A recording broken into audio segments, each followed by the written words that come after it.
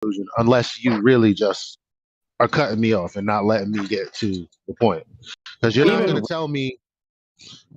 tell me refraction is a thing and your stance is the same stance of all of academia. No, because like I told him, or somebody, I think earlier in here, I said, if I were to go to NYU and if I were to talk to a professor and if I were to ask him, hey, where's the horizon?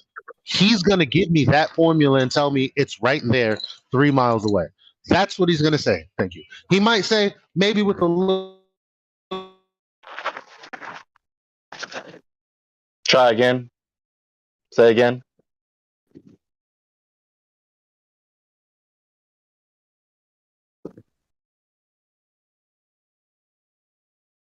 NASA called. They want their satellite back.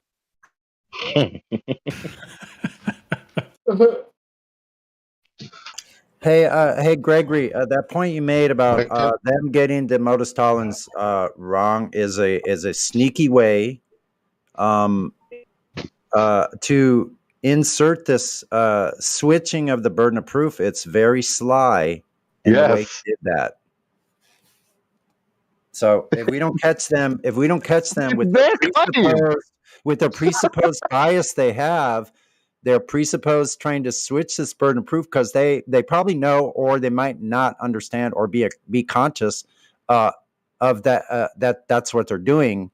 But they are switching the burden of proof right in the beginning with their first statement, pretty much. Listen for it. It happens quite a bit, and sometimes it goes past us. And you know what? If y'all notice this in debate, that happens very often. Most people default to that approach in the debate. Most people approach the debate with trying to sit back as the smug, hostile interrogator, hostily demanding that the other person prove themselves, rather than being eager to present their case in defense of themselves and then defend whatever counter arguments come their way. Most people approach it that way, and the reason I highlight that is because it really is more significant than it may seem on face. When someone adopts the attitude of I will be the judge, I don't need to defend myself, I don't need to explain myself, I will be the judge, you must prove yourself to me. What does that sound like? That sounds like the perspective of a god. People want to be God. Right. Yeah, this imagined superiority that they have is astonishing in light of the lack of any data for their whole foundational claim. Pretty amazing. That's why they do it. They have to play the burden reversal game. Mm-hmm. They can't meet their burden, so they have to flip it on you. Yep. No, I don't need to carry the burden. You must carry the burden. I'll judge you. I'm above scrutiny and I'm above reproach. It's like them coming here saying, okay, I have a claim, and they're telling us, okay, flat earthers, prove my claim. How many narcissists do we know in our lives, boys? Come, play this game with me, and when I'm done playing this game with you, I will wash you away. Right. Yeah, that's true. This is my burden. Now carry it for me. Narcissistic people is very a big issue these days. With persons like the worst examples in Jim Panda's server, you just simply avoid them. Why do I say that? Yeah. Because if you're trying to have a dialectical dialogue unto the truth, a debate unto the truth, but the other party refuses to reason with you, to cooperate with you in the conversation, then you will not achieve that end. And the conversation will deteriorate into a bickering match, and there's no fruit will be born from it, if not detrimental consequences will manifest from that. So the best approach with those people at this rate is don't talk to them. Yes, that's why I left the server. Exactly. Sorry. That's why I left the server, because they in their reasoning they're so ignorant. Because I wish the thing is with the reflection, if they would have actually talked about it instead of diverting, but if every time you come to the point where they don't have arguments, they just divert. You know, they do this the red herring method to divert from Every you fallacy under the question. sun. Yeah, from diverting from you, you know, putting them to the challenge of questioning things or no explaining things. They divert to making you the one who needs now to explain it. You know, Mm-hmm. that's so annoying. It just I really I was there for 3 days, and until 3 days or 4 days, I couldn't stand it no more because it's just too annoying to talk to them. Boys, didn't their own boy Einstein, however the heck you want to say it. Einstein. Thank you. Doing the same thing over and over, expecting different results, is the definition of insanity. Hello. We try to meet these guys all the damn time, do the same thing over and over again. No, man. Like, look at what happened. A particular point when they mentioned me, they really that guy ridiculed me for quote unquote making a pre-sup argument for ether. Now, it wasn't merely a presuppositional argument. It wasn't as though it was just a priori without any a posteriori empirical data. The fact of the matter is that it's both an a priori theory substantiated. Again, substantiate. The reason a priori data, empirical data, is relevant, has value, has truth value, is because we're trying to substantiate and trying to bring substance, trying to demonstrate the empirical adequacy of the a priori theory. That's why substantiation is required for demonstrating the veracity of an a priori statement, an argument about reality. Good grief! The it's not the a priori data that's in full that's the point of dispute. Excuse me. It's not the posteriori data that's the dispute. It's the a priori theory. Is it substantiated by any a posteriori data? So I digress. But the point, when they say that, they ridicule me for using presuppositions, which is hypocritical on their part. Why? Because not only everyone has presuppositions, no one can be without presuppositions. Presuppositions are synonymous to a worldview.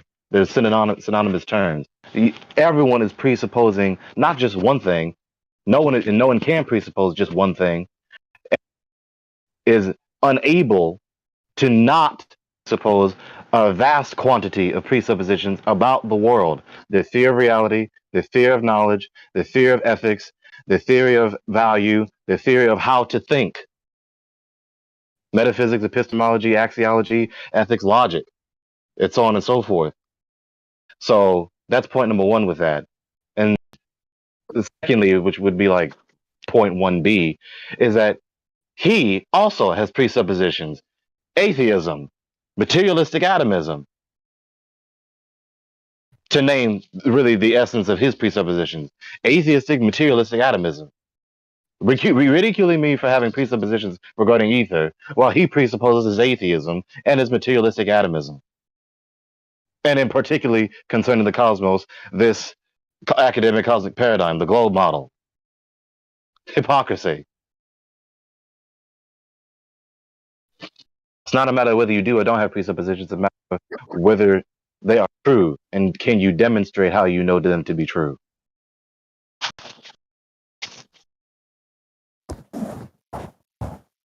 But they can't.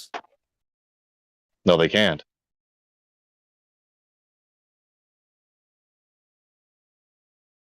Here's a question. For the atheist, the materialistic atomist, why do science at all? Why seek the truth?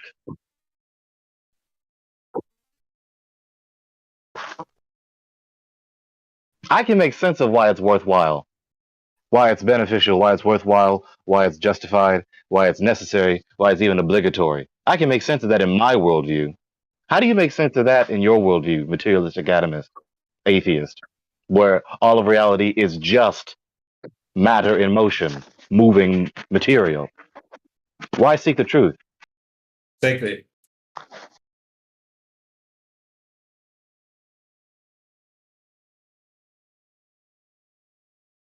My even People can concern clip is people can clip that question all they want to and repeat it all they want to. Quote me on that and answer that question.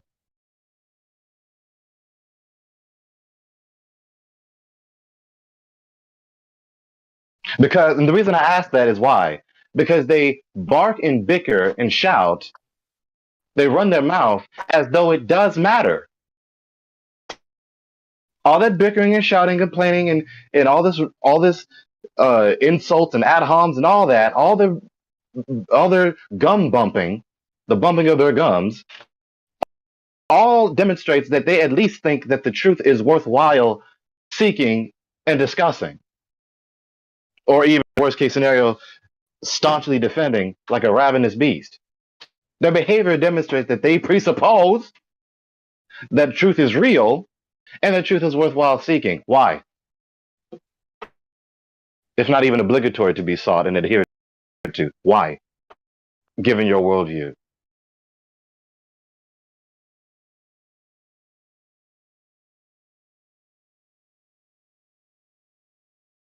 because it's a religion. Because the very nature of which human beings are made of, which is in the image of the Most High, uh, is automatically going to seek whatever that is there in the world to fill a certain hole that there is since the beginning, of truth or of no of reasoning to live. If you're truly an atheist, you shouldn't just have. There should be nothing, no hope, nothing, because everything is just things happening, simultaneously. You know what I mean? It's just Yes. has no value. It has nothing. It's But nothingness. I real The Discord is not working well for you. Try again.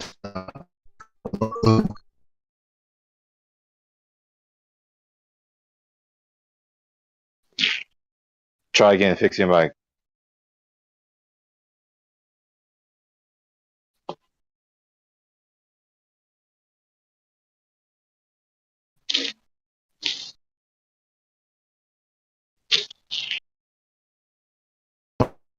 mic check. Keep trying. It's still roboting. Oh, okay. I'm not that concerned yet. Yeah, you must be in an area with weak service, weak connection.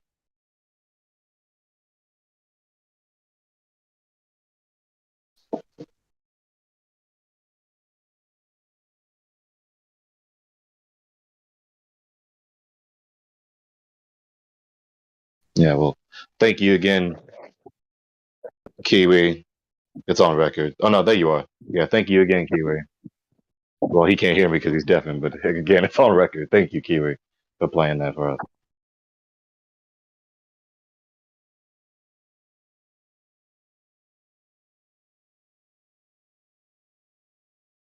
I'm going to hop out for a little while. Continue listening to Dr. Greg Monson. Thanks, Gregory. Thank you. God bless y'all.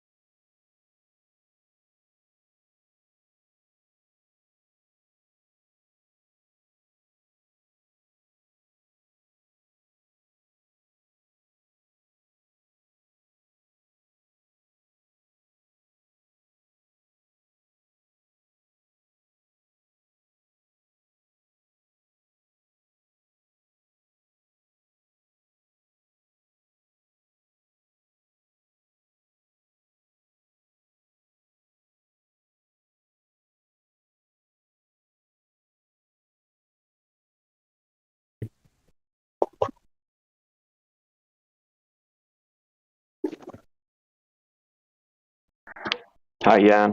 Can you hear me? Yes, Well, I hello. forgot I was in here.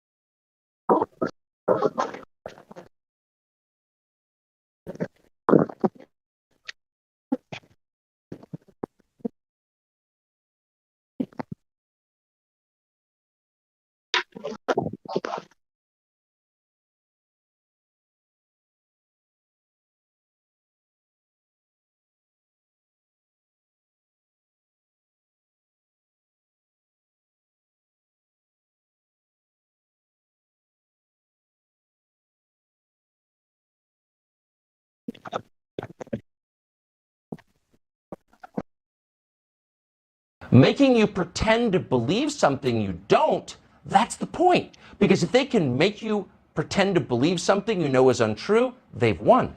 They control your brain.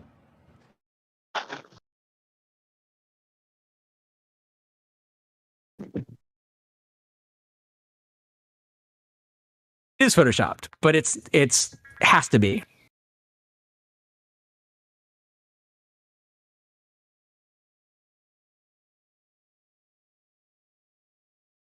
A long time ago, I was talking with some friends about physics and unified theories, the universe, all that really crazy, trippy stuff people like to talk about on a, maybe it's a Friday night and everyone's chilling inside, just relaxing. We're teenagers.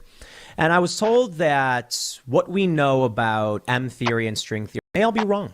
It could all be wrong. And this was from a friend whose dad was actually a physicist. And he was like, basically what his dad told him is what you got to be careful for when it comes to all this stuff are people who have dedicated themselves, their lives to some idea. Because when it turns out that idea is wrong, they cannot give it up. If you dedicate 10 years of your life to the pursuit of some idea that later turns out to be wrong, you wasted those 10 years. People can't let that happen. Their whole life would crumble all around them. So naturally, they get defensive. They get angry. And I think we're starting to see that now. In this article, what is gravity? You have no idea. Okay, next question. I don't know. Nobody in the entire world knows why that falls. So what is pushing this? Here. Why does that fall? Newton didn't know. We can describe it pretty accurately, but no one knows why. We can describe gravity. We can say what it does to other things. We can measure it, predict with it. I don't need a computer to get a kid interested in that. To spend a week playing with gravity and trying to understand it and come up with reasons why. So what is pushing this? I don't know. Nobody knows why. So Newton simply threw his hands up and said, I don't know. So I'm going to invent something called gravitational pull.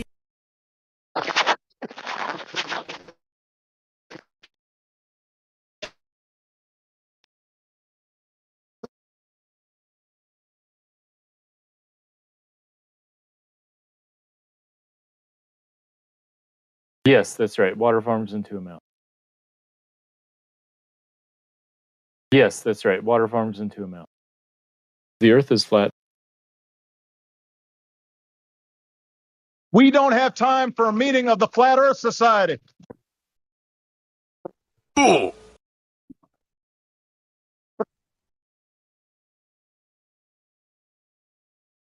My name is Joe Earth is Biden. flat. I'm The Joe Earth is Biden's flat. husband. The Earth is flat. The Earth is flat. The Earth is flat. The Earth is flat. Yes, that's right. Water forms into a mountain. The Earth is flat. The Earth is flat. Stop spamming this shit. Yeah, boy. The Earth is flat. The Earth is flat. Ooh. Have something going on, so that's pretty Welcome much. to the arena for the 1v1 debate.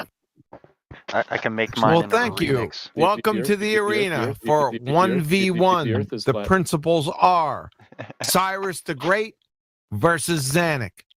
I am Quantum Eraser. I am the referee. The rules.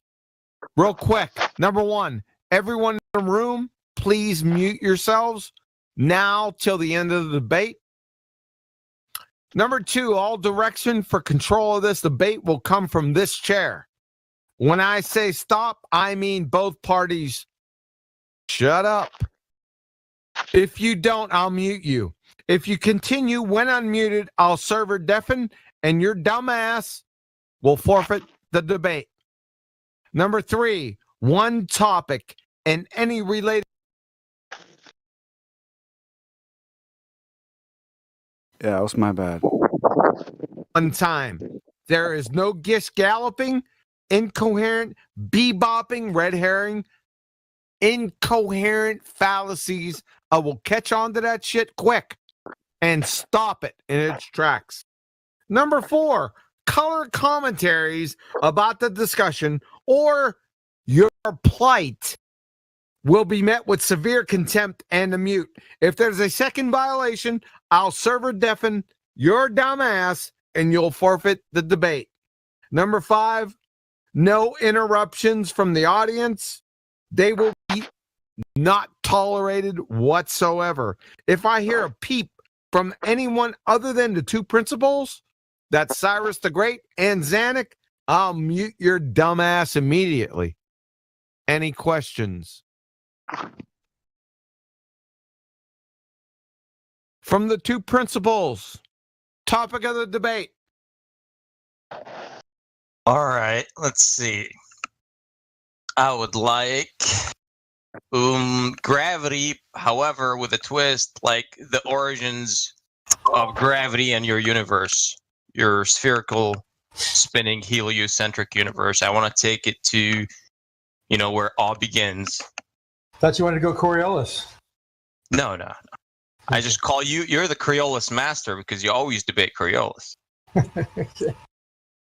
Yeah. So gravity is the debate?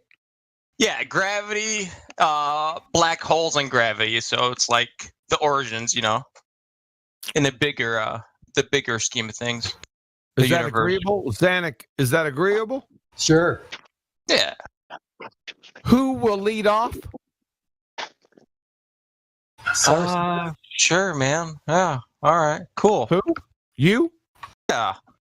Cyrus the Great. I think you believe in it. That's what I'm saying. You are right. In the spherical heliocentric model, right? That the universe is a black hole universe, and it all came from like the Big Bang universe theory at the same time. Do you agree to that?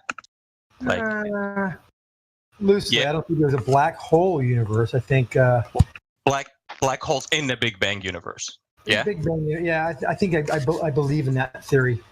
Yeah. Well, we are taught that in like the mainstream. However, they're not. They're mutually exclusive. They're not. You can't add them together because, like, black hole universes are spatially infinite. So it's an infinite universe, and Big Bang universes are spatially finite or spatially infinite. It depends on the K curvature and the energy momentum tensor and Einstein's field equation. So it's determined by the K the K value, if it's 1 or 0 or -1. Anyways, so they're not, you can't really work them together in the same model, but they do. So how does that, because gravity kind of starts here, right? Because you can't really formulate these spheres without your.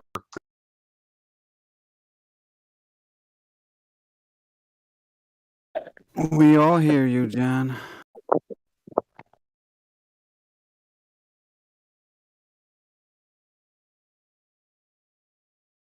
The bot is paused. What did you want to say?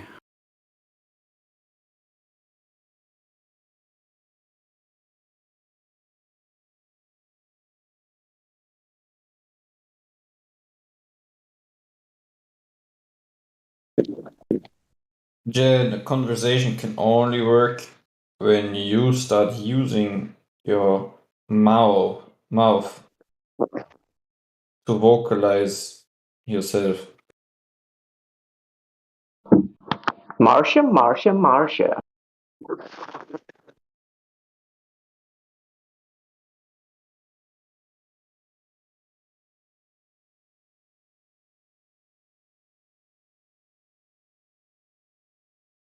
I don't get it. Why is he not talking instead of asking this stuff in the chat? I don't know, man. He doesn't want to hear anything. He just wants to have silence on the stream for some reason. Yeah, but this... Just you know, play it. Yeah, play it, man. Yeah. We can send you the link, Jan, if you want to play it with your friends. Gravity, from what I understand. Right. So mass is boiled down to its bare essence, mass attracting mass. And even at the very small atomic structure levels, things are attracted to one another.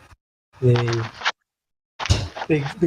pulled together. They fill larger masses. The larger masses have more forces on other objects that are around them, other masses. They pull them together and they clump together, and this clumping forms structures that we call planets and suns and stars and everything else. Okay. So, is everything expanding, or is it stationary, or is it like contracting because of gravitational forces? It's expanding and it's accelerating. So, all right. In the Big Bang universe, you're right. Everything expands. However, in the black hole universe, things don't expand. So, which side do you subscribe to, so we can like carry on with that one?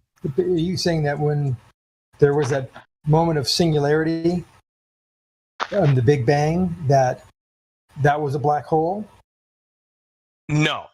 Okay. No, that's not what I'm saying at all. I'm saying that there are two separate models of the universe. However, they lump them together, right? They just add them together. So like universe A plus universe B, right, equals, universe A plus B, whatever that is, And you can't do that because the parameters are different, right? You can't do that. And like, okay, black hole like universes have no age, right? Do you know that? So we're told according to these the priests of your like Right. high science. Could be a major. It could be a cyclical universe where it expands, it contracts, and indefinitely you have the cycle of life. But Big Bang universes don't do that. No, they're finite. Big Bang. So they have a finite age. Yeah, according to Hawking. So we can dig this up from like Hawking too. 14.7 billion years ago, we had some reason, some impetus, some spark that started this small, incredibly dense size of an electron. Okay. Beyond imagination, and something sparked it to. Well, we can't do that here. Wasn't even math. Okay. At that point. Yeah. So as this expansion occurred, all right, everything expanded, and then mass was formed shortly thereafter via this property that we call gravitational attraction. Cool. So with the something that sparked this electron smaller than the electron, all right, how did this electron thing like So you know that it began as this thing, right? So Right. when did you really observe that? It's not, right? It's theorized, correct? Yeah, they have background radiation, background noise that they can actually attribute to this moments after the nothingness, but with the infinite temperature, because those are the correct parameters. Those are the boundary conditions that we're given almost about infinite. this singularity, right? And then the reason why it continues to accelerate is the $1 million question. So they fill in the gaps. What they observe does not follow the initial theory because they're seeing this.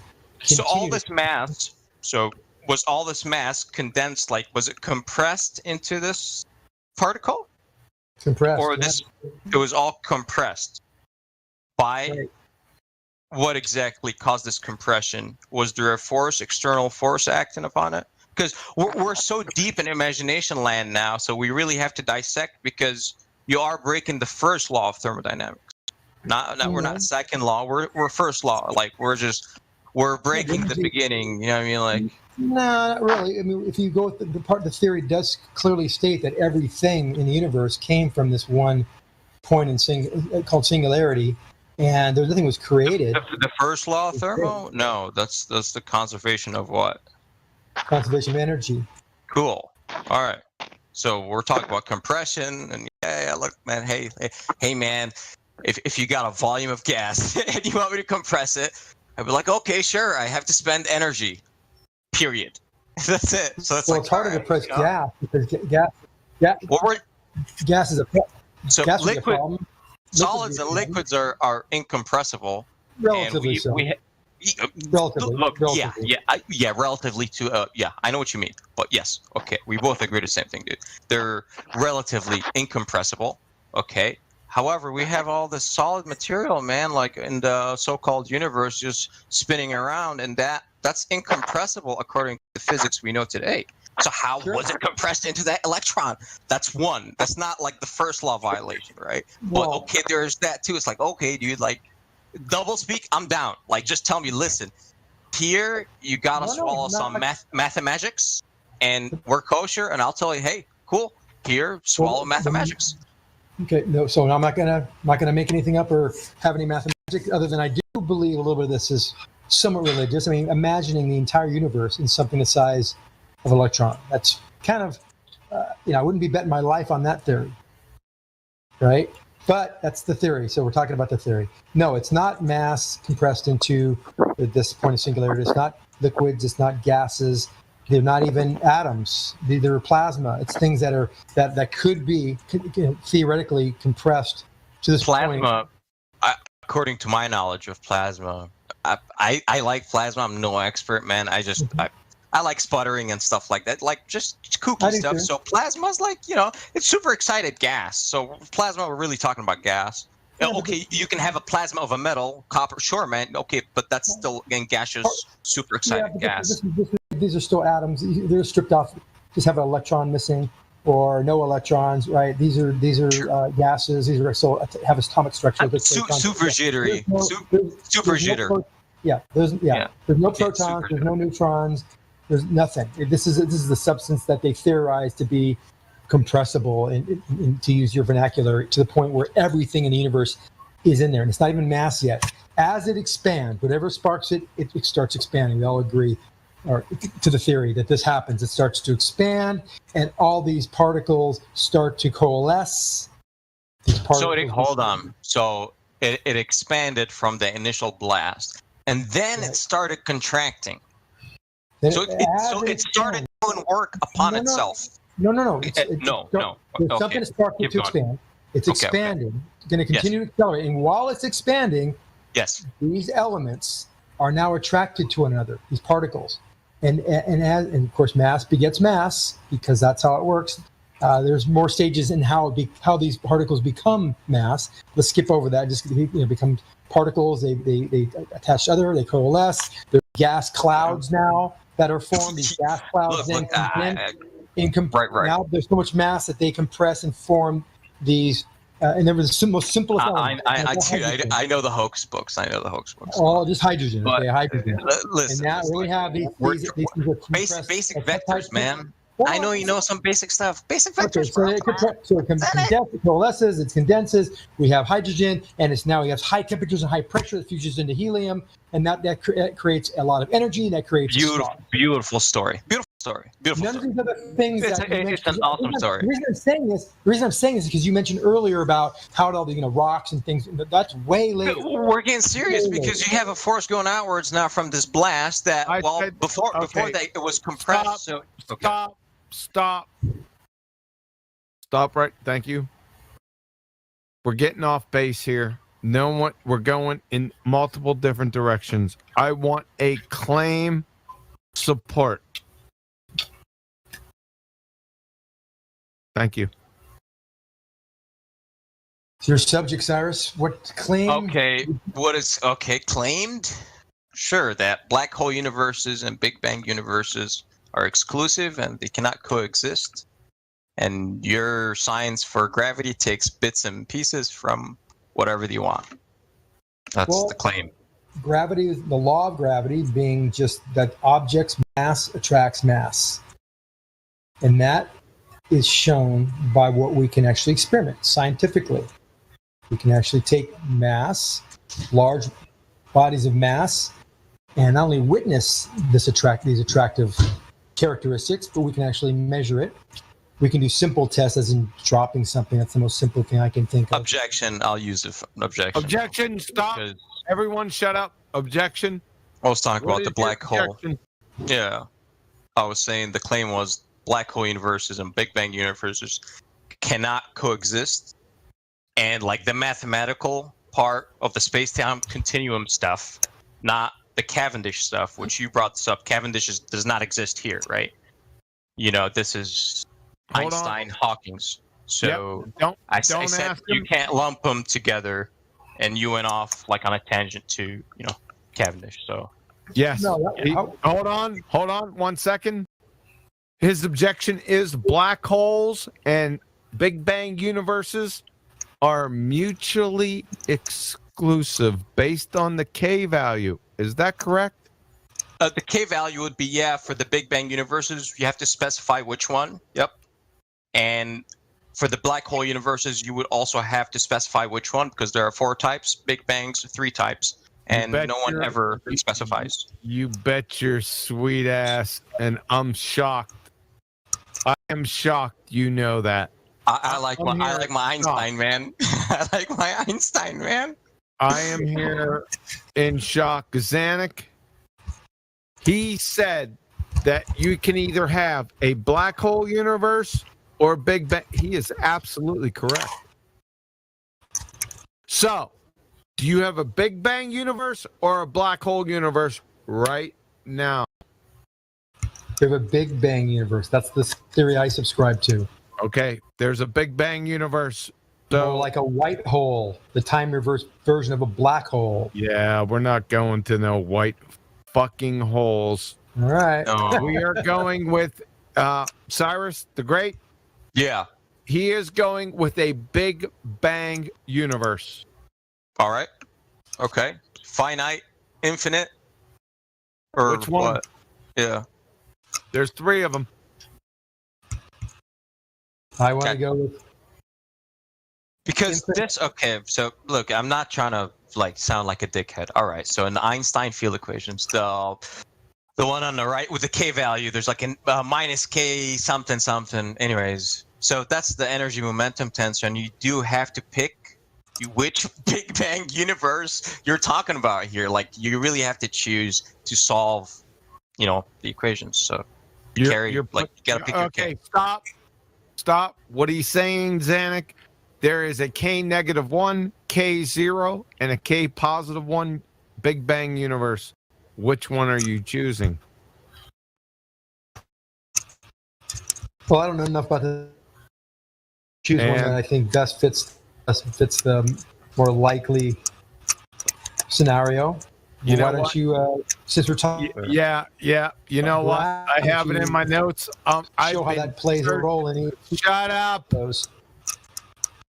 I've been searching in my notes for K-1, K0, and K-1 to make sure that you're on board. I cannot find it. Cyrus the Great, can you please explain K minus 1, K 0, and K plus 1? Oh yeah, I will have to pull up some notes, but yes. Please. I think so. There are two cases. I think the finite. I'm not sure which one it is, but so you got two infinite cases of that universe, and one is finite, right? Because when k equals 0, the whole momentum tensor equals 0. Okay, so you're gonna have the two. Well, I gotta pull up the Einstein field equations on that. I am rusty on that because it is math. It's been over a year, but that's what I did like a year ago. You've worked with Einstein's field equations. You've Yeah, well, look. Have you been successful in reducing them down to newtons? Bro. Listen, man. There's a lot of like mathematicians that worked with this. You got De Sitter, you know De Sitter's empty universe. De Sitter is like a Dutch astronomer, right? Where there's no mass in the universe, you know, mass there's equals 0. It's like what? Okay, so it's insanity. You get like the solutions, like you got different solutions, right, for the Einstein field equation, yeah.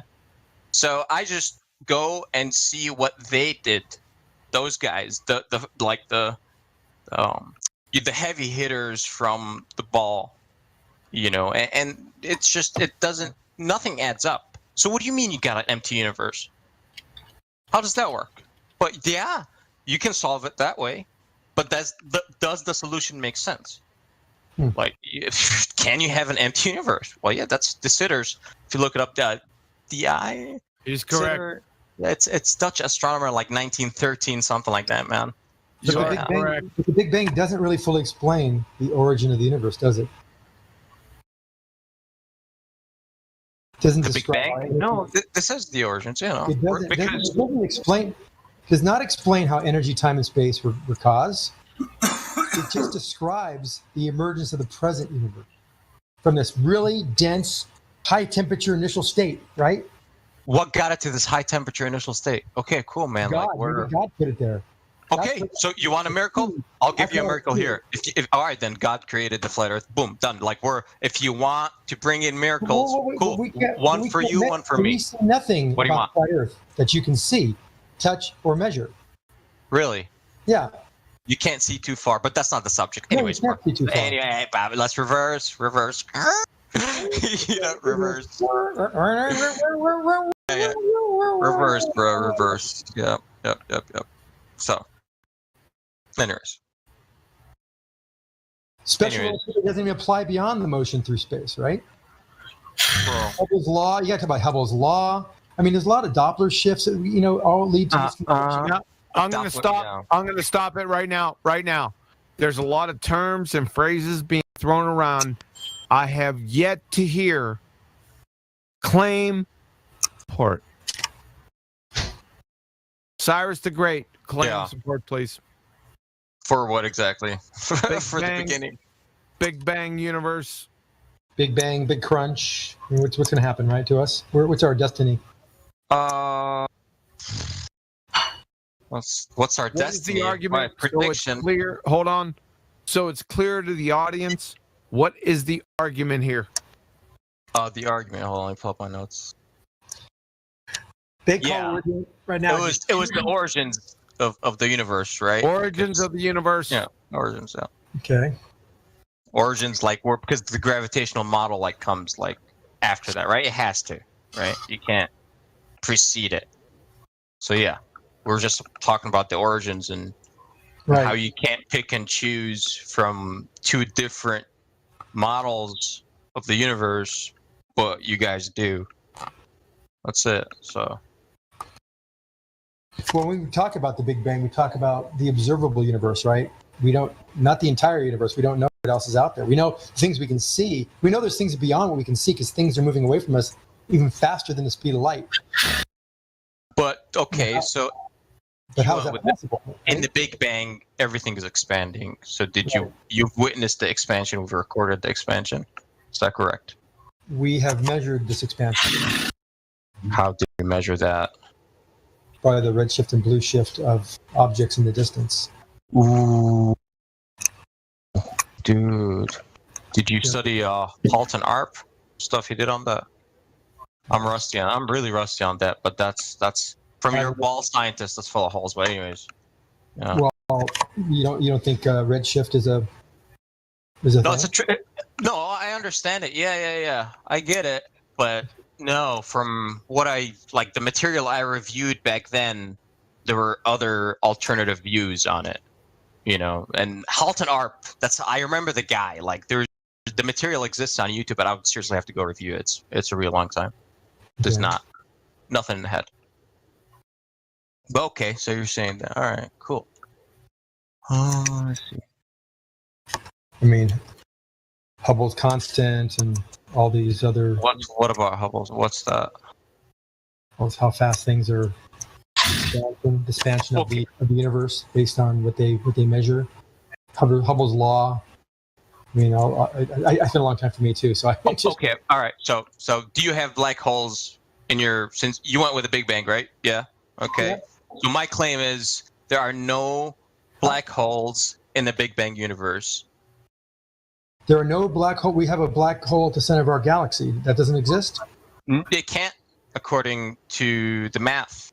Why? So how does it? Like, where does the math dictate that cannot occur in the Big Bang universe? Dude, it truly 100%. You really have to go and study the material. 100%. Oh, I did a long time ago, but I mean, what I remember is certain conclusions. How I derived those or how I arrived at the conclusions, I don't really remember, I'll be honest. But I do remember that. How many? All right. Black holes they're all over our galaxy.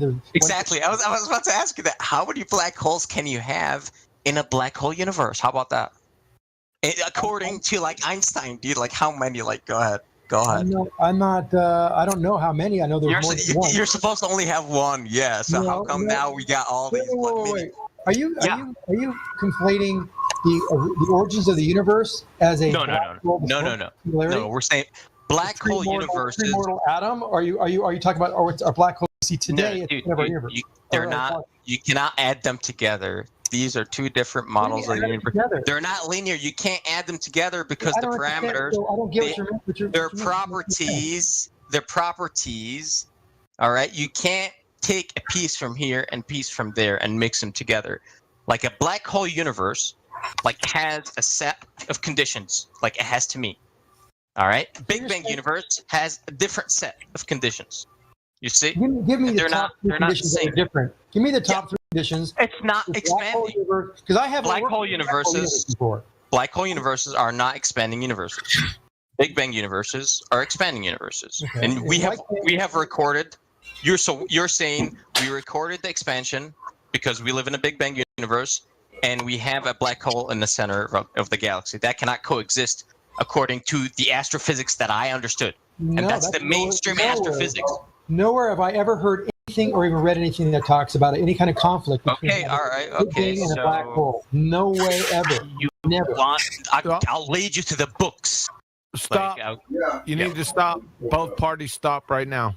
All right. We have to get some kind of coherent claim, support. Appealing to books. Hold on, I said stop. Appealing to, you have to read the books. You have to go research it yourself. No, you have to provide the evidence here in the arena. If this is contention, I understand the argument. I know the argument, but I cannot intervene. Yeah, I'll have to.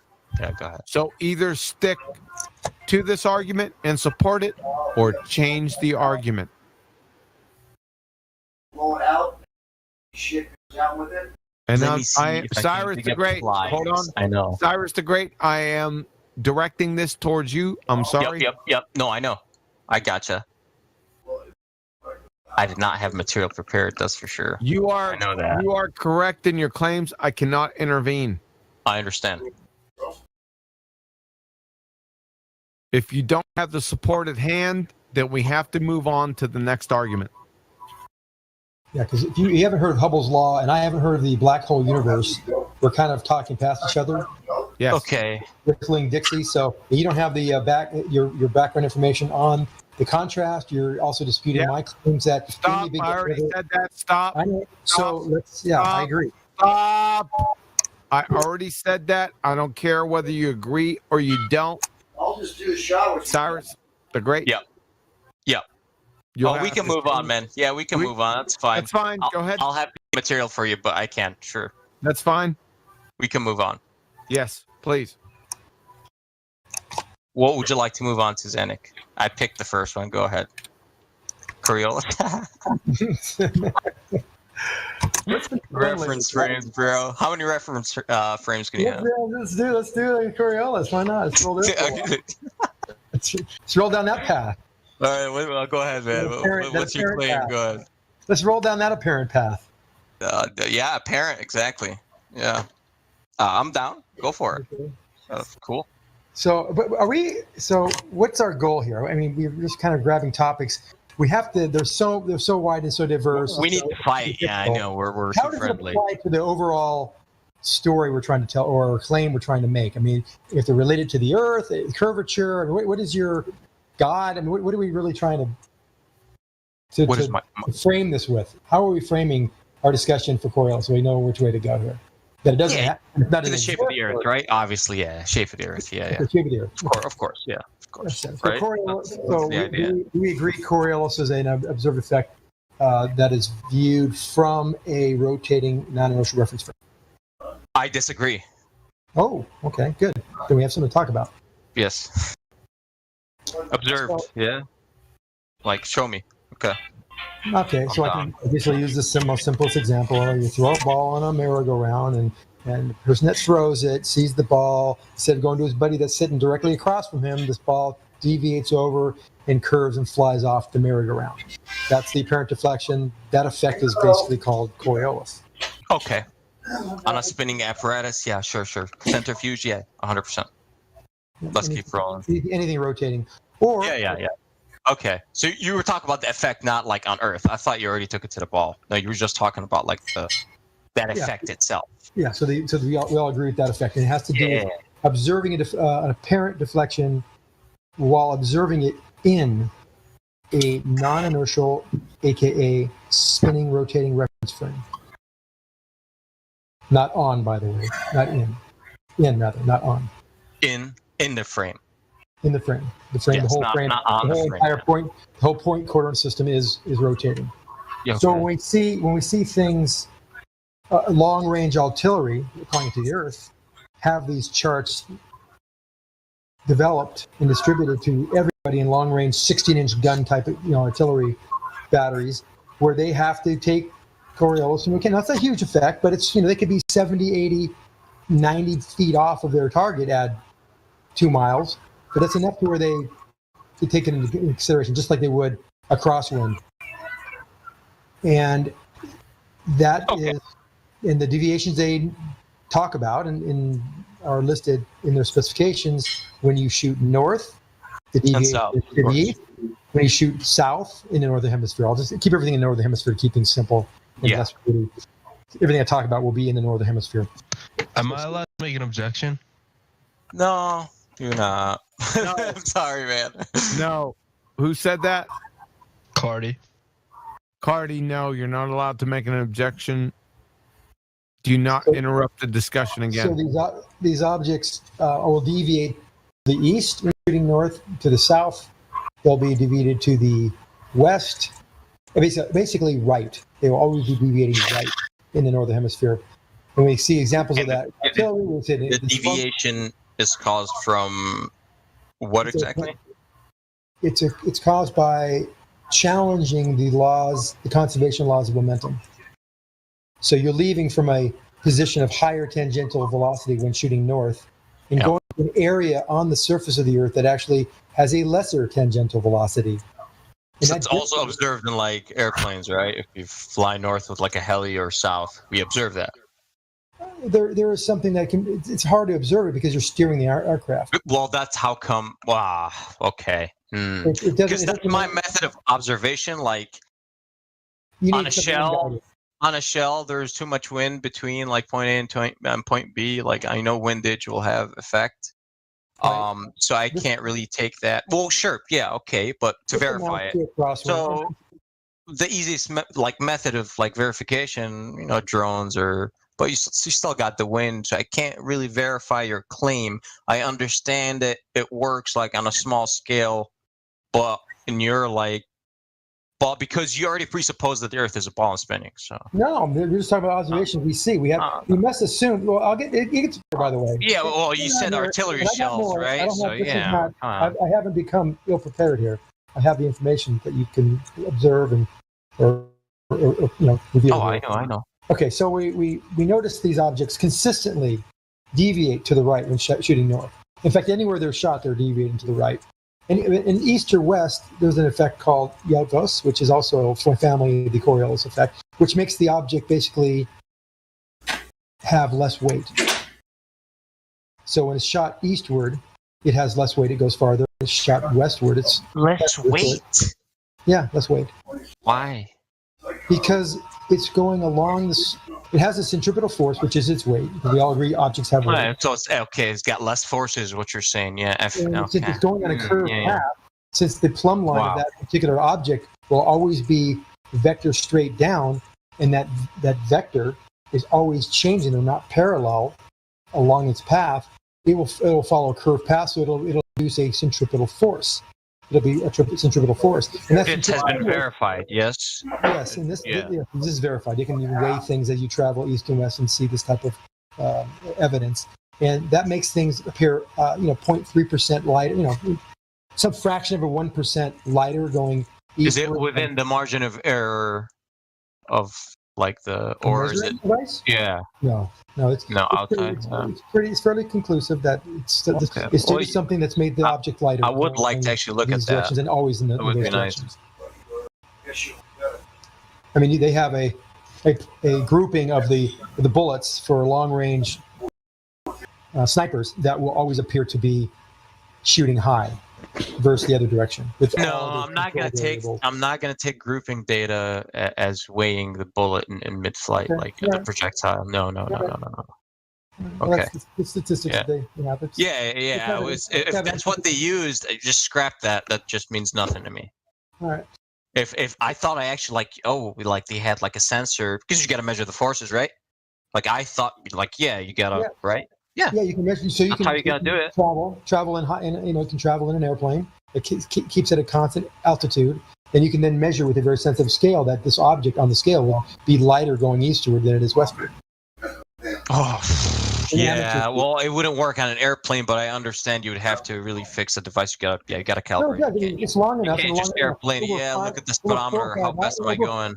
Over 4 or 5 hours at a constant, relatively constant velocity. Sure, the velocity will change slightly in your altitude. Yeah, they do. Yeah, they do, man. That's why the plot is not going to be a straight line. It'll be this jagged line, but it'll be shifted on the lighter side going east and shifted on the heavier side. Well, you assume that the jaggedness of the graph is exactly identical to assume that the shift would be correct that you're implying upon it. You can't do that, man. No, let's see the graphs first. Then okay, if the graphs shift, sure, man. You got to match first. It's statistically significant because all the jaggedness is, the R-square value would actually match the data. I mean, the claim. So it will be significant because all the little jaggeds, which are, like I said, changes in velocity or changes in altitude, any kind of wind you run into, there will be some noise. This noise can be filtered out and get a line that is discernibly below the... I have not done it myself to verify that this is correct. I've seen it done, so I'm not going to, Yeah, sure. We can crunch math all day. I get it. Okay. And then, of course... Yeah, keep going with the Coriolis. Your claim was what?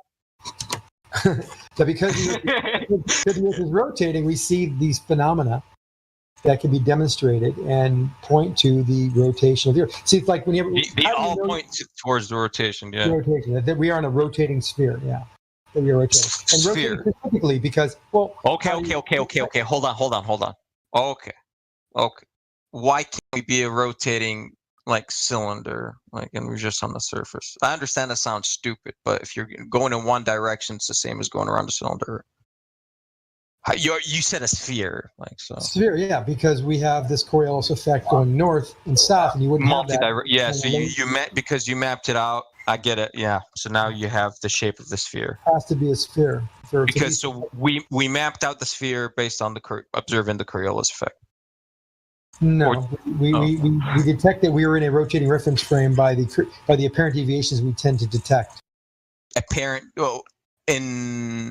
in projectiles, yes, but not quite Projectiles and storm rotations, not in airplanes because they're under engine power, correct? Well, they're also being steered, right? And we have the vector of the thrust, which can be changed by a small wingtip dip and a small rudder change. And Same thing on a projectile. It's not in a perfect environment. It's not an isolated. Well, no, it's not powered or steered. Oh, well, the wind can actually steer it, yes. And if you have turbulence in the middle, okay, if you're measuring like wind, like velocity at point A and point B, but you got turbulence you can't see in the middle. I don't know, man. There's too many variables as like a scientist, just basic. We can take into account the maximum amount of drag laterally that would happen or be forced on that particular projectile and find out how much it would move it.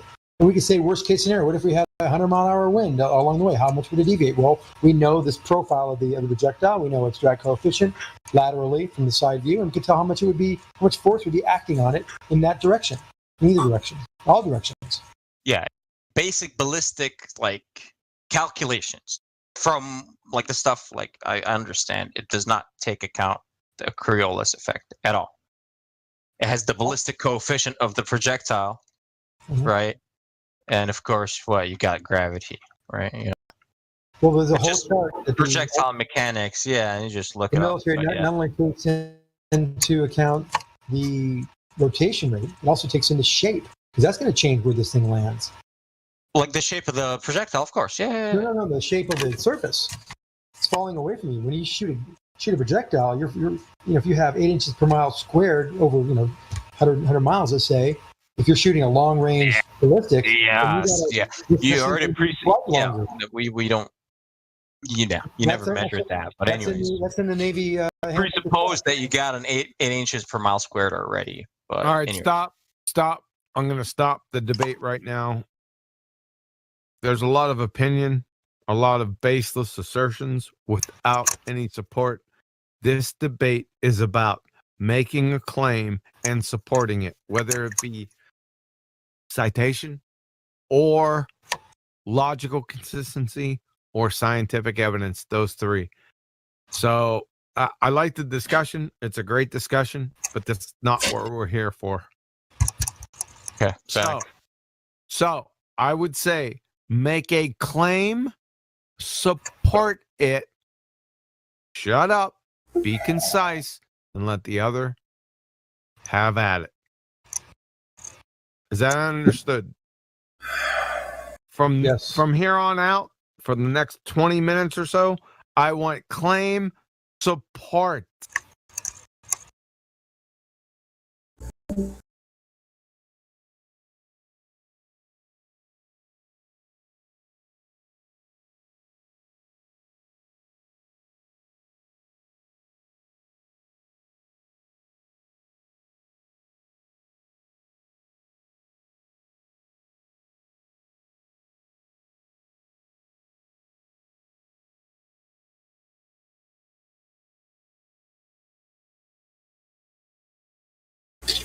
Who is looking for me?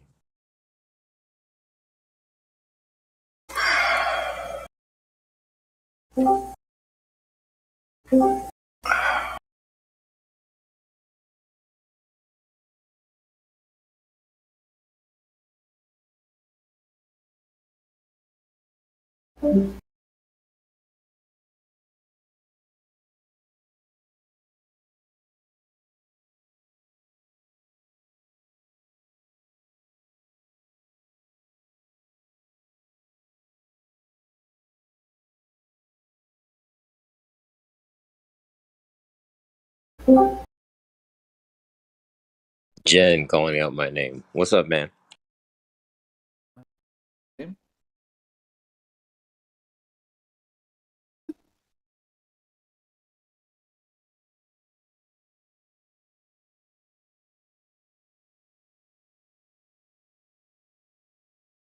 We'll be right back. Going down here to the door.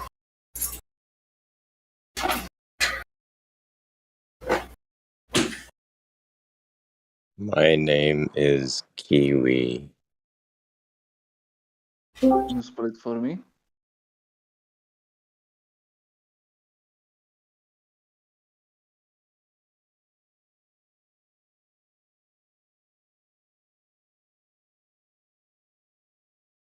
Yeah, we I cannot feel like hear I'm you. at a grade school dance and I'm waiting for the girl to ask me to dance. Well, we have Jan Nadvornik here. He should be able to speak. His mic has been opening a little bit, but he apparently doesn't want to talk.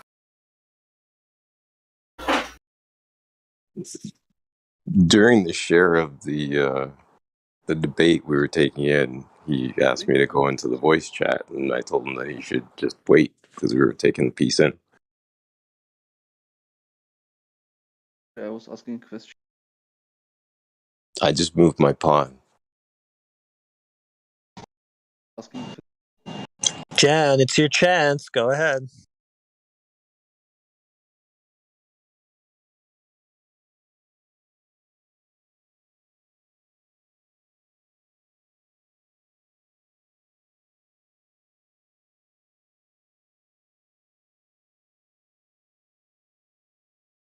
I'm out.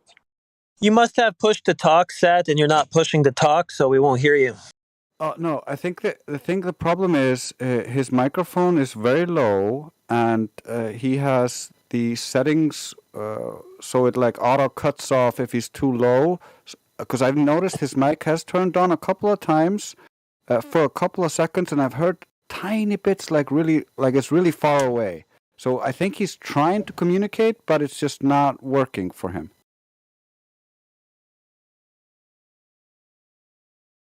Yeah, I heard the same. It must be in his settings. Yeah, sensitivity settings are too low, I guess. Or, yeah. Is mic input something? I don't know.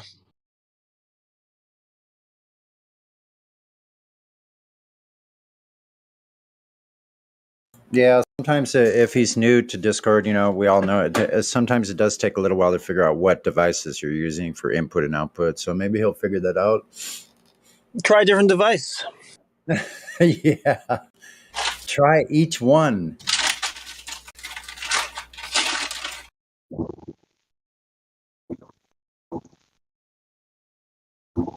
Hey, Dave. How you doing? Huh? Not you, God Rockin'. The other Dave.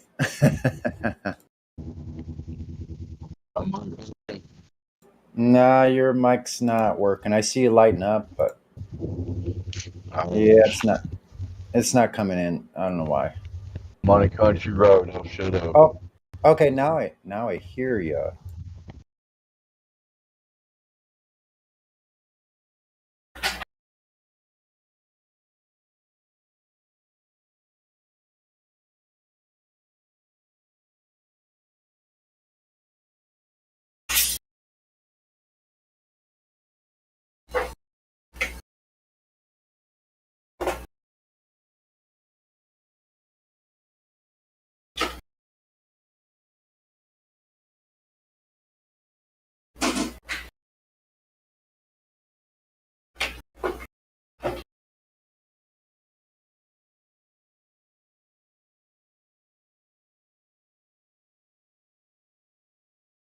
Jan, you must have your mic input too low, perhaps.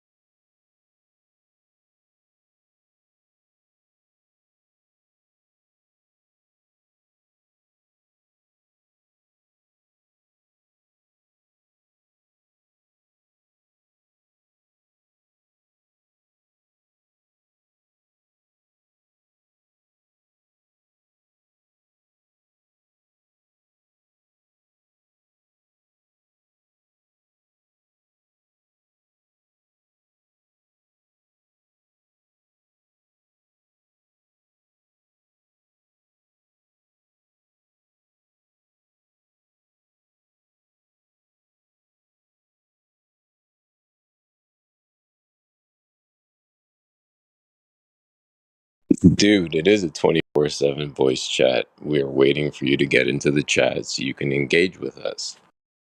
It's not our responsibility that your shortfall on technology is not our responsibility.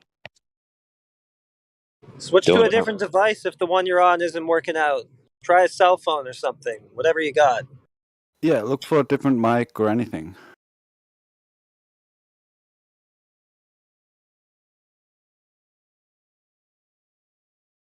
I mean, we would love to engage with you, but we can't really engage if we can't hear you.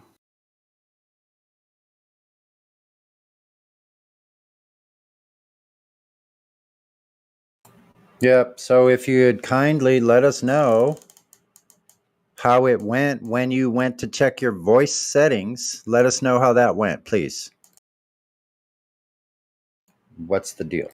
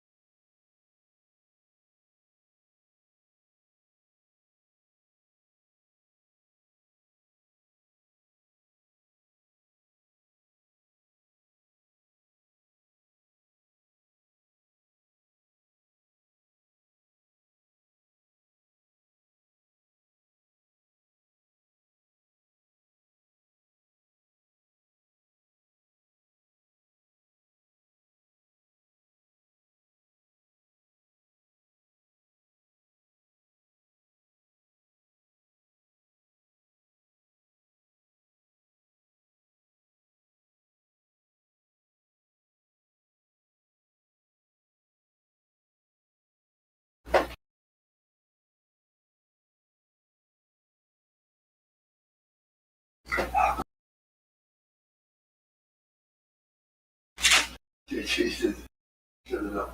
Well, fucking looked like he was waiting for the door, get door unlocked. I don't know. I knew he had a key. I just wondered if it was fucking locked.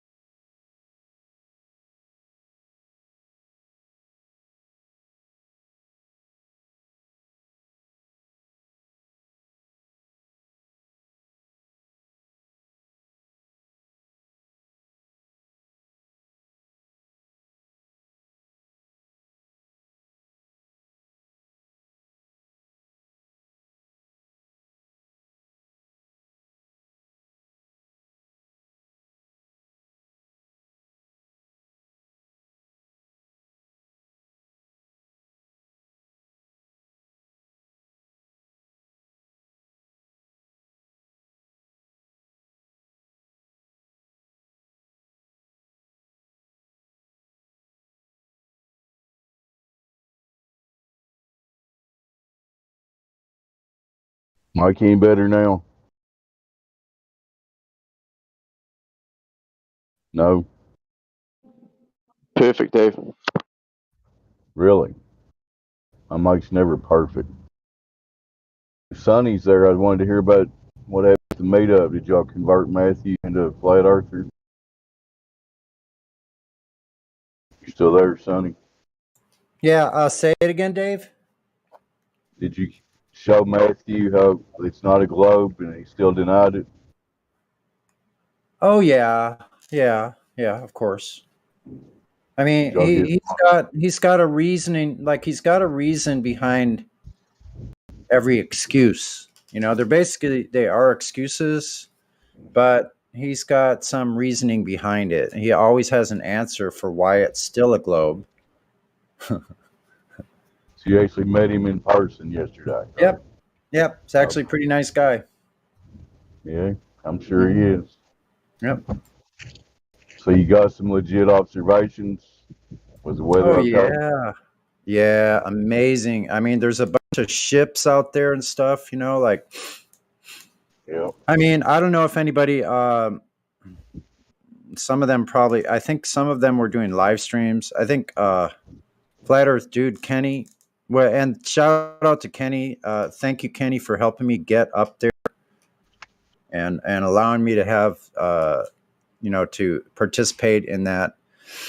But yeah, it was really incredible. It was a little bit hazy, sunshine and hazy, kind of windy, but yeah, you could see things. There are black swans freaking everywhere. And then we saw the sunset, which was truly amazing because when you're looking at the beach there, the way the land goes, when you're looking straight out at the water, at the ocean, you're basically looking almost directly south, not west.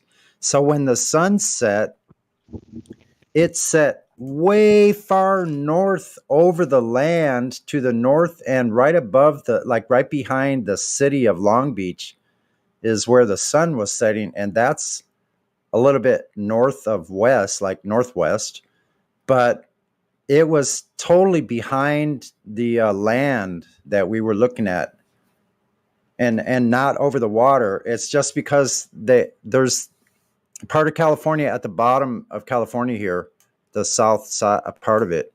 It has what's called a California bight, and it's this cut where the land basically goes. It doesn't go directly west. It's basically looking southwest. So it's really strange to see the sun setting behind land here in California. When you're looking straight out at the water, you'd expect it to be over the water, which most of the time it is over the water, but or maybe just even just behind a point of land sticking out into the water.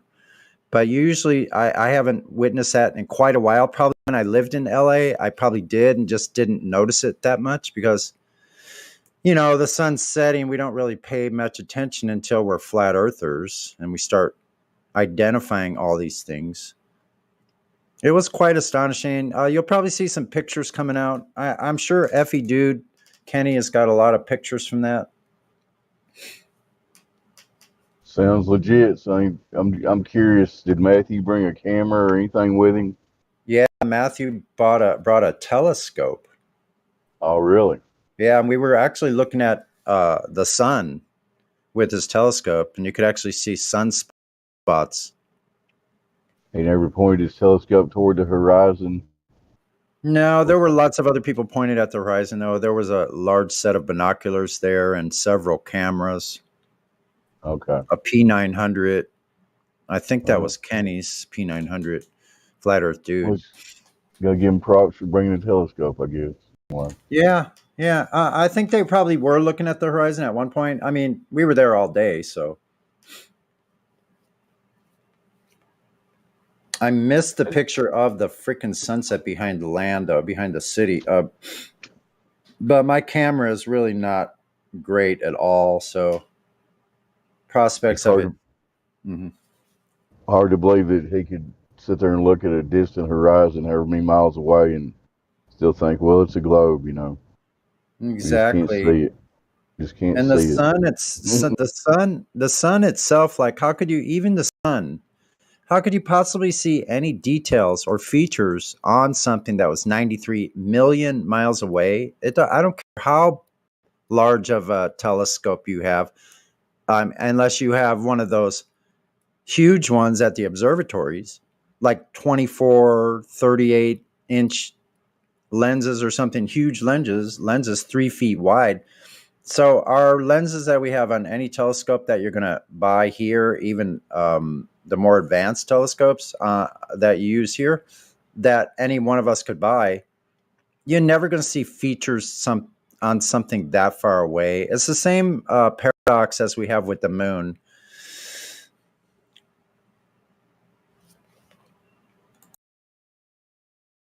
But I got to flat smack this lady that sat beside me on the train. It was a great conversation. So we're both on the train, and she sat down, and we started talking about, where we're going and a little bit about each other, just briefly, just small talk. And then she asked me, well, what's the meetup about? Is there any specific topic? And so I knew right there, I need to make a decision here. I'm at a crossroads. I have to tell her or not tell her, or tell her in a way that it doesn't illustrate, the words, right? So I basically just used the Fight Club words and said, yeah, we're all flat earthers. And what was her initial reaction then? That perked her ears up. She's like, really? So she was asking all the right questions. Like, why is this important? Like, is science involved? Like, I told her about the horizon. We're on the train looking right at the ocean, and I start pointing out, the horizon is horizontal, sea level is level, but it got more into philosophical areas of discussion because she was more interested in, why does it make a difference? What does it matter if it's a ball or it's flat? I said it matters because there's no empirical evidence that anyone has ever seen in history to prove that Earth is a ball. There's no measurement of curvature. That would be the one that has the Nobel Prize attached to it, because that would be the only one that's ever been done. And I said, this has never been found. Some of us have been asking this question, where is this measurement of curvature, for 8 years or longer even? And no one has been able to provide us the information of where this measurement came from. Well, there is no measurement because it's not a globe, right? So I told her a little bit about the burden of proof, about all of our human experiences. We all experience the same thing here. So the person that's saying something that's antithetical to all of our human experiences of anyone ever born or living now clearly has the burden of proof. So I say, we're just waiting for the proof. And I've been looking for 5 years myself. I've done my own test of drop over distance, and it's not been found. There should be 16 feet of drop in 5 miles, 66 feet of drop in 10 miles. So the globe's got a big problem. She asked, could God make a spinning globe in space? I said, or a flat earth? I said, yes, that's true. If it is a God, it is a God. Guaranteed it is a God that created this place. Yes, that God could have probably created any kind of earth he or she wanted to. But the deal is, we've looked in reality out in nature, and we have not found any of this drop over distance or obstruction at a specific distance that we've been told.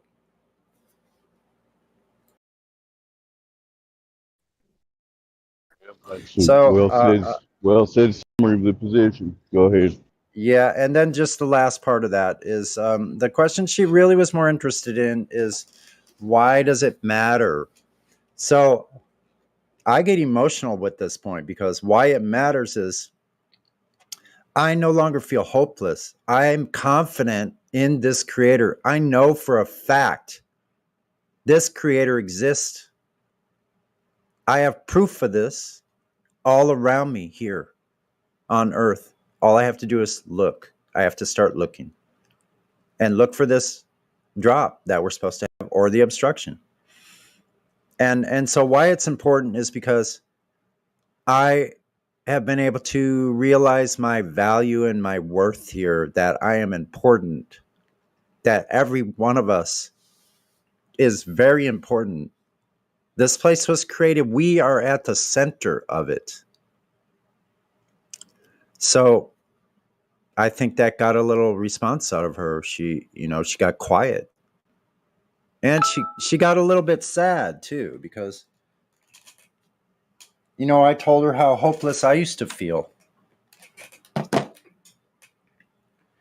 the good news is I don't feel hopeless anymore. What you're saying, That's what Sonny. makes Hopefully you got some wheels turning in her head, at least. Yeah. And so at the end, it was a great conversation. I don't often have those in real life very much sometimes, but I told her about the YouTube 24/7 Flat Earth Live, and that if she's interested in the conversation, we're on there, all the time having this discussion. Go ahead and listen. And if you decide later on at some point, you can click that button and come to the Discord and join in the voice chat with us. So I left it at that, or gave her my phone number. So you ever have any questions, feel free to call me or text me, whatever you like.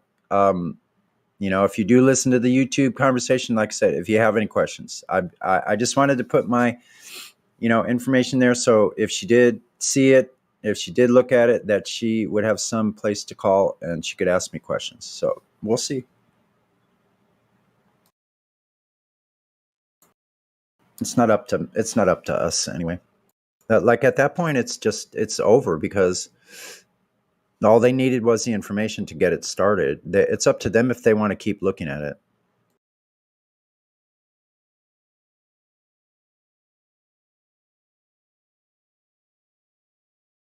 Yep, just got to plant the seed. It sounds like you planted it as good as you could there. At least she engaged in conversation. That's the start, right? Yeah, exactly. And so another funny little story, and I'll stop about the meetup and all. But so after, when Kenny was giving me a ride back to the train station, we pull into a gas station to get some coffee, right? And there's one guy in there. And Kenny comes in there, he drags me right into this thing. He goes, "Hey man, you got to help me out here. My friend over there," he points to me, "thinks the earth is flat. Can you help me out here?" So he's playing like the devil's advocate. And he drags me right in. So I got a chance to flat smack this. I told him basically like this. Here's how I spoke. I said, "Yeah, a lot of us have been going out to the coast in nature and looking over water and try to determine if this drop over distance is correct, because they told us on a globe it's a certain size. So that means there should be a certain amount of drop over distance." And I said, "We've looked thousands and thousands of times all over different places of Earth over water, and no one has ever found or documented through any means this drop that's supposed to occur." And I just left it there. He goes, "Wow." He was cool. And and he goes, "Yeah," he was really smart about this part. He goes, "Yeah, that's a debate that would go on forever." He's got that part right. So that was good. And so we end up leaving, and Kenny goes, "Yeah, I want to go back to the globe. So please try to help me out here. This guy Sonny has this information, and I can't find anything to rebut Sonny's information. So help me out here." He's asking, he's like, "I beseech you, please help me. This friend has information that I can't refute saying the earth is flat. Can you provide something to help me out here? It was hilarious. So what was his number one thing he tried to provide, or did he? He didn't try to provide anything. He just listened. He totally just listened. Interesting. He didn't bring up anything. He didn't try to. Most people aren't out there trying to defend this globe once they hear the information. They're just, most people are more open than you would think. Yeah, most people just never actually contemplated some of the stuff we present to them, you know. Like we didn't, like I didn't think about it really until I saw it 7 years ago. Mhm. You never think about the curvature of the earth, you know, it's just a given. Right. It's just a ball. We don't think, oh, we'll measure on the surface or we'll try to test the surface. I never thought about that until flat earth. I never thought about testing the horizon for how far things were. I just knew I was seeing really far, but I didn't think that mattered because until you look at the specifics of it, you're not going to have any reference frame, right? No one told me that in 5 miles there should be almost 16 feet of drop or 16 feet of drop. No one said that. Like I never divulged that myself. I you know what I'm saying?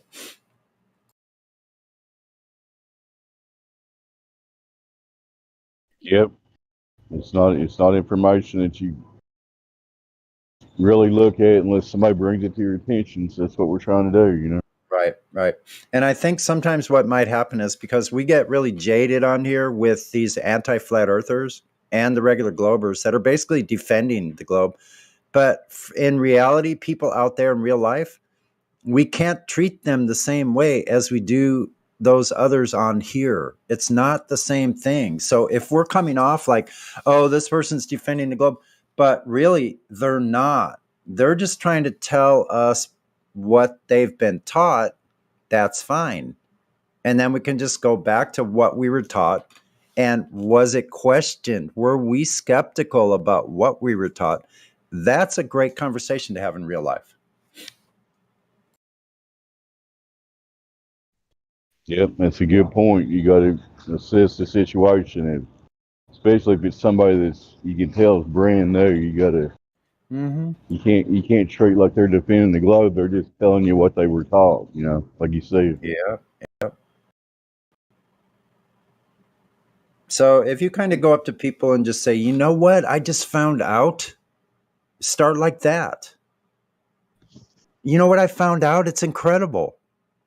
Scientists have started going out to the coast where the water is to find this curvature, and no one can find it. It seems to not exist in nature. And they're going to listen to you, you know, and then you just drop them the link. Yeah, just listen to this conversation that people are having. You'll be amazed. And people are going to look at that because people want to be amazed these days. You know what I mean? They want to hear something that's out of this ordinary, run-of-the-mill, same garbage we hear on the black screens, you know? Like, people are bored of that shit, honestly. So you're saying having an approach without using trigger words like flat earth? I think that's a good idea, even though with this lady, she was honest enough that I just told her flat earth. But a lot of times you don't even have to use those words. You can just say, look, people have been looking for curvature and we can't find it. Do you know of anyone that has? Ask them that question. Could you try to find that for me? Because I've been looking a long time. Maybe I'm not looking in the right place. Maybe you have some information that I don't. Could you go try to find where this measurement of curvature was done? Please, that'd be great. Have a great day. Mic check. Yeah. We can hear you. Cool, thanks. Hello everyone. Hello, good afternoon. Hello.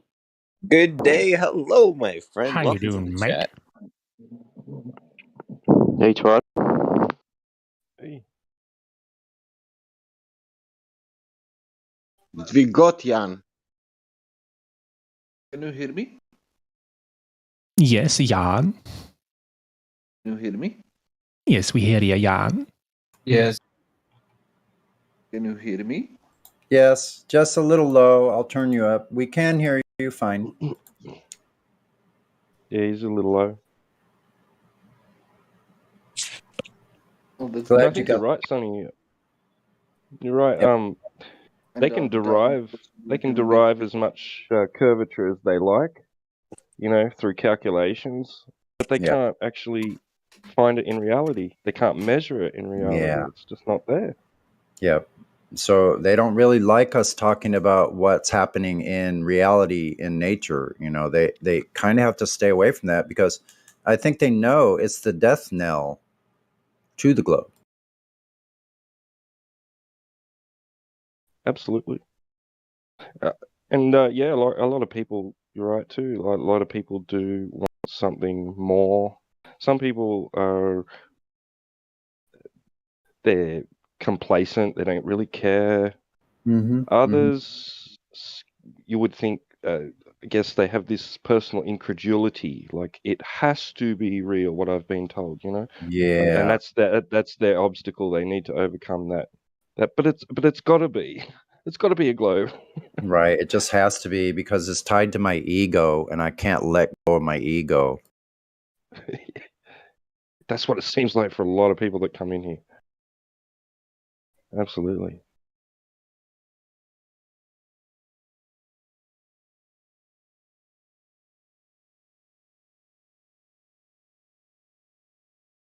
What's up, Jan? Hello, can you hear me? Yes, we can. Oh, what's up?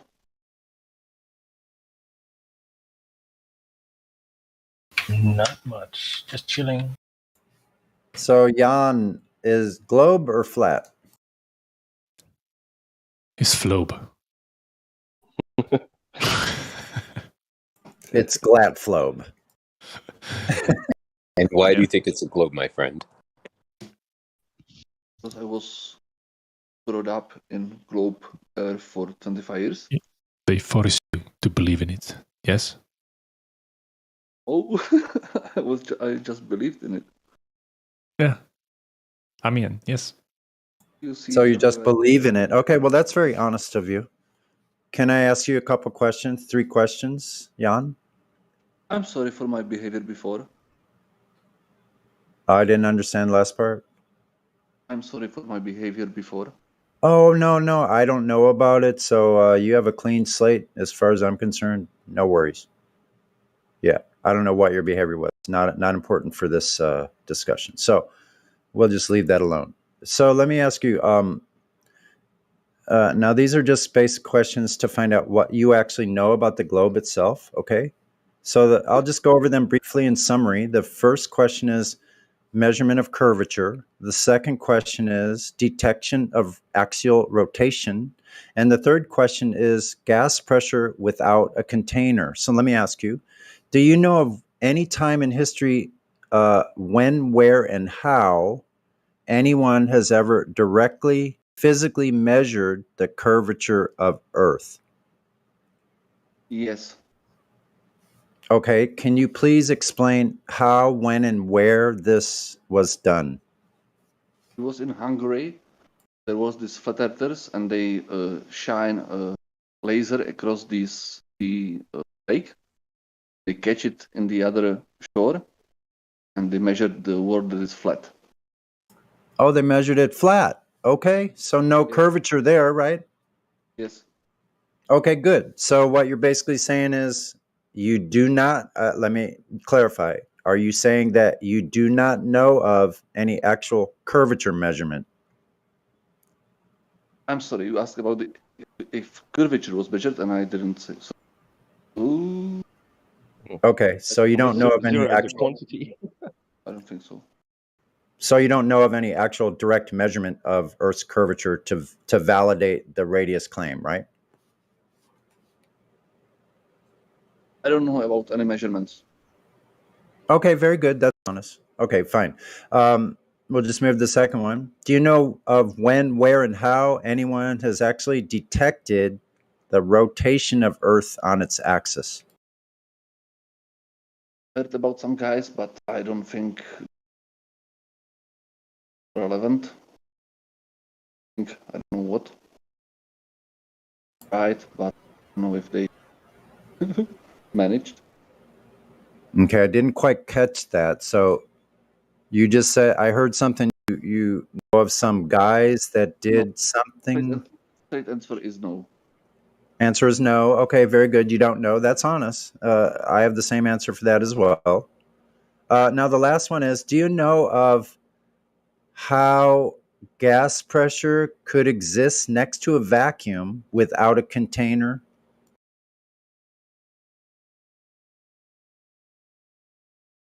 Can, but yes, I can. Yes. You do know of gas pressure without a container? Yes. Okay, could you explain that for us? Well, you just have negative pressure in the other side. On the other side.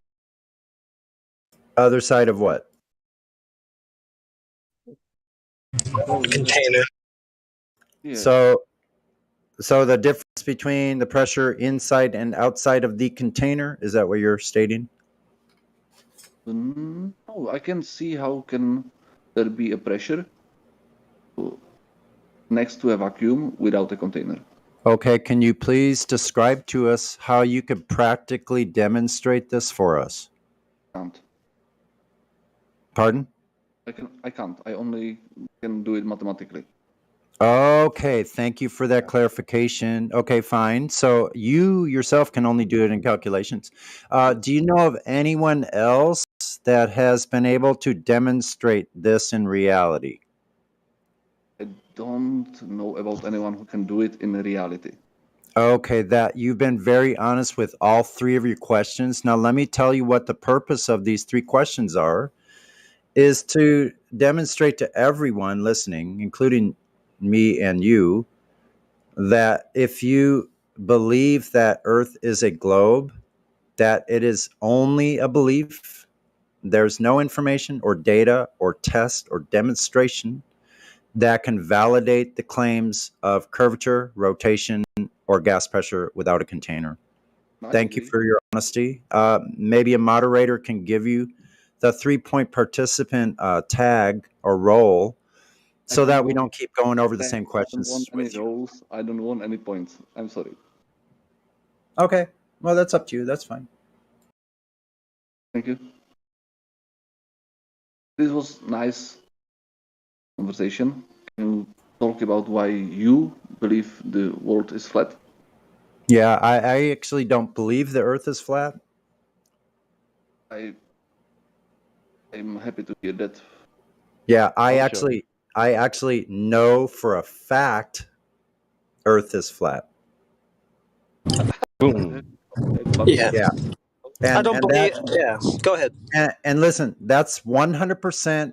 I am 100% positive, without a doubt, that Earth is flat and stationary. That's okay. Mm-hmm. And so, I mean, the real question would be, why would Sonny think that? Or why would Sonny say he knows that for a fact? Sorry, I'm sorry. You are Sonny? Yes, I'm Sonny. I'm happy That to would be meet the you. logical question. Even though it's only in voice, but I'm happy to meet you. Meet you? What does that have to do with anything? He's just saying, I'm pleased to meet you. I think he's English. Pleased to meet you as well. Pleased to meet you as well. Thank you for that. Yeah, Thanks I for apologize. Sorry. I apologize. Yeah. Sorry, I cut you off. You were asking a question or you were explaining something? I was just going to say, like, the question would be, why does this Sonny person say he knows for a fact 100% that Earth is flat? I'll tell you why and how. I went out and took the geometric data that was given to me or given to all of us of this radius claim, 3,959 miles. I went out and checked it myself over water. It's very simple. It's a test. It's a line of sight test. Now, if Earth is a ball, there has to be a sagitta, right? That would be the top of the ball, right? I didn't catch that. So everything after the sagitta is going to be dropping away from your line of sight. Would you agree with that? I'm sorry, I didn't catch what's behind the sagitta. It's horizon, or what does Sajda mean? Behind the Sajda, beyond the Sajda, away from the viewer, everything drops off from your line of sight. That means an elevation change, a lowering of elevation. Okay. Would Sajda, you it's a different word for curvature, or? say it again? I'm sorry, because you said some word and I didn't understand it. You said Sajeta. It means The top of the ball, basically the top of the ball. Okay, okay. So they tell us in the globe Earth paradigm, they tell us that the observer is always on the top of the ball. Yes. So everything after the Sajda is going to drop away, right? At a certain distance, it'll start dropping away, correct? I Okay. agree. Yes, yes. You agree? Okay, good. So it should be dropping away. Now, if I can go out and look myself and use the parameters of the ball Earth to say, okay, in the ball Earth, if it's true, how much drop would there be over this distance? So the reason I know for a fact and that I'm so confident is I did this myself many, many times over and over again, checking for this drop over distance. I've never seen it. All I've seen is Earth is flat. The drop does not exist in reality, nor does the obstruction. My view is not obstructed by a geometric curve edge. And that's the end of my statement. I have to agree with you. So the same Oh, thing. very good. Multiple times in chat. Mm-hmm. I was at the shore of the Corsica and I saw 3 islands that shouldn't be seen because they should be. There you go. That's great, man. I saw. Well, welcome to Flat Earth. We're glad to have you here. Nice to have the discussion with you, bro. Thank you, man. And That was amazing. That took sorry for 10 the behavior. minutes. Well done. Still very glad to have you here, Jen. Yep. Yeah, welcome. Indeed, welcome, man. Very honest. Thank you. You seem honest as well, and I don't blame you for being careful about who you let in. There are many people who thinks that Earth is crazy. I don't blame them, but it's nice to hear. This guy's like security. Well done.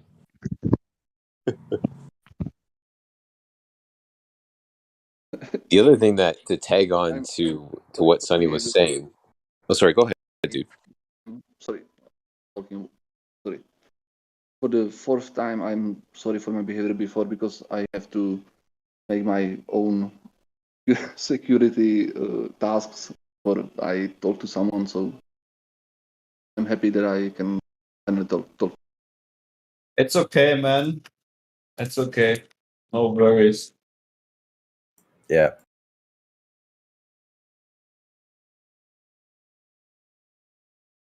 Oh, feel free to ask the panel here and in the chat any other questions if you have anything on your mind that you want to talk about, Yan. I'll kind of be in and out. I'll be going outside soon, but yeah, welcome again.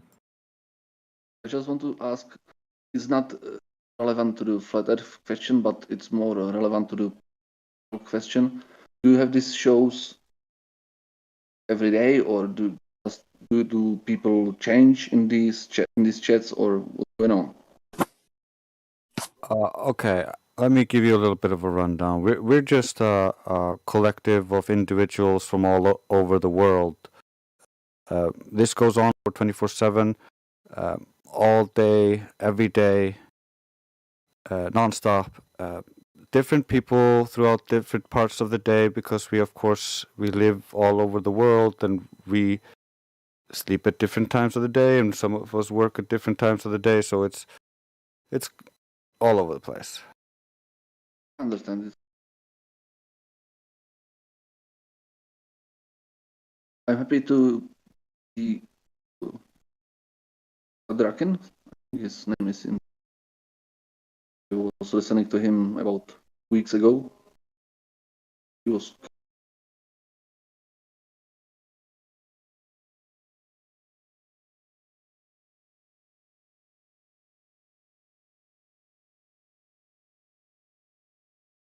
Is there any chance you could move your mic closer to your face? Yeah, I'm almost eating my phone. I'm sorry.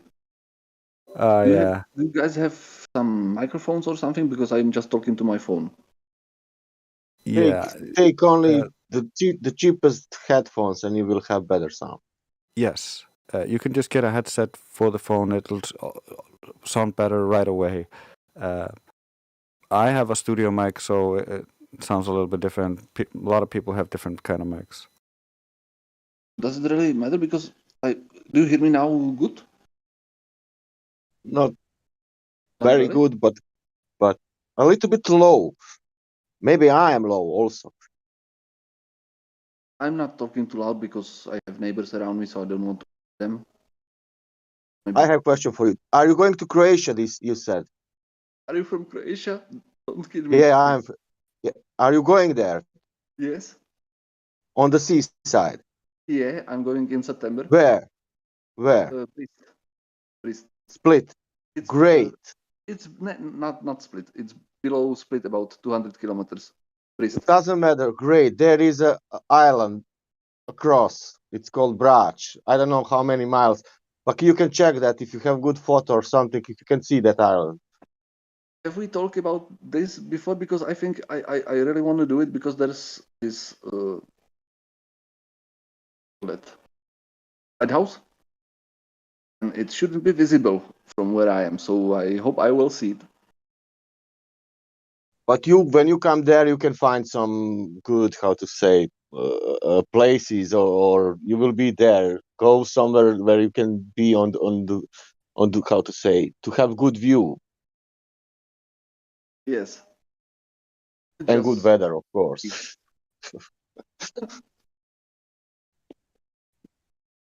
Are you from Croatia for real? Sorry? Are you from Croatia for real? Yeah, I'm from Croatia. Yeah, but That's I'm nice. not living like for 20 years. I'm outside. Oh yeah. Sorry. It's all right. I'm going there almost every year. Yeah. To meet a family or just to see the country? Yeah. Also to go on seaside on holiday. Don't blame you. It's nice out there. Yeah. And I will check this time because I'm going too in the end of July. I'm going in Istria. I'm going more north, but it doesn't matter. There is Italy very near, and and also other islands, and I want to check for first time for myself.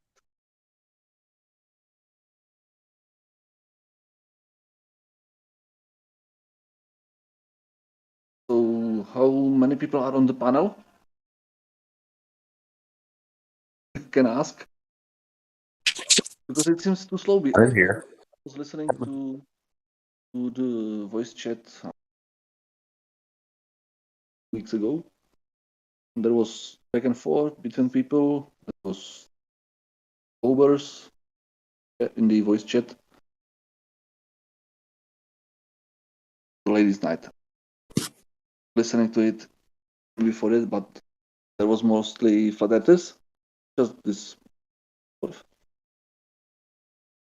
It seems kind of slow today.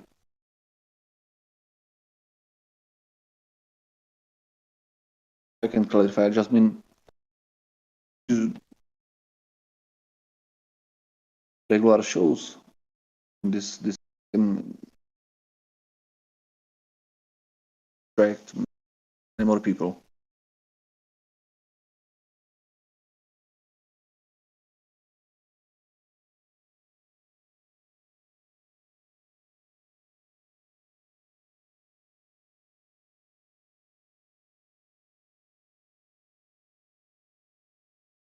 Well, the amount of people who come here and how much discussion there is fluctuates greatly.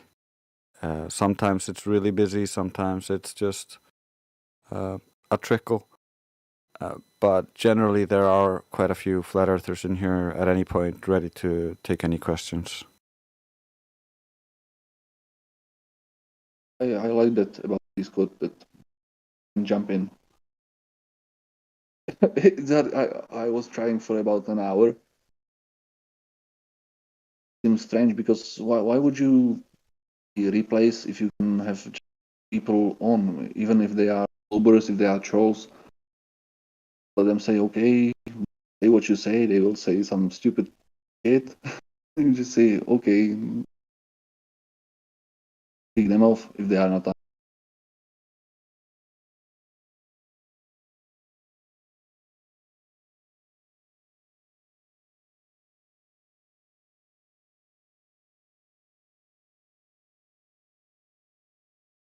Yeah, Globers are welcome. I mean, we have Matthew Learns in the VC right now, and he's a Globe believer. Do you want to talk to him? Matthew's here? I didn't even realize. Hey, Matthew, man. Hey, how's it going?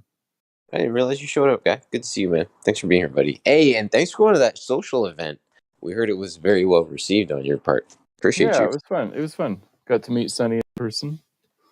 Yeah, I heard good things about you, Matthew, from that. So kudos for being a human being. Shalom, Matthew. Well, usually it's my robot self that comes in the Discord, but I had to send my human self to the actual. Well done. Well, Well regardless of all of it, Matthew, I'm very impressed that you showed up to meet these people in person. That shows that you truly are a genuine person. I'm impressed, bro.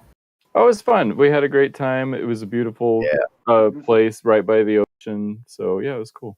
Is Sonny as goofy as he sounds on Discord? Sunny is exactly like he sounds on Discord. Oh. Right on. He even brought his guitar and played for us a little bit. Cool. Oh, that's nice.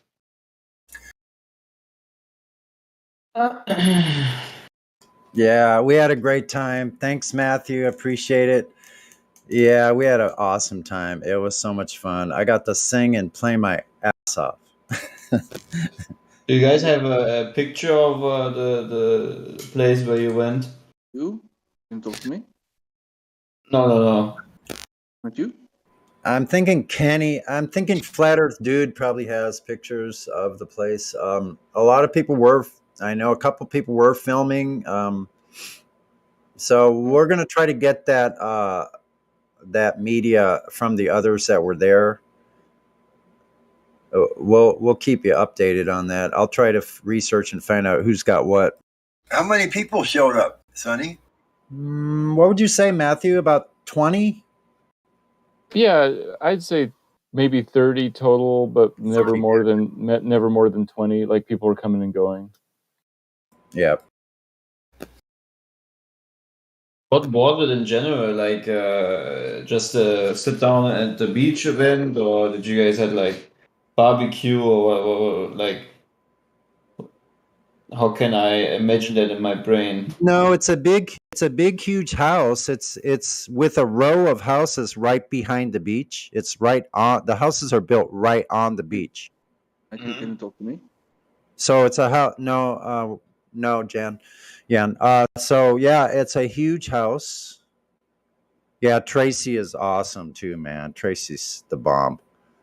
So it's a big, huge house with a large backyard area, and they have like barbecue section. They got couches, and there's like a day bed in there. There's little sections, table and chairs, and benches. And the guy that owns the place, yeah, I do go on.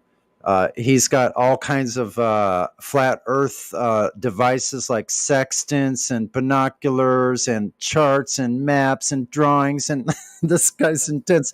He's got all kinds of musical instruments too. That's cool.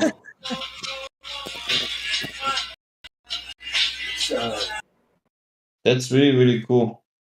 Yep. I mean, I you're blessed over there, the part of America at the shoreline. You know, you really have beautiful sights. That's that would be actually the only reason why I would ever visit America, because of your beaches and these nice parts of it. Exactly. So that's Matthew posted. That's the side of the house. Wow. Yeah, That's that looks actually the very side of nice. it. Yeah, the front is out towards where you see the horizon there. That looks very nice, yeah. But oh, never mind. Okay. So check it out. This guy that lives there and his wife, they can have their coffee in the morning, go to the backyard, and walk up out onto the beach and see Catalina on most days 30 miles away. Yeah, a we, new s- Black we saw Swan. it yesterday. Yep, we saw it yesterday. Barely. It was pretty hazy, but we could see it. That's cool.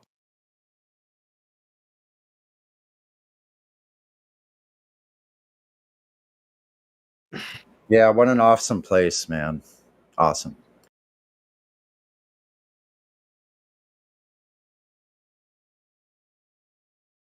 Maybe someday I'm gonna take a flight if there's another event. Just for 5 hours. Is it just 5 hours? Oh, okay. It was an evening night thing, right? Day, evening. No, Yeah, it it was was- from about noon till people were there until 11:30 p.m. So I was there 12:30 p.m. till 11:30 p.m. Yeah, like taking a trip to the park, having a few drinks and stuff. Yeah, I mean, I wouldn't just go there for the event. I would then generally look at the countryside or everything I mean, else. Clay, we could just set up some EU thing. Like Denmark is one big coastline. Right. It's also something that we could do, right? I mean, many people in here from Europe, right? The thing is also, if you look at the east side of Jutland over to Sweden, like we have like 140 small islands. There is so many locations we can look at the right times of day, you know? I would be down to that. I really like. I was in many parts of Europe already, but I really never went up to the north. Look at Sweden, Norway, Denmark, whatever. And I hear nice things, and I've seen nice things, from the pictures and so forth. We really have great nature there.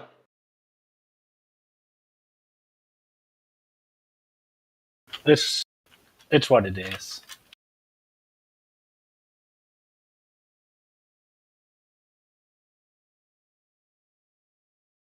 Bullet point.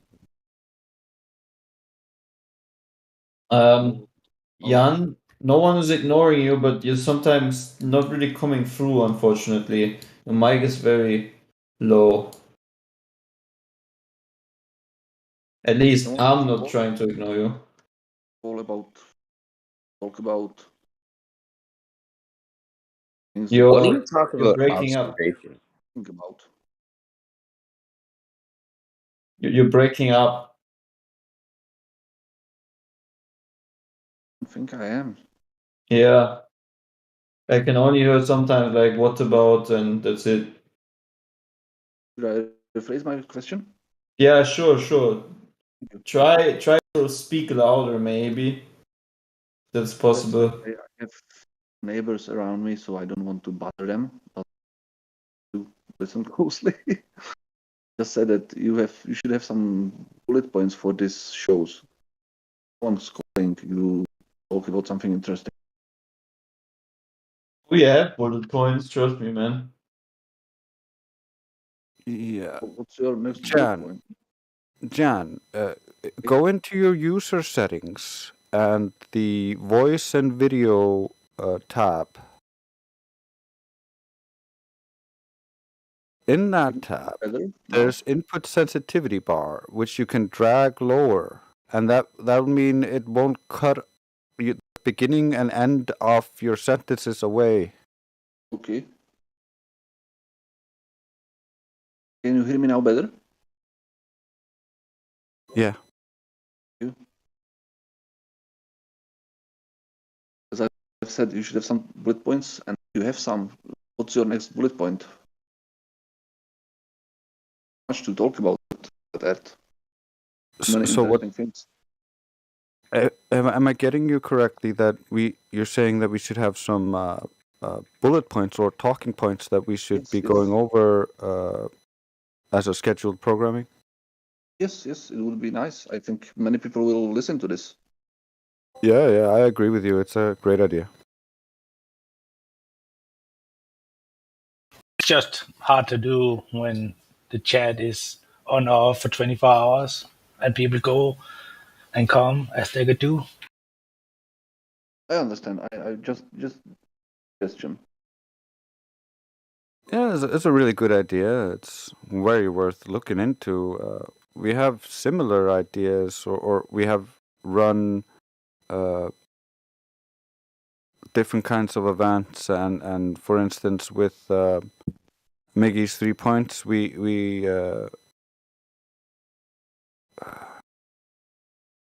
I don't blame you. I yeah, was we just thinking- dissected his methodology and then worked out why it works, and then framed it down into a basic few questions with his help.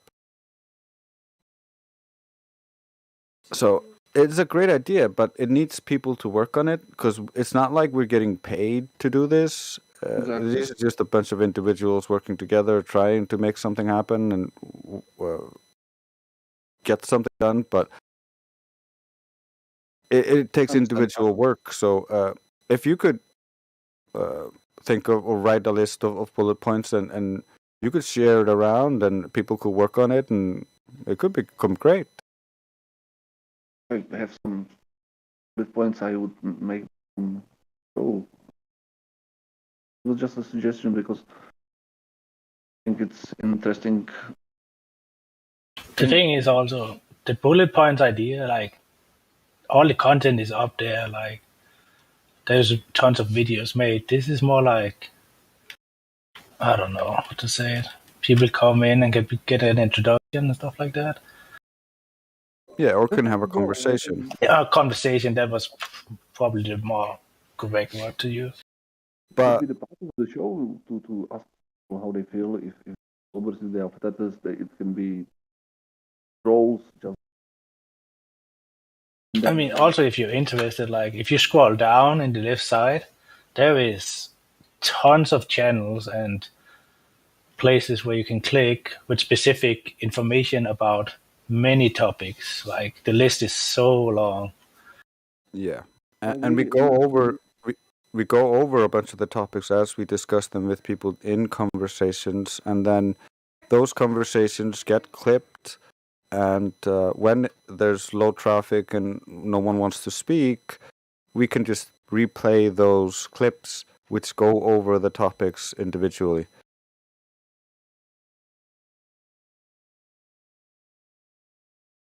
an hour.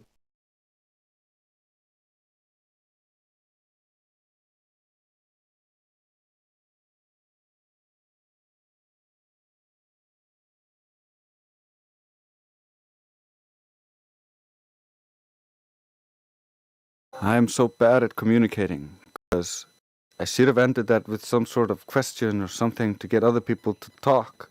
But instead I ended with almost a thought-terminating cliche and just stopped the conversation. No, sometimes some of that stuff is only perceived, though, Drace, because it happens to a lot of us. Or I should say it happens quite frequently. Yeah, but that's... we always got to take responsibility for our own communication, and that's right. I don't always have like a great question set up and ready. I'm just talking from my heart in the moment. So yeah, I agree. I kind of operate that way a lot myself.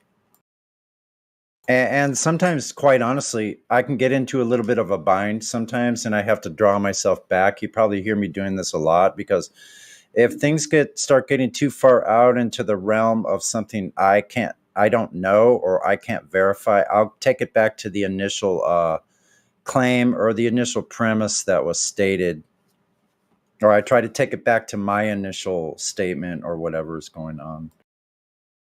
It's definitely an art to this, and I'm, it's probably a never-ending progress. There's always a room for improvement. Yeah, we are creatures that communicate. We're always gonna be communicating, and that's always gonna be developing as we communicate. Sonny, can I get more part of the room? Pardon? Can I get this small part of the room? I'm asking for 1 hour a week. I think that's fair. Jan, you keep calling it a show, but this isn't a show. We don't have scheduled times. We don't have anything. It's just whoever happens to be here at the moment can speak, and anybody's allowed to speak. We don't have like a schedule or a list of talking points. So it's not really a radio station with set times for TV for shows, other than like occasionally Friday nights we'll have ladies' night where the ladies sort of take over. So I'm not 100% sure what you're asking for. Well, I'm not asking you to do anything, just to give me space and time, and just give me 1 hour a week. I can talk to Obers, flat earthers, and Well, you can come 168 hours a week. You're welcome to come whenever you want to. Yeah, you don't have to limit it to 1 hour. You can just do like you're doing now, interacting with the rest of us. That's all. This is what we do basically, 24/7. understand. But I think much more like the ladies' night would be my night. We'll set the time. Oh, I see. Of the week. Well, yeah, you could present that to us and say, I would like to have this time. The moderators and admin would be really probably the ones to decide something like that. So, Drace might be able to help you as far as like how or if that can be done and how that would work.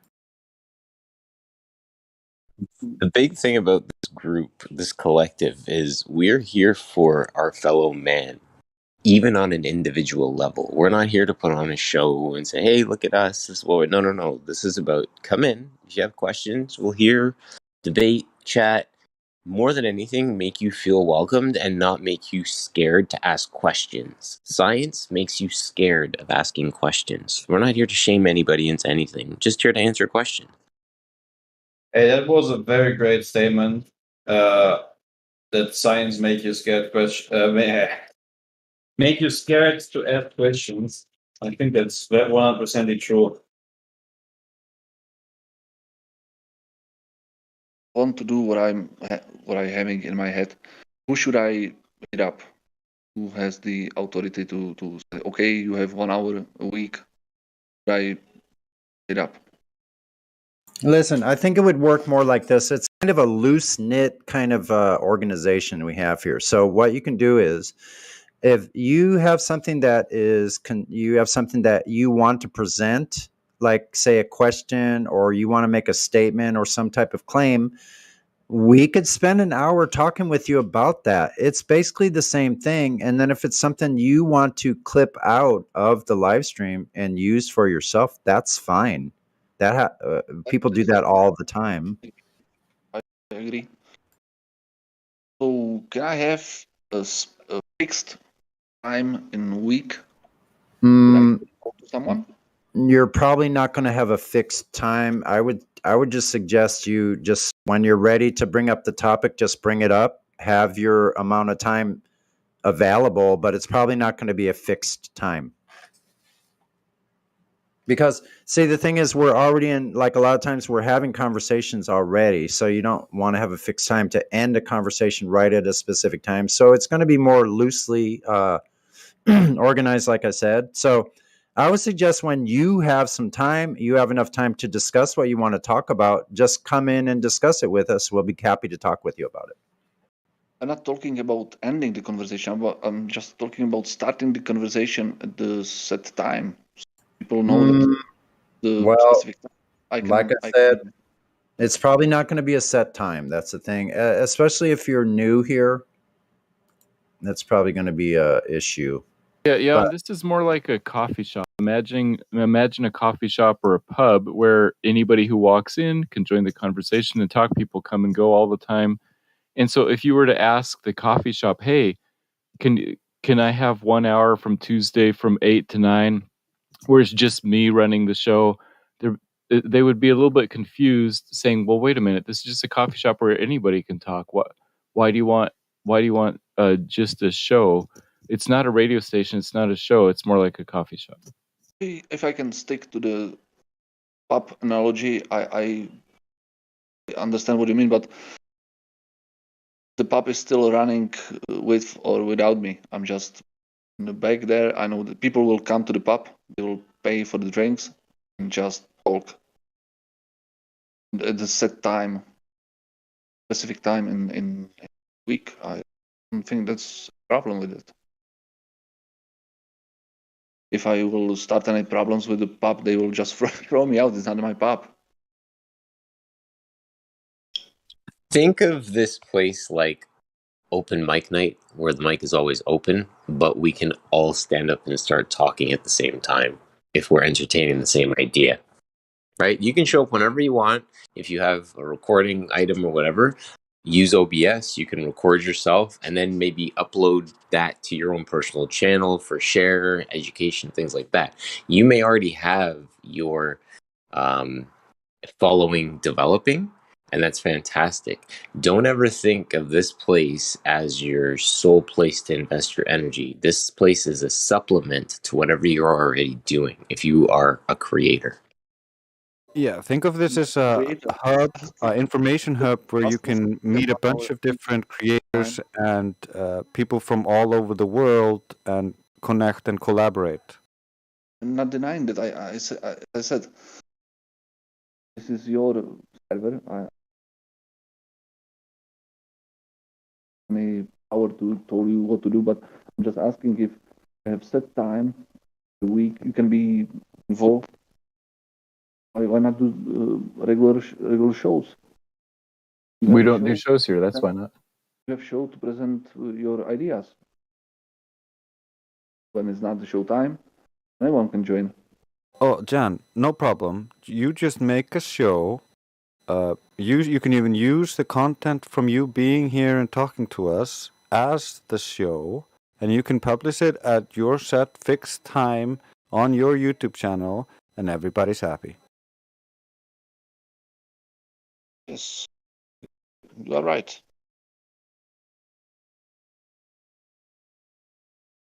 I'm going to be really cutthroat and explain that for a quick second. Imagine someone walking into a room full of people, stomping their foot in the middle of the room and saying, "I'm here now. Everybody listen to what I'm saying." That's not how this place works. I say that and I explain that respectfully. You have to realize that from the other person's purview perspective, they're like, "Who is this guy?" I'm not saying stepping foot in the middle of the floor. I'm saying I will be here on Thursday, 12 o'clock, just behind the wall. That's all. I'm not stepping foot in the middle of the floor. You are welcome to come here whenever you like, for however long as you like. We cannot guarantee you who will be here at the time when you do, but nice to have you. That's fair. Thank you.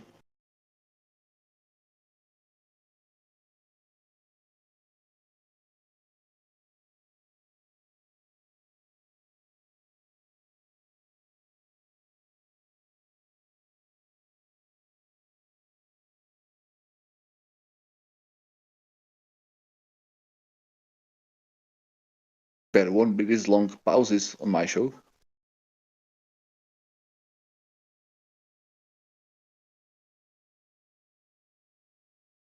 Yeah, this isn't a show. It's real life.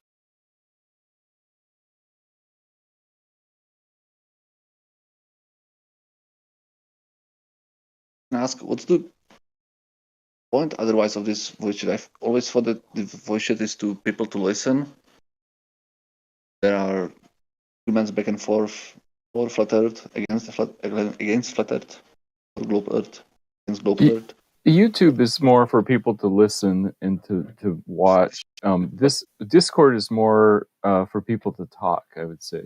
So the point of this is for people to interact. We are interacting.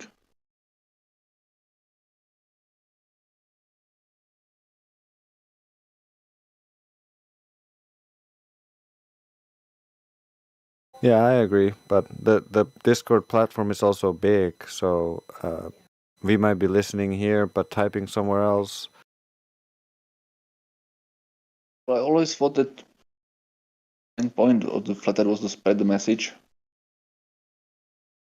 Earth is not giant ball flying through nothing. Why not make it interesting? Oh, we agree with you. There's a bunch of channels that have tried to do that. I don't know about any other channel than what. No. Yeah, that's because YouTube has shadow banned all flat Earth content, and so all real flat Earth content you don't find easily through the searching for it. The only really way I found to bypass the algorithms and shit is going by the date posted, and then you can actually find some new things in between there because it's ordered by the date. They can't mess with it as much. I don't know whether I agree because when you type flat Earth into YouTube and just sort by newest, just get the newest videos there's no censorship or something like that. The newest. Just search by the name. It just shows you the most viewed. Just search by the newest. Easiest cheat. Yeah, But there is not that many content. Yeah, Content just part of that is because there's been a lot of fracturing within the community. Some don't use the flat Earth word at all because it's very triggering to some people.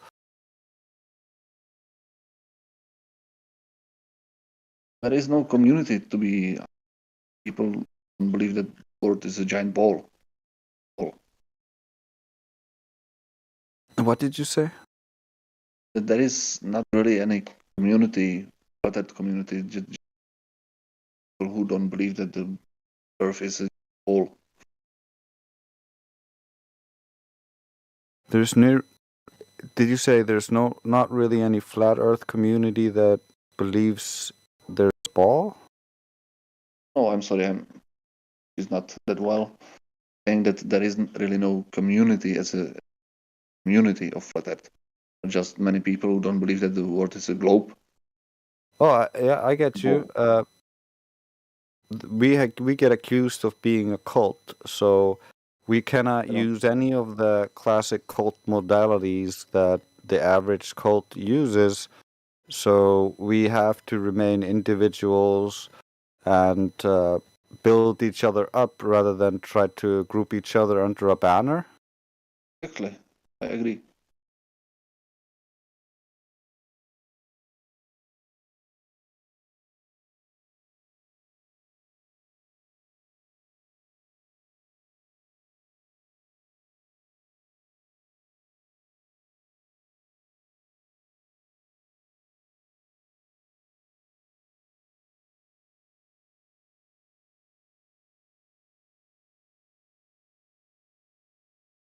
That's one of the reasons why there's not as much collaboration as many would like. However, we do try to find ways to help each other and work on things without putting too many finances into it and without making it too much of a impediment on their daily lives. It's just we're trying to spread the information without messing with them, you know.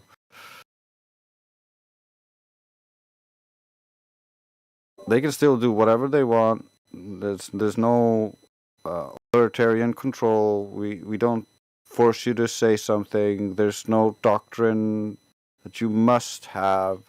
We have a few principles and like logic and consistency. So if things aren't logical, we'll discuss it and we'll go over it. But in the end, there's nothing beyond logic and the truth that actually unifies us. It's just that we have a lot of different beliefs beyond that, but those are not related to the server or something we are allowed to divide us at this point.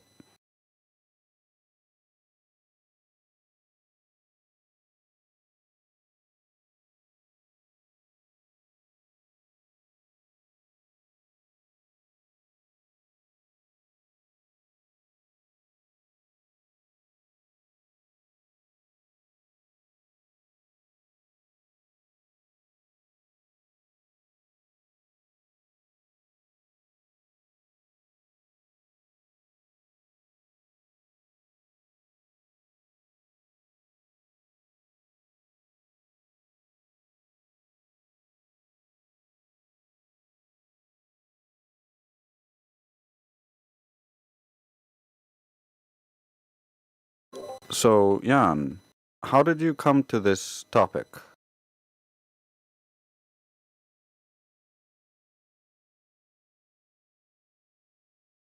Did you hear about it online or from a friend?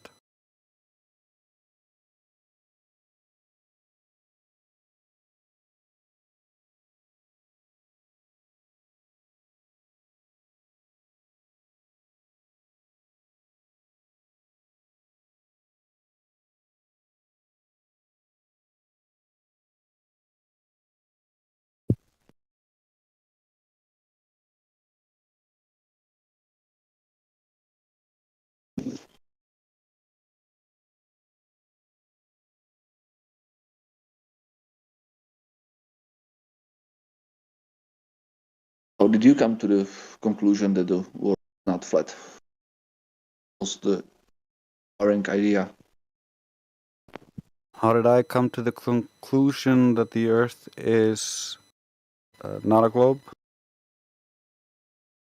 Is that your question? What was the mission? I couldn't hear that. What was the ignition? Yeah, reality. Okay, so I used to believe very hard in the ball, and I wanted to prove it to be true. I wanted to show Eric Dubay that he was wrong. But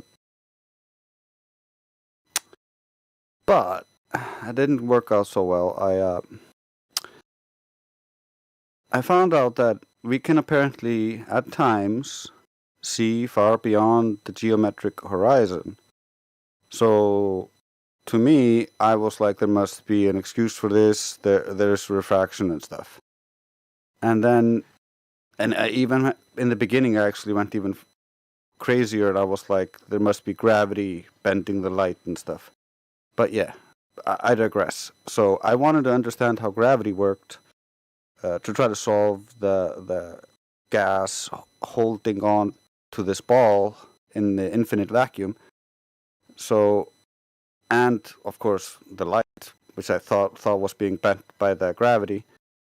But my astrophysicist childhood friend, he told me that the light is only bent in outer space by gravity, and it isn't bending on the Earth. It must be refraction. And the other friend of mine who is a robotic engineer told me, well, they use Newton for everything, so like Einstein didn't debunk him. And so my astrophysicist friend and him just started fighting like cats and dogs, and it descended into quite a mess. So I had to separate them and talk to them separately, and then ask them to provide me with all of the experimental evidence underpinning all of their beliefs. And I was just playing devil's advocate so I could get the evidence, shove it in Eric Dubay's face, and tell him to stop posting this disinformation stuff on the YouTubes. But that I didn't have any case. All of the supposed experimental evidence was a bit flimsy and was from outer space, not the Earth. So there was not something I could verify or repeat or test. So by definition, it was pseudoscientific. So I couldn't bring that and throw that in his face as 100% evidence. So I kept looking. And the more I looked, the more I realized, wait a minute. These flat earthers are right about perspective. I see in perspective. It's not like the world is just orthographic. I see in perspective. And I was using orthographic calculations to try to figure out where the horizon was supposed to be. And trying to bend that with refraction, even though I didn't understand how refraction worked. So I had to go back to the drawing board, and I had to really sit down, read through a bunch of books on refraction, and bunch of lectures, and And eventually I was like, oh my God, I'm an idiot. I'm a monumental idiot. It's been staring me right in the face. The earth has been flat right in front of my face, and I've been imagining that all of the light is bending around the curve to just make it look flat. But there's no evidence for that. And when I started to look into the conditions required to actually make the light do these gymnastic moves, then that would create a bunch of problems. And we just don't see any effect of this claim. In reality, we just see too far, and they claim that it is refraction, but it actually just isn't. So that's where I am at. So the best proof for me is now the Kanagu world record long distance photograph, because they took a normal picture and then an infrared picture. And when you understand how refraction works, you understand that different wavelengths refract at different rates. So if the light were refracting, you would see the light, white light separate, and you would see rainbow colors. But when you have the Kanagu, you have a visible light camera and an infrared camera at the same height and taking the picture in the same direction. The infrared camera should have the horizon much closer, like a lot, because infrared does not refract at the same rate as visible light. In fact, it refracts a lot less. And so we shouldn't be seeing further in the infrared, which is the world record long distance photograph. We would be seeing shorter. So the globe is just completely dead.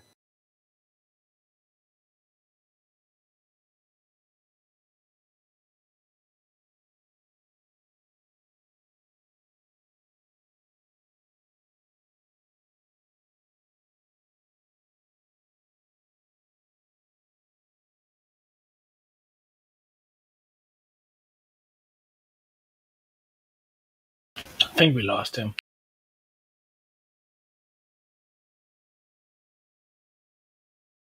I think his show was over. Probably.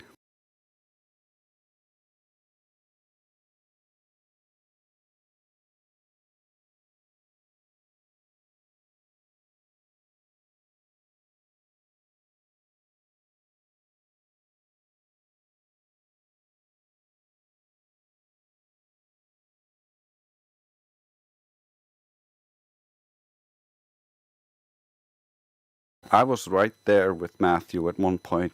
I was like, all the light is continuously bending around the globe. But the only thing that's uniform enough to do that, Matthew, would be like if gravity could bend the light. Yeah, your astrophysicist friend was right. Nobody's saying that gravity is bending the light. Yeah, that's on correct. Earth.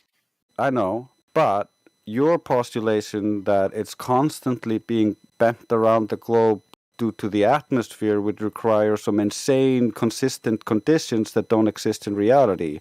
However, it's not. if it Yeah, I were wouldn't being say constant. consistently bent by gravity, it would be consistent, so it would kind of make sense. Yeah, I agree partially. I wouldn't say it's constant or consistent. I'd say sometimes instead. To get it to curve around the globe and make the globe appear flat, you need the curve to be consistent. Sometimes it appears like that, and sometimes it doesn't. Is what I'm saying. Yeah, but then you're saying it curved for miles, and that would require some insane refractive effects. Yeah, it requires bending the light 1/100th of a degree per mile.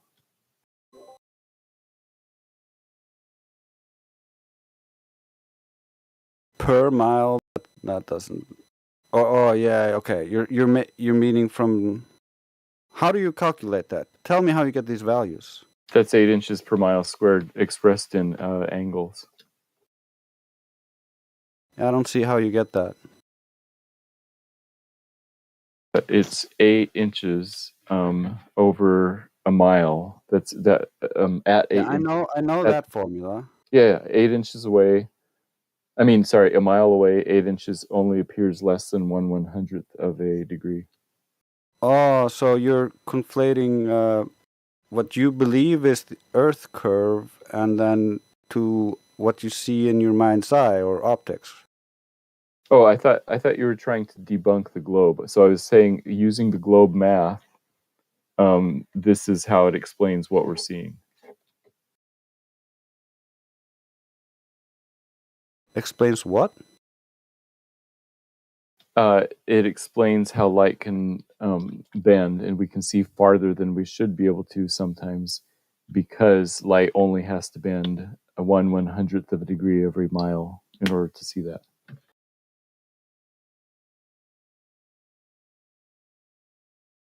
Yeah, you're talking about 100th of the degree of the circle of the globe.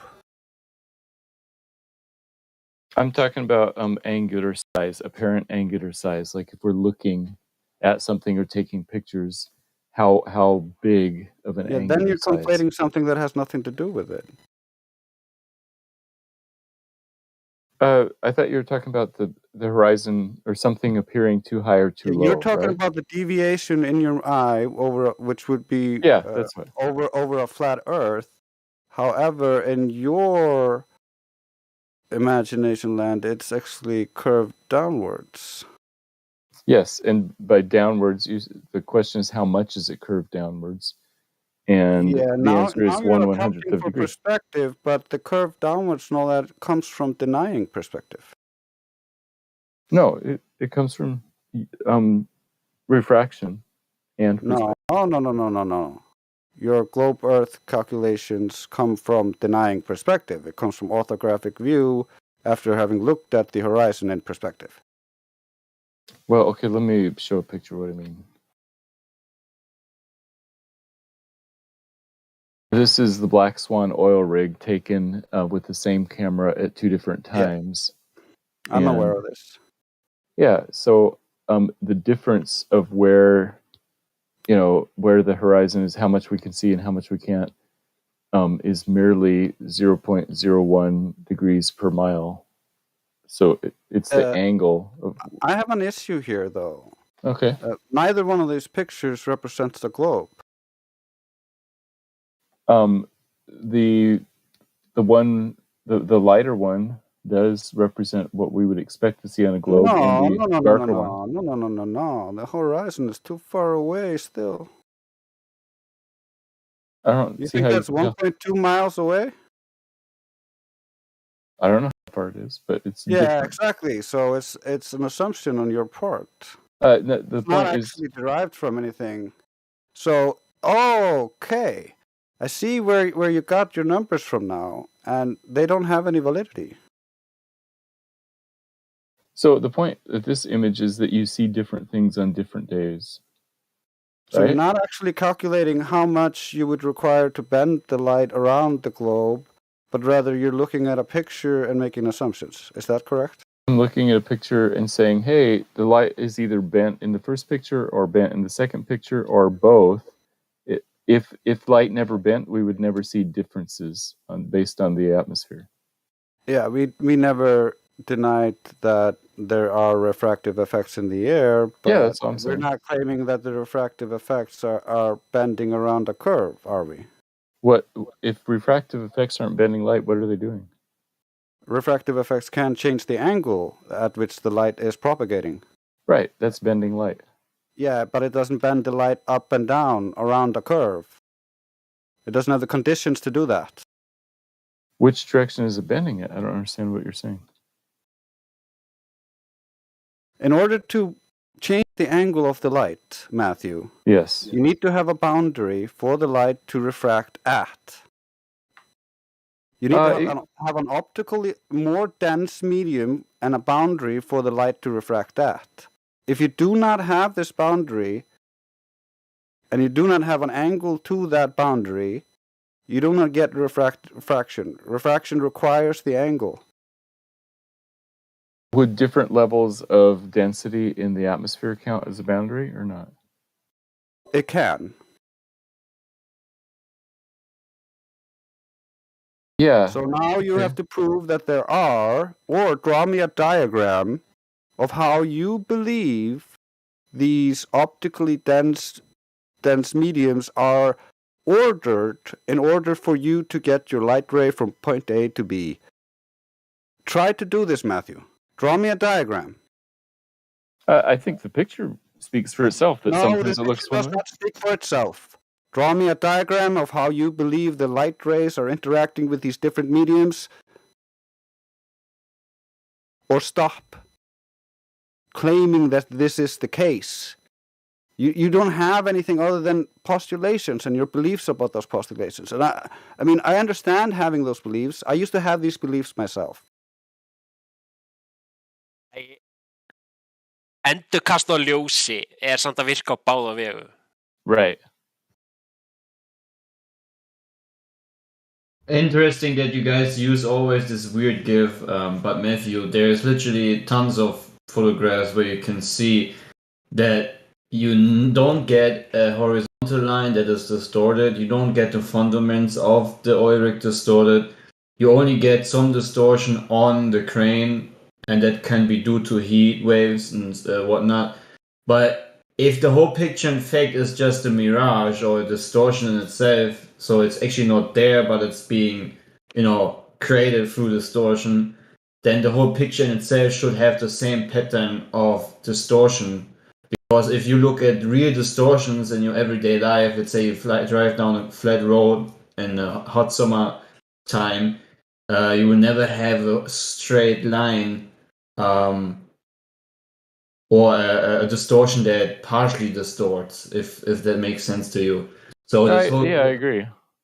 Yeah, okay, nice. So yeah, I think the distortion argument against the Black Swan is pretty weak, actually, or has not even has any grounds, because no one can isolate me distortion, first of all, and the only distortion that I visit or see in everyday life shows a full distortion, which means everything would be affected.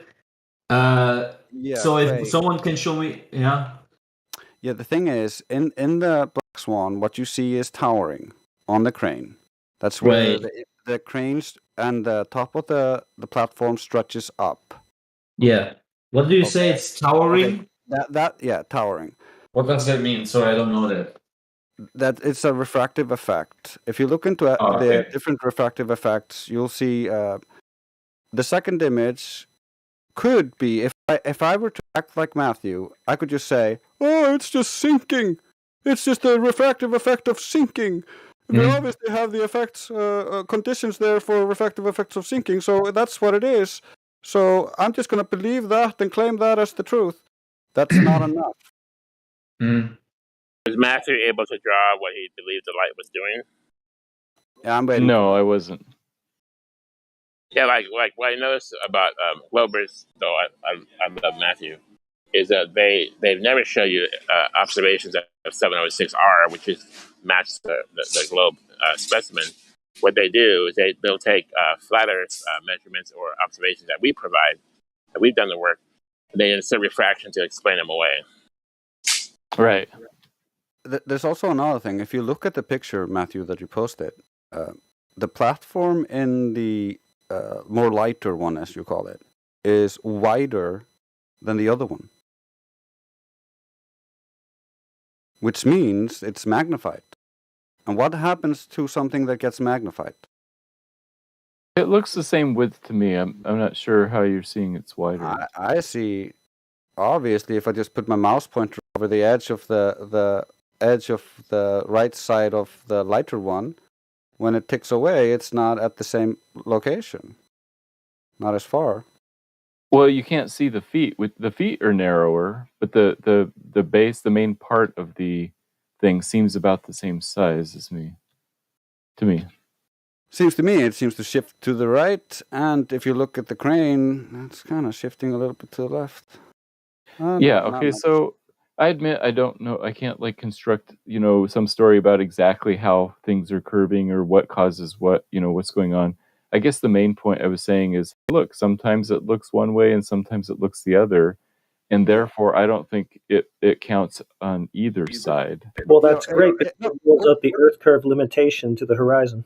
Yeah, it's also it works only in our favor because if you actually looked, the horizon is supposed to be 1.2 miles away, and this looks much further or much closer to the platforms. And then what was the other thing? I had something else I wanted to say. The cranes on the oil rig may have moved, but it looks like different in a lot of ways as well. Which one looks more distorted to you? It's still The flat Earth version looks more What? distorted. How about the Why would yellow that or blue matter? version? What does the bendy crane distortion do exactly to save your globe? I'll tell you. The difference is the lighter image is taken more during the day, so there's more turbidity in the air, creating more refractive effects. And because there's more humidity being created as the heat goes into the water and then goes out of the water. The air is more dirty, but there's light hitting it and disturbing it. In the other one, it's actually getting close to sunset, so the sun is going away, so there's less turbidity. But there's still obviously some temperature differential high up near the crane. Otherwise, you wouldn't see that. But we don't really know. Do the Glovers think a bendy crane? Don't have the measurements in between us and the point, but that doesn't really matter because at this point it's not a geometric curve. And then when we look into small apertures and small aperture cameras, we see that the horizon appears even closer.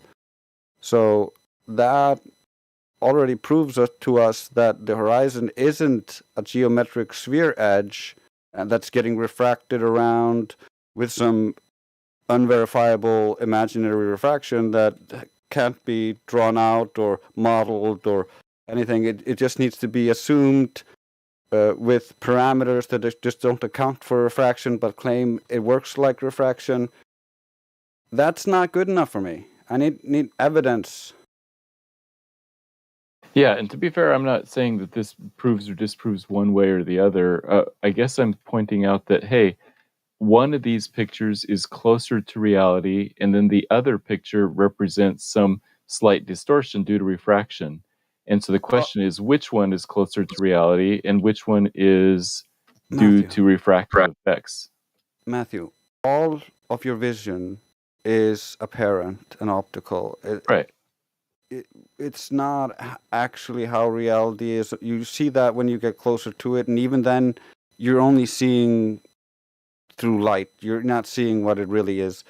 So that's why we draw perspective to replicate how the world looks to us, because that's how we see.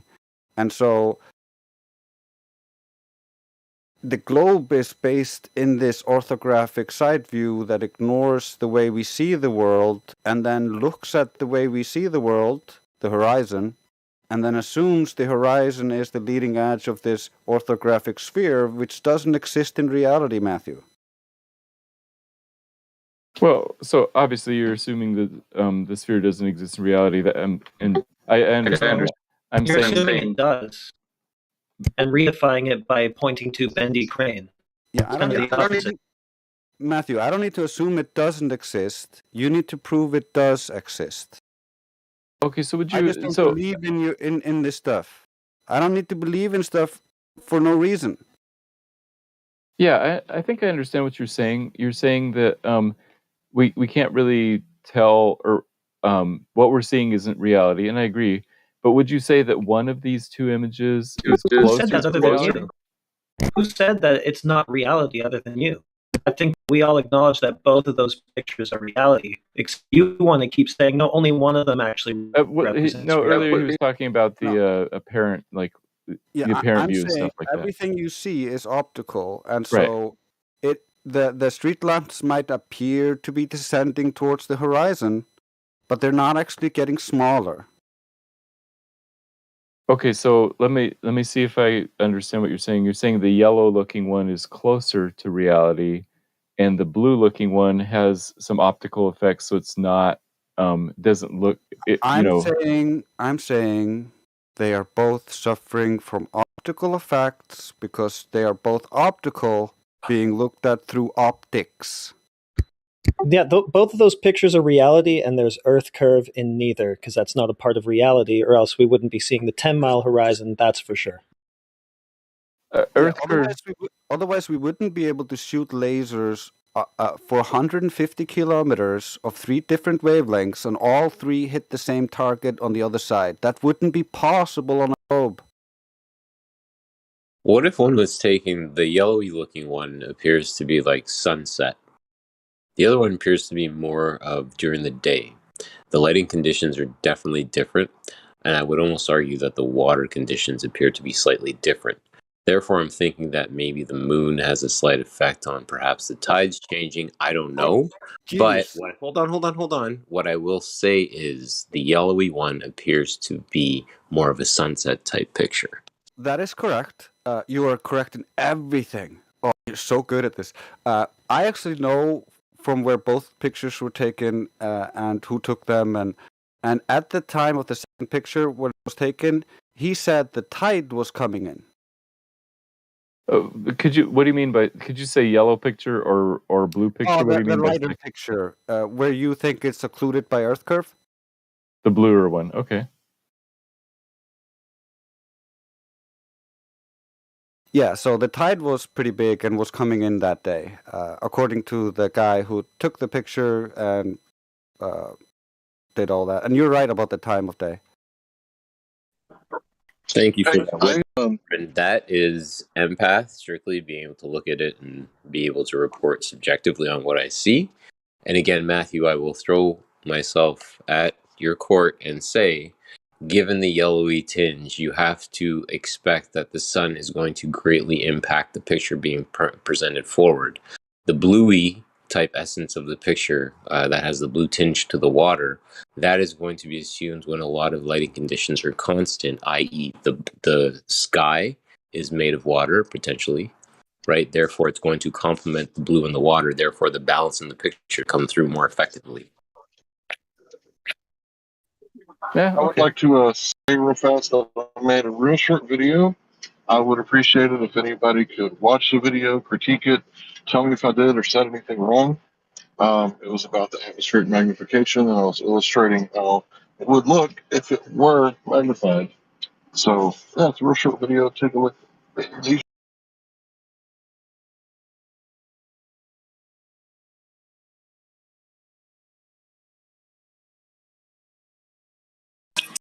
Refraction part 1, Larry. Yeah, that's it. How do I do this, boys? I'm new to the viewing part. Sorry to be such a rookie. Love you. I'm just wondering what Bendy Crane does to tell you that, oh, this is a 3959 mile radius ball that's being distorted to look like a 250,000 mile radius ball.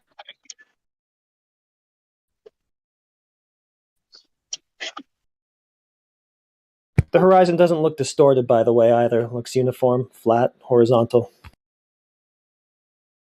That's the most major part about that picture. I'm thinking, what's the distance that we are from it, and can we detect a curve from left to right? Oh, that's devastating now that I think about it, because Matthew is claiming there's conditions to refract the light all the way to your eye, but that's from every single part of the horizon. So why isn't that all over the place? Boys, we have to remember, even on a 60-kilometer radius, we're still operating on a heightened purview. That means we should be always at a height of advantage, regardless of the surrounding area. The crane looks disfigured and chaotic, yet the horizon is perfect, flat, horizontal, and uniform. It doesn't look like a distortion the way that the thing that they're pointing to does. And how does one connect to the other at all? All I ever hear is Bendy Crane and then total failure to elaborate from there. Well, I can explain why the crane looks bendy, right? It's real simple. So the different layers of density between 1 foot and whatever that crane height is, maybe 100 foot, 120 feet, that's going to cause what we know as refraction, right? Different layers of density, for sure, right? So all they're pointing out is that there's different layers of density in between 1 foot and 100 and whatever 30 foot. I don't know how tall the crane is, maybe even taller, right?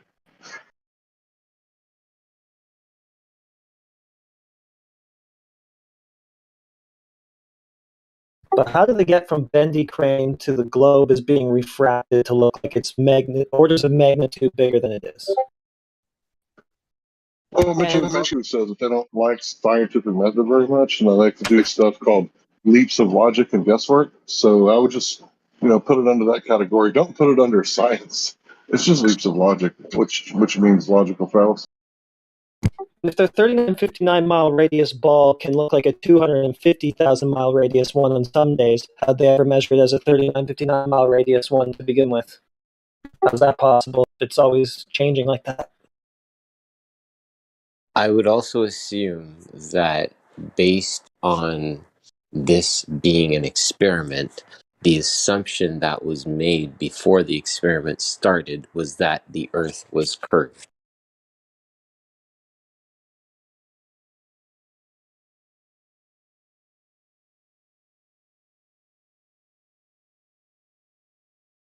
We got another black swan where the apparent radius would now be 1.8 million miles. How did you measure a 3959-mile radius ball that some days looks like a 1.8 million mile radius ball? I don't get it.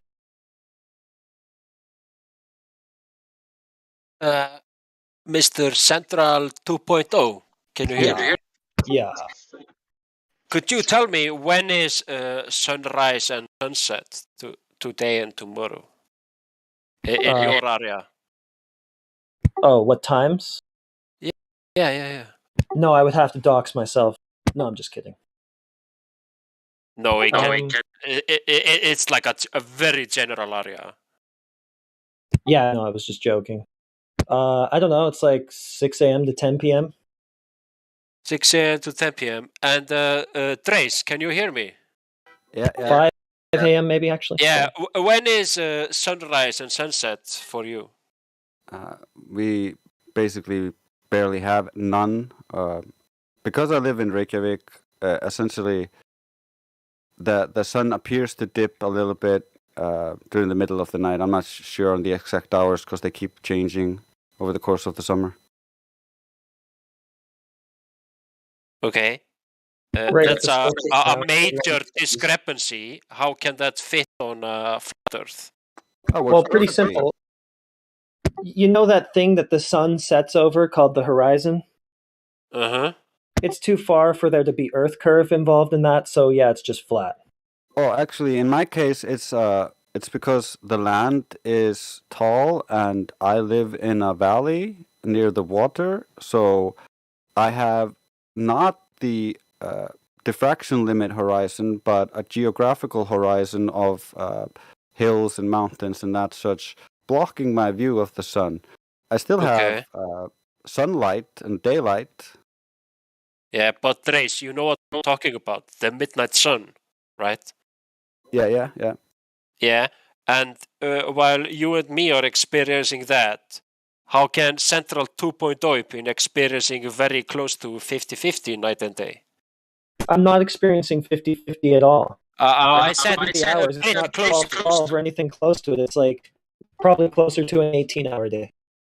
Yeah. It's just because the difference is we see the sun go in a circle around us. They see the sun go mostly above their head.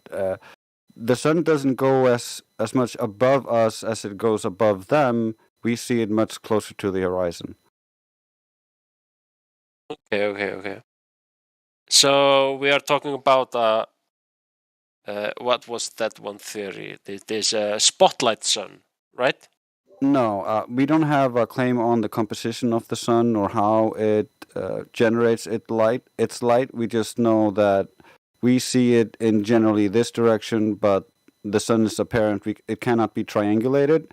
We have had hundreds of people attempt to triangulate the sun together, and the data from that came out to pretty interesting results.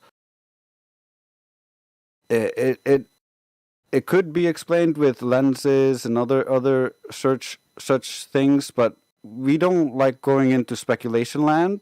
So we don't make claims on how the sun works, why it does what it does. We just see that the sun does what it does, and the globe doesn't work.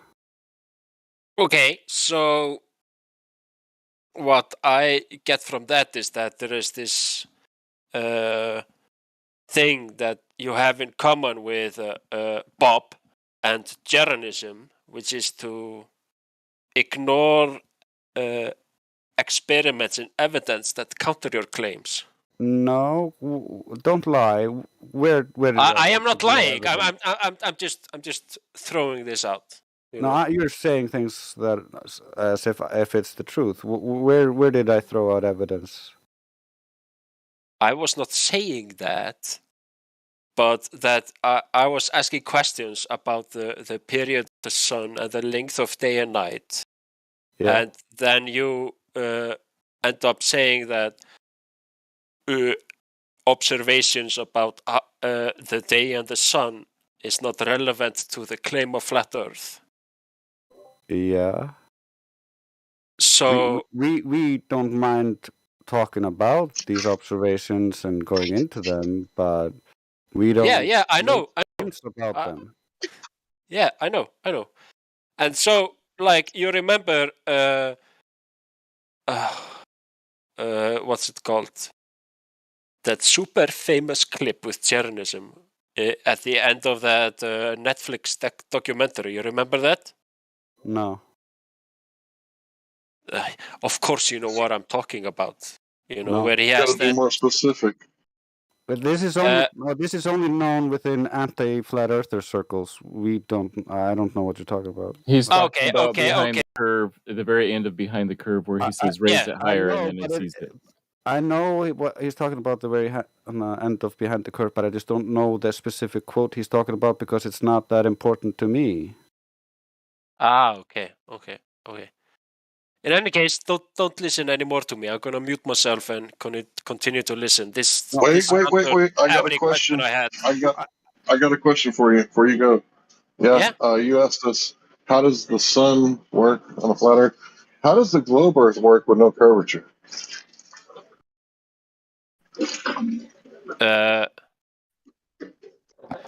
Okay. The question you just asked makes no sense because for there to be a globe Earth, there needs to be a curvature. And if you are asking how does globe Earth work without curvature, it's just a non sequitur. Oh, it's not secular. So we're at the flat Earth 24/7 Discord, and I'm asking, where's the curvature, and how do you have a globe Earth without it? And you're saying it's a non sequitur. Okay, fair enough. That is not what you said, though. Well, there's no curvature in reality, so how does your globe work? Yeah, how does your globe on your desk work for a model, right? A bona fide model, if there's no curvature of the actual Earth? How about that? How does your iPhone know where it is on a flat Earth? Lol. That's a non sequitur. That's a good example. Yeah, that's a very good example of a non sequitur. Right. How does the sunset and sunrise work when the horizon is too far for it to be affected by Earth curve?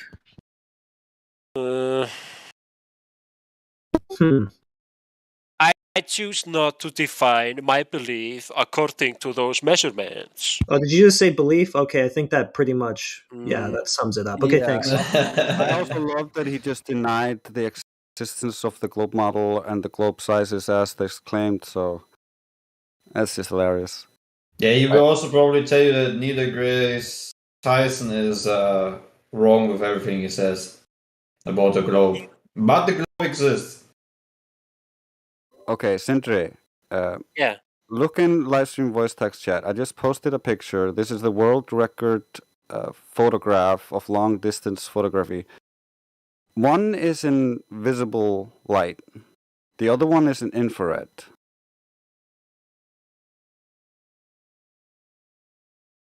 Do you see it? Okay. Yeah. Okay, you wouldn't be able to see all of that if the Earth was a globe. That's where the horizon should be, on the globe. If we were in a vacuum, absolutely true. Ooh, that we're not in a vacuum. Don't bring up some nonsense. That's why I showed you this picture, because it has visible light and infrared light. Do you understand how refraction works? Yes. Okay, so do different wavelengths of light refract at different rates? Yes. Okay, so does infrared light refract less than visible light? Depends on the medium. So you're going to say it refracts more than visible light? Is that your answer? No. I'm going to say it depends on the medium. But I want to point one thing out. The black and white picture, it is much narrower than the top picture. Because there is like a big section on the left missing on the lower picture.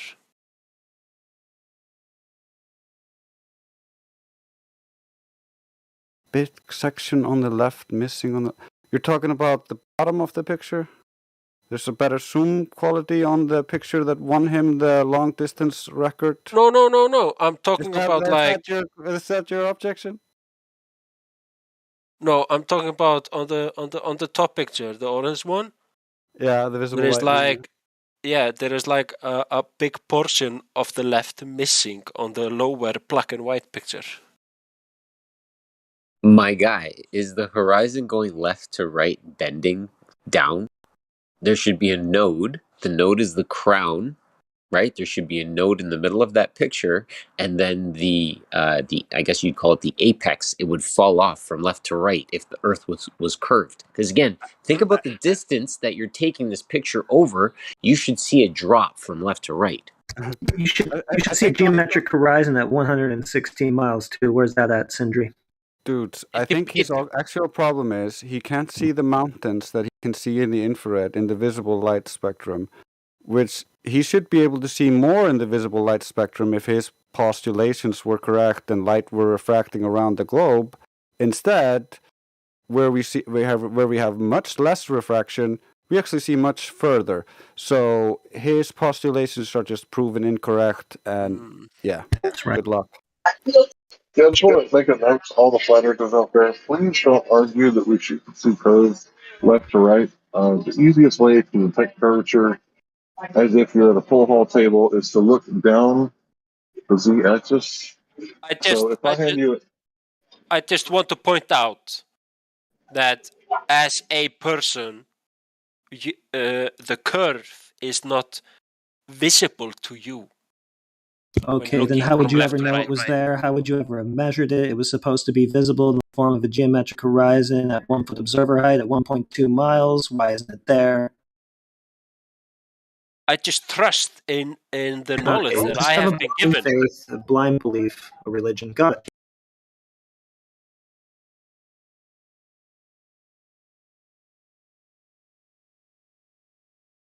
We're supposed to be able to see that curve in the form of a geometric horizon. The picture he just showed you at 116 miles. Why isn't it there? Why are you telling us we can't see it? That's what the globe model, that's what their metrics claim, that we would see it there, and yet we don't. And then you just tell us, well, I have this blind faith in it. Yeah, I have this blind faith in it, but furthermore, the further you zoom in on a picture, the less of a curve you're going to be able to discern. And furthermore, no, not on less. the scale You of don't a discern human any. watching, you won't be able to discern an immeasurable curve. You are Well, forgetting we would be able how to discern huge this one. the Because Earth they're not- is.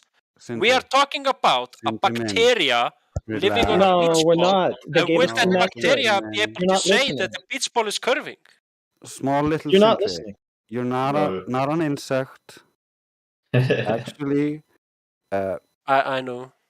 Yeah, you need to. They gave us the metrics, though. We would be able to see it in the form of the geometric horizon at those distances that I gave you already, if it existed. Now you're saying like we're an ant on a beach ball or whatever. No, we have the exact dimensions. We would see it if it was there. Yeah, the furthest mountain that can be seen in the infrared picture, Sindri, is actually should actually be so far below the horizon that there should be a mile to the horizon from the tippy top of it. But we can see a bunch of it. So that doesn't work on the globe. It's a spread of 60 kilometers that's observable if there were a depression present. That means the Statue of Liberty, you would see her sinking as you traveled down the Hudson River away from her, right? She wouldn't be vanishing point. She would be literally up to her belly in water, which we don't observe.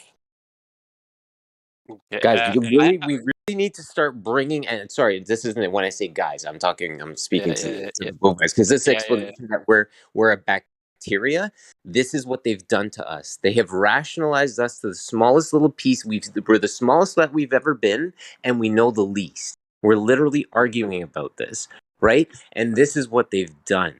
So, It's funny the that- explanation, hold on, the explanation Yeah. that we're a bacteria doesn't cut it for me. We are bigger than they allow us to think we are, gentlemen. Well, dude, it shouldn't cut it for them either, because that's not even their claim. The globe model claims specific dimensions, and you would be able to see it if that claim were true. Yes, That's my point. the thing about bacteria is about to try to bring in a sense of scale.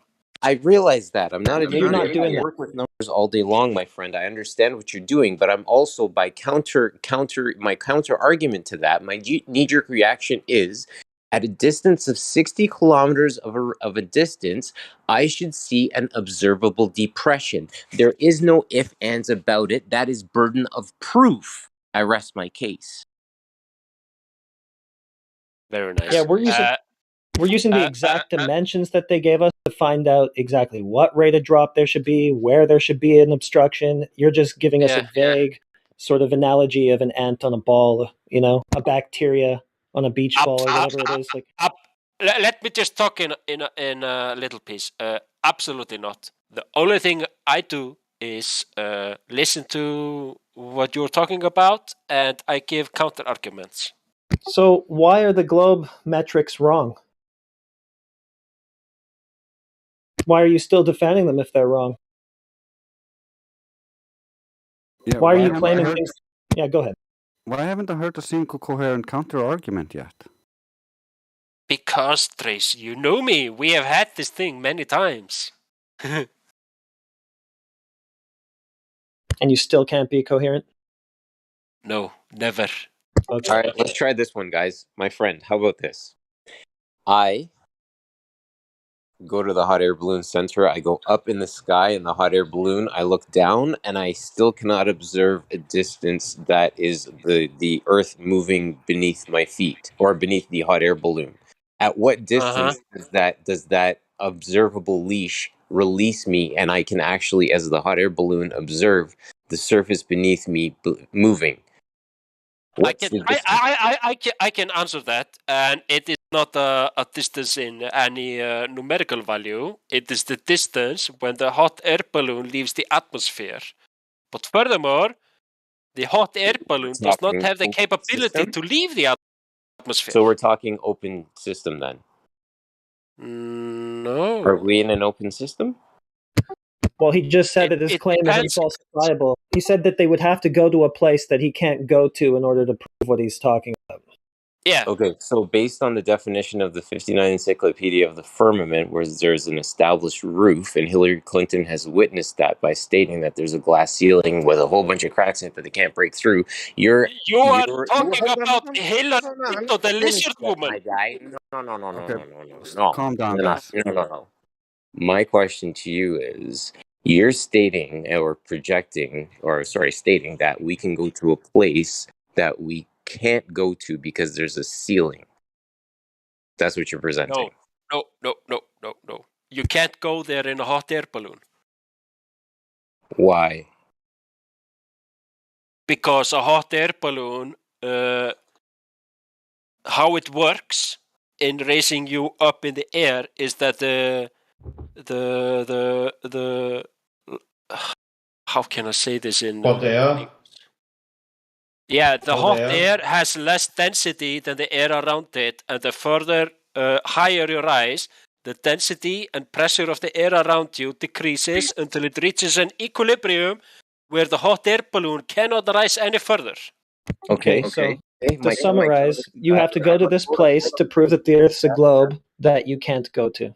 My counterpoint to No. that is once you get to a place where that hot air balloon is no longer, I guess, effective because we're in the vacuum of space, what force would that hot air balloon to have to push off of if we're in the vacuum of space?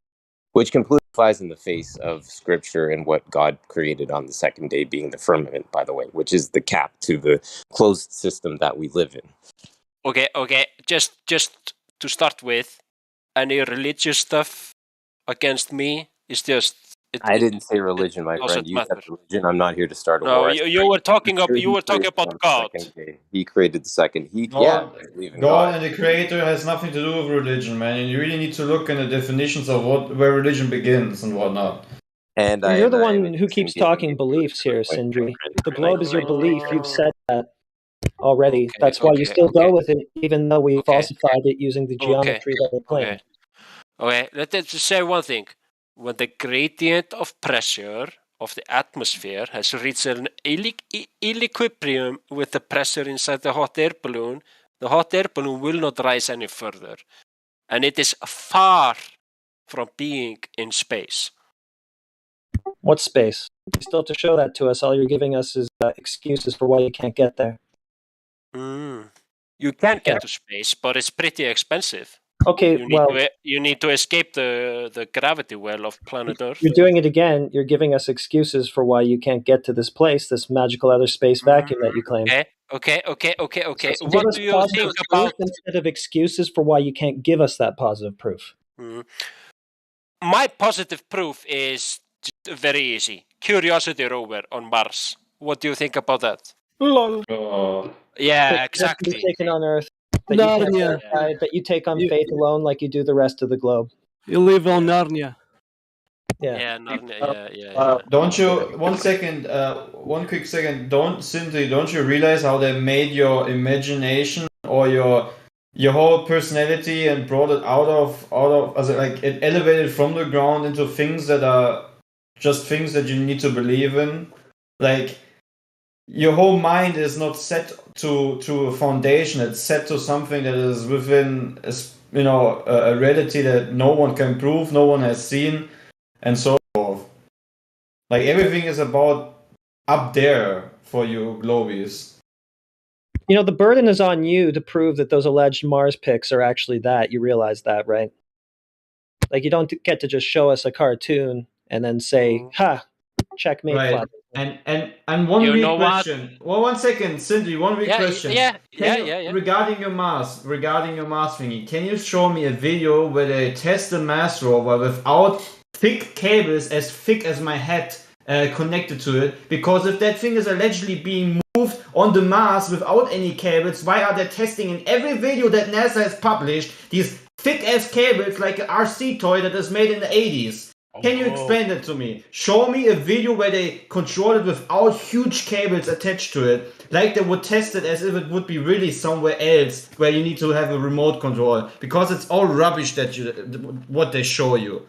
Show me one video that is without a cable. No. I will not show that video, but I will tell you. Because it doesn't exist, brother. Because it doesn't exist. It's just a toy. No. It's trash.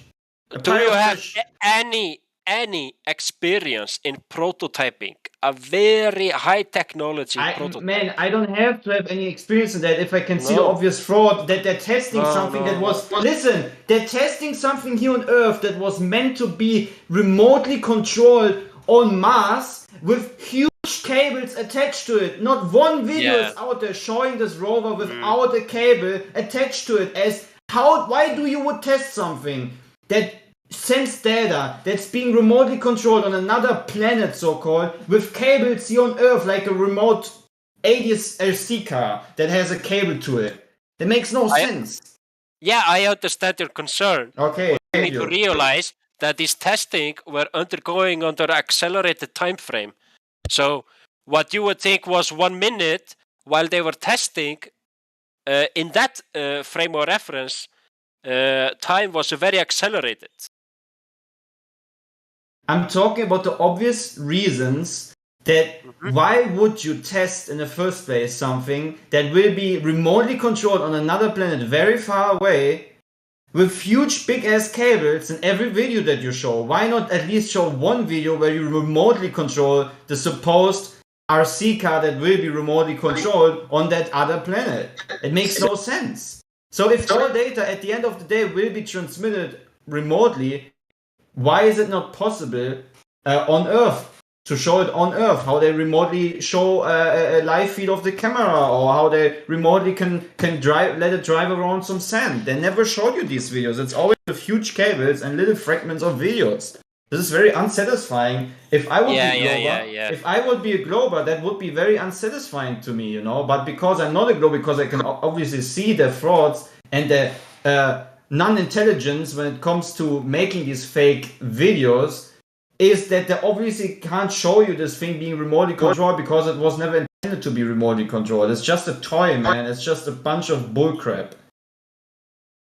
Yeah, Sindri, just start by showing us the adjacent outer space vacuum that you say that this rock that you call Mars exists in, that they took pictures from. Just start with validating that so we can know that that medium is even there, so that any of this story could even be possible. No. The thing is, we are now well into stuff that the only way for me to validate it is from a source that you guys appealing to authority and just engaging in blind belief. That's religion. Yeah, you have blind faith in what your priests have told you. Okay. No. I believe that when Noah was putting his ark on foot, he had satellites along with the dinosaurs on the ark with him. That's wild. He believes in Noah, so you believe in God then. Where's the disconnect? Oh yeah, absolutely. Yeah. Okay, so you and you know on the seventh day, God created satellites, and on the eighth day, He created robot rovers. He's spiraling. Let him spiral in his. Stop! Let me talk. Let me say one thing. Go spiral some more, man. You just make yourself look foolish. No. I've been part of this Discord server a long time, and always taking the point of the global earther.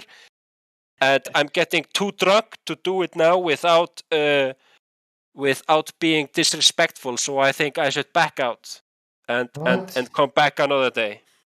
You don't think it is disrespectful? I mean, I don't really care, but don't you think it's disrespectful to insert weird, arguments into something that no one has talked about in the first place? No one talked about Noah's Ark or anything like that, Hold on, Clay. That's what I'm saying. I am becoming disrespectful. I am too drunk for this. I have to back out. You're more than welcome to leave. Clay, be quiet for a second. Sindri, you're more than welcome to leave. I don't think you've been disrespectful at all. It's been a pleasure talking to you. I hope that you come back some other time.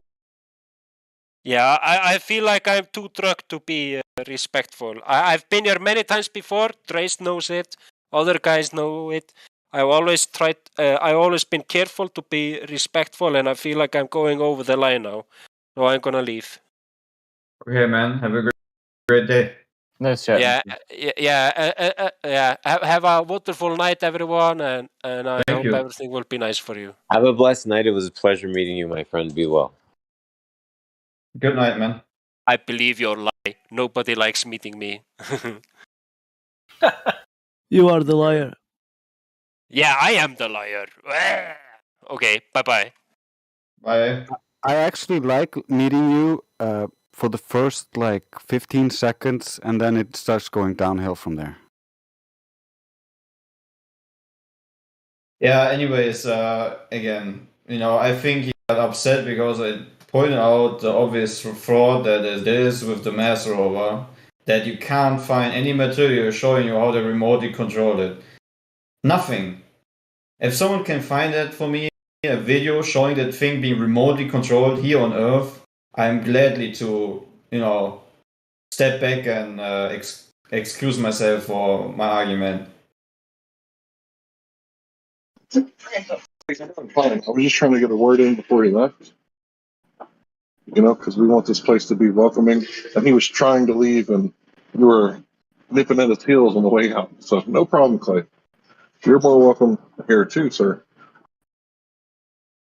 I mean, he started with the mask thing, right? So I just thought maybe to give him something that he can look into. And I think it upset him a bit because he knows, that there aren't these. Like every video we will see from this rover is with huge cables, like not tiny cables, but very big cables.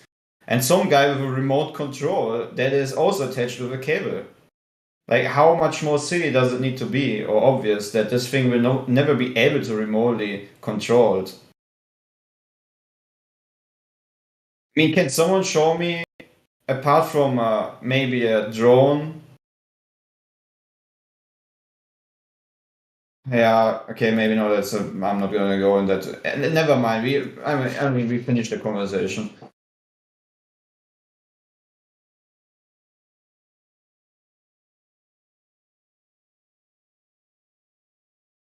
Kiwi, I have a question about something you mentioned earlier. You there? I got a question. I'm here. What's up? Yeah, so Kiwi, you said that Hillary Clinton mentioned the glass ceiling.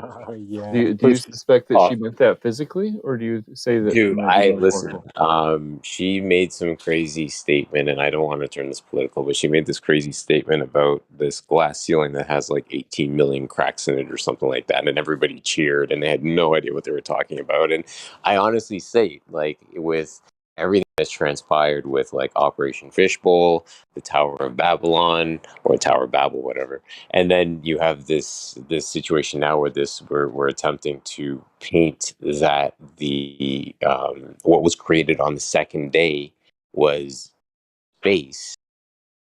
That's a problem, because then you get into a situation where the glass ceiling is being edified by somebody in a public space, and then you have this open attack that's taken place on that ceiling that's in place, right? And that's where I firmly will stand in my ground and say that I believe that this obviously entire thing is pitting God against, or not God, but we'll just say good against evil, plain and simply put. Okay, so in short, you think that she was referencing a physical reality when she talked about the glass ceiling? 100%. Me too, Matthew. Me too. It's very obvious. There was a video after she said it. There was I don't know what show it is. I mean, there are so many shows on American TV where you had a dome above the audience, and the camera pointed up, and it literally they showed the dome shatter and dropping down, and behind the dome were stars. I can actually, I can show you that. I can send you that video. No, I'm going to tell you why these people believe this. Just real quick, if you're interested, you want to know? Yeah, go ahead. Okay, so in sorcery or dark magic, there's this thing called revelation of the method, right? And let me explain to you how it works. If I just take your car without telling you, and I go mudding and I break your axle, I did a bad thing, right? I caused you financial harm, injury, or loss, right? But if I go to you and I grab the keys and I wave them in front of your face and I say, hey, I'm taking your truck mudding, right? And because you're so preoccupied with doing your math equations or whatever you do, you don't respond. Well, silence is acquiescence, right? You gave your consent with your silence. Kind of like when they say, oh, there was an incident, so we're going to pass these laws, and everybody goes, crickets, right? So this is to negate the negative karma onto you, right? Because you're the one that didn't say, hey, wait a minute, that's my car, and I don't give you permission to go nowhere. So these people in here, they understand how the revelation of the method works, and we understand that they put plain truth in our face all the time on TV, right? They'll outright lie to you, in Washington, D.C., right, to hide the truth from you. But when it comes to art, like movies, books, sort of thing, they'll outright lie to you in a book to tell you the truth. Like sometimes people will write a biography and they'll change the names, and they'll just write it as a story, but it's really their life story, and they don't want to get sued, so they don't put the actual names of the actual people that did this to them. Are you familiar with that, Matthew? Sort of tangentially familiar. Yeah, I probably haven't learned as much about it as you have. So Matthew, well, if you that's want what they. to. Oh, Go sorry. ahead. No, I just want to say, Matthew, if you want to, I can send you the video. Yeah, that'd be interesting. Okay. Give me just a second. I'm driving right now. In a Oh yeah, take your time. Here's the crazy concept. If a bully tells you he's taking your lunch and takes your lunch versus he takes your lunch, did the bully take your lunch with or without your will? I think I'd still say without, but you're saying that because I was silent, my silence is implied consent, Boom. basically. There's the moment. That's the Interesting. Okay. space. That No, is the onboarding we're looking for, my friend. I The hear what you're saying. silent consignment of non-opposition. So Hillary Clinton was trying to sneak by this fact that there was a glass ceiling or a dome. Dude, if they state it in public and they do it, is the bully telling you? If it is the bully telling you, I'm taking your lunch, and he goes and he takes your lunch, right? Our job right now is we're walking up to the bully in the playground, we're punching the bully in the mouth, and we're like, now what? Okay. Yeah, but not only are they not. Yeah, they're defending the bully taking their lunch away from them. They're not just letting it happen. They come in here and they defend it. It's not only with Hillary Clinton doing that stuff. You can see it in The Simpsons, where Homer has this dream of breaking the highest and strongest glass ceiling, and the whole ocean comes down. Wait, let me see if I can find this. Homer dreaming, and we know that the guy who makes The Simpsons, Gregory or Greg or whatever, Gork, whatever, is a 33-degree Mason. Matt Groening, Matt 30. Groening. Matt Groening. Yeah. Thank you. No Exactly. problem.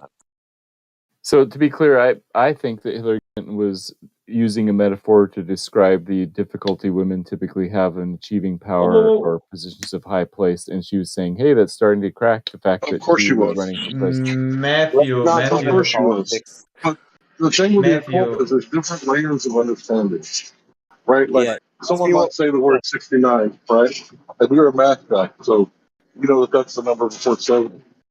Right? But a teenager might hear that number and they might go, "Ooh, I know what that means." Right? That's level number 2. But level 3, of how this stuff works, it's simple. 69 is much older and has a much deeper. Like Matthew, it's really important that I realize respectfully you asked me a question and did my best to answer it as diplomatically as I could without causing anything. But with respects to keeping it on topic, we cannot engage in the somebody's personal motivation as to when it comes to political agendas. Respectfully. Yeah, fair enough. Okay. And I got my answer. I mean, I was just wondering if you literally thought she was talking about something physical, and your answer is yes, and so that's my answer. So thank you. And again, you can refer to it. Not no self-promotion. Matthew. I got a question that's on topic. It's been on the table for a while that I've heard no answer for as yet. So, how can an 8,000 mile diameter ball some days look like a 3.6 million mile diameter ball? And if it can do that, how did you measure it to be an 8,000 mile diameter one to begin with? It can do that based on differences in atmospheric conditions where the light bends. Can you show us that, starting with a measurement for R based on direct drop over distance of the surface of Earth at approximately 8 inches per mile squared? Let me rephrase. I believe that is possible, yes. I don't know if I can show it to you in a way that you would believe. And then question, your second question was how is it measured? Okay. Second question is how is it measured?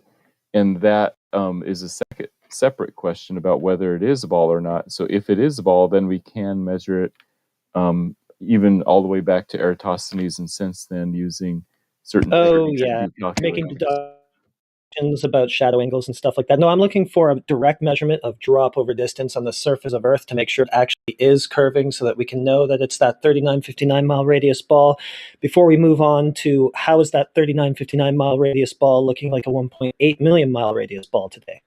Yeah, direct measurements are impractical, just like direct measurements of the height of Mount Everest. Instead, we use calculations based on assumptions. Yeah.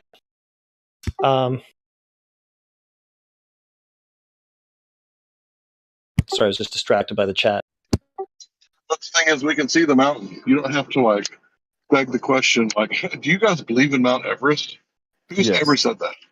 We believe in Mount Everest, and therefore we think that we can. No, you calculate know that. Mount Everest exists, Right. right? So you believe in the curvature because you have not seen. It's just like Christ. Blessed are those who have not seen, right? But still believe. But that's dealing with the Messiah. When it Right. comes to the ball earth, I would say, cursed are those who believe in something they have not seen, especially when they're hiding land and resources. And NASA is nothing more than the PR arm of the U.S. military, industrial, and intelligence industrial complex.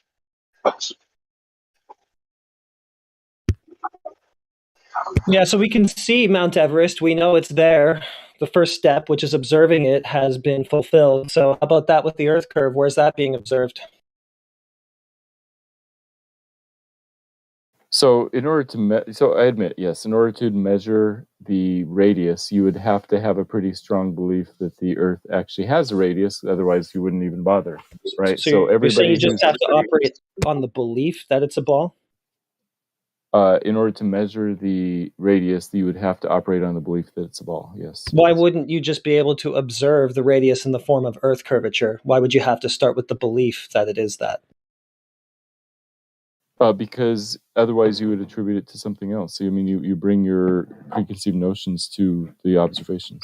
Well, I mean, if there's a direct measurement of, 8 inches per mile squared drop in all directions, everywhere you look for it all over the Earth, then it would be a pretty fair conclusion to draw from that we're on some kind of a ball, approximately in the ballpark of a 3959 mile radius. But since we don't have that, and it sounds like Globers are just telling us that all we can do is just start with the belief that it's a ball, it sounds like it's more of a religion. Right, you have to have the belief of a ball before you're going to do a measurement. I don't think so. I think you could start with the observation of the ball in some form, like in the form of curvature, if there was one. Okay, so you can do the sticks and shadows things, and you can do the direct measurement of a shadow, Yeah, and then we've been through now that. you deciding what to do with that, you'd have to apply some. Okay, but if there's no drop over distance of the surface of Earth that can be observed, then you're just playing games. You're not actually measuring anything to do with a spherical radius. What I'm saying is, what do you do with that shadow measurement after you make the direct measurement? You're saying you can choose to just reify your belief system after you've taken some. No, I'm agreeing with you that once you have that measurement, you have to decide what to do with that, and that what you do with that measurement will depend on whether you think the Earth is flat or if it's not. Well, I think that we could just check it out by determining whether or not the Earth drops off. Direct measurement of drop over distance. Yeah, that's a separate question. There's two questions. One is the Earth round or not, spherical or not? Second is, can you measure the radius? Those are two separate questions. Right. So shouldn't we answer the question, is it a ball or not, before we go to measuring the radius of that ball that we don't know whether or not it is? Yes, you're right. I don't know why God Rockin' is beaking off at me in the chat. I was kind of agreeing with him. And now he's like tearing into me. I don't get this. Yeah, I can't multitask super well, so I haven't been. Yeah, it's just to go back and read. Yeah, why don't you settle it out with God Rockin'? Because it's probably I think he must have misunderstood something I said because I don't know. He thinks I don't know. She's complaining because I'm typing to Matthew, and he seems to think I'm interrupting his conversation. Matthew seems to be doing just fucking fine talking to him. I never said anything like that. Bitch. I never said you were interrupting anything that I was doing. I don't know what you're talking about. You insinuated it. You said, I'm busy talking Matthew, what are you doing? No, No, I didn't. No, I didn't. Yeah, you did. No, I didn't. I was just trying to get him back on track to the refraction thing. When did That's he get all. off Just trying track? to steer him back. No, I didn't say that you were When did I distracting get from him what I was off trying to do track? at all. It was the opposite. It was the opposite. I was agreeing with you and saying, yeah, let's get him back to that. It was totally the opposite of what you think is going on. No, I was like, yeah, let's get him right back there. I'm with you. That's what I was trying to say. Okay, well then I apologize, but you know, just No, I was wasn't trying to say that. texting and you were talking to him verbally. I didn't see a problem with any of it. No, I just wanted to bring him back to what you were saying. I thought, good idea. Let's go there. I got a question on the table about that. Let's hear from him. That's the problem with the whole thing with refraction. They cannot show anything where it shows air bending in light. I have looked for 2 solid days now. I have searched every possible observation. I have searched every fucking thing on the internet for 2 solid days. And not one time does it say light bends through air. It says it refracts through air. And what it says about refraction is that it's a deflection. It deflects it in all directions. So it doesn't bend it. It deflects it in one direction or many directions, and it's usually an angle sideways is what it says. So I want to see where this fucking light bends. That's what I want to know. It reflects off something. Show me, Matthew.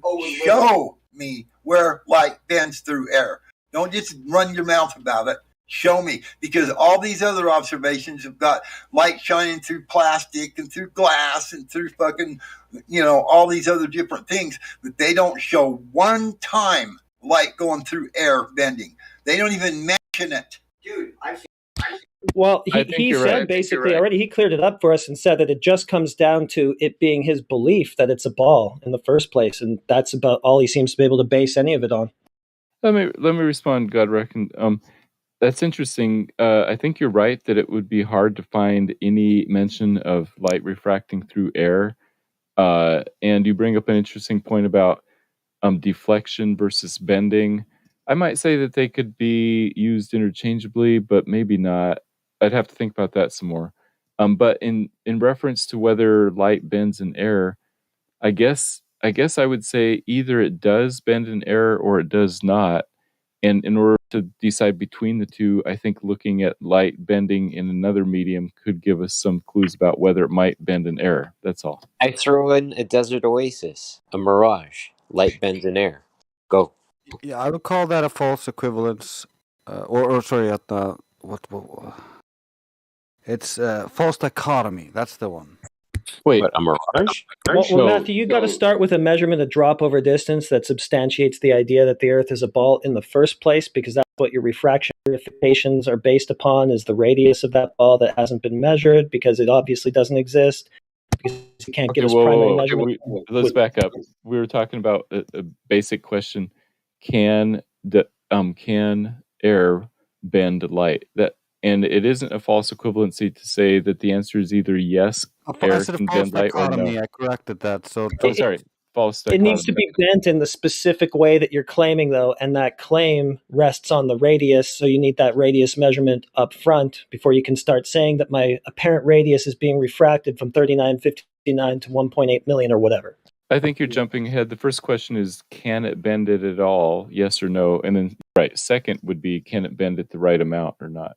So I'm back to the first question. Matthew, when did we deny that refraction existed at all? Well, maybe you haven't. You can't just go refraction, therefore my globe is always true. Exactly. You throw some words out of your mouth like it's true. Show us, Matthew. There's got to be an observation. There's got to be an experiment that proves this shit. Okay, so let me back up to the first question just to make sure that we're on the same page. I had said, okay, the first question is yes or no. Can air bend light sometimes? Yes or no? And I thought that I was saying yes, it can. You guys were saying no, it can't. But maybe everybody's saying yes. You're equating air bending, or that being air bending light. You're equating that with this specific refraction claim that Globe is making. I'm dividing up into two questions. One is yes or no, can it bend? Then you're right. The second question after that is okay. Then we can talk about whether whether it's the right amount or not. But first, we should see if it's even possible. Is it possible? Yes or no? Let me clarify the question, right? Are you Right. talking about like Superman bending steel, right? Or are you talking about does the does the atmosphere interfere with the light's perfectly straight trajectory? Right. The second thing. I think that's a great way to put it. Can the air interfere with light going in a perfectly straight line? Yes or no? It's called deflection, and it does. It deflects it, but it doesn't bend it. And you're trying to apply refraction, which is a known phenomenon that nobody here disputes. You're trying to apply it to something that hasn't been shown to exist, which is the globe. You've got to show the globe first before you can say it's being refracted. And here's why it's a false dichotomy, Matthew. It's because we don't claim that refraction doesn't exist. And in your example, it's either all light is getting refracted or none of it's getting refracted. No, I And didn't that's say all not nothing. how I said refraction can. works. But refraction can't do anything to things that don't exist. So if you're saying it's doing something to your globe or your globe radius, you got to measure that, demonstrate that in reality first before refraction can do anything to it. Okay, so Central, you keep jumping ahead to that question. Let me just ask you specifically, what's your answer to the question, as Larry put it? Is it possible for for air to cause light to not go in a perfectly straight line sometimes? Is it ever possible? Yes or no? Yeah. Okay. Yeah. Okay, so as long as we say yes to that, then now your question is relevant. Okay, can it bend it enough and that type of stuff? And that's a separate question. No, we're not talking about in different direction and then all of a sudden bending. It's called deflection. It goes from one straight line to another, Matthew. Okay, I'd be happy to call it deflection. It doesn't refract and then all of a sudden become bending. I'd Where be do happy to you use get the that word. from? Yeah. It sounds like, once again, you want to apply refraction, which is a real thing, to the globe, which has not been shown to be a real thing. You I'd can be apply happy to use the word refraction to deflection. Narnia. You can't apply it to Peter Pan, Neverland. You can't apply it to fairy tales. It's got to be stuff that exists. Yeah, we all know light can be changed directions with air and many different things. But bending it, that's a whole different story, Matthew. You need to show it. Yeah, Matthew, this is why I wanted you to at least draw up a diagram of how you think these light rays are getting bent at these boundaries that you think are there, so you could at least have some kind of coherent presentation to go with your belief. I don't know. So yeah, that's a fair question. I guess I'm saying I don't know. I'm happy to say that if it can bend, if it can, let me say deflect. If air can deflect light at all, then it wouldn't have to deflect it much in order to kind of like make horizon observations kind of like moot either way, one way or the other. Yes, it would. It would have to direct it much in the same direction, right? Consecutively. One way. Yeah, you're saying it wouldn't take much to make your 3959 mile radius ball look like a 1.8 million mile radius one on some days. If that's the case, then I just don't see how you could have measured it to be a 3959 mile radius one to begin with. Yeah, you're right. By not much, I mean that it has to deflect 1/100th of a degree over a whole mile. Degree of what? Angular. I mean degrees of angle. The deflection degree. Yeah, it's incoherent. What's the measurement at 100 miles? Well, you could string 100 1-mile segments together. They could keep deflecting around. Yeah, and it's squared after 1 mile, right? It's exponential. No, if you were talking about just 1 mile segments, and we start over at the 1 mile. I'm not talking about segments. I'm talking about making like a 25-mile shot, so it'd be 25 miles in a row. Okay, let's imagine this, Matthew. You have segments every mile of different optical densities, and there are boundaries there in between. You're looking straight through these segments. There's no refraction. I think there is sometimes. No, not according to the law of refraction. When you look along the normal, you don't have the angle required for refraction, so there's zero refraction.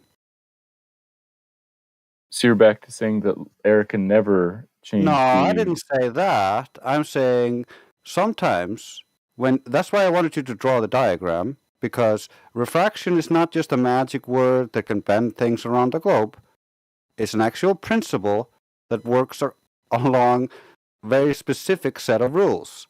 So if you are not following those rules and just imagining up some fantasy scenario that has no relation to reality, how does that have any relation to what we're trying to talk about, or the reality and how it measures? Yeah, I see. Well, yeah, to tell the truth, I don't have a diagram to show you about how it could work. Why would we accept the diagram? We need actual visual proof. Oh, no, I want the diagram just to show him what conditions he is invoking when he says that. Okay, well, I can relate to that, but you're not talking about reality. Yeah, I that's thought we were my talking thing about how right now things is could that work. hold on. Whether Right now we're attempting to understand a situation that doesn't exist. It's kind of like trying to meet, and Matthew, I'm not throwing shade. I'm just painting a really crude picture. It's kind of like trying to meet somebody at their place of ignorance and bring them back to reality.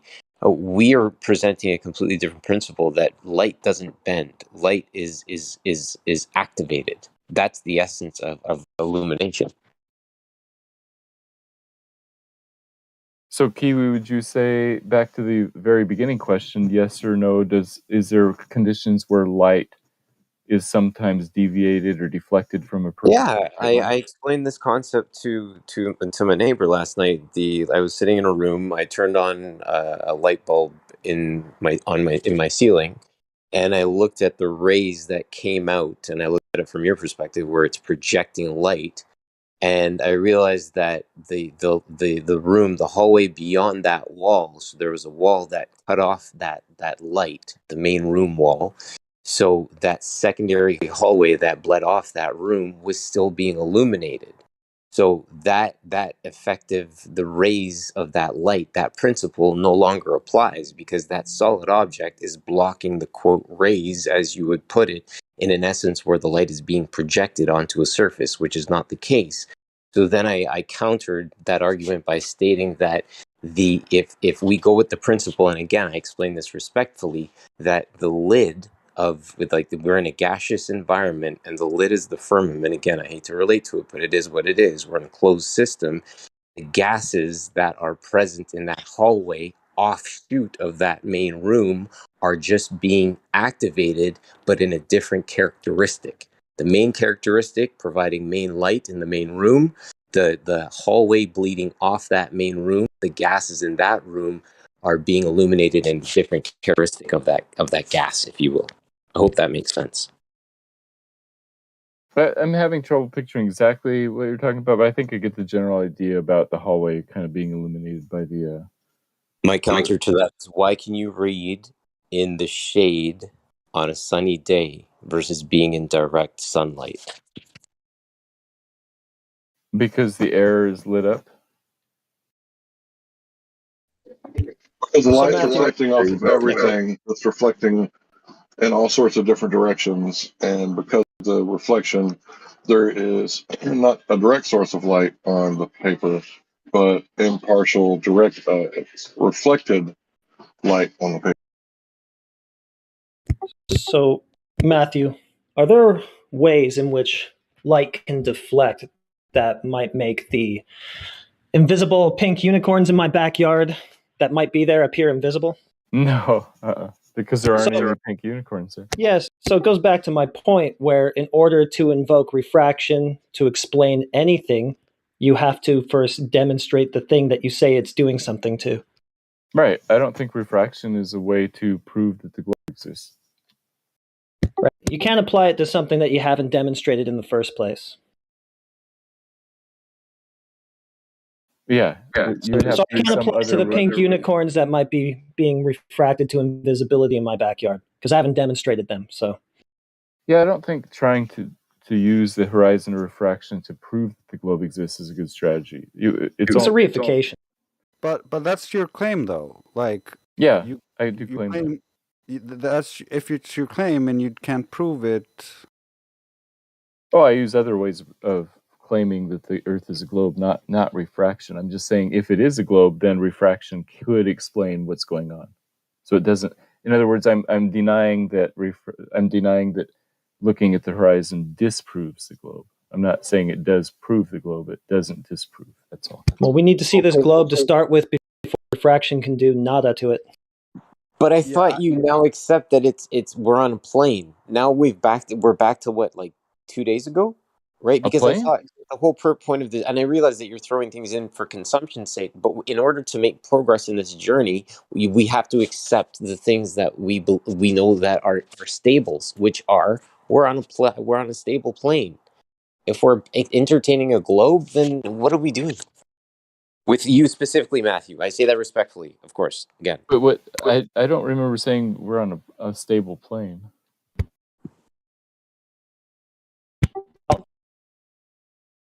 If you could at least show us the globe to start with, then I would go, okay, yeah, light refraction can probably affect the image of that thing, which exists, but I haven't seen it. Well, I mean, I'd show you pictures, but you would say they're fake. Yep. And I'd give you eyewitness testimony, but you'd say they're lying. Yeah, eyewitness testimony is the lowest form of evidence in court.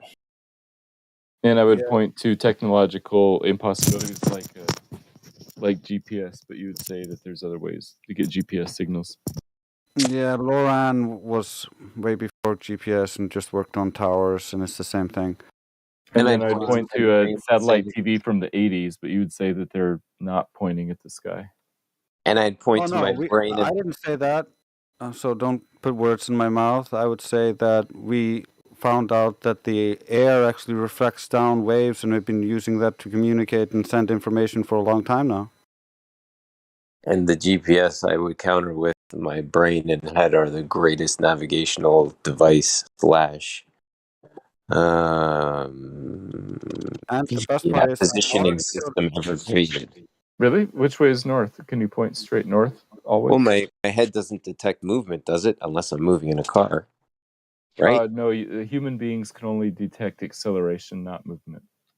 Oh, because we're too small to detect the fact that we're actually moving. Is that what No, you're saying? we detect forces, and forces are from acceleration. Movement doesn't cause force. So we assume the constant that we're moving. No, we can't tell the difference between constant motion and being completely still. So wouldn't the default axiom be that we're still? Yes. Thanks. Touche. Default is that we're still unless there's evidence that we're not. Matthew, that all works for us perfectly fine. In your religion, the globe is rotating and going in a circle and shooting in a spiral all at once, and those motions are all going into each other. That would lead to acceleration changes, which would be detectable on Earth. Not Why detectable by human detect beings. any of these? So you're right that all of those motions would require that there's a constant acceleration, and I don't dispute that there's a constant acceleration. It's not constant acceleration. It's varying acceleration because as the Earth supposedly rotates in one direction, it's actually moving in its orbit in another direction. So as it rotates, you're slowly moving from an area of moving with the orbit or into an area that's moving away from the orbit. So you're speeding up and slowing down over the course of the day. Right. Yeah, that's not measured anywhere. It's measured, but human beings can't. Oh, it's not measured anywhere. Where do you measure that? I think they can measure that, but I don't think human beings can feel it. Where did they measure that? I got a better question, Matthew. Who built the machines or who built the machines or the optics? The Who people built those optics? people who built the machines are all globers with the assumption. Matthew, They are human beings, though, aren't they? Matthew, you're confused. The Foucault's pendulum does not address what I'm talking about. So it does not measure this. It does not measure this acceleration.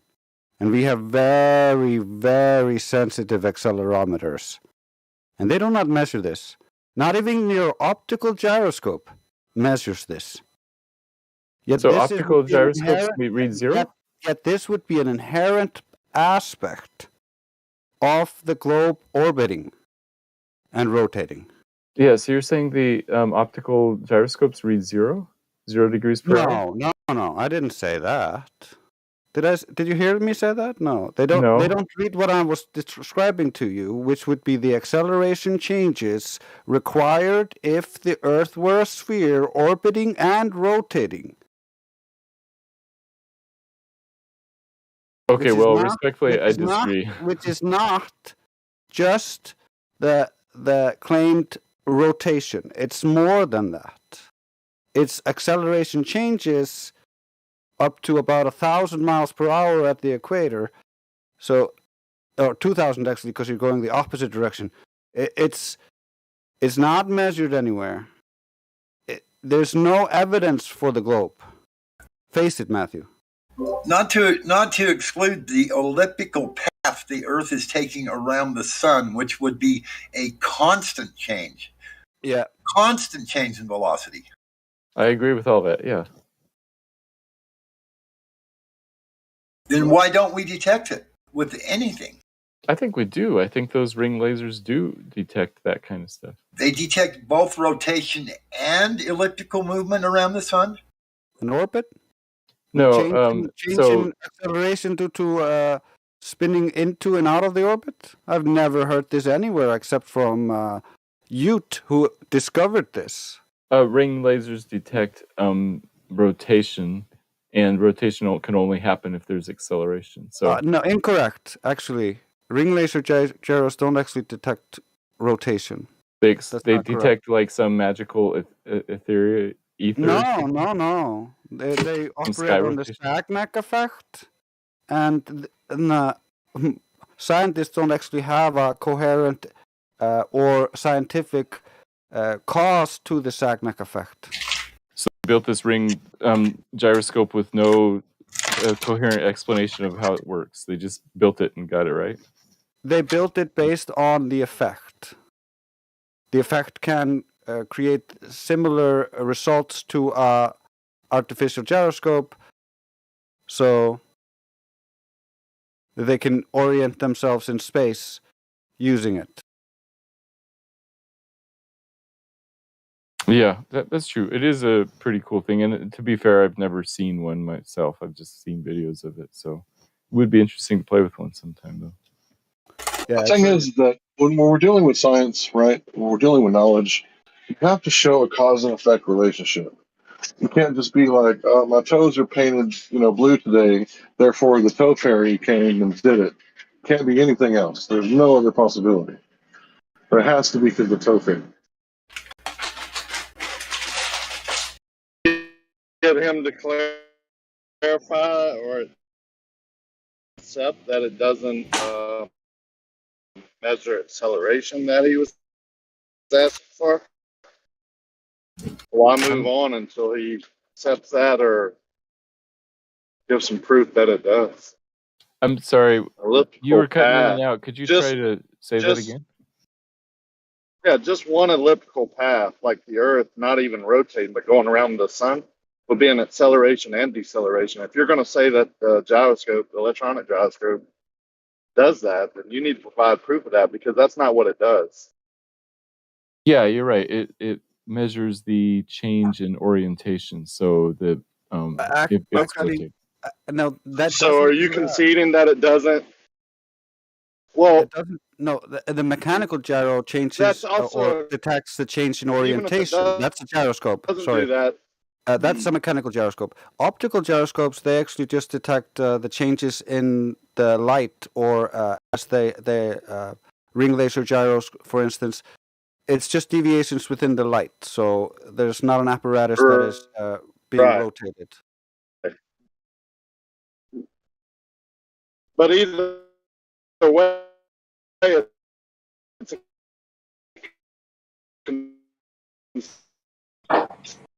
The key of life, you gotta fix your shit. It's roboting hard. And that's what I'm trying to get him to do. You either concede that it doesn't do that. I think I understood enough of what he was asking. I concede that the ring laser does not directly measure acceleration. Yeah, this is getting tough for you. I got two quick questions, Matthew, if I may, please. Go for it. So the first one you said, not detectable by humans, right? Right. I want to do this again just to make sure that your brains are splattered all over the wall for the audience to see. So humans can't detect acceleration that is happening, right? Right. Okay. Well, who builds the things that can detect that? What kind of animal does that? Does a bird do that? Does a tiger build the equipment necessary to quote unquote detect Earth's motion? Humans build oh those no, things. right? No, yeah, exactly. Human beings. So we're unable to detect the thing, but we'll know when we get it if we just build enough toys. Is that it? Is that how science works? Holy shit. Maybe I should clarify. When I said humans can't detect acceleration, I meant that we physically, with our own bodies, don't detect it, just like we don't detect radio waves. Listen, bud. Not only are you getting worse at arguing, I do appreciate you let me talk over you, though. That is nice. And it's also because it's righteous what I'm saying, as opposed to what you're saying, which are lies. You have to be able to detect the thing before you know you got the fucking thing. And if humans can't detect it without any instruments, how do we know an instrument's going to get it? To be clear, when I said humans can't detect acceleration, I meant human beings with our bodies cannot physically feel it with our own bodies. I didn't mean right. So how would we know if an instrument gets it right? How do we know if something else gets it right if we can't even fucking detect it ourselves? the same How way. do we know, bro? The same way we can build instruments to detect radio waves, even though we can never verify it visually. Yeah, so we have this instrument called the optical gyroscope, and I think we it could detect operates radio on- waves visually too, but pretty sure we can do that. Not So this TV signals, like TV signals, maybe to be specific. So how do we know where they're going? Just best guess. We build instruments, but we can't see it with our physical eyes. Your TV is proof of TV signals, though. That's the thing. You don't have anything in reality to show us for this Earth curvature or rotation that you buy into. Right. Wouldn't you think there'd be other things than just a gyroscope? A couple toys you put in your hand? If this motion is happening all the time in these wildly weird directions and speeds, do you think we wouldn't have to argue about it? Would we? I don't know. Call me crazy. So Matthew, can you show me the experiment where the Sagnac effect was proved to be caused by motion as the independent variable? Because I just posted here a paper from Russian scientists, which is on the atmospheric pressure effect on the fiber optic gyroscope output signal. So we have the independent variable here of the Sagnac effect being wiggled with atmospheric pressure effects or change in pressure, which is the same thing that Bob Nodell discovered using his optical gyroscope. So all of that contradicts the globe's claim that this is caused by Earth rotation. Sure, you could go get Bob's gyroscope and put it on a workbench and then rotate it 30 degrees and then verify that it says it went 30 degrees. See if it works. That'd be a good way to verify it. Experiment. That's not an experiment, and that doesn't verify it. Independence That's confirming variable. your bias.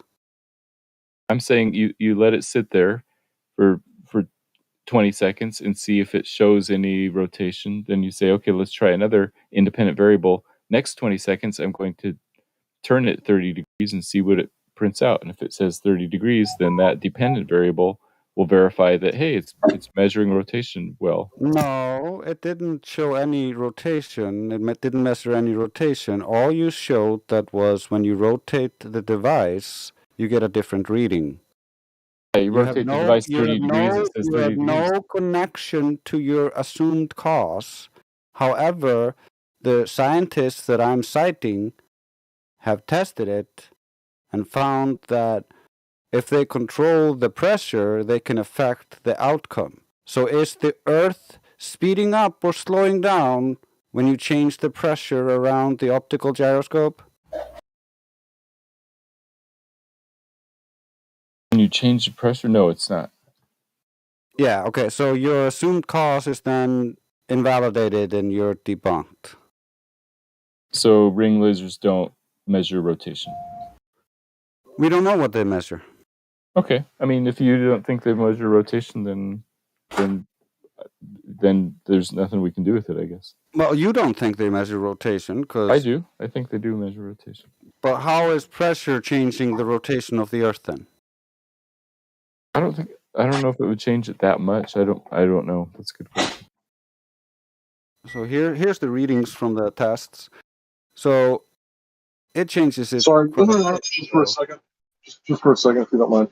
I got to point out that you believe Bob Nodell when he proves that the Earth isn't spinning, but you don't believe him when he then adds, a variable and says, "Hey, let's try it at a different altitude and change the pressure." You don't believe him then when he says, "Hey, it acted different when I did that." So is that like a double standard? You believe him when it fits your narrative, and then you don't when it doesn't?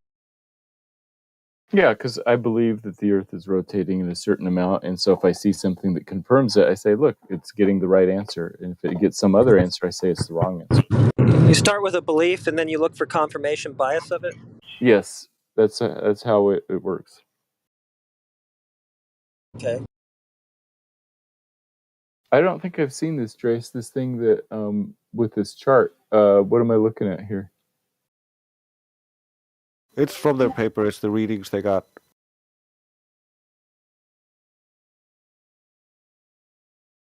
I don't see an axis on the to know what numbers this is, but I see what you're saying. Like it's a little bit different based on. Is each one a different altitude? No, they just changed the pressure around the gyroscope. Huh. Yeah, I don't know what's going on. I mean, they look fairly close. But it makes perfect sense when you think about Michelson-Morley and all of that jazz, because Einstein and them were like, "Oh, if you put it in a vacuum, it doesn't deviate. There's no ether wind." So that's basically what we're dealing with here. We're dealing with the Sagnac effect, which was discovered there. Well, so would you say that it can be used to measure rotation sometimes? Yeah, if you take that's what they tried to do with it, to try to prove rotation, but it didn't work. It didn't show any actual rotation like they expected. So they created the Lorentz contraction and a bunch of math, and that's where you get your output from your optical gyroscope. It's all it doesn't give you the direct output as the end results, if you know what I mean. Like the mechanical gyroscope just gives you the direct output of how the gyroscope is oriented in space, because it works on the gyroscopic effect or rigidity in space. So we would know if it started deviating because of the Earth curve or because the Earth were rotating.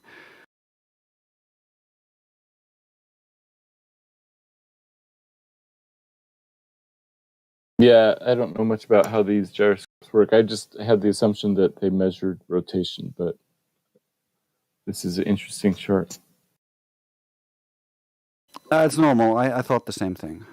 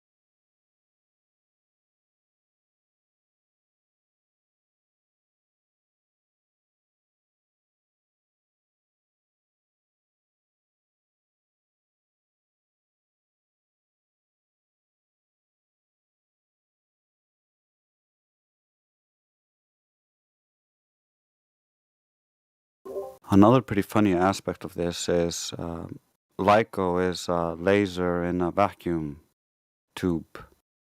So it's also working on this principle, although because it's evacuated, there's almost no air in there. There's always going to be a few particles. And when those lasers hit the laser, there could be tiny deviations, but it was so funny that when LIGO was just about to lose all its funding because they had found nothing, they just happened to find gravitational waves exploding from a black hole. Just in time. Just in time to save all of their shit. I'm just thinking, It's a little more. What if you have this giant vacuum tube, you're about to lose your funding, and you just open the valve just a little bit, let just a little bit of air in. Oh my God, the laser deviated. We found gravity. It'd be the simplest thing in the world. It's a very incredible story, and I mean that in the original sense of the word, because it was the first time we'd ever seen two black holes combine into one. So it just happened to be the thing that we needed to create gravitational waves. But the only weird thing is that how do you have waves if there's no medium? Isn't space supposed to be vacuum? So what waved?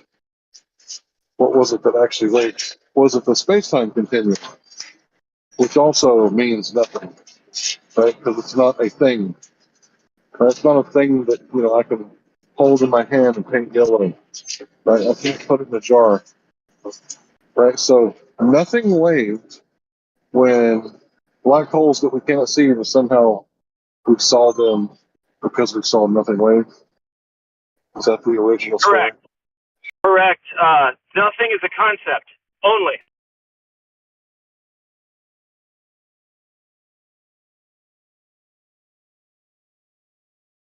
Can nothing be refracted?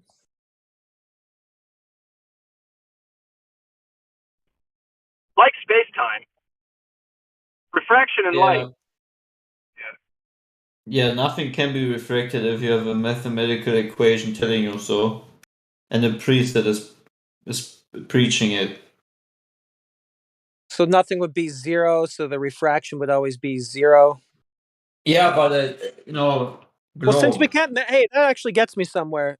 If they're in the refraction formula, if they just change 3959 to zero, then I think it all makes sense because we're not measuring any radius anywhere, so zero should be the radius. So yeah, we get zero for the radius, zero refraction out. I think that's about right. Yeah. How can you apply refraction or anything that exists in reality to something that doesn't exist in reality?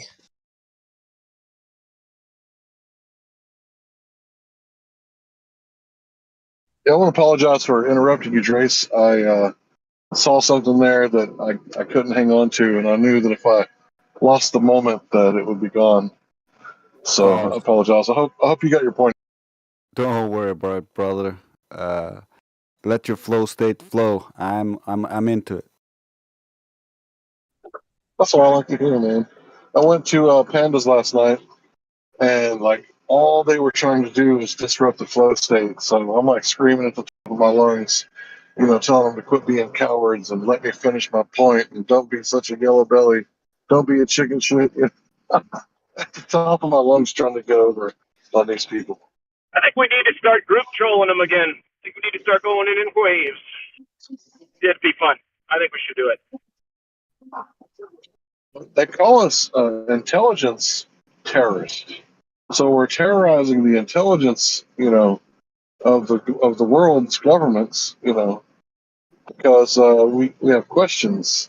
So they thought that they were just going to put this NASA, which is basically the propaganda arm of the military-industrial complex. They thought that that was going to solve all the problems, and they weren't going to have anybody asking questions. Hey man, it's not intelligent to ask questions. Most intelligent thing is just to Right. go with what the TV's saying. Right. Oh, so it's basically concern trolling for government intellectual scientists. Got it.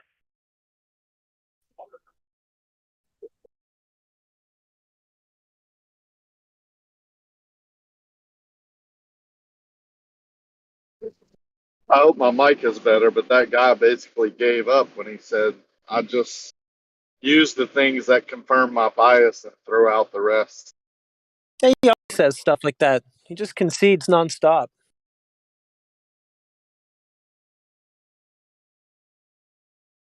That's as bad as it gets. You know, I actually really like the way Matthew does it because it's almost like he's training us to be better. Because when you present it nicely and concisely and well, he's like, yeah, I concede. Or he's like, yeah, it's just my belief. And it's almost like he's really a flat earther. He's Yeah. working both sides to help us. Yeah, I can kind of see that. And when he always reduces the globe in his mind to a belief, I think next time he does that, I'm going to ask him, so how can refraction affect a belief? They all do that. They just start telling us we don't understand. But that's their way of telling us, they can see.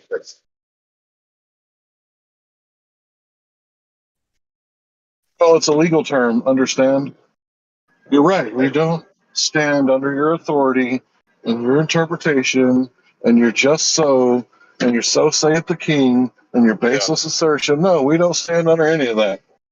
Damn right I don't understand you. You're talking nonsense. How can I understand that? He does always bring the globe argument back down to a belief pretty much every time when cornered. It is helpful. His presence here is helpful, I'd say.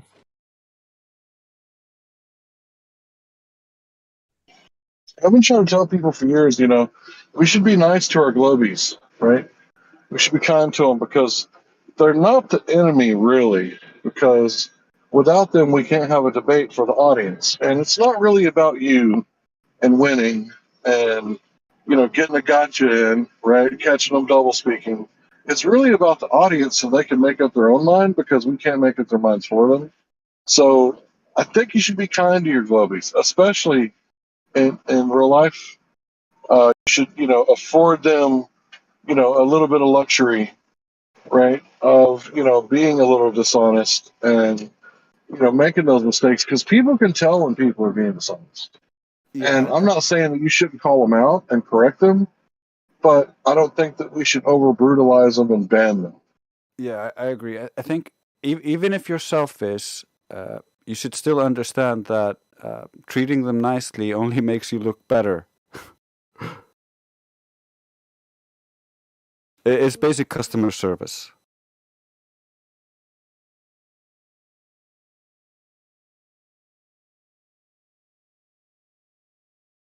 I take the Roadhouse way of it and treat them nice until it's time not to treat them nice. So you get both effects. But to each their own, I guess. Yeah, I tend to do that sometimes, but it can also backfire. When they come in guns blazing, I tend to fire back, but if they're just being nice and calm, then I don't see any reason to escalate it. Yeah, I agree. Let them hang themselves. Yeah, I think it's even better if you can, or if you can't, just let someone who can, just deal with it calmly, because then they look even more ridiculous because they're all hopping around going crazy and you're just calm. That's right. The audience will see who's unhinged.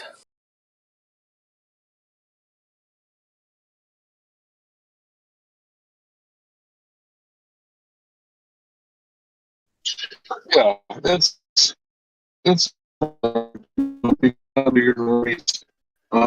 just think about yourself. About that before 2012, I'm sure that you were, just like them in many aspects. Maybe you weren't atheists, right? But you definitely had some beliefs that weren't really founded in reality, right? Oh yes.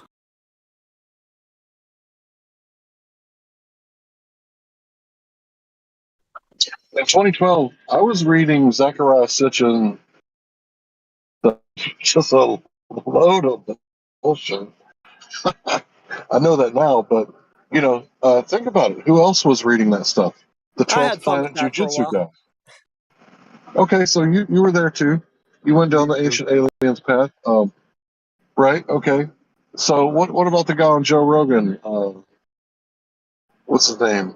Graham Hancock? No, he doesn't really do aliens. No, the flat Earth guy. Look into it. Look into it. Oh, Eddie Eddie Bravo. Bravo. Yeah, Eddie Bravo. Yeah. So he was into that stuff too. Look what he named his gym, 12th Planet Jiu-Jitsu.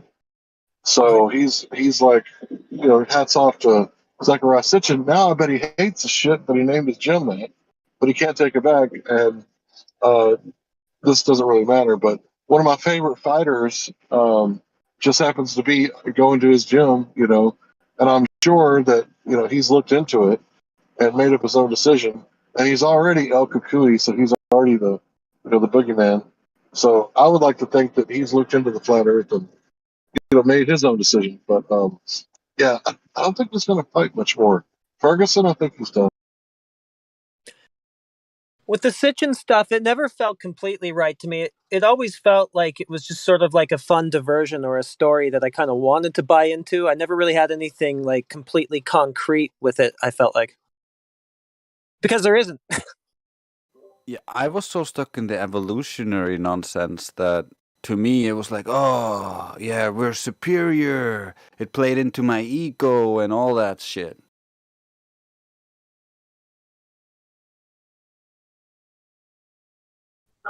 Yeah, the whole out of Africa theory. It's obviously just racism. Yeah, it's just racism disguised. So if we all came out of Africa, what about the Fertile Crescent? The Fertile Crescent is, where the holy books say that we came out of. So did we come out of Africa? Well, they're talking about, like the humans came out of Africa. But they're saying civilization came out of the Fertile Crescent. So which one's right? Somebody's going in and out. Classic. It's a The pea classic. drinker maneuver, that one right there. Man, Yeah, he does that. should I ban him?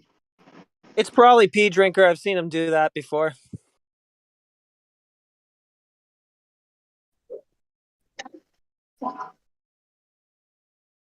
Yeah. I hope that I didn't make a mistake just now. If I did, just get in contact with the mod Ban and the wrong. verify that you're not pea drinker, and we'll let you back on here.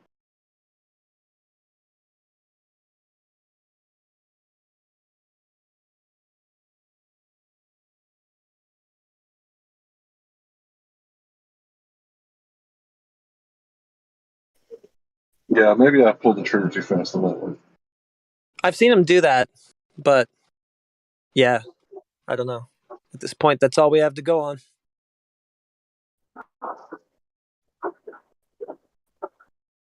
And there's old school TV.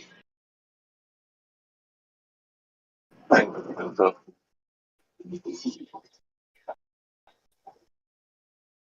used to pick those old school TVs up because, like, the gray to gray response time is like instant. The tube TVs, they had no delay whatsoever. So if you're playing like Call of Duty, like you don't need like really good graphics, but what you do need is a quick response time. So I used to play on those tube TVs back in the day.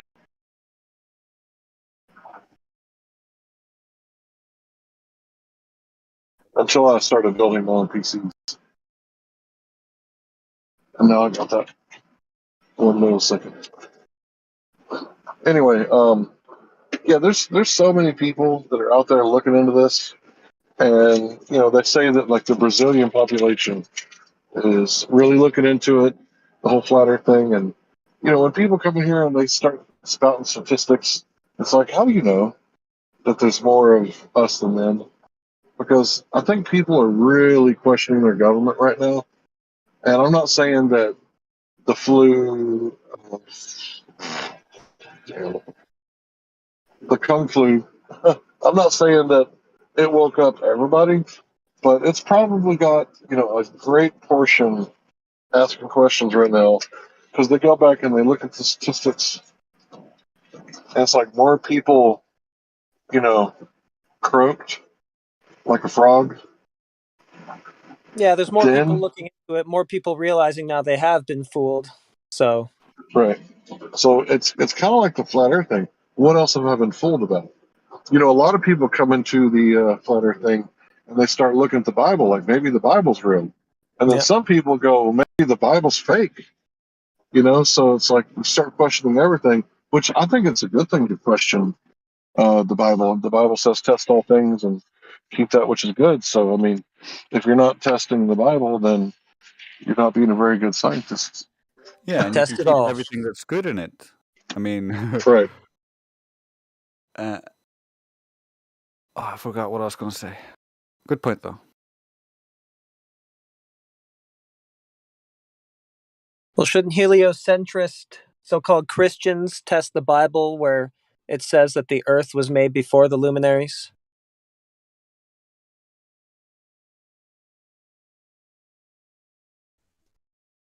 Yeah, everything's up for It's incoherent there. grabs at this point. Both of those can't be true. Both of those belief systems. Right. But like I was saying, everything's up for grabs now. Like it's 2022. Like you got to claim. Like I think a lot of people know that there was doctors making baseless assertions. Right? And we got to watch out because this guy's trying to say that if you're questioning me, you're questioning science. Hold the phone. Like, how are you the entire body of science? And if anyone questions, a little midget named Tony, then they're questioning all of science. Like everybody knows that's bullshit. Ooh, I remember now what I was going to say. It's an addition to your point. Just think about all of the people who believed in Biden.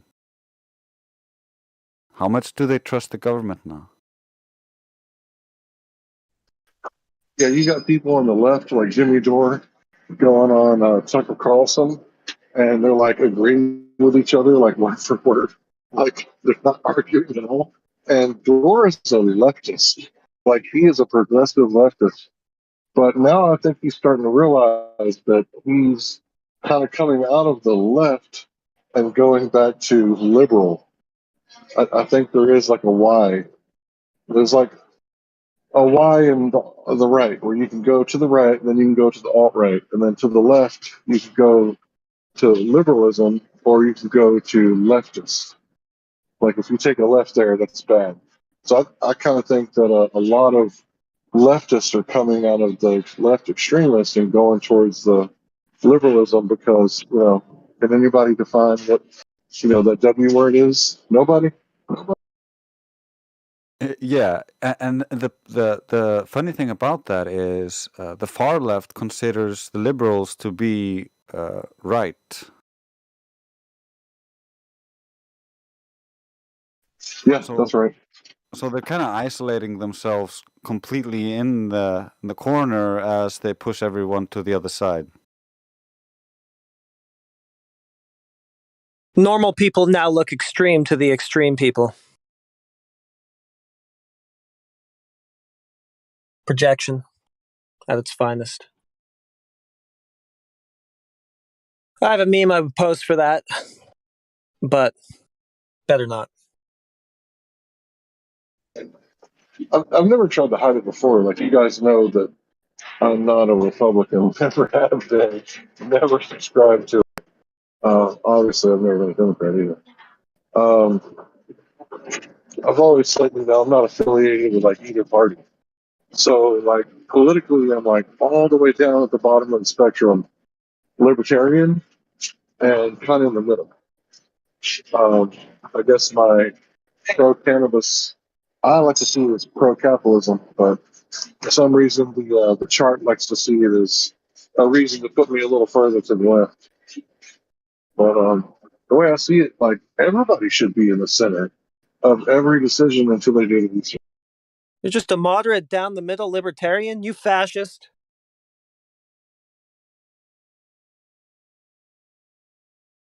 What'd you say? Oh, I jest. I just Oh, said you you're just. just a moderate, down the middle libertarian. That's fascism. Okay. Yeah, which Too is what far to the an right. SJW style leftist would say. Yeah. Yeah.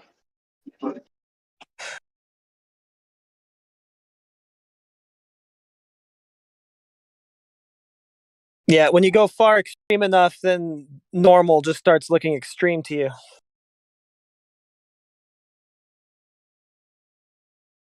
Yeah, I think that's true for every extreme. Like when you go deep enough, the normal is just not for them.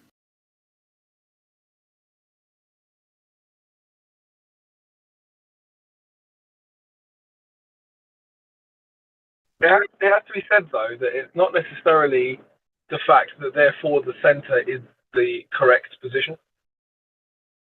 Oh, I agree. It's not, doesn't mean that. Just means there are unhealthy extremes in every direction. I would say that the current center is an unhealthy extreme, but that's me. Yeah, I think you can take anything to an extreme. You gotta have a balance. That does not mean everything has to be the same in the center.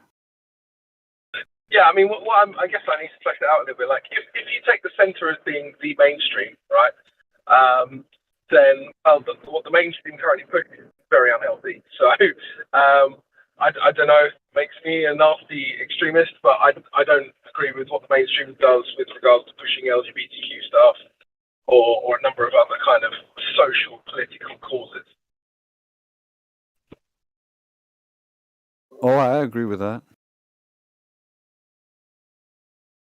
I guess we can be extremists together. But I guess the reason I'm saying that is because it ironically comes full circle, because, you know, what we were saying earlier is also true. Like, the normal people look extreme to extremists, but at the moment, I don't see many normal people. Like, all I see is different extremists fighting for that middle ground. In terms of, like, what's being pushed by big brands and big companies, you know. Yeah, I can see that.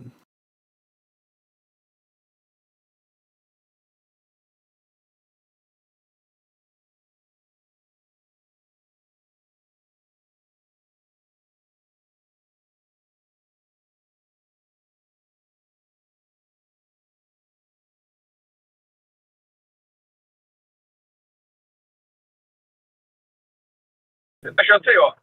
This is a good example of something. I was talking with a friend the other day. Now, I don't know if you guys have heard of. There's a music tech company called Line 6, and I used to absolutely love their stuff because they produce amps, guitars, and kind of plugins that model the sounds of other guitars and other amps. And so I went on their website the other day and I was thinking, oh yeah, I might buy something nice to produce some music with. And then I see that their logo has got the rainbow behind it, and it's got, you know, and they're putting all this like fucking far left nonsense. And I was like, well, I'm not going to buy from them anymore. It's the only way you can force these people to stop pushing. Like, what does a music tech company have to do with sexuality? Nothing. Like, why are they doing that?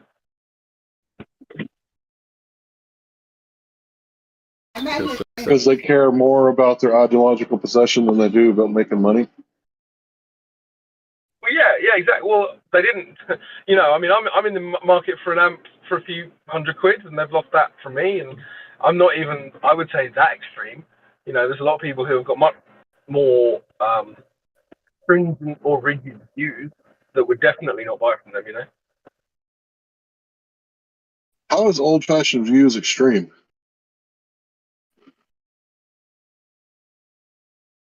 Oh, see, I don't even like the word extreme. I use the word stringent and rigid because I think it's a bit more descriptive, really.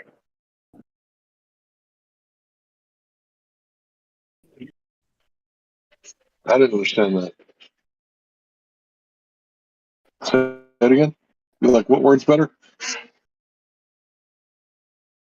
Oh, well, I mean, extreme doesn't really mean anything.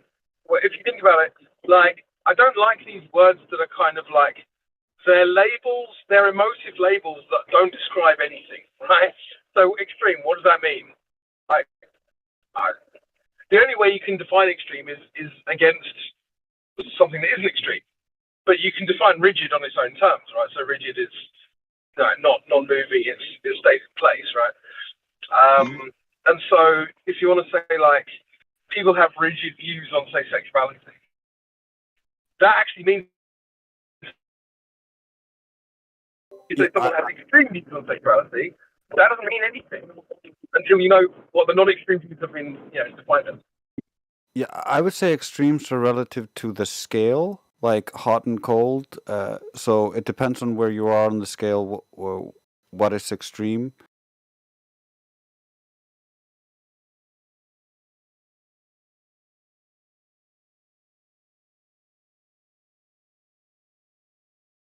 If that makes any sense. So yeah, I agree. Fringe and rigid are good words for it.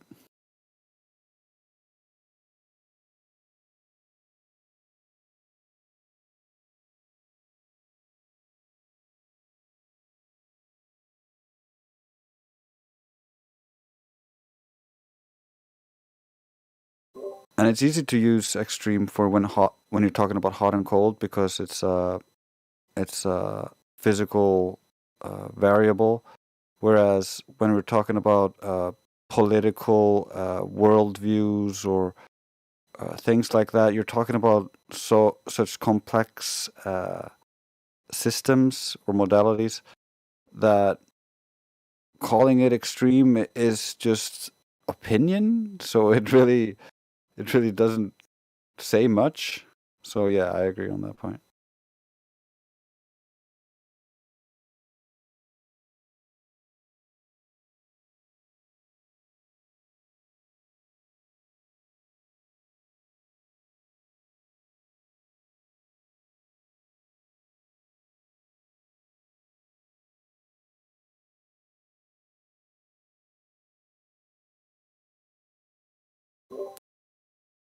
And since no one's saying anything, I'll elaborate.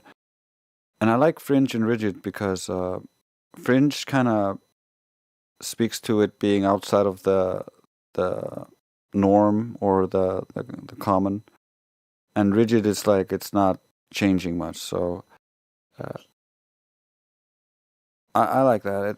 Like rigid is oftentimes associated with principled as well. So because principles in themselves require rigidity, otherwise they're not solid or consistent.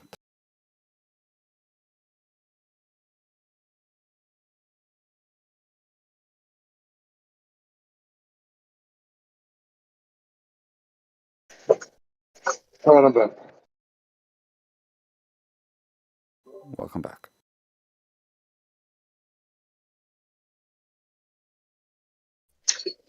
Yeah, so as this conversation is like evolving and evolving, it gets better and it gets worse. Everything gets better again. I think we kind of like have to take a look at like the big picture. And the big picture is that they don't really have an argument. And at this point, what they're trying to do is, since they can't really defeat us in an argument, they're trying to be friendly with us, right? They're trying to be like super friendly and like, hey, maybe if we try to be like friendly with them, they'll be less likely to grill our onions, right? And I say that, yeah, let them be friendly as they want, but still, we need to caramelize their onions. Like, we need to roast their balls over this over this earth thing. So yeah, let them try that tactic. Yeah, go ahead, knock yourself out. Like, be as friendly as you want to be. And I think it looks bad when they're being friendly and we're being dicks. So let's match them with their friendliness, because that's their new tactic. The new tactic is, okay, with the flat earthers, they're being dicks, so they're banning us, and they're doing all these things. So let's just match them step by step. Let them lead the what should I say? The cordiality of the conversation.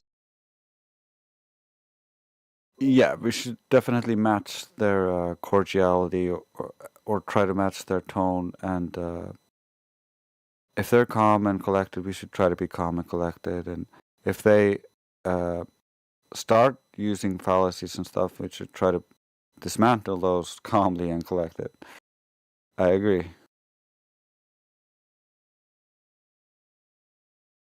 Yeah, I think it's very important for the image of flat earthers. We don't want to be the guys that are out there that are just like, I told you so.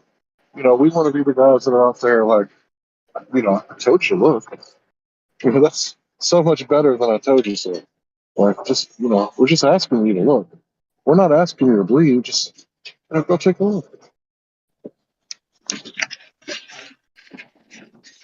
And if anything, every man that goes outside, they're going to get, some vitamin D, which is going to give them some testosterone, and maybe we could save America.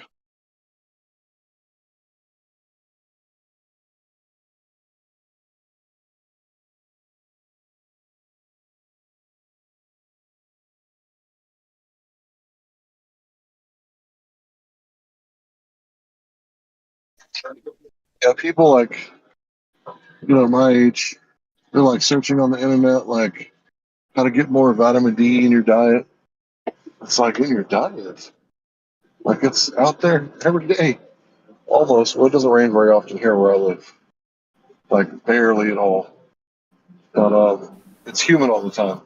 But yeah, all you got to do is go outside, sweat out some toxins, drink some distilled water or spring water, whatever. And yeah, like you're going to be, ready to go.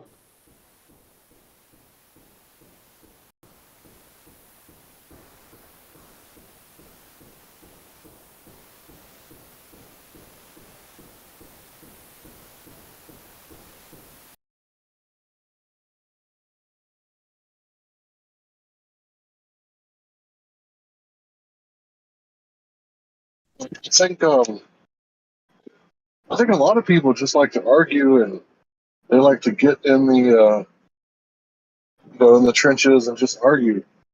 And I kind of think we need to be wise on our tactics coming up, because their tactics are ever changing, right? And our tactics are not dishonest tactics, but we still have to have like certain guidelines that we have to go by. So as they get nicer, right, we kind of have to pull back on the brutalizing them, because yeah, nobody wants to really talk to a pansy or whatever, right? But we still have to give a little leeway, like let them act how they're going to act, and then when they start spiraling, right? If you could still maintain that composure, it's going to make you look good, right? And they might actually listen to your argument, because they're going to be like, "Why is this globe earther spiraling like this?" Well, let me listen to what the flat earther said, so I can find out he's spiraling, because we got gnats on our side. Why is this dude spiraling and the flat earther is just sitting back with his feet up, snacking on popcorn? Yeah, and it's not like everyone wants to just argue. Sometimes it's also we tend to care a little bit too much. We get invested in trying to help them realize it, and then when they just ignore it, it can get annoying. But I think that's when you put too much into or too much hope into trying to help them instead of just focusing on delivering the message in the most positive way for the audience.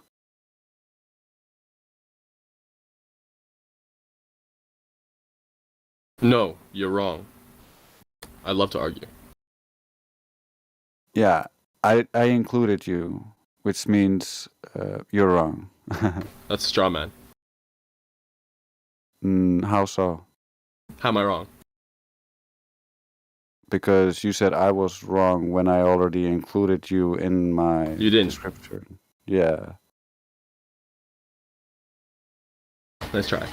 Red herring. Because I agreed with him that there are people who argue and who like to argue, but there are also people who are here who argue for different reasons. So it's like some sort of torture, some suffering they put themselves through for a greater good. No, it's just a desire to help people. Don't you think they feel good because they're helping people? That's So they feel good because they're arguing. Got him. no. You're doing the Kevin Bacon game and jumping from one thing to the next. Well, if arguing gives them pleasure, fulfillment, then they feel good because they're arguing. Yeah, So that's to the argue. others. That's you. Remember, you said that. No. You're talking about the people that arguing are gives doing you it pleasure. for other reasons. Arguing does not give me pleasure. It makes me See, annoyed. you're arguing right now. Yeah, it makes me annoyed. Yeah, I don't like to argue. I like to have a healthy conversation where people actually can exchange ideas. Yeah, I'm trolling you. You're saying, we shouldn't argue. We should be. Yeah, I don't want So to I figured argue. That's my point. You're So thanks for prone to it, proving though. my point.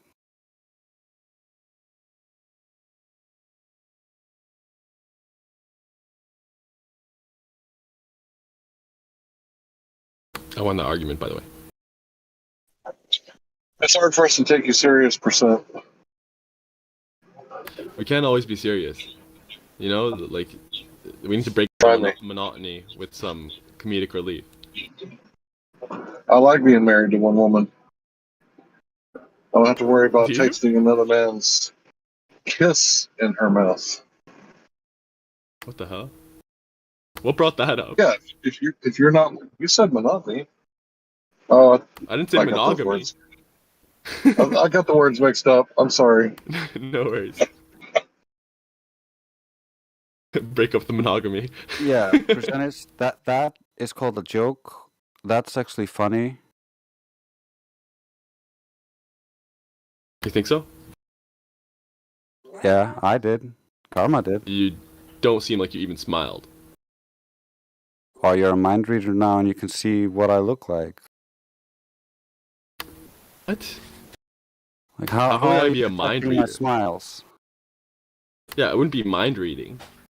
Like how If anything, are it would be no, like how are you detecting my smiling and laughing in between when my mic is turned off? I have a sixth sense.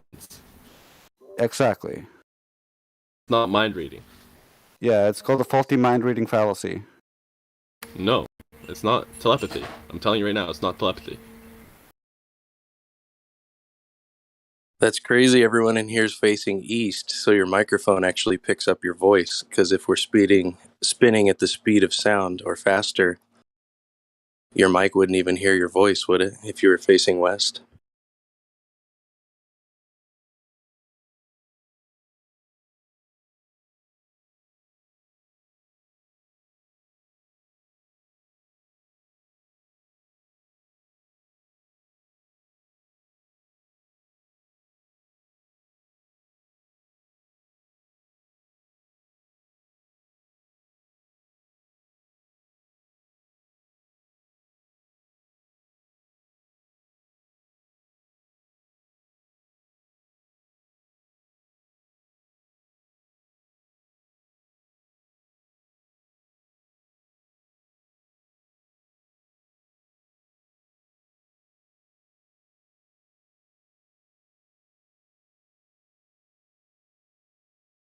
I'm a big fan of.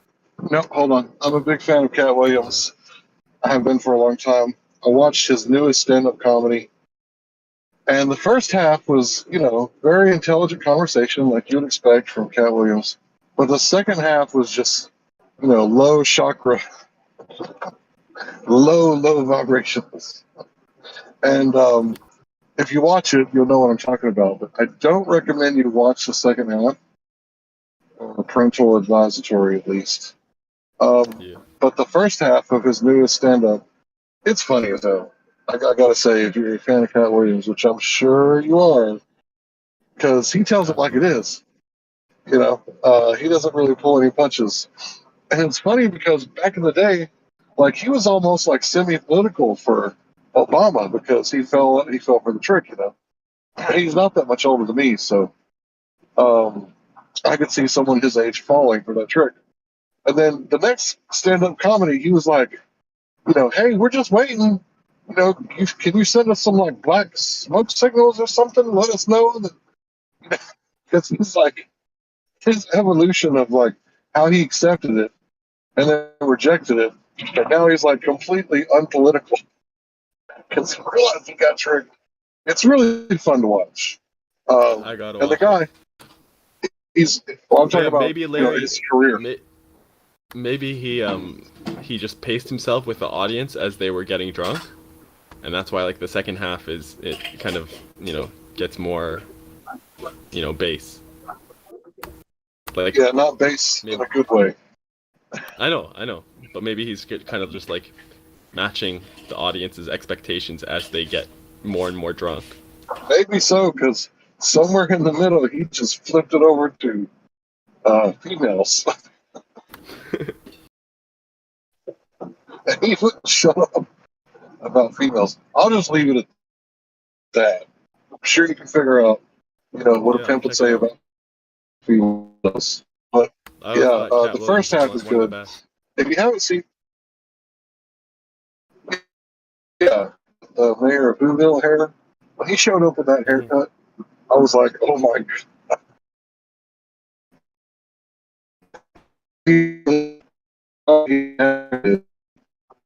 But still, so I really like the comedy. I think it's bad for you. This one will be offensive, so like I said, don't watch the second half. But the first half is good. When it gets to the second half, you'll know.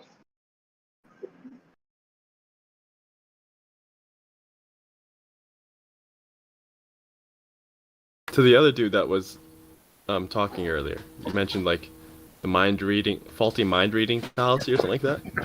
You don't know who Drake's Love and Wisdom is, brah? I wasn't looking at my phone, so. It's Drace. He's a legend. What's up, Percentage?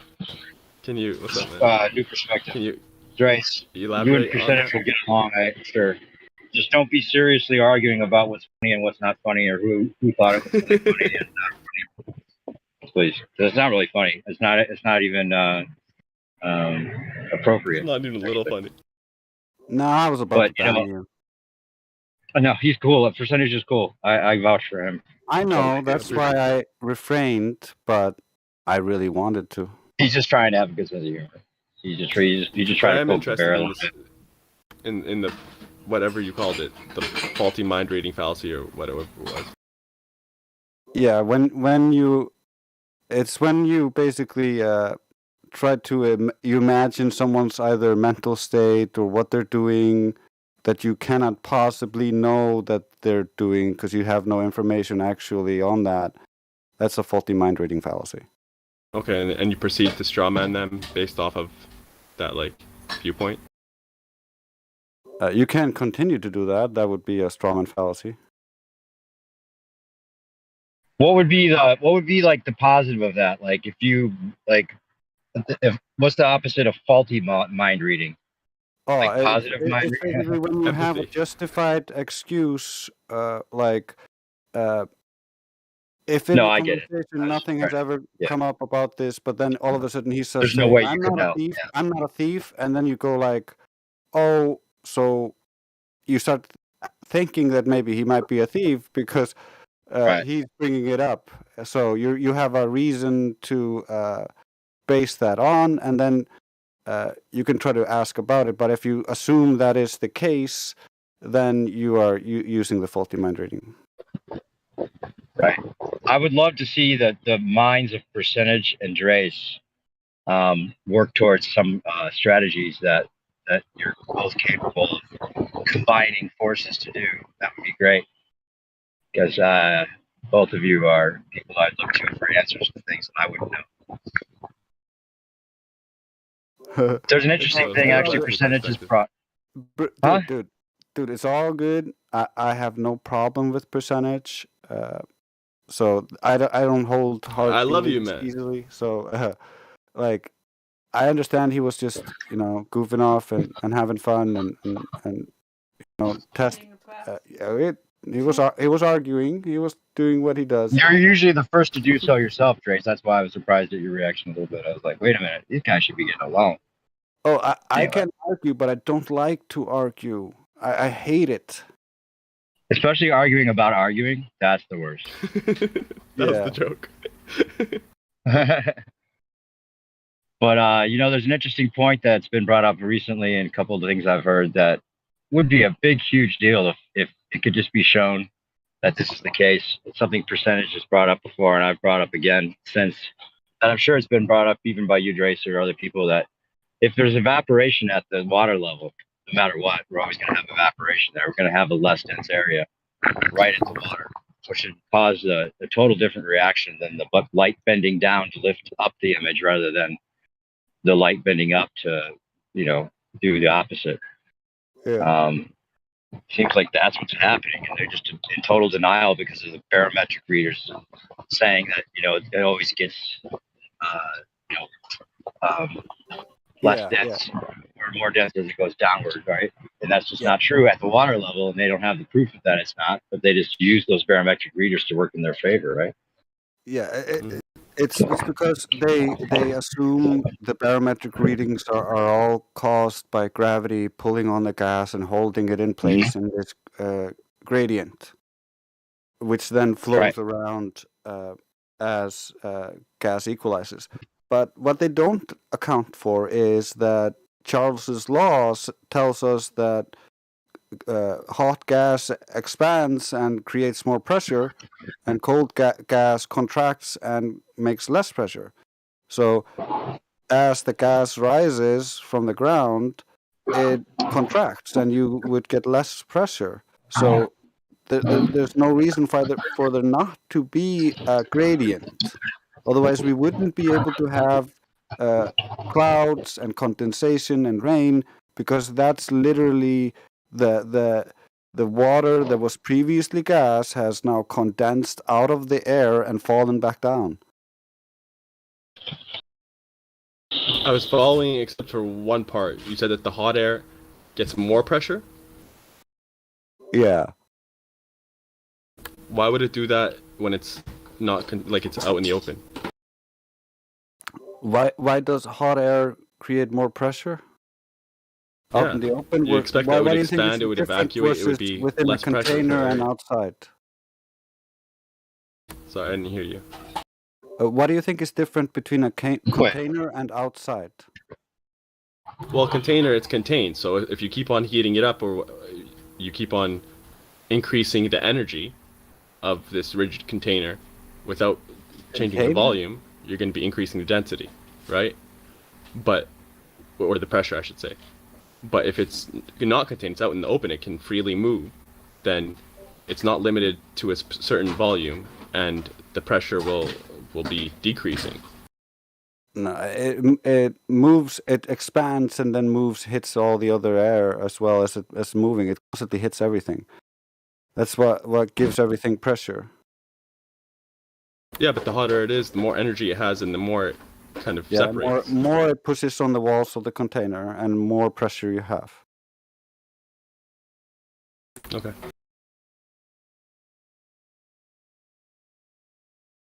Yeah, my kind of viewpoint, your perspective of what's happening there is that because of this evaporation and all of the vapor near to the surface. Sorry? You're right, because water vapor is less dense than air. Absolutely. So because of this water vapor and the light from the water, like let's say you have some light that reflected off the water, right? It would bend upwards towards the more dense air above, and then after a while it might start bending downwards again, like as it kind of goes towards the observer if he's far away, especially if he's higher than the water surface. And then that would give like this kind of upwards bend, and then downwards bend would give an appearance of a superior mirage. So it could give the appearance of this towering of the water, causing this seeming obstruction of the background. This foreground water that's reflecting, the light is reflecting off it, it's bending up and then bending down towards our eyes. thus giving us a superhero mirage and giving the appearance of towering, causing obstruction. That's interesting. Yeah, I'll have to think about that one.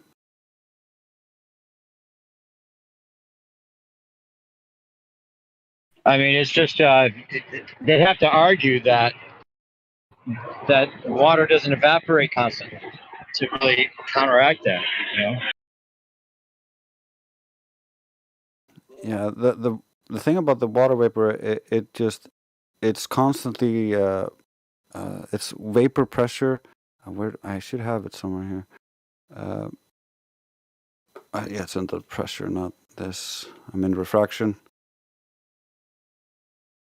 Here it is. So the water is constantly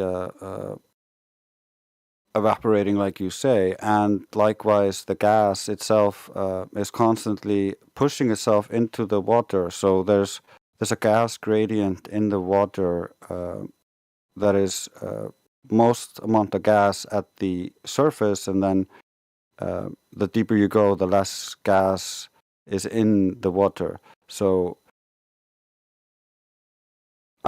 we don't know what causes all of the pressure gradients. They have an assumption that it's caused by gravity, but there's no experiment to validate that assumption.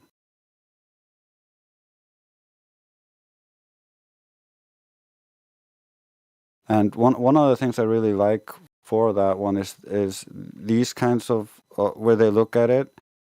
If gravity were pulling all of this down and it was caused by things pushing on top of each other because of some gravity forces, then when you have the 1 second from the right, you wouldn't have the same effect because there's not as much liquid above it pushing down on top of that specific one. But we have an equal pressure. But we also have equal amount of gas pushing down into the liquid. And that would cause the liquid to, relative to the gas, be falling.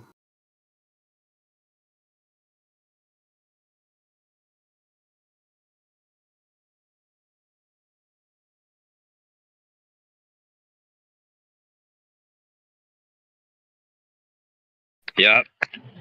So you guys are on the same wavelength here about this point. How could it be shown decisively one way or the other, possibly?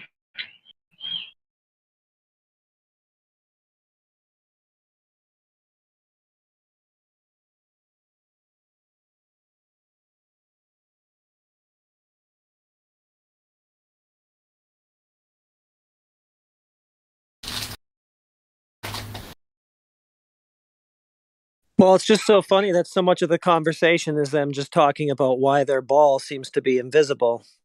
It's like, tell me more about how we can't see Earth curve anywhere. Yeah, they're constantly trying to make sure that it's unfalsifiable. They're never trying to prove it. They're just trying to make sure we can't prove it wrong. Yeah, exactly. Reifications, story tells all the way down. Well, what I say is that refraction can't affect a story or a belief, so good luck with that.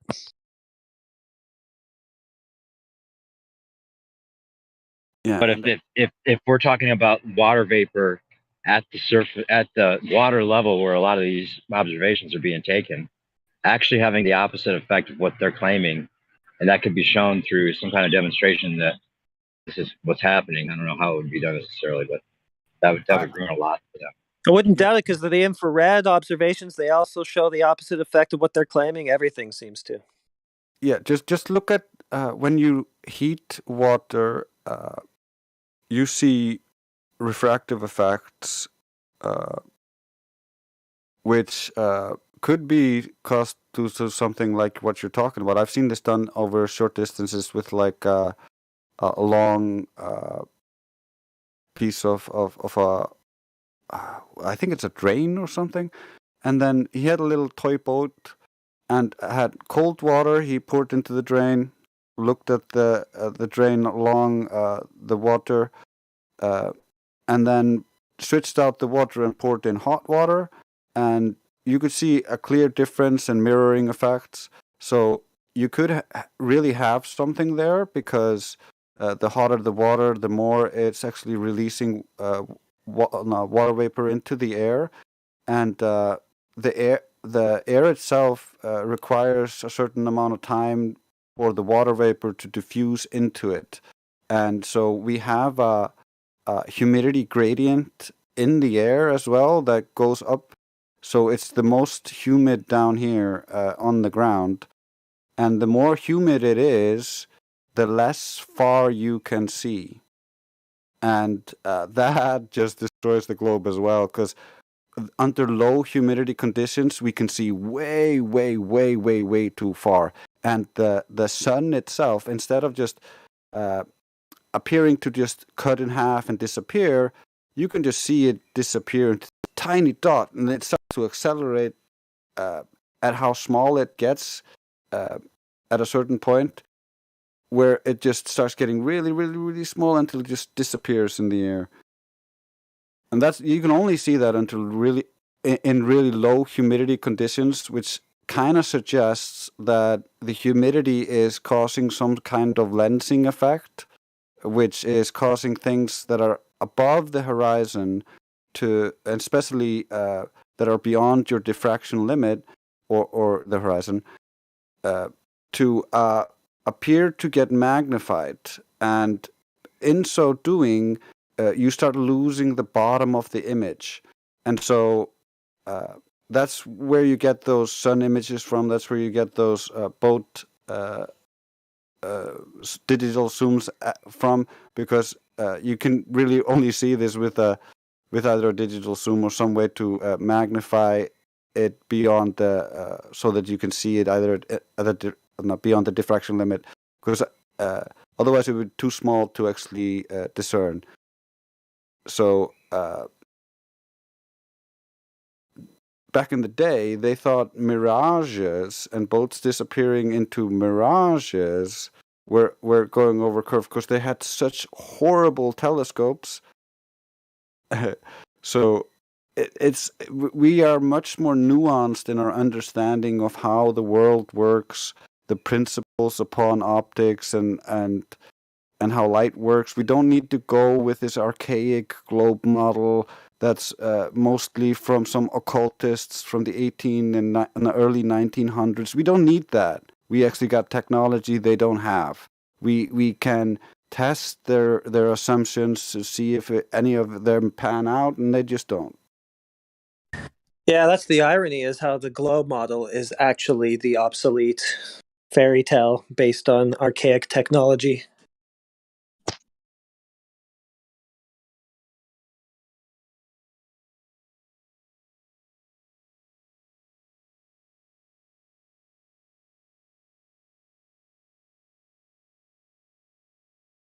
Yeah, I mean, come on. It was invented by the Greeks, the ball, and geocentric ball, but it was invented by the Greeks, who thought that optics works because you have invisible laser beams that shoot out of your eyes and hit things.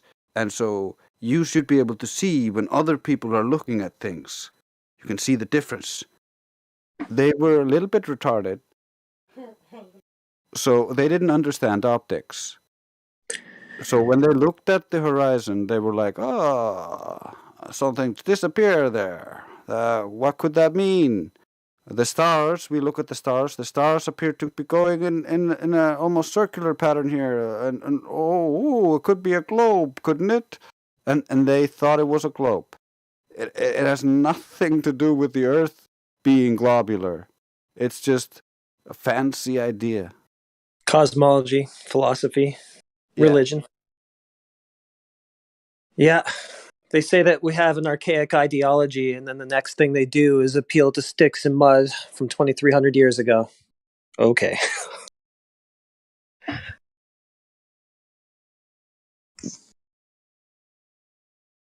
I would argue that the heliocentric model, at least with the reverse engineering and everything else, wasn't a mistake. Like, they just thought this might be the case, and they just were, too daft to realize it wasn't.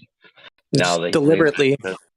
Yeah, sorry, go ahead. deliberate, right? There's no way that it wasn't reverse engineered. It's too much of a masterpiece to deny that. But maybe then what you're saying about the Greeks thinking it might be geocentric, I guess it could be a little more acceptable that they actually thought that was the case. But I suspect they even were taking a step towards heliocentrism with that. The reverse engineered to begin with, maybe. No, the geocentric one works far better. Actually, the reason why I say it like that is because the Greeks didn't have a consensus. They didn't have all the philosophers believed it was a ball, but rather there were many different ideas. It was even postulated that it was heliocentric, and everyone laughed. Even the author of that idea was like, no, it's stupid. I'm a geocentrist. So they were all that way because they looked at the stars and the stars scream geocentrism, and it doesn't work with heliocentrism. So the heliocentric idea is fancy, but it requires so many assumptions to actually get to that point. So that's why Copernicus's idea, even 60 years after he died, wasn't accepted by mainstream astronomers. There was only 15 astronomers in all of Europe who actually espoused his teachings as having any relevance. And so it took a lot of time for that stuff to get through, and it only got through because they got it into the education system, and then the people who actually objected died from old age. And there was a whole slew of new people who believed it was all verified and all fact because Kepler just stole all the research of Brahe, and therefore they must be right. And so it was just written in the history books as fact, and people just accepted it. Yeah, what I'm trying to do is dissect maybe how far back they actually were devising this eventual reconstructed, reverse engineered idea to just completely flip everything on its head and make us, completely dependent upon them for any kind of intelligence whatsoever. How far back was it? Were these ideas actually postulated because they were suspecting it was true? Or were they all from the very start kind of figuring that this might be just a step towards completely reversing our sense of the world, right? Deliberate effort to invert reality. Yeah. Yes. It's an occultist method. They would get a bunch of people to create alternative views in order to try to invert the world. This is a satanic doctrine. You even see it with Newton in his writings. He's like, do not attribute this to me. And same with Copernicus. He was like, do not publish this. It's not until after he died that they published it. It's not until after Newton died that they attributed to him. So they all are like, you give me money, you give me good position, and I make a check if this could work in this way. Yes, sure, no problem. I'll write a book on that. But just don't attribute. I'm not saying this is a fact. This is a hypothetical. I'm imagining what if this were like this. Just doing the math for this guy. Like, come on. That's how I see it. Like, it's not. There is a deliberate attempt to try to invert reality, but the individual components are just people getting manipulated into trying to invent some idea that will work. It's kind of like during the 1800s, there was a lot of flat earthers that were making a really, really good sound arguments. I mean, we discovered the Coriolis effect, and we're just destroying them logically. And so the Globers just had to do something. So they got Rockefeller and them to create public education, and we ended up with this alternate history being taught to the world, and the world just believes it. Yeah, I was talking to a Freemason who says that Freemasonry actually existed before the times of Christ, which actually explains why, like, you know, like Galileo, Eratosthenes, and all those guys, Pythagoras, were depicted with the Masonic like compass symbology. You know, like these are guys that some of which existed before Jesus, but they're depicted with Masonic symbology. It was a very secret group, and as you're saying, like I think that's part of, you know, they call themselves the architects. Newton was a Mason. He actually devised like, you know, his, what is it called, symbolic manipulation, and his like mathematical models is based off of, you know, Masonic thought. Basically, that's what I read. But yeah, Yeah, very interesting topic to talk about, I think. yeah. Many of our supposed greatest scientists were occultists first, so it's pretty funny when you really start digging into this. Yeah.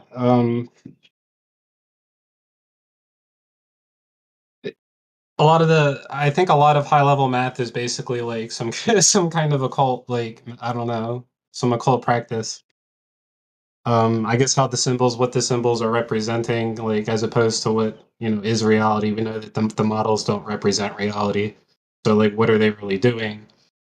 Well, I don't think they know some of them because from what I've read in some of the, I forget who I'm talking about exactly, but I did remember reading that many of the discoveries discovered by so-called scientists came to them in dreams or visions. So that's not really science, is it? I think it's very interesting, particularly about the Freemasons, that they hide like, you know, the what is it, the thing that George Washington wore, like it was like a bib or something, and it had like, you know, the symbols on it, but you know, it looks like they hide the flat Earth symbology in their art, and then they have on the pillars, on top of the pillars, they have like the what is it called, the it's that type of sphere, the Euclidean sphere. They have like the Euclidean sphere on top of the pillar. On the other pillar, they have what represents like I guess like how they project the cosmology.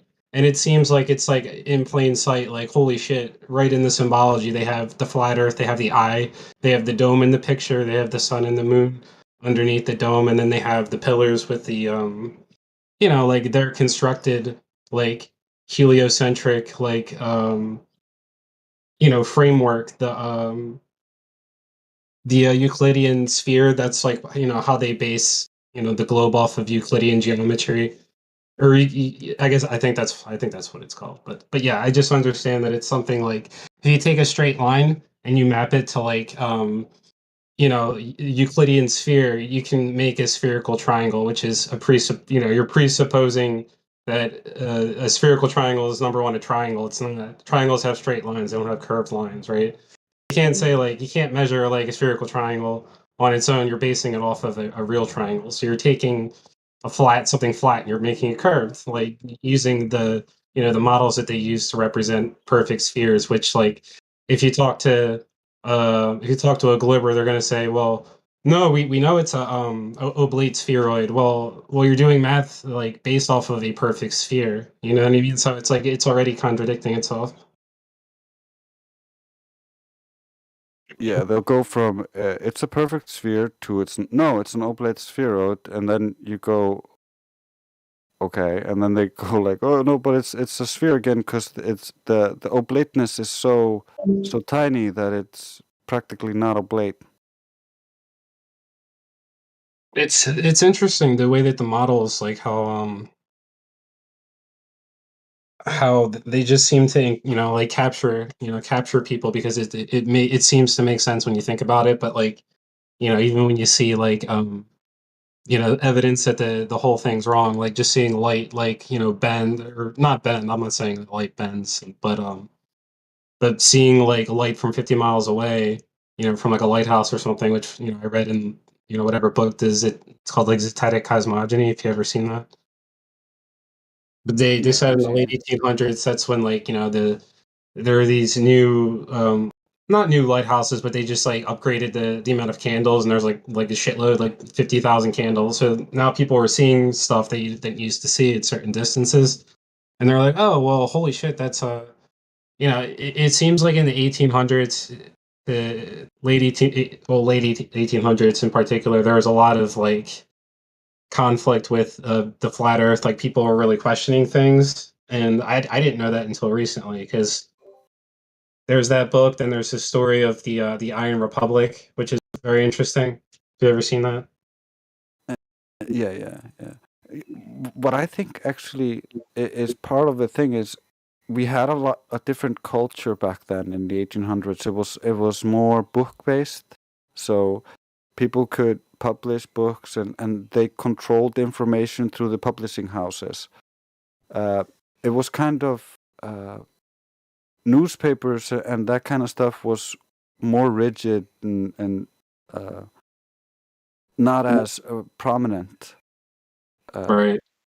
So like you'd have leaflets and stuff, and so they took more control over the propaganda and got more into your house and into your mind through the newspapers, and it was easy to frame and misrepresent the flat earthers through all of this stuff. And you can see it's even present remnants of this in the education system, where you see the teachers are using examples of flat earth to say how dumb people in the past are and how great we are now in the present and how advanced we are because we know the earth is round.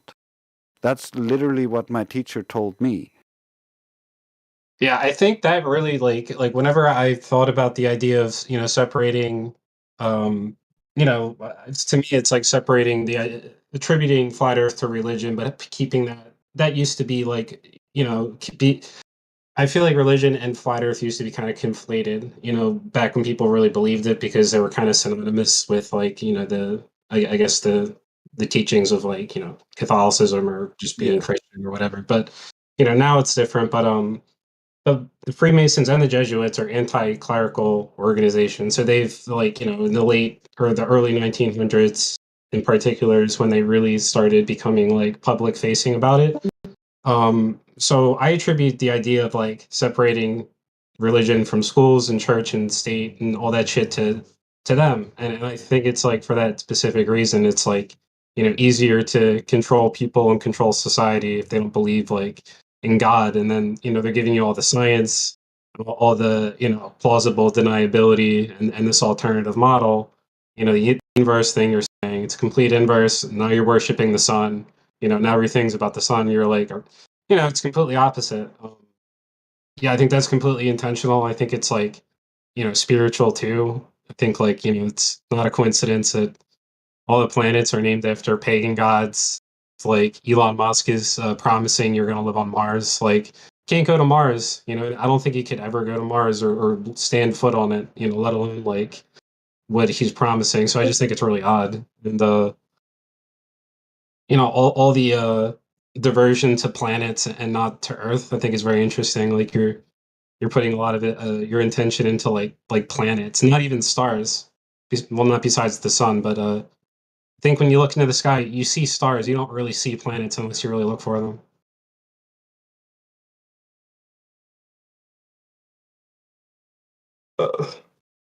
Yeah, very interesting. Very interesting, guys. Yeah, I think Levelist makes a really good point. Because when the radios started as well, the propaganda just got even more in your face, in your home. Now it was not just you reading it when you wanted to read it, but it was you listened to it for entertainment, and it becomes auditory as well. So it's a more holistic propaganda. And then they got the TV, so it became like complete.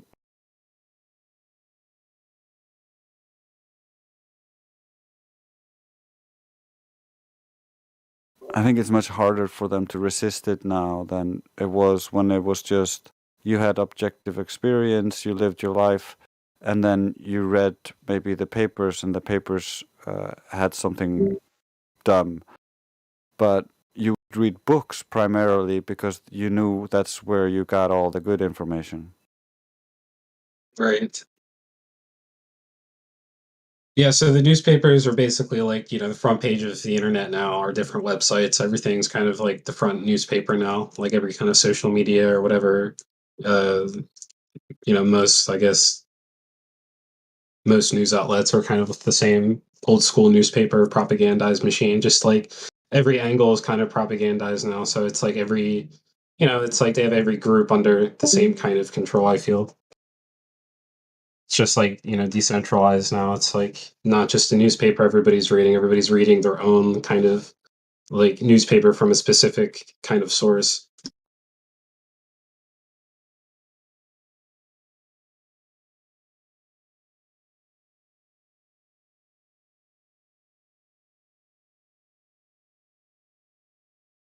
Yeah, I totally think you're right. It's kind of like the books of the old days are kind of like the truthers of today. Like truthers of the old wrote books that people read, and we make videos or talk. It's just like reading the Zetetic Cosmogony book, like, and seeing it's like the same kind of skepticism that I would see today attributed to conspiracy theorists before that word was invented in the late 1800s in that book. It's like, like total skepticism. You're reading it and you're like, back then they didn't think you're crazy for this. These people were like writing, like they seem just completely not crazy at all. They just seem like legitimately posting their thoughts and speculations, and it's not. It was just treated very differently. I feel like they were really trying to document what they thought was true, and it's like now if you do that, people think you're nuts and all that. But it's like I have a flat Earth shirt. I wore it to the gym. It says "Research Flat Earth." Wore it as a joke, and thought it was funny because like two boomers kept like looking over. He just had a smile on his face, and I just thought it was funny because like to him I know that I look crazy, but to me it's like obviously it's like you don't see what's going on. And that's what I didn't realize before coming in here was like now I think like anybody who thinks we live on a globe, it's just like ridiculous. It's so ridiculous that it's funny. So we're both kind of laughing at each other, but he doesn't understand like why I'm laughing at him.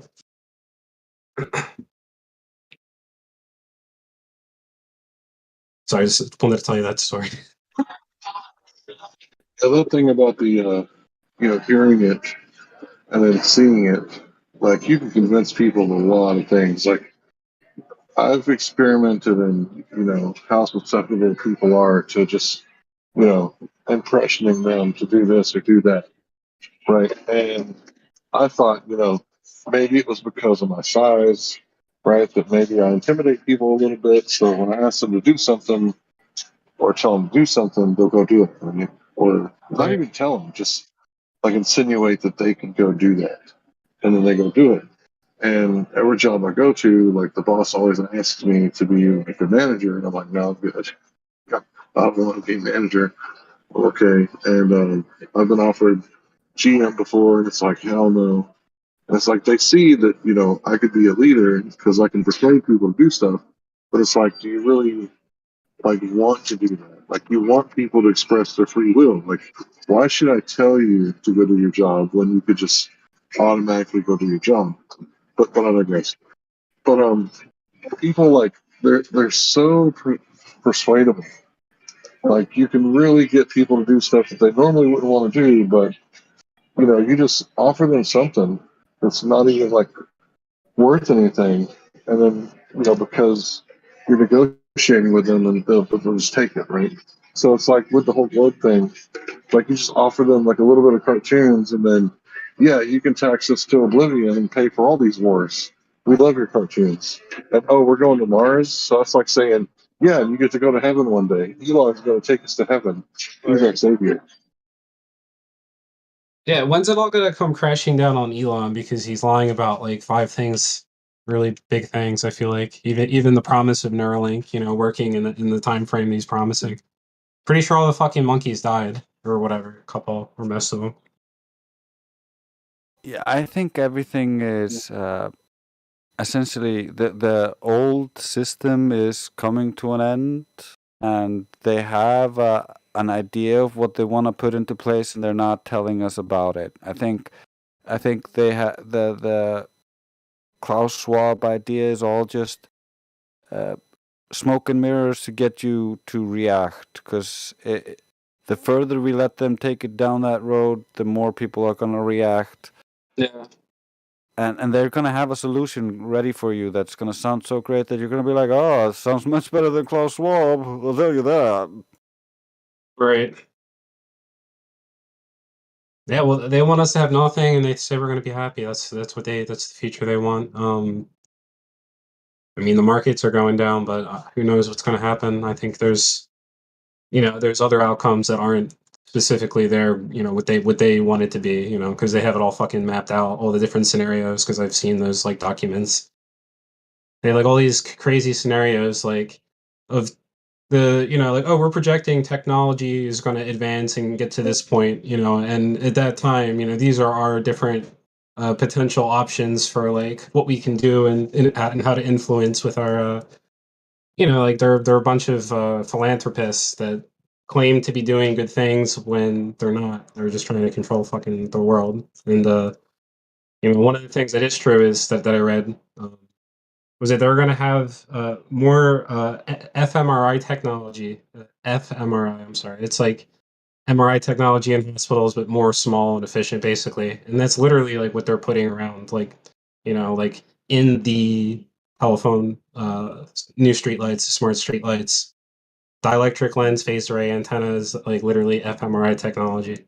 That's like all the stuff they're going to be using it for. I think like they're setting up whatever they like you were saying, like they're setting up for something, some next infrastructure or something, and that's part of it. I think my opinion is like nanotechnology, nano kind of like self-assembling arrays in your body, that kind of stuff is part of it. But if we resist, there's like there's not that many ways they can put this stuff in your body, obviously, but they do.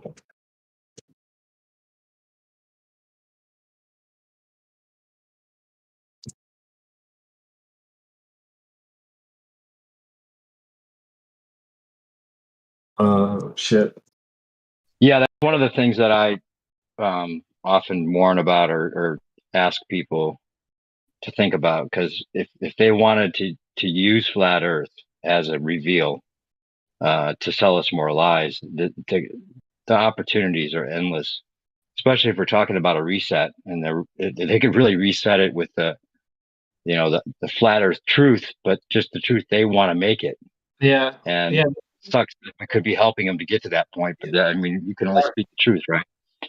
They are. Did you notice how they're like slowly morphing like the old model with like a flat Earth kind of it's like a model that works with flat Earth. What they're saying, oh, the moon is in the Earth's atmosphere. And, certain little changes like that like you're like, oh, that works on a flat Earth. Oh, that works on a flat Earth. Like you see all that stuff happening. Like, oh, they're right. The And Neil universe deGrasse Tyson's doing a lot of help there. Go the ahead. universe is flat because when they look at the sky, it all looks flat.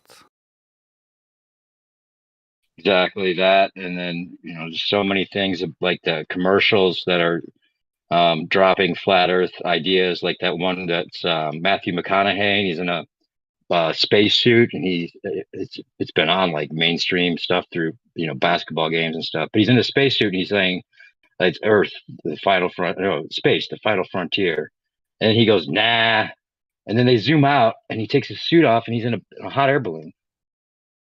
So it's like they're showing us the truth right there, And he's like, we need to worry about what's out here on Earth. Right. So it's like, forget space. Let's get back down to Earth now. And if we want to accept this policy or this idea of you will own nothing and be happy, well, what would work better than to tell everyone the Earth is flat and have them be like, have this revelation like we've had, and stop being so materialistic? Then we wouldn't care what we own as much. Right. Ooh, the hot Yeah. air balloon is really good symbology there because it operates on anti-gravity or the buoyant And it's hot force. air. Yeah, it's buoyant So force. yeah, I think the globe model makes people like behave in ways that are that make like materialism more prevalent. Like you're saying, I think like heliocentrism I think makes people more narcissistic because it's like like like if nothing matters then like fuck like I can do whatever I want. I can be with my own god or whatever, and then it's all about other things. And I think like what you're saying is totally true.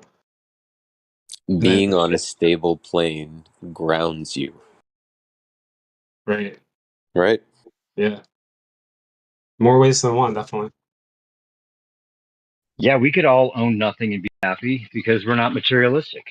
Well, hold on, but I don't know how far we can really venture in terms of the exploration about this whole reset. But I mean, from my understanding and my research over the last 2 years, I view that there's actually two resets happening. There's an RV, and then there's like this political reset that we're worried about.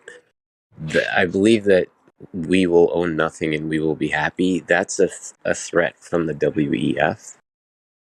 I believe that the aspect of the revaluation, the RV, I believe that is very true. And I believe that we witness that happening.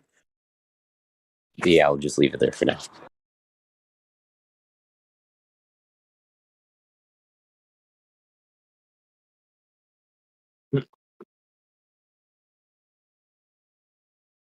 What does Russian vids have to do with this?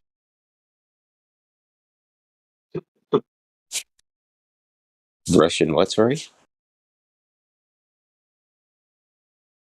Russian vids. It was a joke. You said the RV. Yeah. No, I was saying revaluation, but it's funny that you would say Russian because that's where I think it all started on April 1st. April 1st was it's the fiscal new year, the first year. Sorry, the financial fiscal year, new year, the beginning of the new year for the financial system is April 1st. That's what I wanted to say. Sorry, boys. And in Russia, I apologize if I overstep my boundaries in saying this, but gold started to back the ruble on April 1st. And I think that is... Oh, wow. I think you're right, Kiwi. They generally use the truth to sell the lie. So I think you might be correct. Like we might own nothing and be happy in the end in their new alternative plan. But the way I see it is, it's not like they're unaware of what they are putting out there. It's not like they're unaware of most conspiracy nuts, as they try to paint us, are fully aware of what what the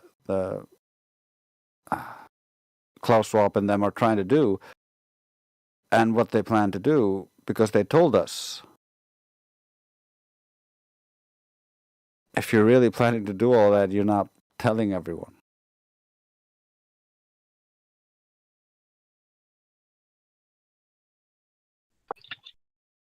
Yeah, he seems like just like cast in that role to a certain degree.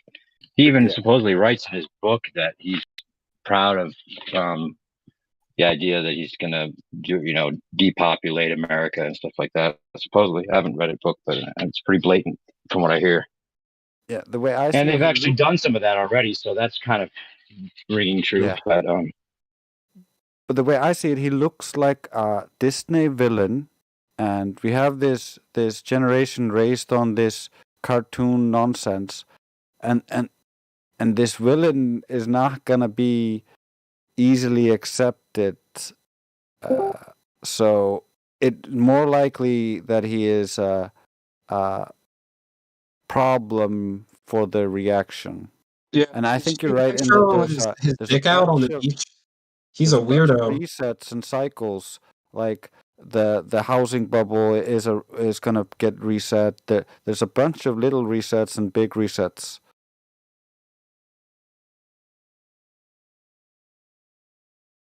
You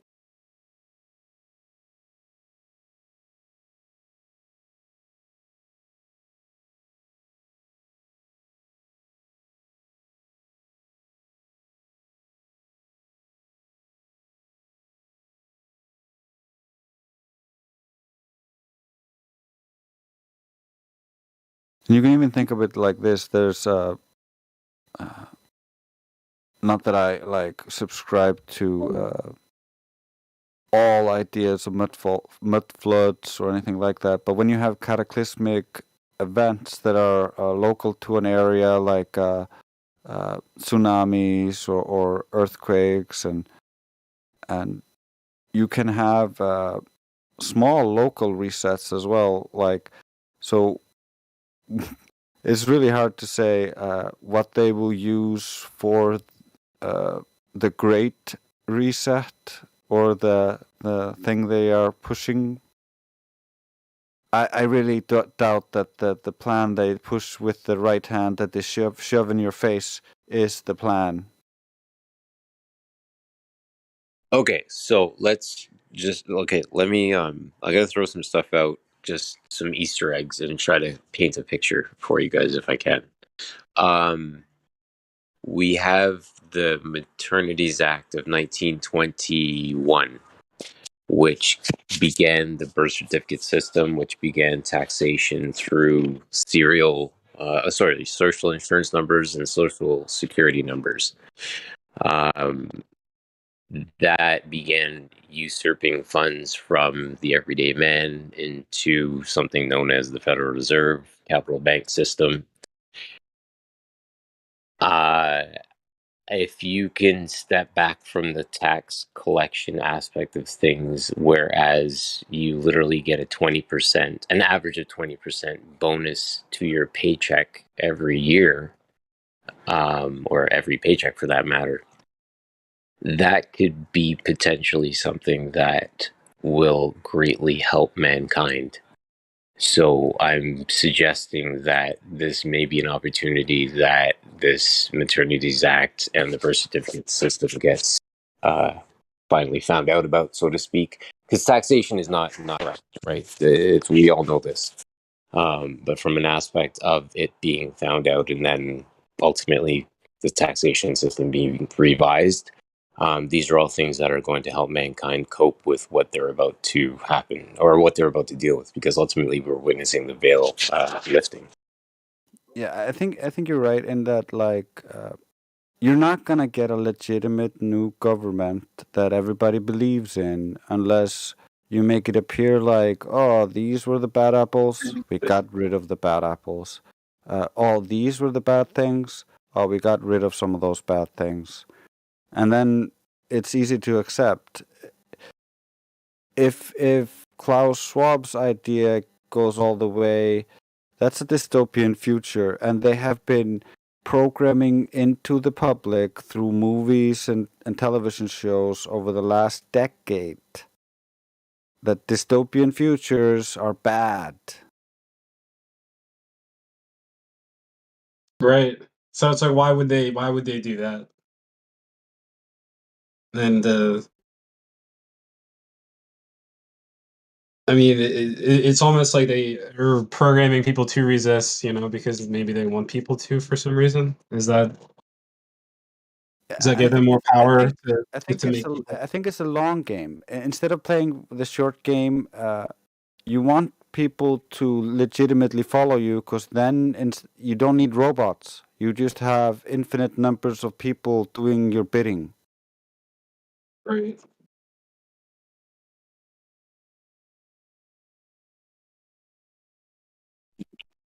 Well said. Indeed. What's thy bidding, my master? That was a direct shot at the castle tower, my friends. Well stated.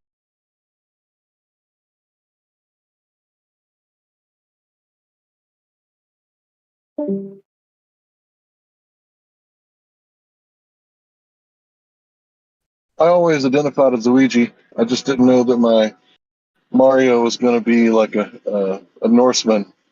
I thought he was going to be an Italian plumber.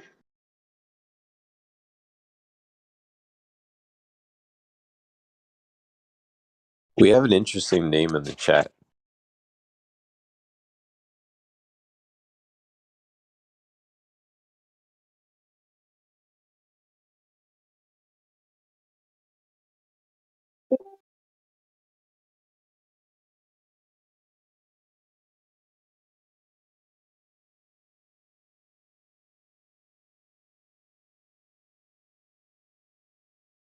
Can you be an Icelander and a Norseman at the same time?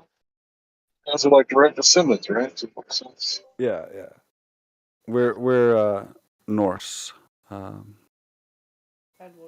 so is Earth definitely a dipole, or is it possible that it's a monopole?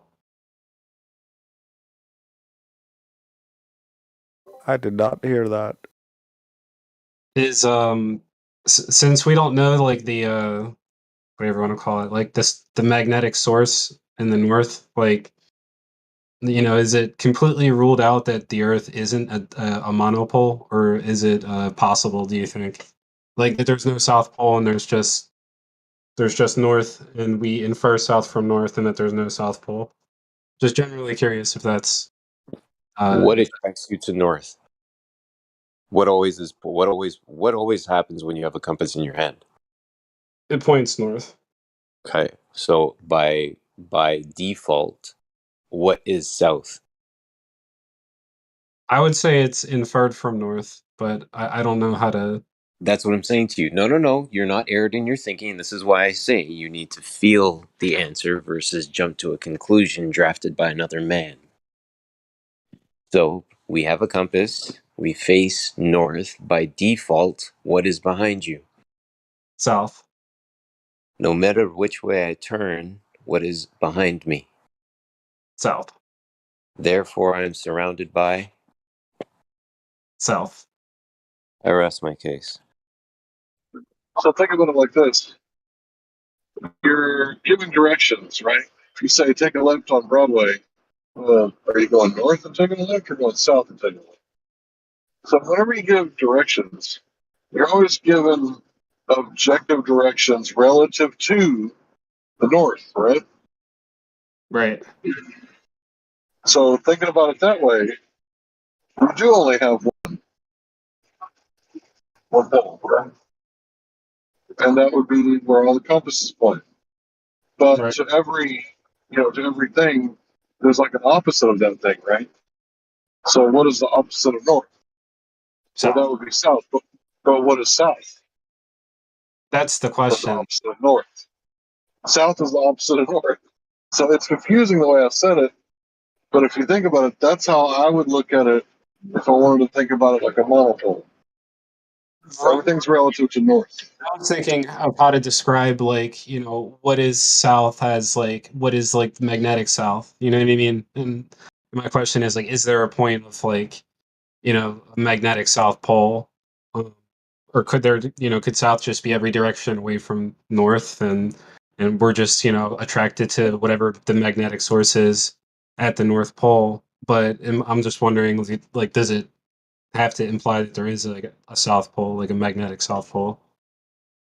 Well, no, because if you're, again, we're going back to the exact same place that if we know by default north exists, Right. even hamsters will eventually learn that south is behind them. It's like, where is your asshole? It's underneath your well, sorry. I need to shut up. Never mind.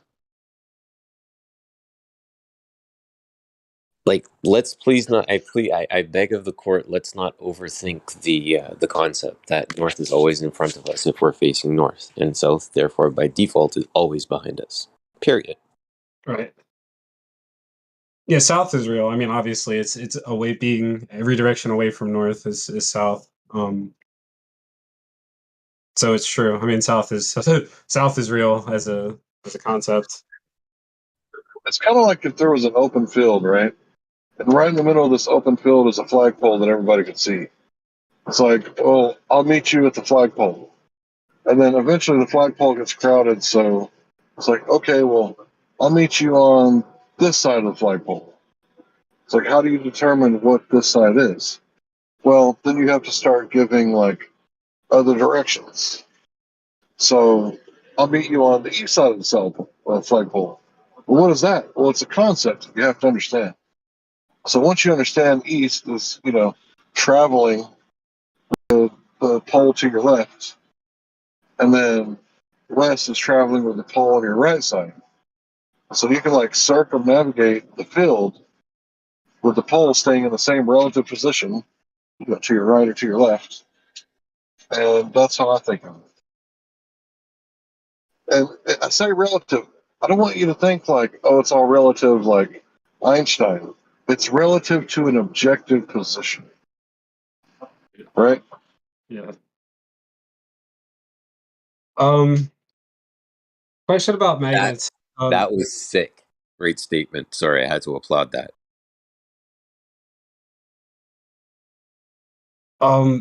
Is magnetic repulsion real, or is it just that every video of somebody taking like a magnet and trying to make it repulse away is constraining the magnet in some way and transferring the force of the magnet spinning to it just looking like it's repulsing when it's really not. And that's just kind of the idea of like, do magnets just spin around and attract, or do they really repulse, or is it just kind of like a magic trick? Because every video they put them on a table or whatever on a situation where they're not able to spin, and they try to, and you can see it. Like sometimes, like when they repulse, they just go kind of sideways. It looks like it's trying to spin, but it can't. I don't know if anybody knows anything about that, but that's just a question I have.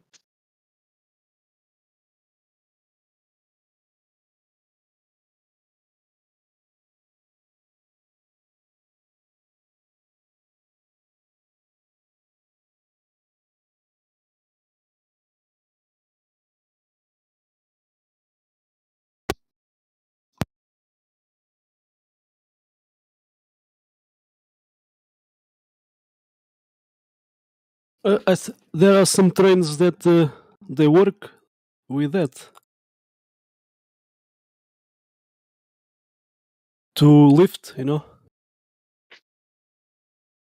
I'm sorry, I missed I think he cut out on the first part. I think there are some trains that are work with that with repulsion to lift. But I think I have to search.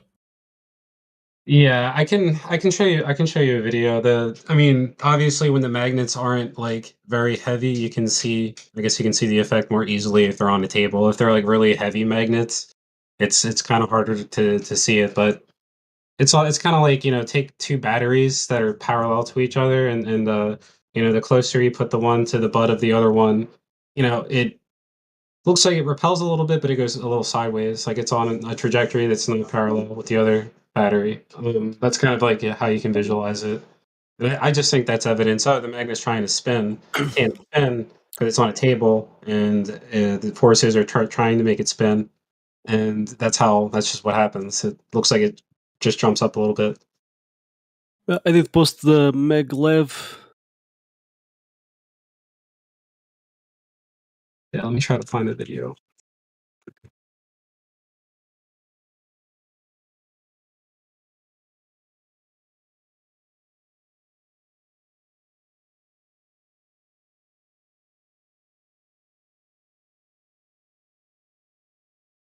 I have this link explains the physics of it.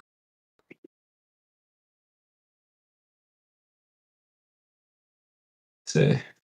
Okay, I'm just gonna put this in voice text if anybody wants to see the video. I timestamped it, but it just shows two bar magnets on a table. Makes it kind of repulse a few times, and then they kind of just go sideways. I just think that's it's evidence that you see it's trying to spin around and attract instead of repulse. I just want to see what happens if you like can isolate any kind of like constrainment to the magnet, and I don't know how somebody would do that, but I just would love to see what happens.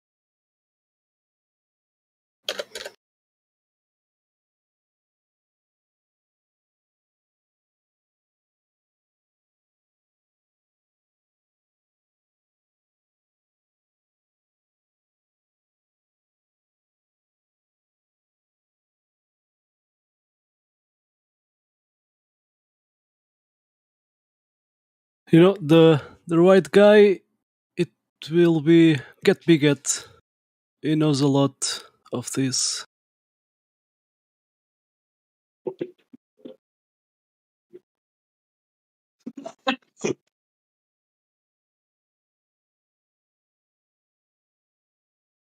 I mean, I guess they say attraction is stronger than repulsion, according to, what they say. And I think that's interesting, if that's true.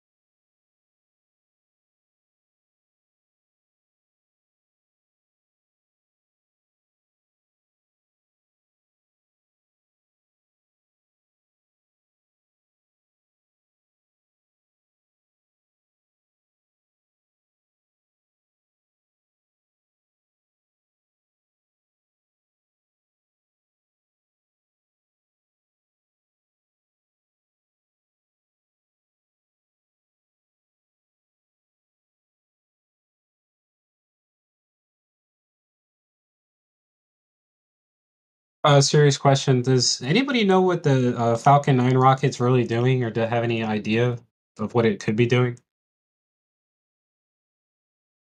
The what you were talking about the Elon Musk rockets.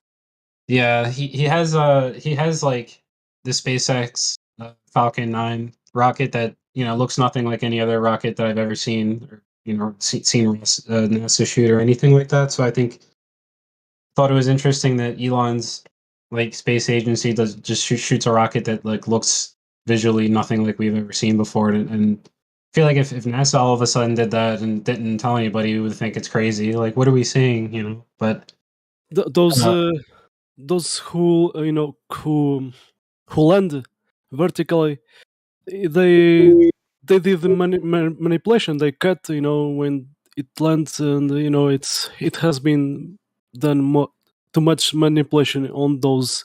There are others that I was in that day. I was at YouTube at the live stream on NASA channel watching this one, and I saw suddenly I saw a rat passing by on that rocket, and I couldn't believe it. And I was saying to myself, "Did I saw that rat in those guys miss that?" And yeah, suddenly people in the chat start talking about it, and I have the. Let me get it. I have been I've actually posting that. I've actually watched the SpaceX launches in person, and they're like crazy looking, but they start flipping over in like a super low altitude, and like when they do the Starlinks, they're super slow, like laughably slow, like so they're really not all that cool. Honestly, they're kind of lame. So wait, so this is happening low, is what you're saying, in the atmosphere? It's not like high as people are speculating, because people are, the speculations that I've saw were, they're the rocket's grazing the firmament, and I would think that, hey, that's very interesting if it does that, and I think they would have to go pretty high up, pretty fast. Well, I have videos of the one. Okay, they shoot different ones. Like Starlink, I watched the Starlinks one, and I watched like a rocket supposedly go up into space or whatever. The one that went up higher did shoot really fast, and it does look like it's like going through water. It's really crazy. I'll drop my video in here in a second with the P900. But the Starlinks go really slow and start curving over really low. Like they're really dumb and underwhelming. The other ones are kind of crazy looking. Yeah, I'll drop the vid.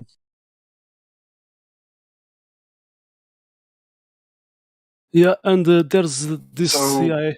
There's this CIA document and actually is from the Russians, and that time of the Cold War, and they were talking about flat Earth and firmament, and it has been declassified.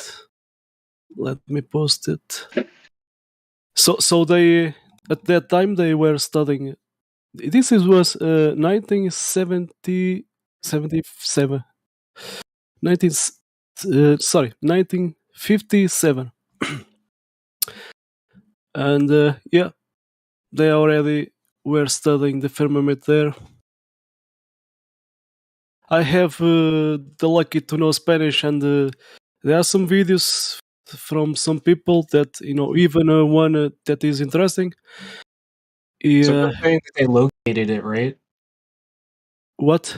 If even Admiral Richard Byrd did talk, at Antarctica they found the invisible barrier, Right. and some aircrafts did crash into this wall.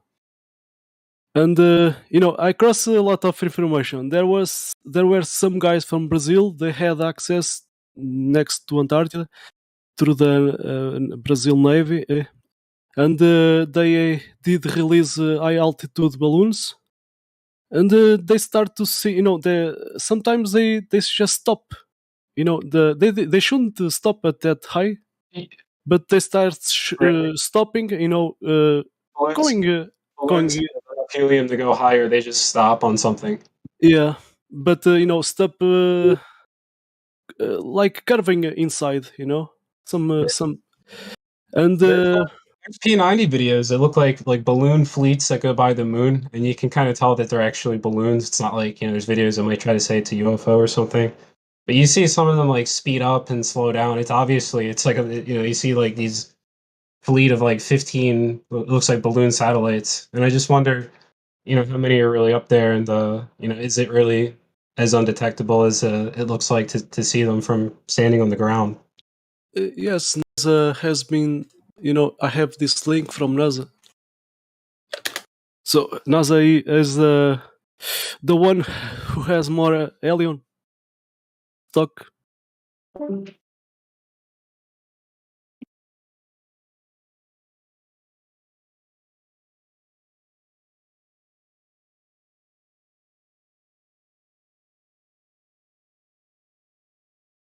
But there's what is interesting is some of us have found some videos talking about Antarctica, but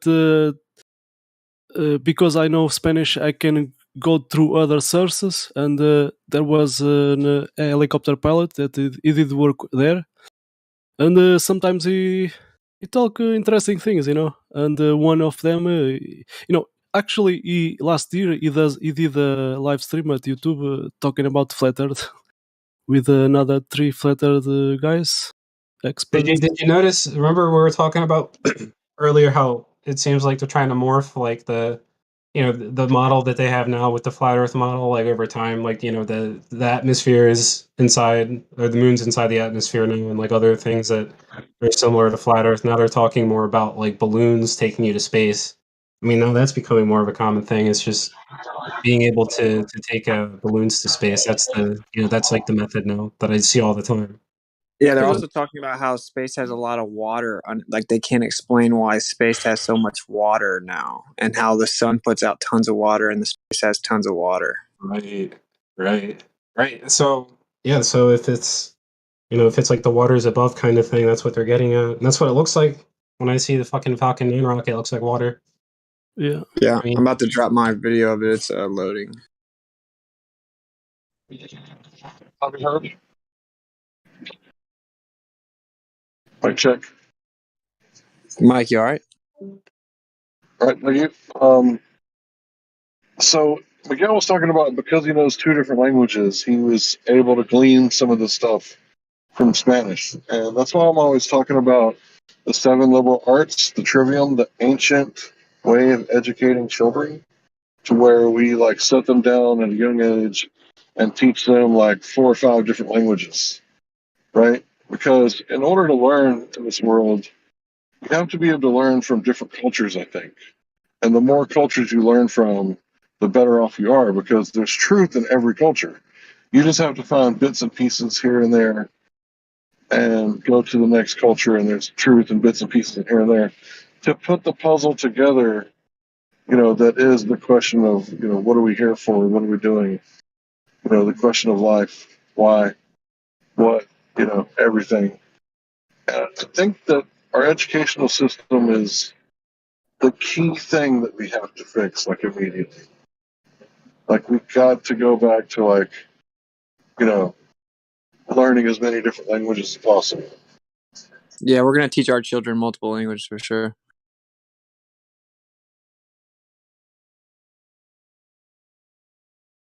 I agree with Larry what he said. By the way, I saw an early video from this guy, this helicopter pilot that he did work there. He said, people think the elites they speak each other more in English, but actually they speak more French. Yeah, I and wonder why. I know a yeah, lot of common words in English are inverse to like, what they really mean. Just like common phrases like, good morning, different yes, things. It's and kind of he said that they even invented another, a mix between a lot of language for people don't understand what they are saying. Isn't that curious? And he said that they know about there are too many globers. They spend the time arguing with if the earth is globe or flat, but these elites they know it, and they wanted to get out from here. They have been trying a lot of things. Yeah, they want.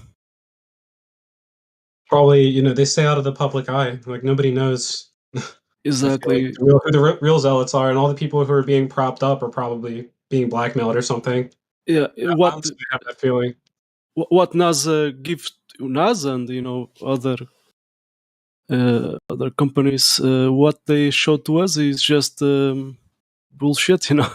Just the real money goes to secret projects, and they hide this from us.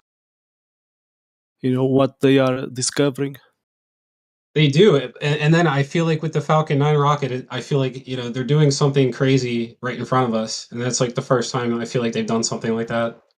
It's just that we're so like, like people think it's they just automatically think it's just going to space, and we're just seeing like some bullshit explanation. Oh, it's the boosters.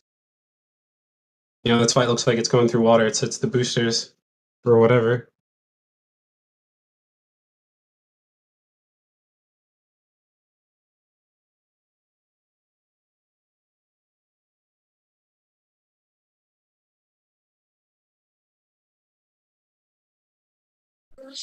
I apologize. I'm probably going to butcher this, but bear with me. I would maybe ask for some props from the team as I scramble down the story path of this story. The man-made rocket launch in Arizona, where the rocket launched into the sky and it span, and our viewpoint was the ground. So the rocket was spinning, and so the ground was spinning, and you heard. And then it hit. Oh, sorry, it cruised along, and then at one point you heard thump, and then it lost altitude and began meandering and falling back to Earth. At some point during that discombobulated spin, apparently the moon was spotted. Really? Did anyone see this video? Yes. Seen the video? Okay. It's the one you're talking about. Is this like is it called the Go Fast rocket or something like that? Yes. Yeah, my guy. Thank you so That one. much, my friend. Thank you. That one. Yeah, bro. So when I saw that, I hosted that video on my show. I talked about it, and I'm like, look, I'm just saying, if the Earth was curved, we could not see the moon from. I think the rocket was launched at like 11 a.m. in the morning or something like that in Arizona. Okay, so it would be impossible to see the moon in the same exact video evidence. So yeah, man. Exactly. If I the love that. Earth was a globe, the moon was supposed to be hide in the other side, maybe some kind. Exactly. The ball, literally, the sun would be on one side and the moon would be on the opposite end, and it would be blocked by the Earth in between if the Earth was in fact round. Yeah, I mean, How do you say Mercury? I remember slowing down the whole part where it the rocket slows down. It doesn't come to it doesn't like stop, but it slows down its rotation like drastically, really fast, and it's like you'd think if it's going to space, it'll spin out in some other kind of way, and it'll just slow down and completely stop, but rotate very slowly. That the slow rotation, makes you think like what is it in? What could it be? What could cause that?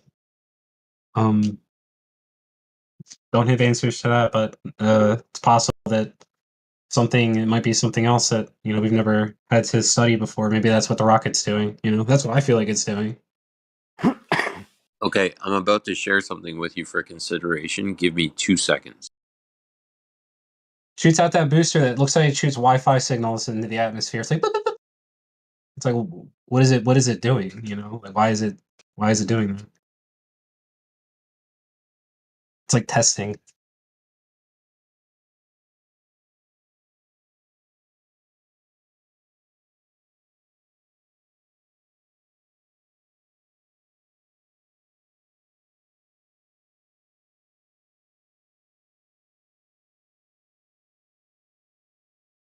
Oh. Okay, I just posted it through in the 59 encyclopedia definition of the firmament. Oh, sorry, 58 encyclopedia definition of the firmament. Take that when you get time. Just take that piece in at some point in time. Yeah, I want to watch it describe- now, but it's going to be okay. kind of loud. But so how did it change? I also know that they used to call it a dome. I know in the Bible, like the older versions, translations, it was called a dome, then firmament. I know Freemasons call it the firmament in the King James version. Basically, I think it was they're doing, but basically it's like the same thing, right? Well, what was the Yes, sir. older meaning of the firmament? No, that was exactly it. On day 2, that is what in scripture, that is what stated he created on the second day. So he says it's a dome, basically. Well, Like the it's core translation. the exact word is firmament, but nowadays it's been perverted to different things. One of the most notable being space. That's the one that concerns me the most. On the second day, he created space, and we look at NASA. We see the tongue and go.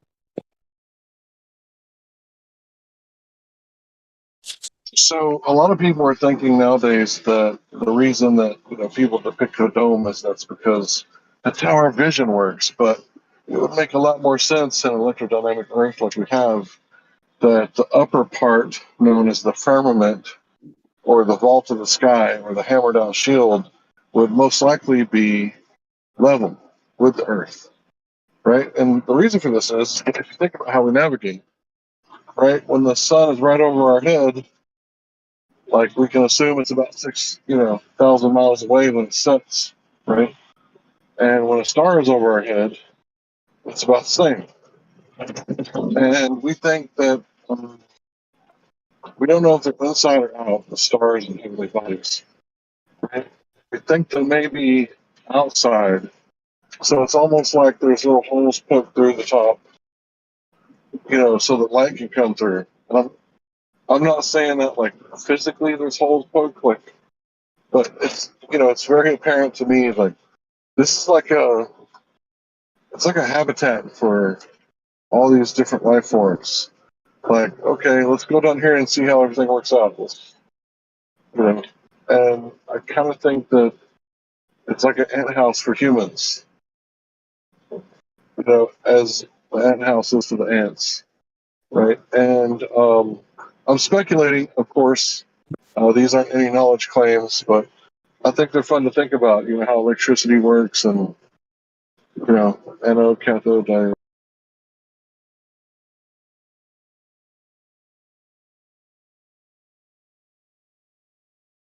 Well, if you're going to get into the unpacking of the idea of how electricity works, ether, right? Ether, AETHER,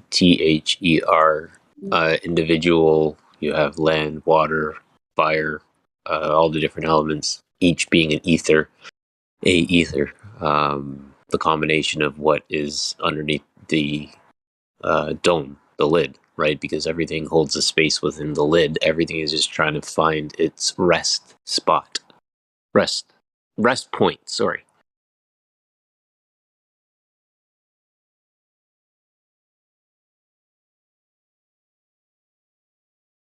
You said everything is trying to find its equilibrium, but I have to question, the sun or the moon, they seem like they're trying to disequal, what's the word there? They're trying to stir things up, right? Because when the sun stirs things up, there's life, and there's like moving water. So it's like, even though the sun is like creating like a little bit of disorder and stirring everything up, that disorder creates order flowing to its natural state.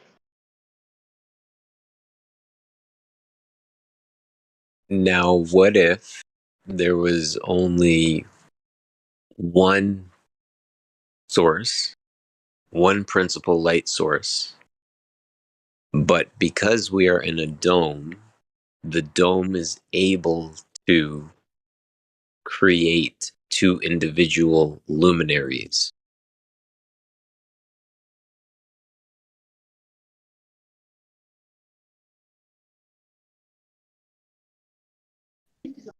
You mean the sun and moon? Yes, sir. Okay. Is the sun's corona even real? Like, did you ever see how like the sun that you put on textbooks with the fire shooting out? It's like, like shot through a kind of thermal imaging atmospheric or solar imaging camera. So like, the real sun is kind of just like this orange ball. Then you see that, and then you see different cameras with different wavelengths, and it seems like they took that idea, at least from my perspective, like they just took like that idea and ran with it. That like is the sun really? I mean, the sun obviously gives off light, but is it actually like steaming hot? I mean, do things really get hotter the closer they get to the sun? Run, fishy, run. Run upstream. Keep fishing. I mean, keep running upstream. Go. Or did you ever see not that I listen to him that much or at all, but like what's it, David Weiss? He's usually pretty good. I mean, I don't think there's much criticism of it all, but what did he say? Yeah, he had this theory that like the sun is like not inside and it's reflecting from the outside. And I don't know, it kind of like it was just very interesting, and he gave kind of an illustration of like in his computer of like what it when you're turning in the dome and how it would the angles. I mean, I don't know. I feel like it would explain the theories that there's multiple suns. There's like videos where people try to claim that there's like more than one sun. I don't know if you've seen those, but might be might be interesting. No, I say this respectfully.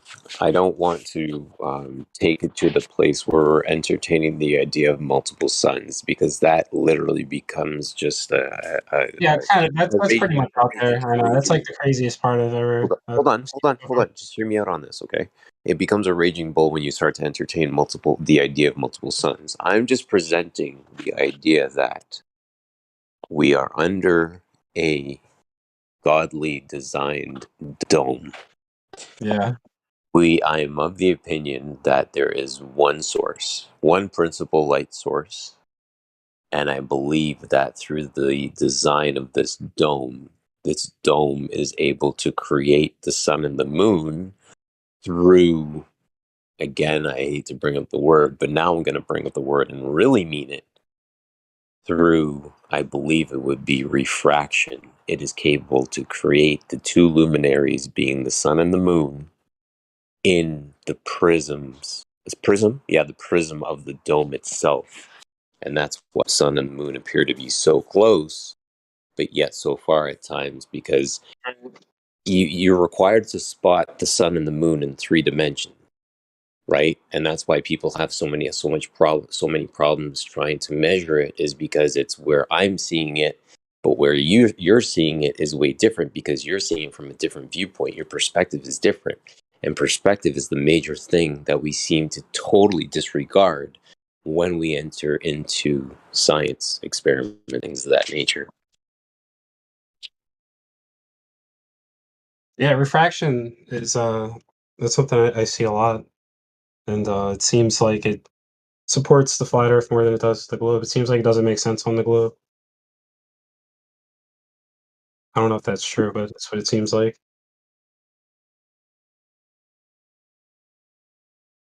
I mean, the refraction imply that light doesn't bend. Is that what I was hearing? It doesn't actually bend, but it just like, what was the word you guys used? It illuminates the essence. Like a luminary, you have to think of a luminary like a candle. A candle lights the essence. And if we can remove ourselves from thinking of the idea that the sun and the moon project rays, and think of them as lighting their essences, and their essences being the gases that are present under the dome that we sit, then I think we can start to engage with the idea of how light works in principle versus observing it as to what we think it does. Right. So that's kind of why, some people say like, oh, like, why don't we see the sun getting bigger if it's moving closer to us? Well, you can say it's like, the way that light's, interacting with the light in the atmosphere, it can move closer to us and it would change size because, like that's because Actually, it's refracting you its work just or something like that. you made me think of something I did. This was an experiment I conducted. I was sitting in Tobago, out on observing the sunset, waiting for dinner, and I was on an elevated plane, probably about 2 stories up. It was by the poolside, so I was observing the horizon sunset. And I took the drinking glass and I put it to my eye, and then I took a picture. I should actually look for it. I think I can find it. I took a picture, and then I took the eyeglass, and I span it around. So I looked down the eyeglass, down the shaft of the eyeglass, if you will, and then I took the eyeglass and I turned it around on the other side. So it was like the bottom of the eyeglass. I used that. So I changed the focal length of the lens of the iPhone. Okay, if that makes sense, by using the drinking glass. Does that make sense? Okay, cool. And what I realized when I was taking the picture of the sun was actually obviously changing distance, right? So I believe that that's why I present the idea that the sun is a luminary within this idea of the prism itself, because the spot of it is changing depending on where we see it. Yeah. And sorry, okay.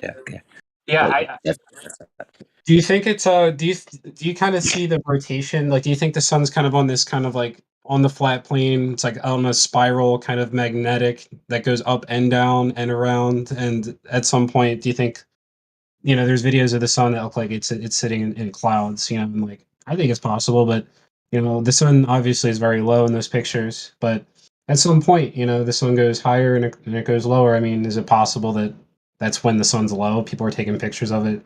There's a certain time of the year or something, like so I mean, I this is where I kind of start to slightly beg mercy, but sky science I don't claim to venture well with. It's just something that I can totally I'm basically playing catch with a fellow man.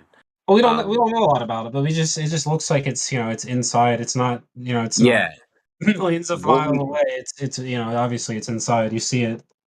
People get close. What we have observed is the pattern. It makes this like almost figure 8 or fish-like pattern, if you will, maybe, that we have observed, and it seems to be consistent. And it has this idea of it venturing further away from you, i.e., vanishing point, versus setting over the crest of a horizon. That's right.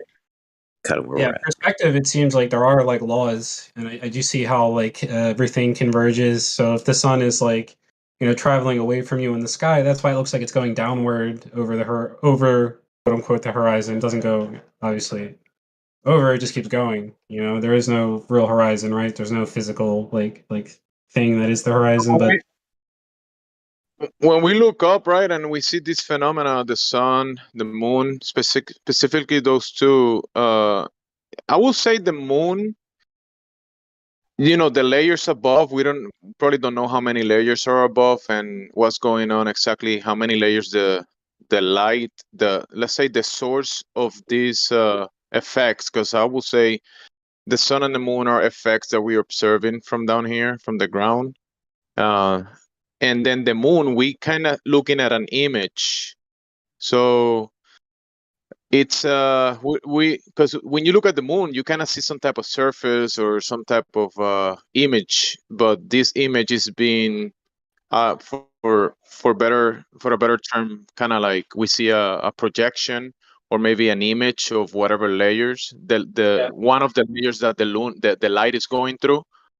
So yeah, I you see. know, I saw that idea of the superimposed moon.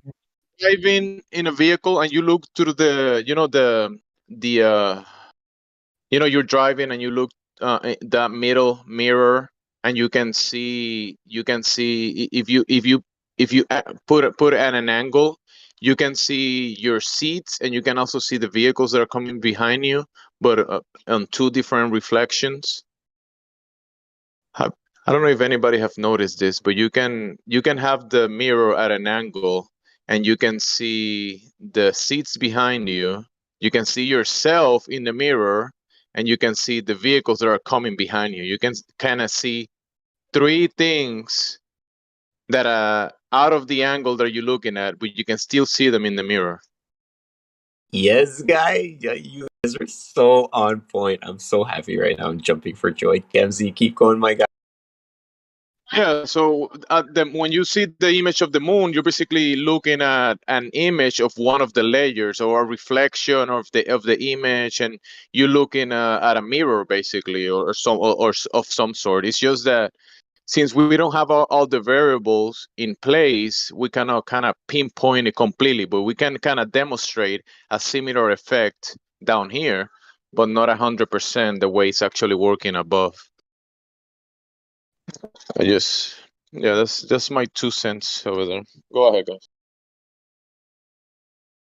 Yes. Okay, sorry, I'm done. So when I took the sticky EMT, I was experiencing this thing that I could only refer to as like layers. You know, at the time I was thinking like dimensions. That wouldn't be the right one.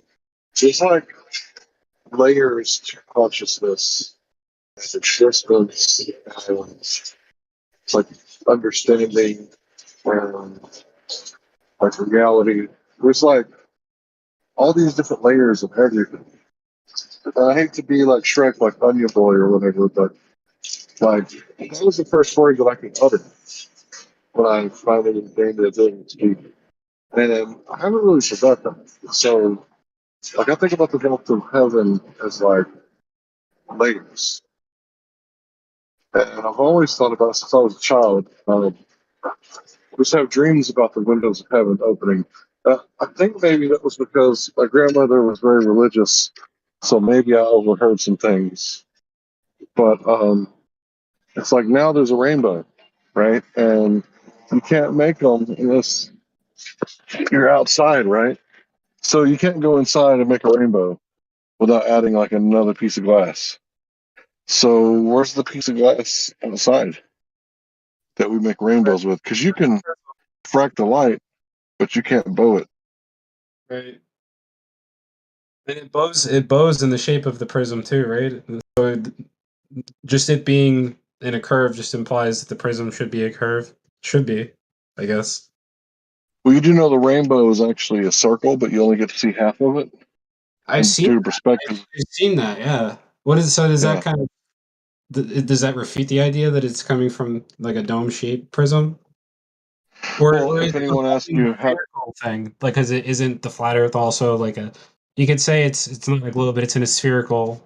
I mean, I don't know. I've seen kind of like depictions of it in a sphere, but it's not a sphere, I guess.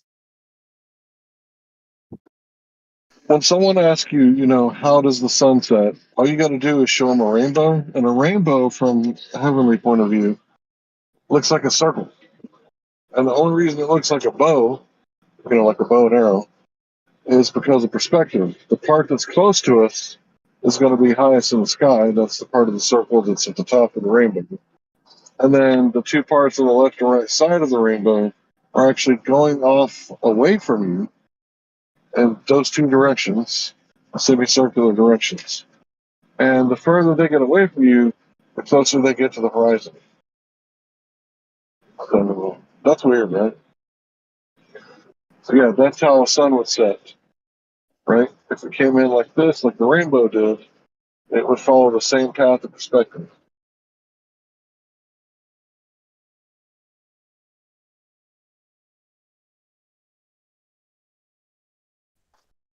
And I think the analemma has to do with perspective too. And also the moon's analemma, which I forgot what that's called. But I think the analemma needs to be done at the equator or somewhere nearby. And I bet it would be more symmetrical.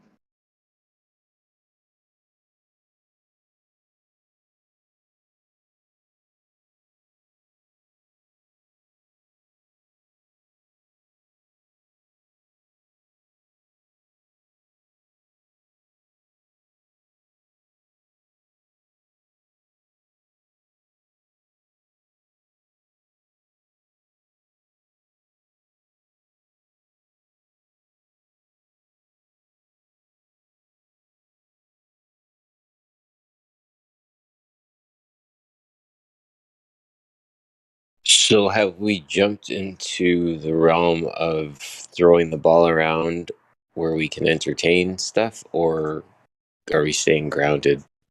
Because I have something I want to put forth for an idea for consideration, if you guys are open to something. It's relation to the Yeah, moon. we're open to speculation right now. Nobody's really talking. So speculate, postulate away, sir. All right. I'm about to put this into the chat, and I want to see what you guys think.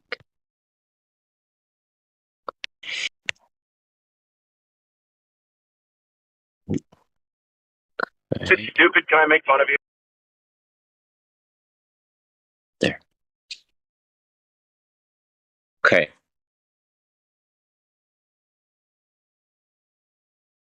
At the 3 o'clock position, Australia. What do you guys think?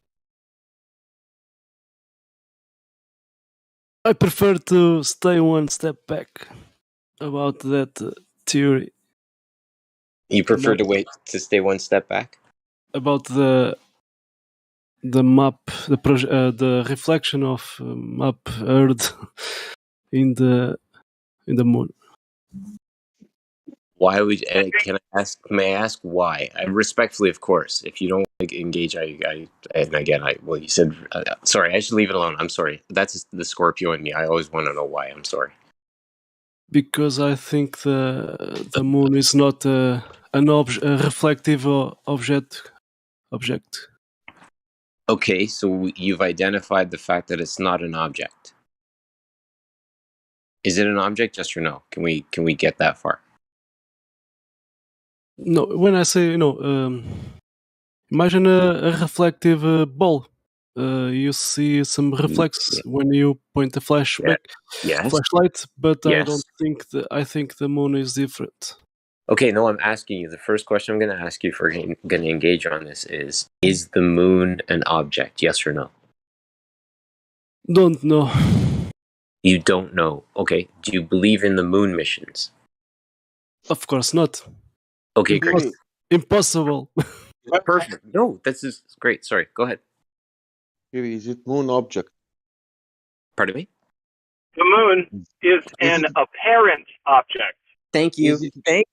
saying. There's a major difference here, boys. Is the moon an object, i.e., can I walk on it? No, I cannot. Okay? This is why I say the moon is a luminary. Okay, I'm going to get serious with it now slightly because we're going to become very, very specific about things because I'm attempting to exercise this man's mind. Okay, so no, it is not an object. You cannot walk on it. It doesn't have a surface. We did not go to the moon. Period. The moon rocks were fossilized wood. Done. Next. Okay. Now. Okay, great. We didn't go to listen, wait, great. We didn't go to the moon. How do you know that it is not solid, an object?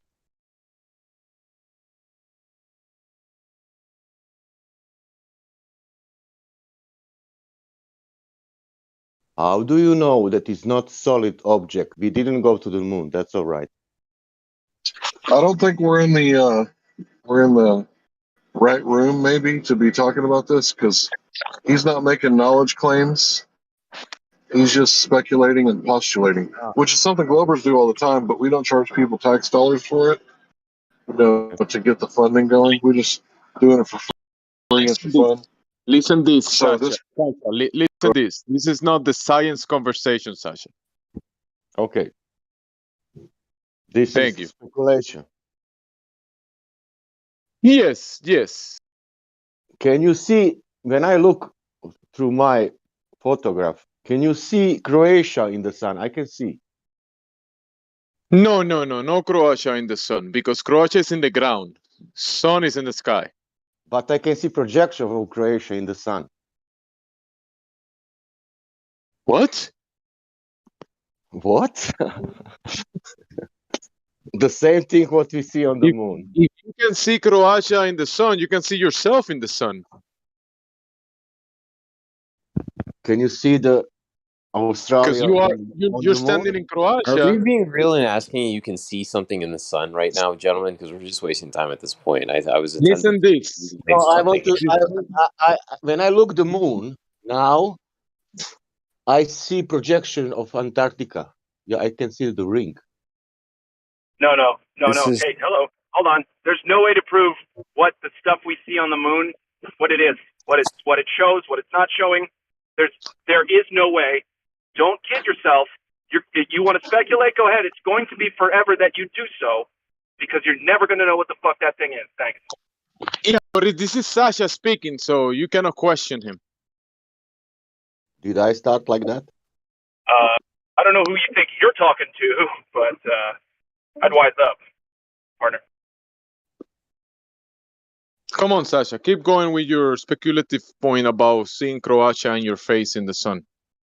No, I'm saying that because somebody's seeing the reflection of the Earth on the moon. If somebody no. sees it, but somebody said it 10 minutes ago. Let's speculate, and I said let's speculate. I can speculate that I can see the reflection. Okay. I think someone was making a point before you stopped them. So, did you finish your point? Whoever was making a point. I'm good. Thanks for talking, guys. All right.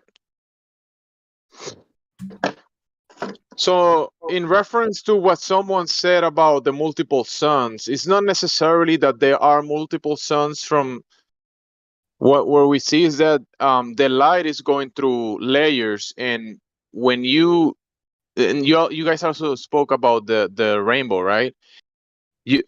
I think I've call it like a focal point, so you can kind of see when you see the circle around the sun, and you can see this rainbow around it. That's like a focal point, but still you can see the light of the sun without seeing the focal point, which is an interesting property of what's happening above.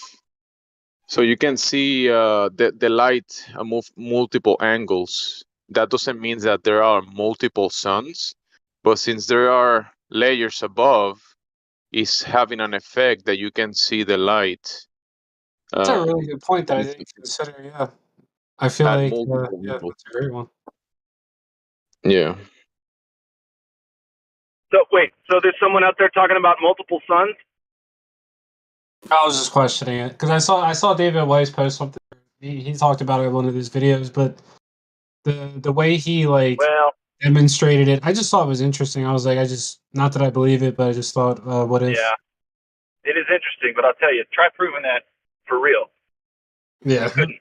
There'd have to be, like, at least in one part of the world, more than one sun often, and none of that is happening ever. So, you got some cool camera tricks. That's neat. Why don't you take me to the spot where that happens ever? Oh, no, it happens all the time. Okay, well, then I'll pitch a tent for a month, and we'll see if you're right. You know what I mean? Like, let's really see something, please. Yeah. Yeah, thank you for obfuscating from my point that we can see the light at multiple angles.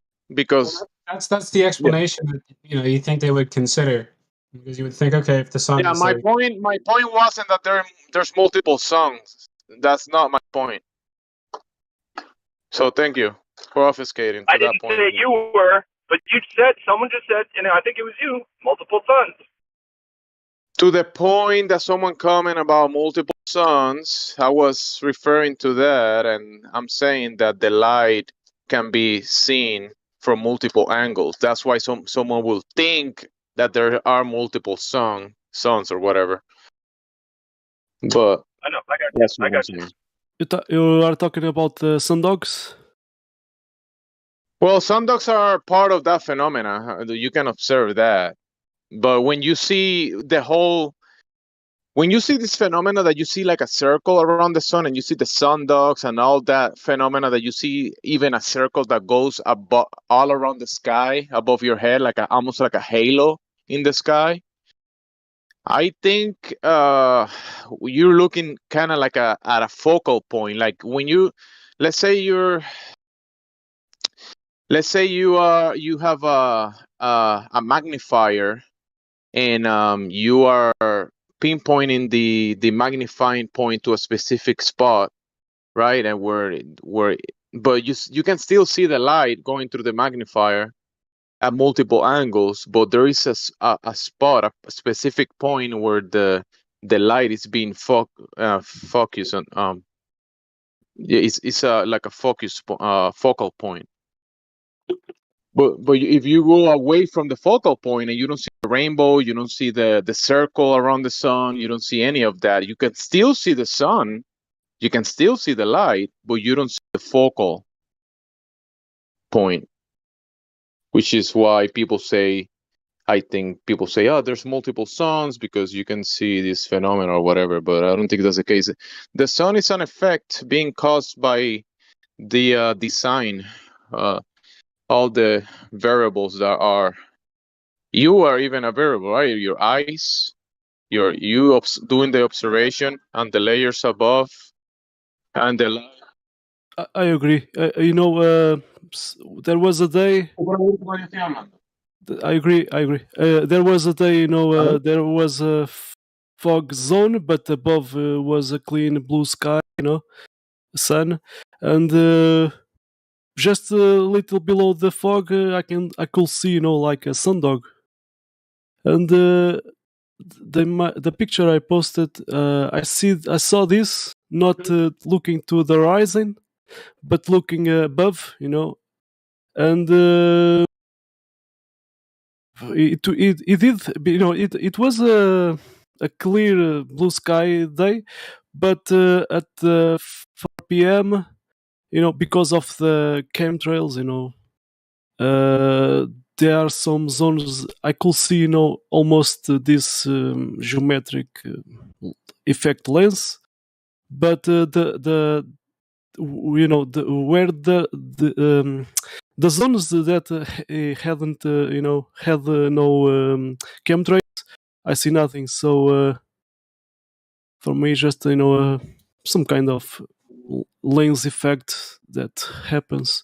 So you're saying like the chemtrail kind of aerosols are magnifying the sun from our perspective, making it look bigger or something? I agree. I would think that's probably definitely true. I will, Yeah, for sure. I've seen it before. And I saw this in the other day. It seems like there is a document, but I just saw this. You cannot zoom too much to see the text, but someone in the past did this representation of what we are talking about. and it is interesting because I didn't saw all perfect in what I'm seeing. That geometric thing, but almost it was the same, and it was just because of the chemtrails in that area. But for me, it's not. People claim that it's some kind of reflex of firmament or dome, but for me, no, just a lens effect that happens. But it's interesting.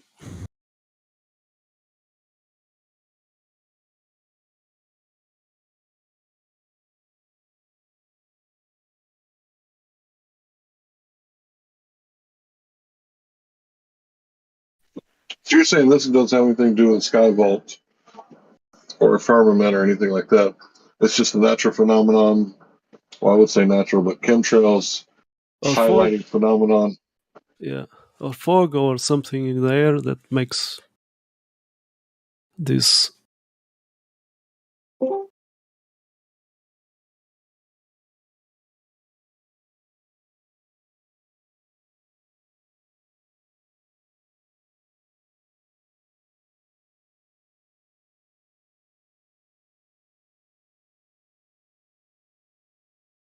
Chocolate Cyan, he did post the bug in the moon, and there was a guy. Hey, guys, Sorry. you guys know that the moon buggy, the chairs on the moon buggy were lawn chairs?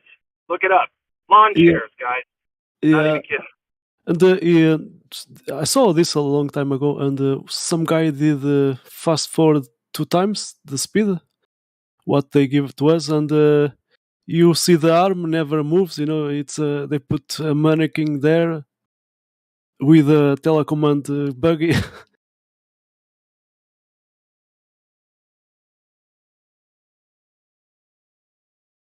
Yeah, I tell you what, though, it's an adventure trying to keep up with those stories.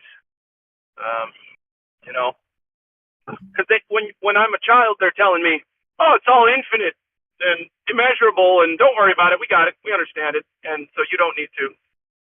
But yeah, it's going back now and seeing what we were taught about all that, the stuff up above, which has nothing to do with the ground measuring flat, and then of course the ground itself being flat and stationary. But like I said about the adventure, we're supposed to believe that it is not at all how it appears.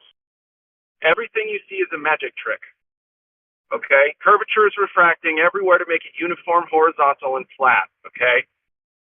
It's a globe, but with a lot of really specific refraction. I'm talking, it never changes. It's always flat, right? And that's quality refraction if I've ever heard about it. So yeah, stories, adventures, good times here debunking the globe nonsense. And yeah, thanks.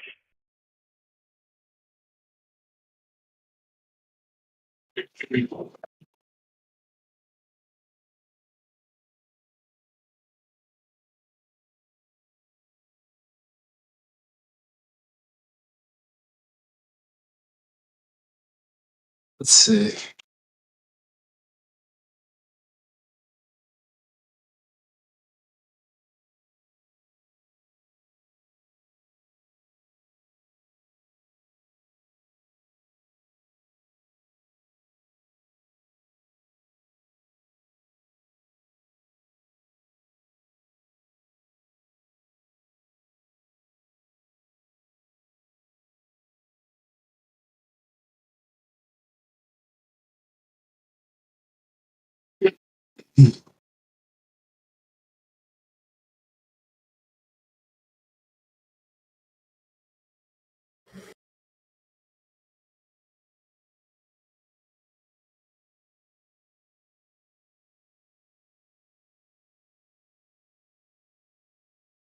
Hey, what if you get some power lines?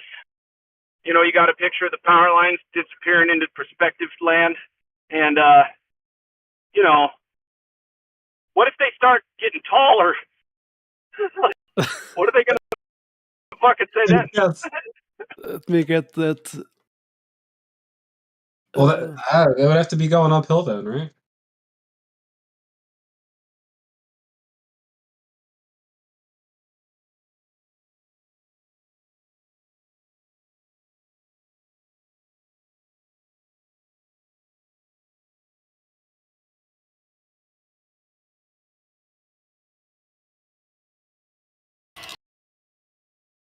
These ones, or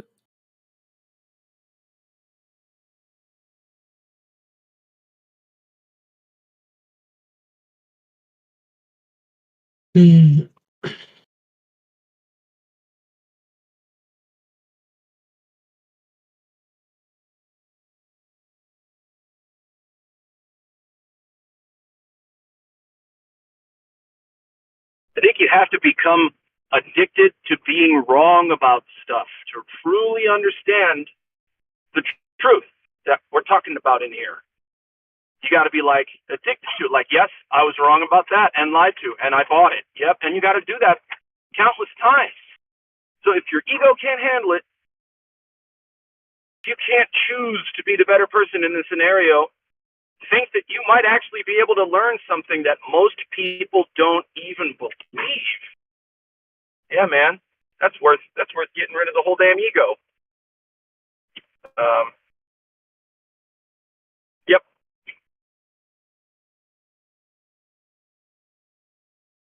Yeah. Well, when it comes down to ego, pride, reputation, cognitive dissonance, brainwashing, programming, indoctrination, that will be the downfall of any person who can't let that go because they've been lied to about anything of significance, and people just can't they can't admit that to themselves because their ego won't allow it. Plus, throw in Stockholm syndrome, that they wouldn't lie to us that much, and you have a train wreck.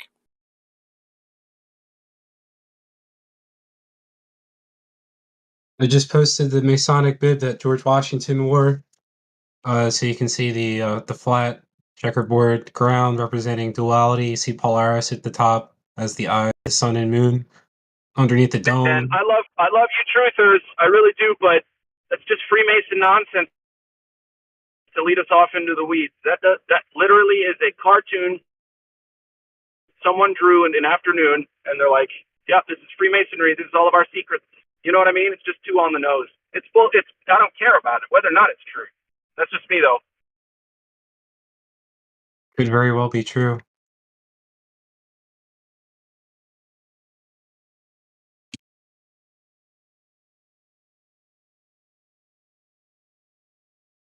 It's a very valid point. I think anything that's negative, regardless of what it is, it's still negative, right? There's only one choice. You're either on the good side or the bad side at this point in time.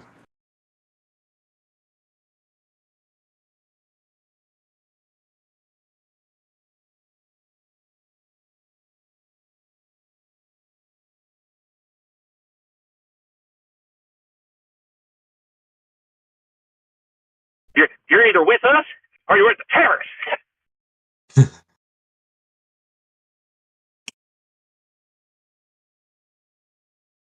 Yeah, I don't know. My personal belief is I think that the secret societies are part of it. I mean, the question is like, is it as obvious as to us as they thought it would be? I mean, who knows? I mean, I agree with you. Like, it seems like nonsense, but maybe they thought they were actually hiding something. It's just that like we just see how obvious it is. That's a potential. That could be that could be true too simultaneously. They they're an anti-clerical organization. They want to separate religion and politics with the Jesuits. Then they have their pillars, and then they have the Euclidean sphere on top of the pillar, and then they have like it seems like they're kind of propping up their fake model, and then they hide the whatever the truth might be in their art. But it seems very obvious, but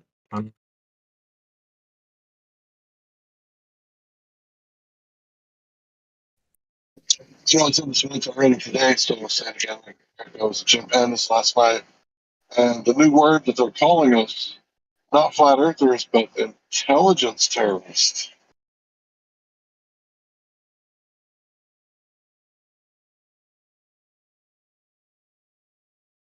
All right, aren't the Glovers calling us intelligence terrorists now? Like, isn't that true?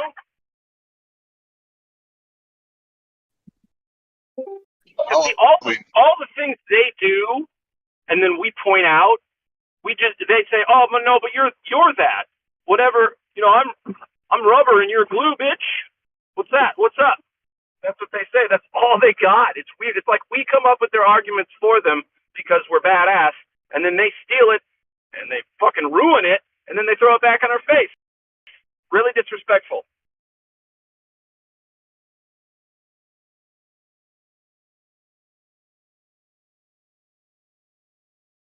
We're the ones saying that, it's refracted. It's in different places. They're in different parts of the day. Because the atmospheric conditions, that's what we were seeing. So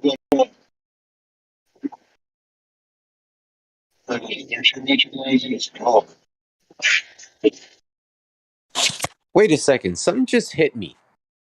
You said refraction. And somebody help me out here because I'm going to start asking some questions to try to feel through something. For the idea of refraction to be necessary, that means that the thing that is creating the light has to be projecting light. Is this correct?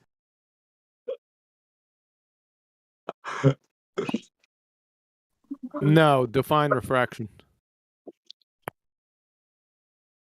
Well, that's what I'm asking. What is refraction? Yeah. What is it? That's what I'm asking you. You brought it up. Well, if the idea of refraction, I'm thinking, is you have like a light bulb. You turn on the light bulb, and we assume that the light bulb shoots out rays of light. No. Okay. Why am I Nope. wrong? What am I doing wrong? Tell me. Talk to me. Rays Okay, don't. I'm Rays don't asking exist. questions, man. Please. You're asking questions, but you're kind of not. So define refraction first. All right? That's the first step. Okay, then I can't do it. Thank you for the time. Yep.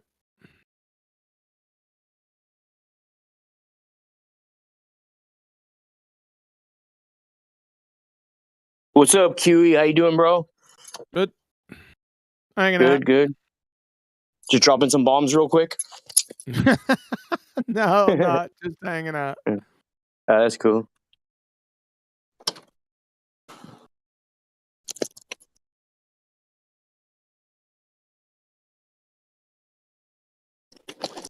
Come on, dude. Play along. Define refraction. It's not like I set you up on purpose, right? What's up, Larry? How you doing, How you bro? doing, bro? Good, All man. right, all right. Thanks for playing. You could look. Right. You can look it up. It's all right.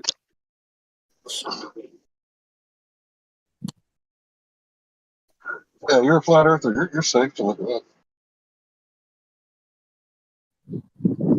As far as you know.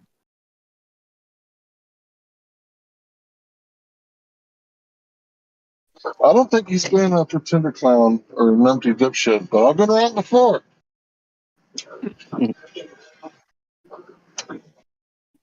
Nah, he's been a pretty cool dude so far.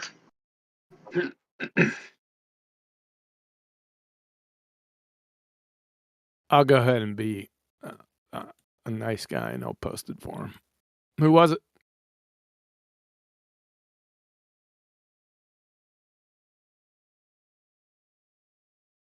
Okay, it is hold on a minute. Refraction in physics, the change in direction of a wave passing from one medium to another, caused by its change in speed. For example, waves travel faster in deep water than in shallow. Okay, so that requires projecting light, right? No, that Does it not? Is that not a ray that we're witnessing? This is my no point. rays We're don't exist. witnessing a ray. We're witnessing a ray. I know. Are We're we? not witnessing rays because they don't exist. But you got refraction more or less right. You might go with this one.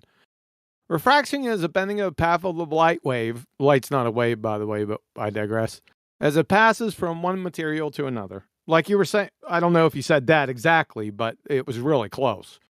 The refraction occurs at the boundary and is caused by a change in the speed of a light wave. Light's not a wave, but you got the speed, right? Upon crossing the boundary. So is it? So I was going to finish it. The tendency of a rays of light don't exist, by the way. To bend one direction or another is dependent on whether the light wave, which doesn't exist, speeds up or slows down upon the boundary condition. Not the boundary condition. The boundary is the most important thing here. When light goes from one medium or one material to another, right at that interface, right? It changes direction and changes its speed. That's refraction. That's what I was trying to get you to say. So, Okay.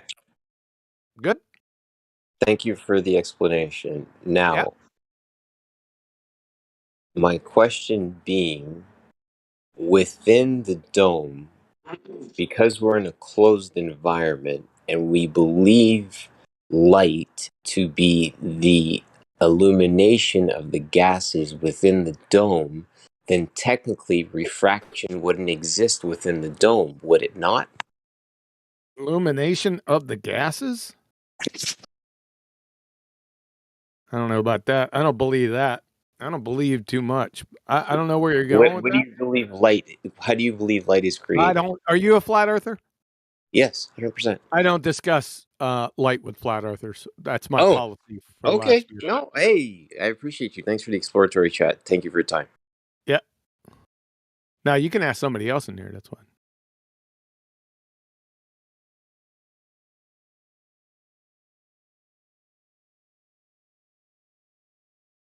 That's what got so defensive when we started. I don't know how that. I don't get defensive. I always stay offensive. How can light bend if light has no mass?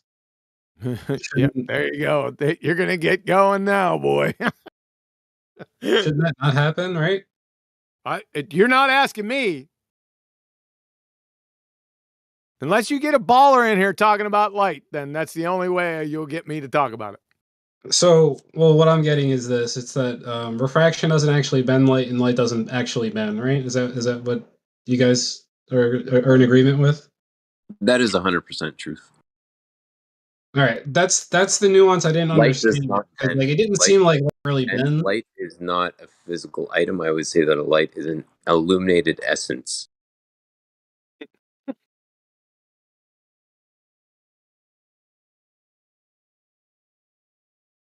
Yo. Hello. Larry, your mic is a train wreck, dude. Hey, QE. What's up, man? I don't know if you already know, but I was just going to tell you the news if you didn't, that Kai is 12 weeks pregnant.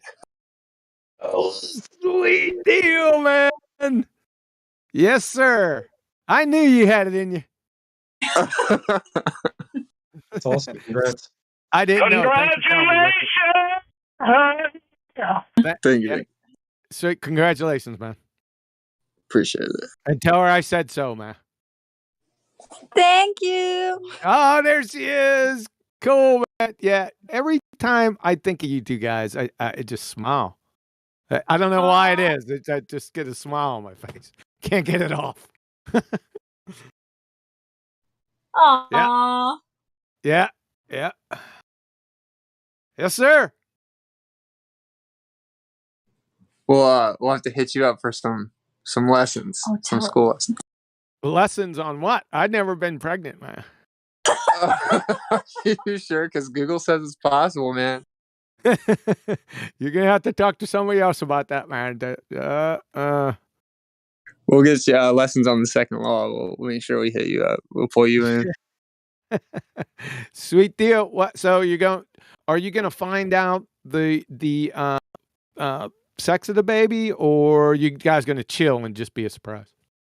I think we're going to find out like around 18, 20 weeks. And if it's a boy, we're going to name it Legend. Legend? Legend. There's a great boy's name, QE, man. Oh, wow. I didn't even think about that. No, I'm only kidding. Nah, that sounds too much like Kiwi, dude. Yeah. No. So boys' names and girls' names, you guys floating around? Yeah, we got Legend, like pretty much set in stone.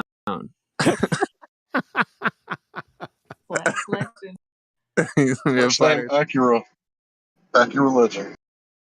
His middle name Airy. All right. What That's about I'll the girl? take that. What about the girl? We don't really know, man. I think she likes the name Lila. I don't know. We haven't really thought of that one that much. Layla. Okay. Well, let us know, man. 12 weeks right now. Yeah, 12 and a half. Wow. Awesome, man. It worked out perfect because we decided we were gonna announce it after the first trimester, and then it like right around that time fell on Father's Day. So I'm like, all right, let's just do that. Yeah. Sweet, dude. I can't tell you. I'm just stoked for you. So technically, you're already a dad. Hey, happy Father's Day there, partner. Thank you, man. Thank you, man. Yeah, happy Father's Day. Yep. Yeah, man. My swimmers are Michael Phelps level, bro. That was pretty quick. I mean, if you do the math, I mean, Michael Phelps level. yeah,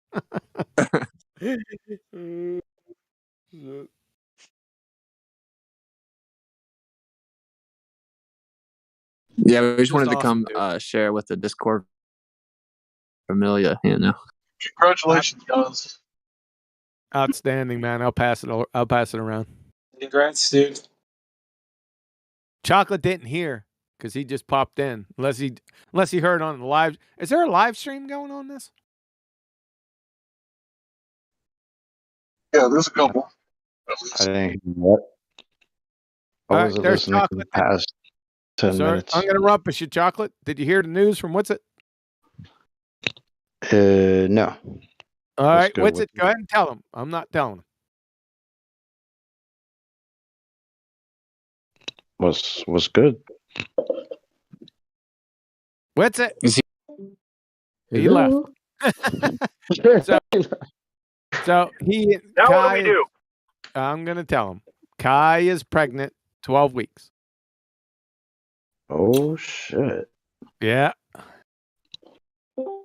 Oh, And he came back. He was just that. Look, what's it? You left. I told him because I thought you left for good. Yeah, you were roboting. He set you up, QE. He set you up. You were roboting for me. I couldn't hear you.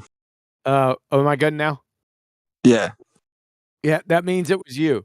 So I asked you to tell them you left. I said, oh, they had to go somewhere. Probably, the baby's RS or something. But so I told him. Okay, nice. Yo, congrats, my brother. That's what's Thank you, up. bro. Thank you. Yes, sir. I saw a that picture was- earlier of you and Kai kissing, and I could see that she was holding her stomach in a certain way. That I didn't say anything because I didn't want to ruin it, so I just kind of kept scrolling. Yeah. If you look closely, I'm literally holding an ultrasound picture. Bro, that's crazy. I'm having a baby. So yeah, that's cool. Congrats, yo. Tell Kai I don't know if she's listening, but if she is, tell her congrats. I say congrats. Thank you. You're welcome, Kai. That's what's up. All because of 24/7 Flat Earth Disco. Yo, that's crazy. Oh shit. That's so awesome to hear though. We're at a family reunion right now, and I'm introducing my extended family to Austin because we had a small wedding. And they're like, oh, so how did you meet? I'm like, oh, a debate app. Oh, what did you guys talk about? Oh, just debating. That's the greatest story. A debate app. Oh, about what? Oh, nothing big.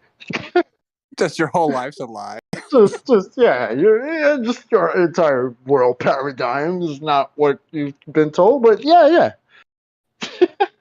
Yo, that baby gonna come out spitting bars, bro. Bars all day. Yeah, between the both of y'all, oh shit. First nursery rapper ever. Oh shit. Oh no. Yes. Yes, QE, enjoy it.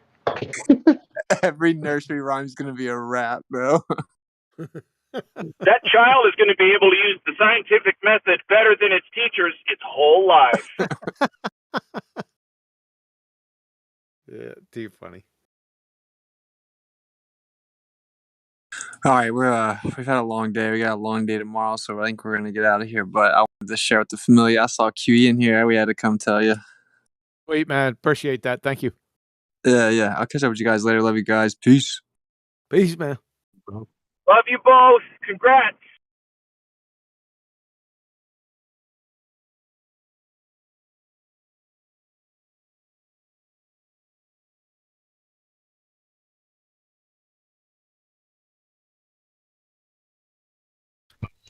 What's going on here, guys?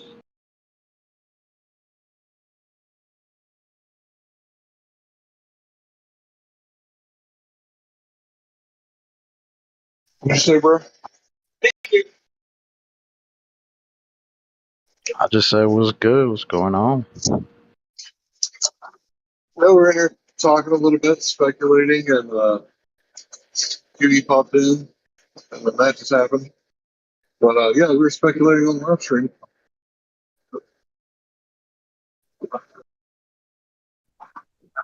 That's something we do very often. It's cool. But we did say the word speculating like 20 times. It was cool. Like I said, you missed it, Chocolate. You had, I don't know, Eli posted a video talking about the way he approached things. I thought it was a fucking train wreck. But during, I listened to half of it and then I left and did something else and then came back and I listened to the second half. You got Sean Hawkins and I guess they're in Jim Panda's server or something. I don't know. But he's asking Eli why he doesn't have, or can he show the scientific method with the black swan? I'm dumbfounded at the fucking stupid. He doesn't realize that the statement that he just made is so utterly absurd that he just exposed himself. That's really one of the funniest things. Number two, it's been out for 2 years. You'd figure they'd figure this fucking thing out by now. Nope.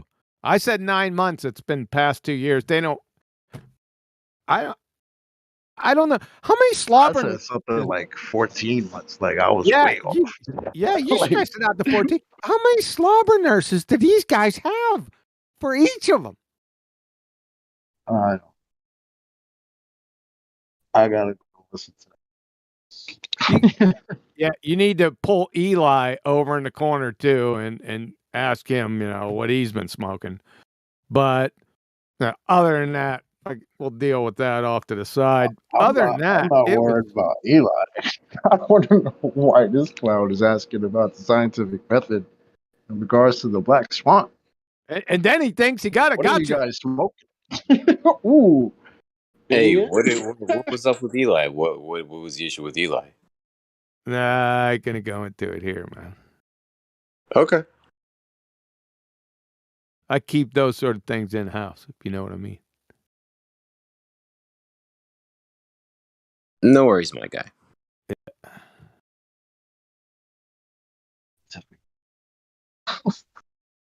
The same morons who say that science doesn't prove things anymore ask for scientific method.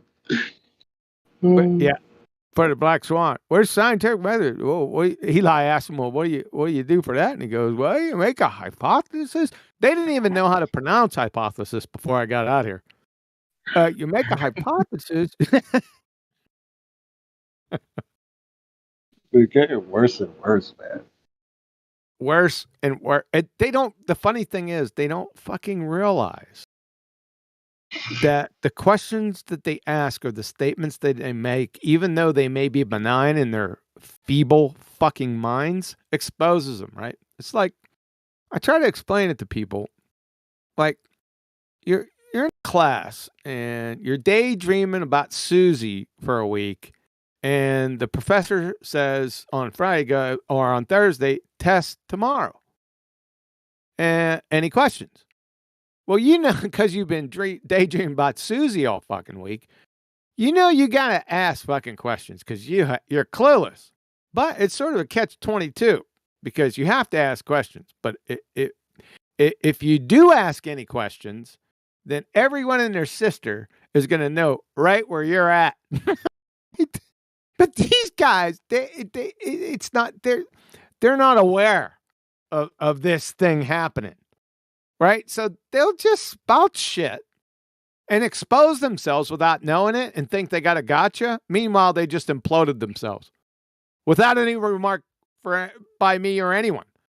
As soon as you ask, give me the scientific method for the black swan, you're a fucking moron. Do you want to know? Does everyone want to know why? I'll clue you in. Nothing to do with science. It has nothing whatsoever to do with science. It's a geometric argument.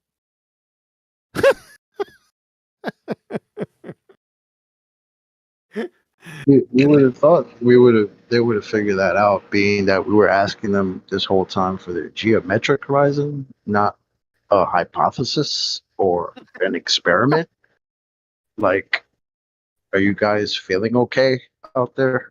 Is it gotten that bad? Yes, it's been that bad. They wouldn't know what the black swan or the scientific method was if it climbed up their ass and started kicking footballs wrapped in concertina wire. That's how bad.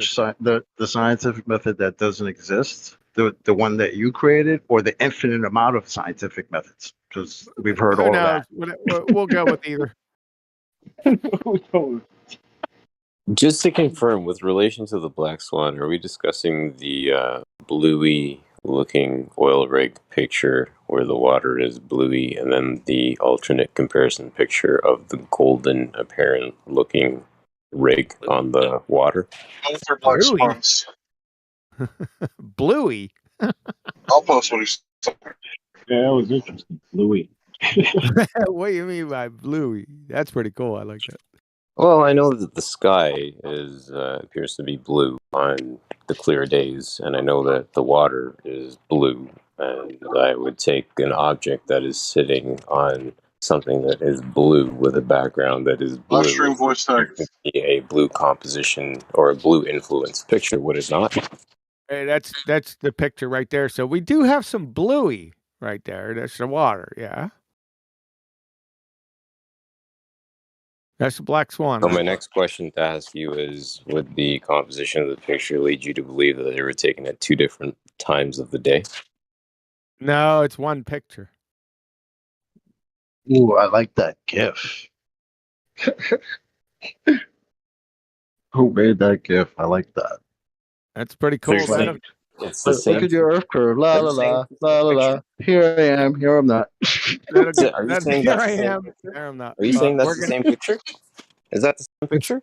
The same picture. It's one fucking picture. Oh, because it looks like it's two different times of the day. Actually, it looks like one is maybe. Hold on a minute here. I gave you your space. I'm curious now. It looks to me like one picture. Fuck up. Don't fucking give me instructions. You clown show. Now we're talking about two different things. Number one, you're looking at a GIF. Number two, I posted the black swan picture in there at 9:38 after the hour. It's one fucking picture. Now, which one are you fucking talking about? That's not the GIF's not the black swan. So get your head in the game. You good now?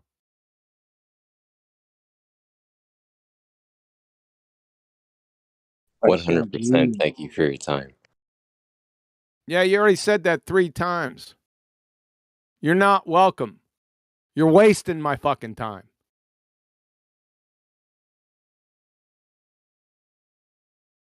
So the black swan, the bluey picture, yeah, that's the black swan. It says bye-bye ball. That's what you asked for. What's the black swan? There it is. Not the GIF from Larry.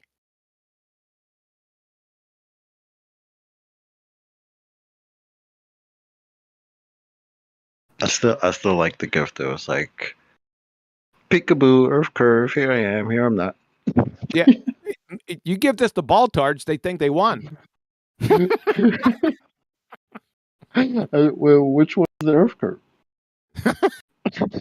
That would be my first question. Oh, you Look won, at huh? that, Kiwi. We got you. Fucking clowns. Meanwhile, that picture was in the first presentation. Great.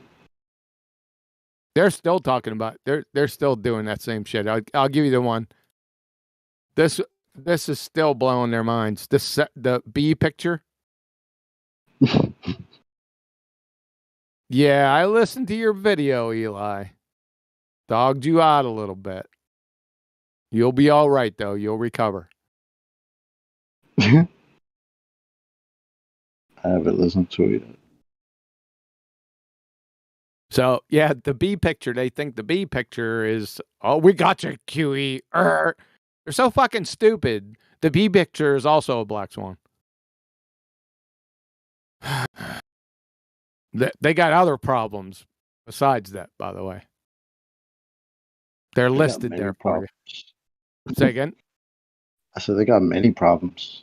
Oh, besides the oxygen, lack of oxygen to their fucking melons. But yeah, they got a lot of problems.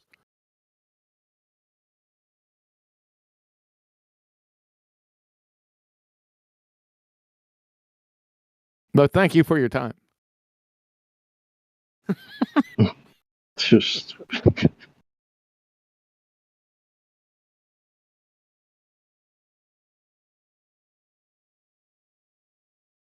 I think one of the people on I made a statement in Skype. One of the people on Eli's video there talked about the bulge. I mean, the Baltards gave up the bulge, what, like 3 years ago?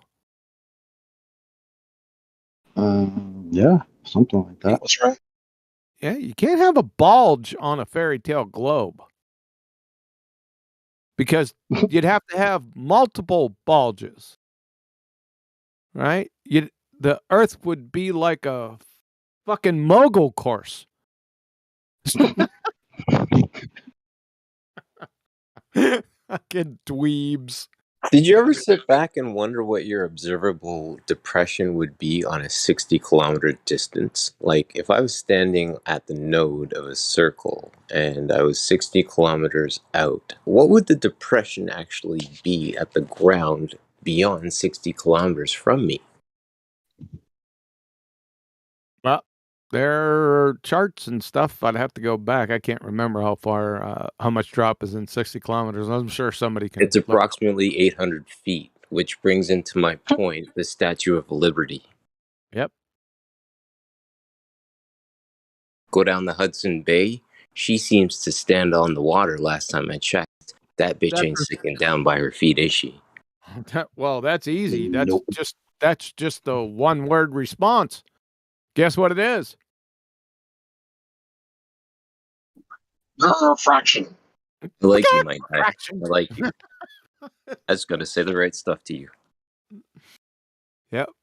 Of course, they don't know and never known what refraction was. No baller I've run into in 7 years knew what refraction was to begin with. So they'll just state one word. Refraction! Well, this is my point, and this is what I was attempting to illustrate when we first engaged, the fact that I don't believe that refraction can exist in an environment that is comprised of gases. Because I think of refraction, and my knee-jerk reaction is I think of the Pink Floyd album cover, right? Yep. That is refraction in essence. So all I was saying is that from a standpoint of if we're in an environment that is comprised of gases, on Father's Day, gentlemen, I say to you, we fart and we burp of the essence that we live in. I don't believe that refraction can exist in an environment comprised of gases. You're correct. I love you all. No, you're correct. I have no issue with that. You're right. But you don't talk about light with blue ballers. No, I'm being an idiot. I'm sorry. Thank you for your time, dude. I really, truly appreciate you, man. Yeah, I don't talk about the intricacies of light with flat earthers, but refraction I will definitely discuss.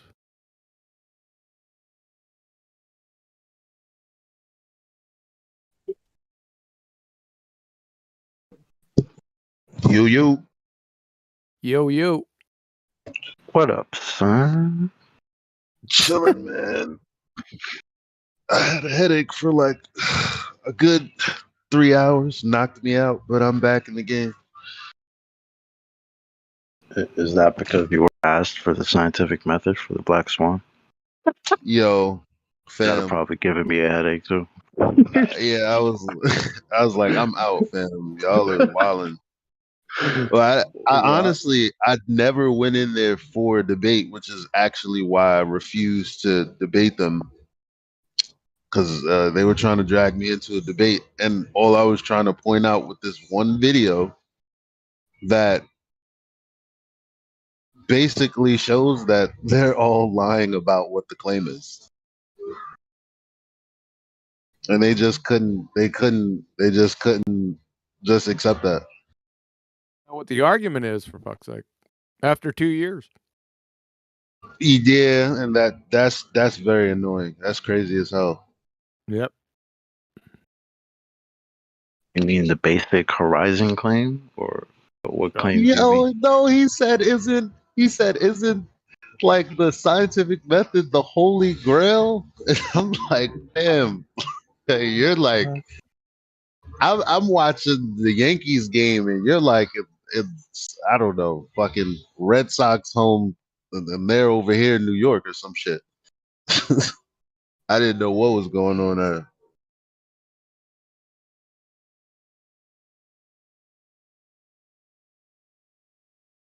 Yeah, well, that's what they do, right? They go against the claim of the globe. I think that's something we're gonna start actually accentuating now, because like Nathan said the other day, like he was listening to these clowns and they were in there like, yo, we don't. There's no Coriolis at the equator, and he was in there bugging out, like, wait a minute, isn't that your claim? Like you guys don't believe in the globe claim. This is why they throw all their priests under the bus. This is why their claims are different. This is why I'm sure that entire room's claim of what the horizon is and does is different than any regular mainstream claim, because it doesn't hold up any water. Their tactics have changed recently. I heard their new tactics is don't worry about argument or facts or anything like that. Just be friendly to the flat earthers and try to make them your friend. So now I think they're going to start agreeing with us a lot more, trying to be friendly and keep us out of debate mode.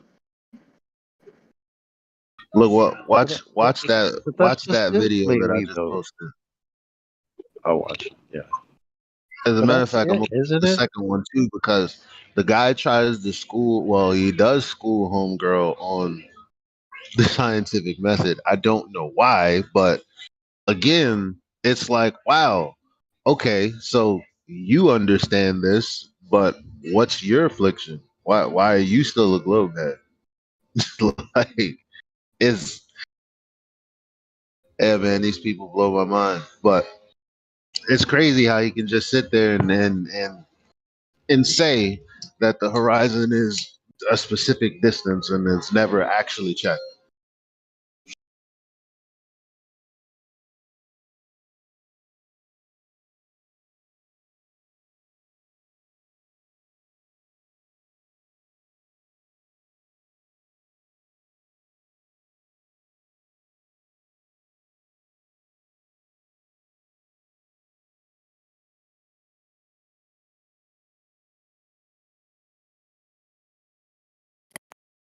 Oh, for fuck's sake. Why didn't I even watch it? My God, 2015 all over again. It's like a recurring fucking nightmare on Elm Street. Idiots. That's response to right there. That's my response to anyone who says that that's not the claim. Once you go in, you don't come out. If you want to live, go home. And there it is right there. He understands it. He understands the claim. Why don't you guys? So isn't this what I've been saying? Like these guys need to set up debates with each other first before even coming to check us. They need to get their own shit squared up. Because why do all the morons that want to debate this shit say something different than what this guy is saying?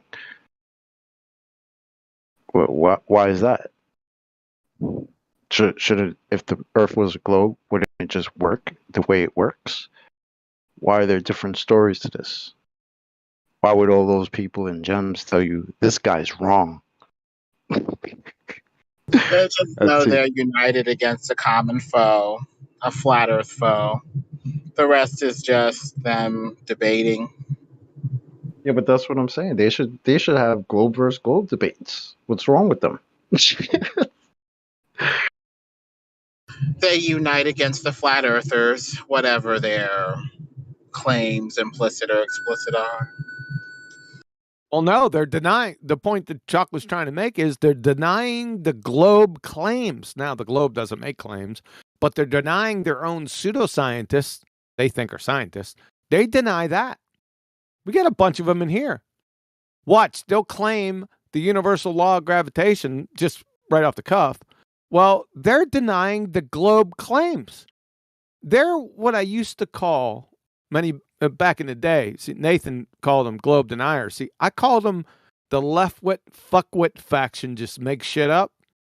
They're the same variety, but Nathan has come up with a plan to call them globe deniers. See, when they come up with something that doesn't line up with the actual globe claims, those people are actual globe deniers. So they gotta get together and kind of solidify the globe arguments, because what they're doing now is denying the actual globe claim. So their argument's not against us. It's against their pseudoscientists. Follow? Yeah, but we've already been calling them anti-flat earthers, right? We've already distinguished between the normie glober and the anti-flat earthers. And the anti-flat earthers are the ones that have been going against their own claim in order to debate us, to make us seem like we're wrong. Well, yeah, I guess maybe globe denier is the next evolution of anti-flat earther, to use that word lightly. Yep. Because, yeah, why are you throwing your mans under the bus is my favorite question. That's your mans. And then the one who's running around the world teaching people about this. So why does internet troll insert name here think that they know better than astrophysicist Neil Smoking the Grass Tyson? Why is that? Yep. So It's a we're going to little be weird. fire from now on. I think that's with the I'm general good with policy. that.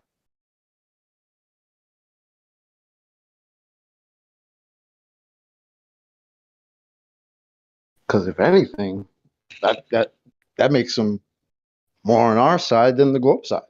Exactly. Because if you're going to tell us, oh, there's no Coriolis, somewhere on Earth. Well, yeah, but there is no Coriolis. We agree. And look at this random globe earther just straight up dogmatically chanting QE scientific method. Would you look at that? Oh shit! Where Who'd did have you get thought? that from? QE's name has reach, man. I'm telling you. Who would have It thunk has it? some reach. It has some cowbell at the end. I was in there the other day. I wasn't even talking about anything it's about. And all of a sudden, you're a QE dipshit or whatever they call me, And I was like, you guys seeing QE in the trees? What's going on here, guys? It's QE in the trees. Larry, you friggin' snorting that propane or something? No, what's wrong with my service? Is it the phone again? You sound like your mic is inside that propane tank. I'll be quiet. No, you don't have to be quiet. You just have to get another mic. Shoot. I just bought a new one. Everybody was like, hey, your mic is great. Okay, thanks. And then QE's like the only one who told me the truth. So should I send them back? Now it No. sounds better. It's probably the connection. Yeah, because Just now, you sounded a lot better than 20 seconds prior. What's up, Sonny? Hey, what's up, you guys? What's going Not on, much. man? Guy. Just did some shopping. Got me some lamb chops. Yeah, cooking right Lamb now. chops. Where'd you Lamb get chops lamb chops at? at the grocery store. Oh, you didn't make. Yeah, I know. I love those darn things, man. I wasn't a big fan, but I had some lamb chops not that long ago. Oh God. Mm-hmm. I'll tell you That's what I good. had today, though, since we're on food. That's one of my favorite topics. All right, where'd you go? Let me get it. 1 second. I'm going to give you a chef's secret. All right. Copy and paste. Okay, I'm going to tell you what this is, man. Where the hell to go? There you go. All right, so it's coming. Okie dokie. Now I know that I know they say you're supposed to eat mint jelly with the lamb chops, but I couldn't find any. No, Actually, I didn't. no, No, that's some bullshit. Yeah, my that wife is. does that, but it's nasty, man. I wouldn't do that. Don't do it, huh? Nah, you'll ruin them. Just That's it. just a little, just a little salt on that, huh? Yeah, I eat them straight, man. I like straight stuff. Yeah. But as opposed to that, this is what I had for dinner, right? These are crappies, right? And All what I right. did, all right. So what I did was, because I've been checking it, I got like a whole bag full of crappies from the lake close to here, right? So what I did was, Nice. I'm trying different. Just relax. Trying different recipes, and I came up with a world famous recipe. It's a combination of a northern walleye recipe and one from Mississippi. Mississippi. So what you do is, I'm going to tell you what you do with crappies, right? You don't use an egg wash, you use a mustard wash. Now, just not any fancy mustard, just not Grey Poupon and shit. Just yellow mustard, right? Just regular, basic yellow mustard. French's. Yeah, you can use French's, exactly. And you got to crush up salt and vinegar potato chips. So you crush up salt and vinegar potato chips, like 1 to 2 millimeter size pieces, and you bathe them in mustard, and then you slap them in a bag of all them friggin' chips. And then you get yourself an iron skillet with canola oil, about a quarter to a half inch, depending on how much fish you're cooking. Now, you could deep fry them too, but be careful. They cook fast. Yeah. Right? And then this is what you get. And let me tell you something, man. It's absolutely glorious. Well, shoot. I don't think I can find any crappie around here. Well, maybe, probably in the river somewhere. Crappie, one of the best tasting fish in the world, man. I'm telling you. I used to Not catch largemouth. Yeah. Not largemouth bass, not smallmouth bass, crappies. Yeah, I used to catch a bunch of those in lakes local where I lived there in Missouri. Yeah. So the recipe is mustard bath, regular mustard, and salt and vinegar potato chips crushed. And then use an iron skillet and fry those things on. See, I like the iron skillet. There's something about it, right? But you could deep fry them too. You could toss them in a fryer and deep. It's not going to be the same. I'm going to tell you. But look the hell out. I gave a piece to my wife. You should have seen the look in her eyes after she had one small piece. So that's what's on that plate. It's that fish crappie flavored Yeah. with that the thing you said, the salt and vinegar chips and mustard and all that. Mustard and crushed salt and vinegar chips. Yeah. Mm.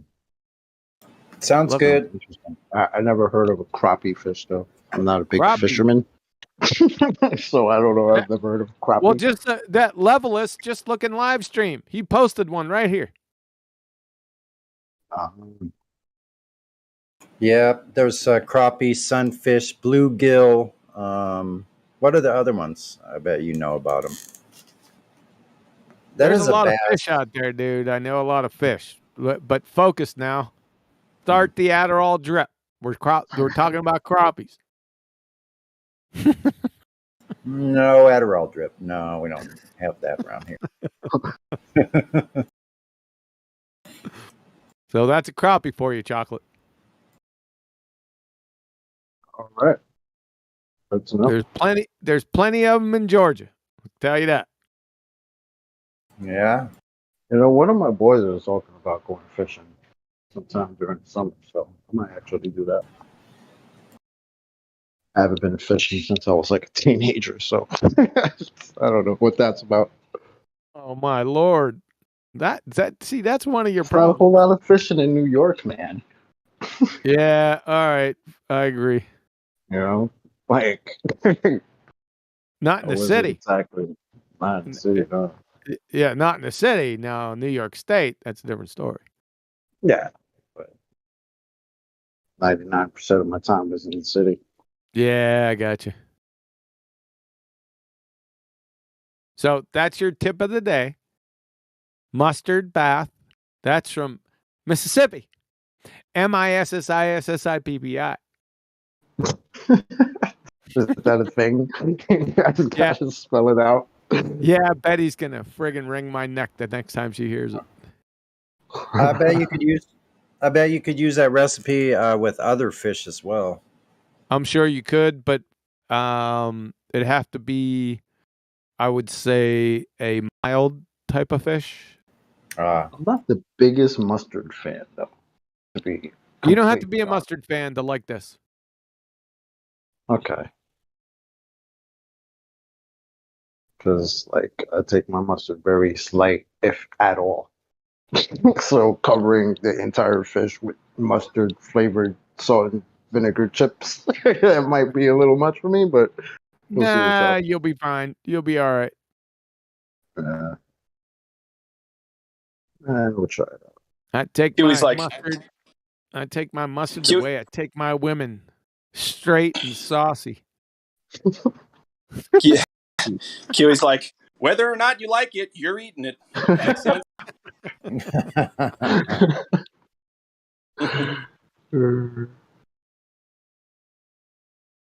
All right, we can move on. That was a little sidebar. Let's move on back to the QE scientific method. Yeah. Shit. Thank you, How QE, did for inventing the scientific method. You're welcome. Yeah, thank you. How did you do that? How did you invent the one that doesn't exist, too? How did you invent that one? It's just a reciprocal. What I want to know is how did your scientific method get into all of the universities? Simple bribes. Ah. Yeah, that checks out. And I take it many of them were there before you were born. So Larry and God Rockin', you need to talk at the same time. Do it again. I was just saying many of them. They did it again. I give up. Go ahead, Larry.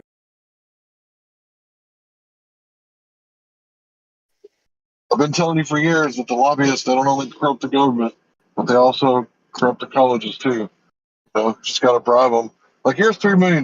Go find evolution.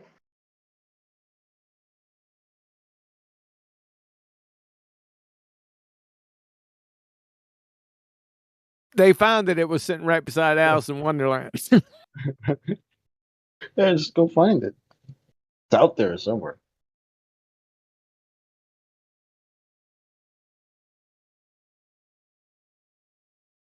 Any day now.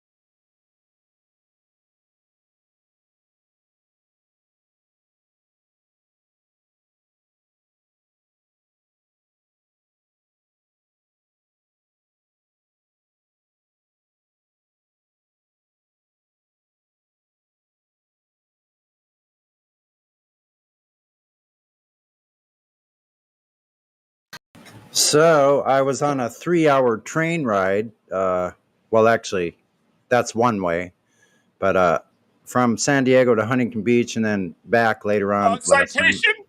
We'll need a citation on. I'm just kidding. Citation. You need a copy of my ticket or something? No, not happening. But anyway, the point was. Sorry, What? go ahead, bud. Okay, the point was. I'm being stupid. That's all right, man. I'm used to it. So, so, so guess what? I close my eyes. I can feel every freaking motion on that train. I can feel it when it goes up a little, down a little, like it's kind of bumping along on the tracks and kind of moving side to side. I feel every single motion. I feel the motion that it, like I was sitting, going up north, I was facing forward. Coming back, I was facing back. But regardless, I can feel the motion of the train moving back. Of course, you can freaking feel it. I don't know what the hell these Globers are talking about. They should maybe go try it themselves.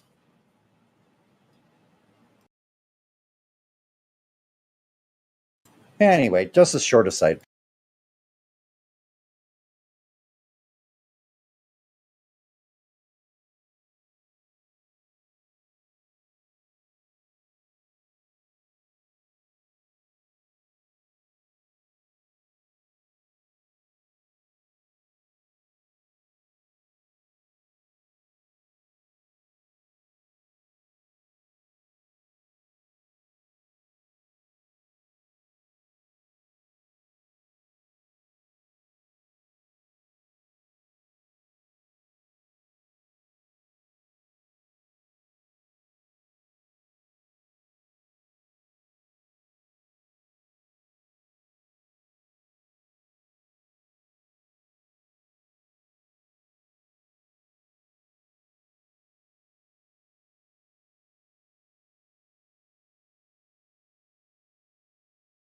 Who's YOLO Chris? You want me to unmute them? I'll go ahead and unmute them. YOLO Chris, are you there? Hello, man. Hey, how's it going? Hi. It's good. It's going good, man. Thank you for asking. Sure. You have any questions? No, I'm just listening in. Okay. Do you know why you were muted, or is it because you were not VC verified, right? Maybe that, yeah. Okay. Well, since you're speaking to us, I guess I can go ahead and VC verify you. Right. As long as you're not a troll. Did you read the welcome? No. I've read everything, and I've been a flat earther for quite a while now. So. Your voice sounds familiar. Did you have a different name before? No, sir. Oh, okay. Yeah, don't call me sir. Okay, sorry. Sir is like my father. So yeah. Right. It's just respect from my country, you know. I get it. I appreciate it. I was in the military myself. I understand that. Yeah. Sir Sonny. Sir Sonny on the plane. Just joking. So you say you've been a flat earther for a while. How long would you say? 8 years. Oh wow, you're an Yeah. OG.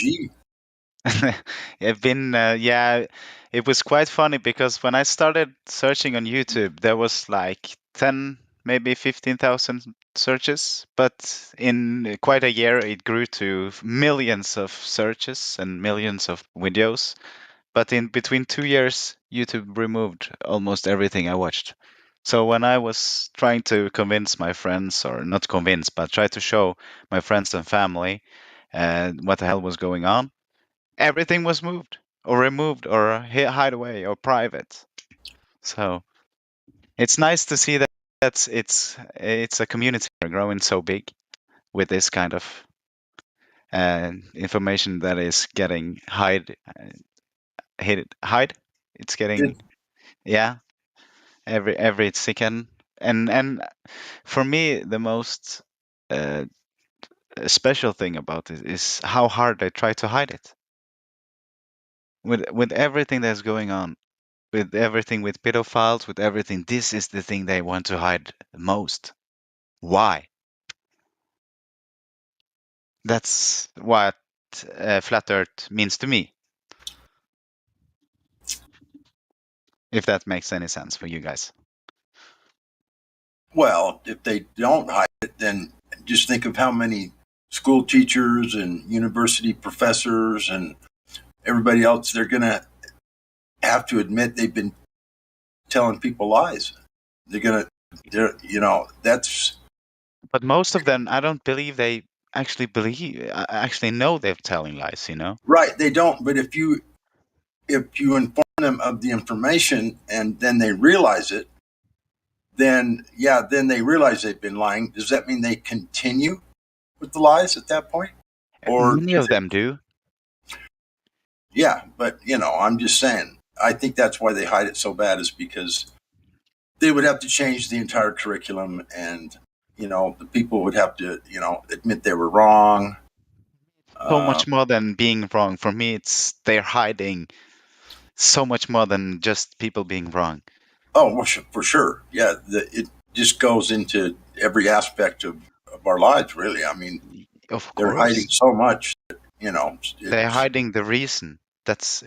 We have a reason to be here, but that's what they have taken away with the globe, with everything, that we are a dust speck in the universe,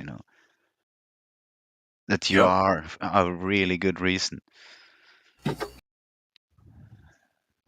And it's actually funny to hear atheists talk, and well, because they believe in something, even though they say they don't believe in anything. So, Well, what do you expect from a bunch of people who want you to believe that there's no such thing as life, really? yeah, We're no just a bunch of consequences, chemical reactions that became complex enough to become sentient. Yeah, that's sure. a direct quote from Dr. Michelle Thaler. The complicated rock. Yes, that lady. It's but going through flat Earth made me realize that we are nature. We are not from or whatever nature. We are nature. But some way along, they convinced humans that we are not animals, that we are something for ourselves, and that's a problem as well, because we are an animal with everyone. But the way we treat other animals and things like that, it doesn't make any sense, They give us so much hate and confusion.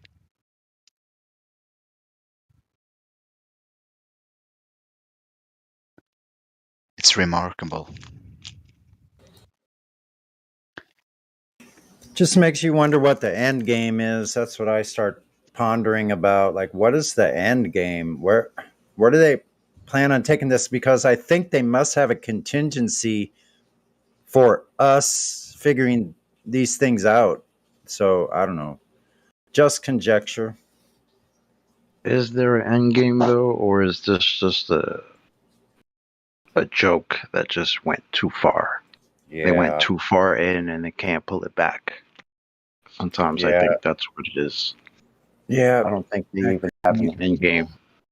They're just scared for their own shit because they've been lying to too many people for so long that to go back, you're just going to cause the chaos. Which is the opposite of what you want. You want some sort of control. You don't want chaos, because then you're not controlling shit. Well, it's kind of interesting for me because I live in a big military town, right? San Diego here. And there used to be this place called Spa War, which is space warfare. And they just changed the name recently to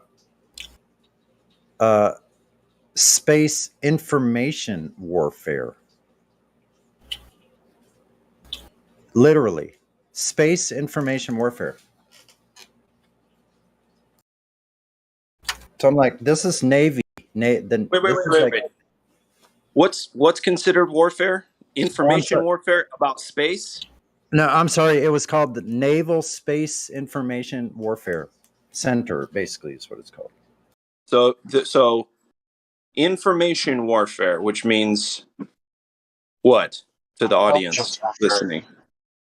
Intelligence warfare. Okay. You remember when Alex Jones started InfoWars? So we've heard about stuff like this for a long time, and now they're just going to start implementing it in certain places and literally calling it what it is, right? A war on the truth. And I know I sound like frogs are gay, you know, whatever. But some of that's true, and that happens to be true. So thanks.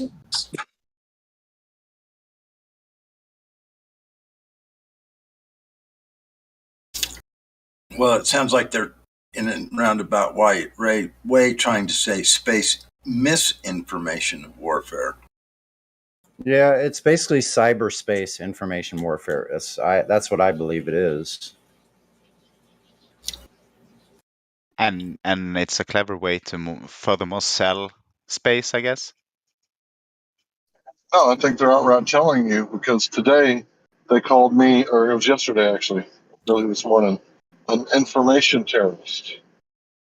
Wow. Well, that's what they probably consider us. Yeah, that's what I'm saying. Misinformation warfare. Yeah, they call the truth misinformation. Mm-hmm. Well, they can control the flow of the truth by putting out fake stories or stories mixed with the truth to sow confusion. Or when that doesn't work, they can just character assassinate and smear. That's what they're trying to do with the flat earthers, to peg them as anti-science, mentally corrupt in some way or whatever. Character assassination. Yeah, but think about how much more mainstream that has become, right? This whole idea of disinformation and the people that want to start basically a ministry of truth, a disinformation board, right? I think all of a sudden that's the thing we're doing straight out of Orwell. I mean, I don't take it as a coincidence that they called you an information. What was it? Information terrorist or something, Larry? What was it? Yeah, information terrorist. Yeah. I don't see that as a coincidence. They're doing it now That's with just the. me, but I don't see it as a coincidence. They're doing it now with the medical tyranny that we see with the whole past 2 years, clamping down on medical misinformation. Pretty soon it will just be all information that they deem wrongthink. They're just stepping it up bit by bit. Yeah, that's what I'm saying. And it's branching off to these clowns who want to use the same terminology now. Information terrorist. Why? Because we use the information that's been provided to us by your narrative, by your side, against you, and now we're terrorists. That's cute.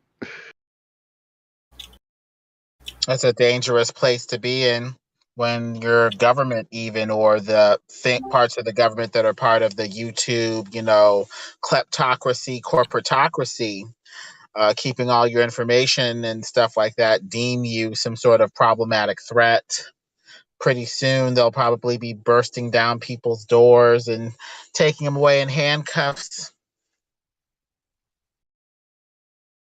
I believe there is more fear propaganda going on against this, because they all want us to fear.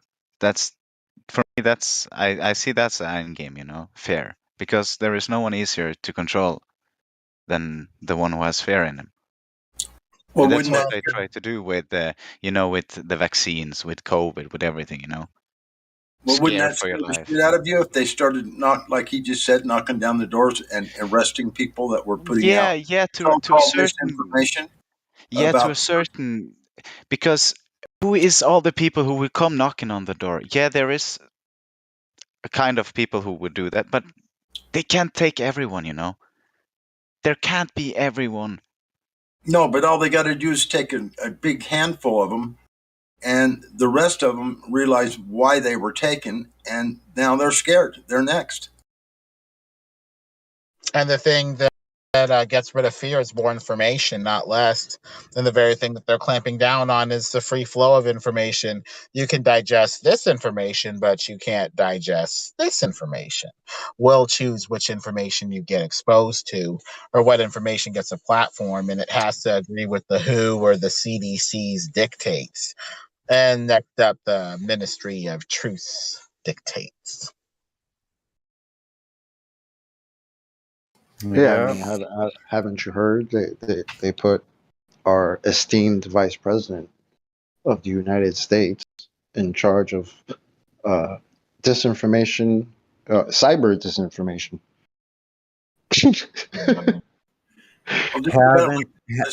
I mean, because she's so eloquent at doing everything else she's supposed to be doing. You know, why not give her more work to do? Well, these And, people like wielding power. That doesn't mean that they have the skill to actually make the organ of power work. They're just like, I have money or I have power. I want to control something. So they're like, here's the Ministry of Misinformation. You know anything about cybersecurity or anything about these topics they're going to, clamp down on? No, not really. That's fine. Just, wield control, basically. Well, just imagine this. We got this server and we get, let's say, just a half a dozen of the people that we all here know quite well, our friends, we became friends with. All of a sudden, they are arrested for spreading misinformation. What is that going to do for the behavior of the rest of the people here? Are they going to just continue spreading what they call misinformation and what we call truth? Or is it going to scare everybody so bad that they shut up and quit trying to communicate the truth? These people are masters. They're like, if we can't take down the organization directly, let's send our pawns over there and take them down by guilt by association. Did you hear what these people that are associated with this organization that we want to take down did? Oh, yeah, let's smear them all together so we can crack down on them. They've done this stuff for decades, even centuries. I know. I'm just saying, but it hasn't happened yet. What if it does? What if that does happen? What do you think the reaction is going to be from the large majority of the people here? They'll be like, kill them, off with their head, kill them. I'm talking about if they arrest 6 people, what are the rest of us going to do? Just continue on and hope we're next? Yeah, they tighten the noose slowly. They can't tighten it up too fast, otherwise they react. So they have to be very slow about tightening the noose on freedom. At first, they're just going to crack down on medical misinfo and use that as a stepping board to censor other topics and crack down on what they really want to, control and purge. Well, people have already been silenced when it comes to the medical information. That's already happened. Yeah. God Rockin', if they arrest 6 people, how would we ever know? On October 18th, 2019, they practiced something in New York City. On July of 2020 and 2021, they practiced cyber polygon, and to blame Russia for turning out the lights in certain parts of the world. It would all be fake, like the thing that we've gone through the last 27 months.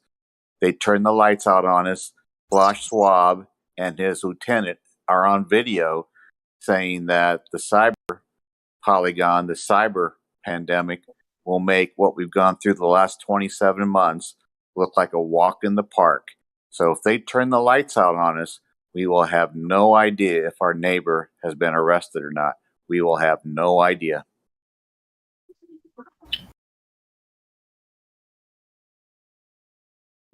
Well, that's provided they turn the lights out on us. I said they leave them on long enough for us to find out. Then, I'm just saying, I'm just trying to, imagine what people here would do and say if, 6 people got arrested for spreading misinformation. I mean, would it silence most of the people here? I think it might.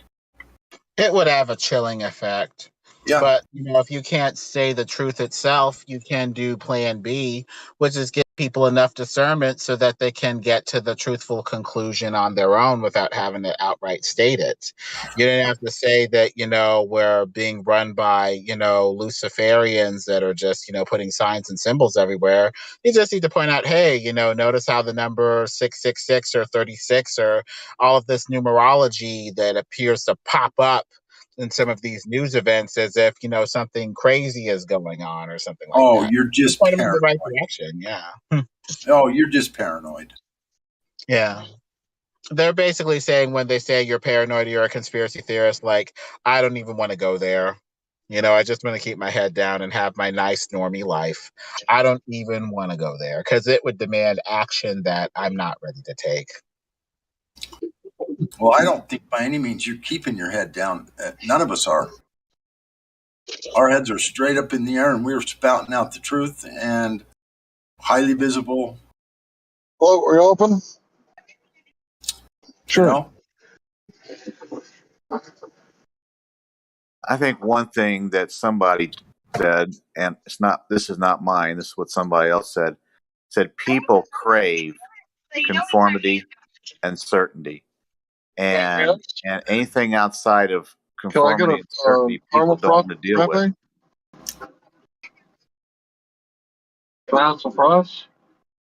Could I You're get some hot fries micing, too? Larry. Can I have some fries? Thank you. Thanks, Hank. Could I get some Yeah, fries large too? fries. I'm hungry. Could I get Can I some get some? fries too? And a small milkshake. Thank you.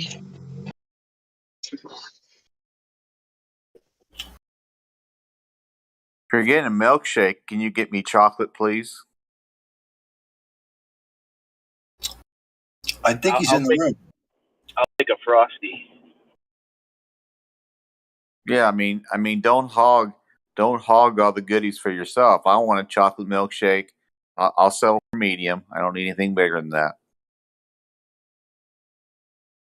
That's what he did. I mean, that is the best flavor, so. Chocolate is nice. Chocolate say. I need a coffee. I'm tired.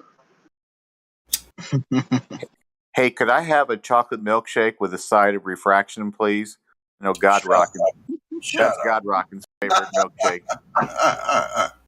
I do hate that word. And I do hate how they misrepresent it. It is they're so ridiculous. I mean, they have, I don't even want to get into it right now, but yeah, there's no such a thing. Refraction is not bending light up over the curve. It's not happening. And they don't even say that it happens.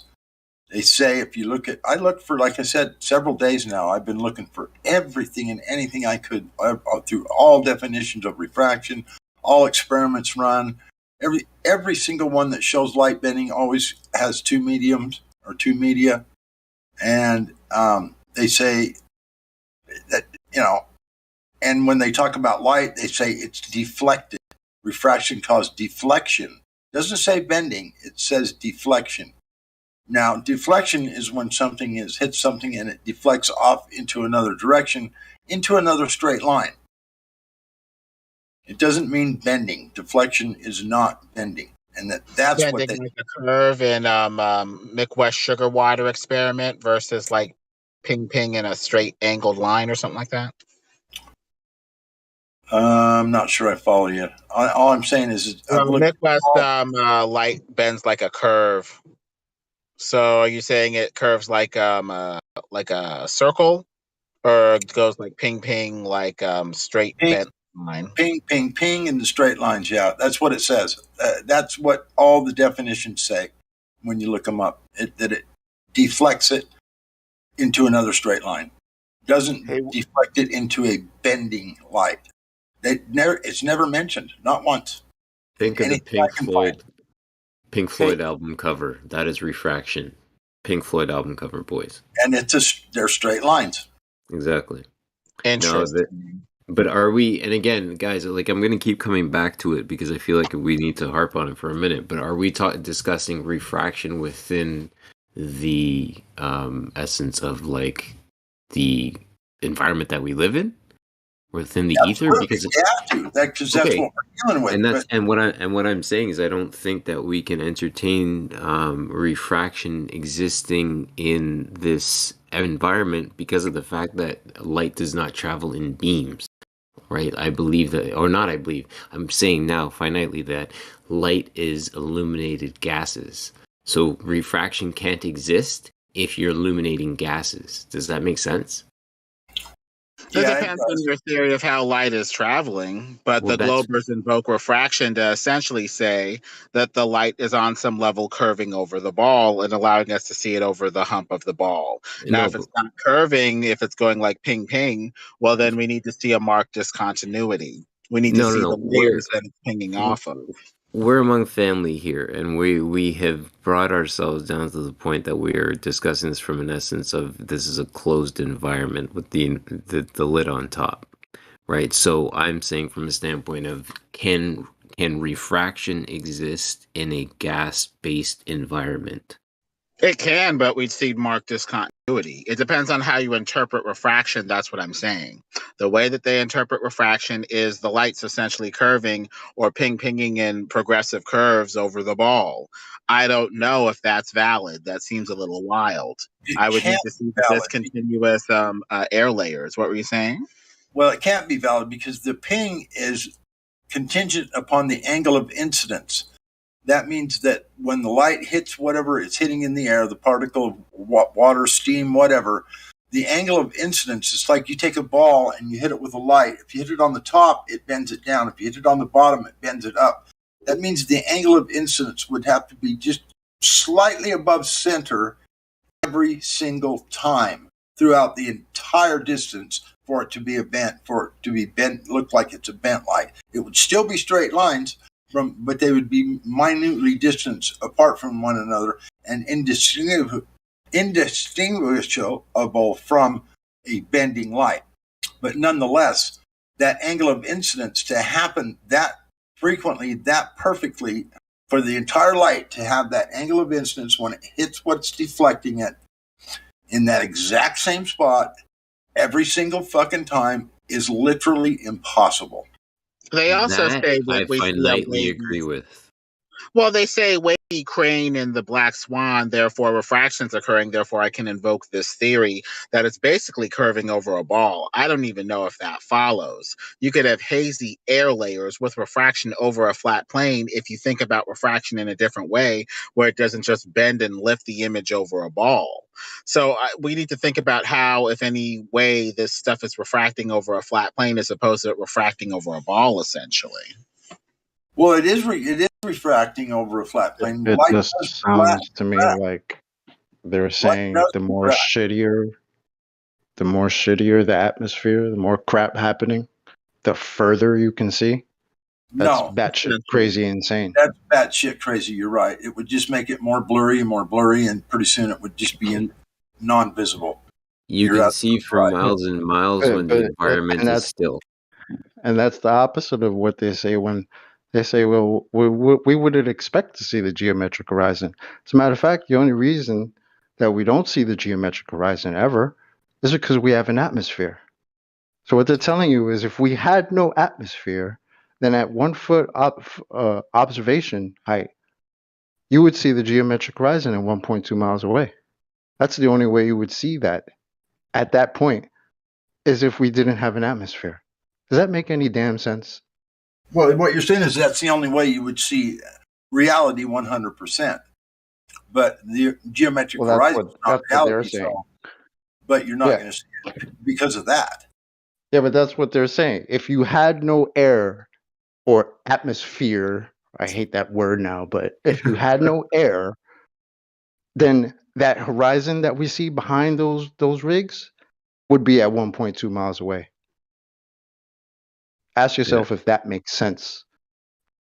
To come back to why is your geometric horizon not 1.22 miles away at 1 foot observer height? That's the opposite of what it should. That's complete horseshit. Is what that is.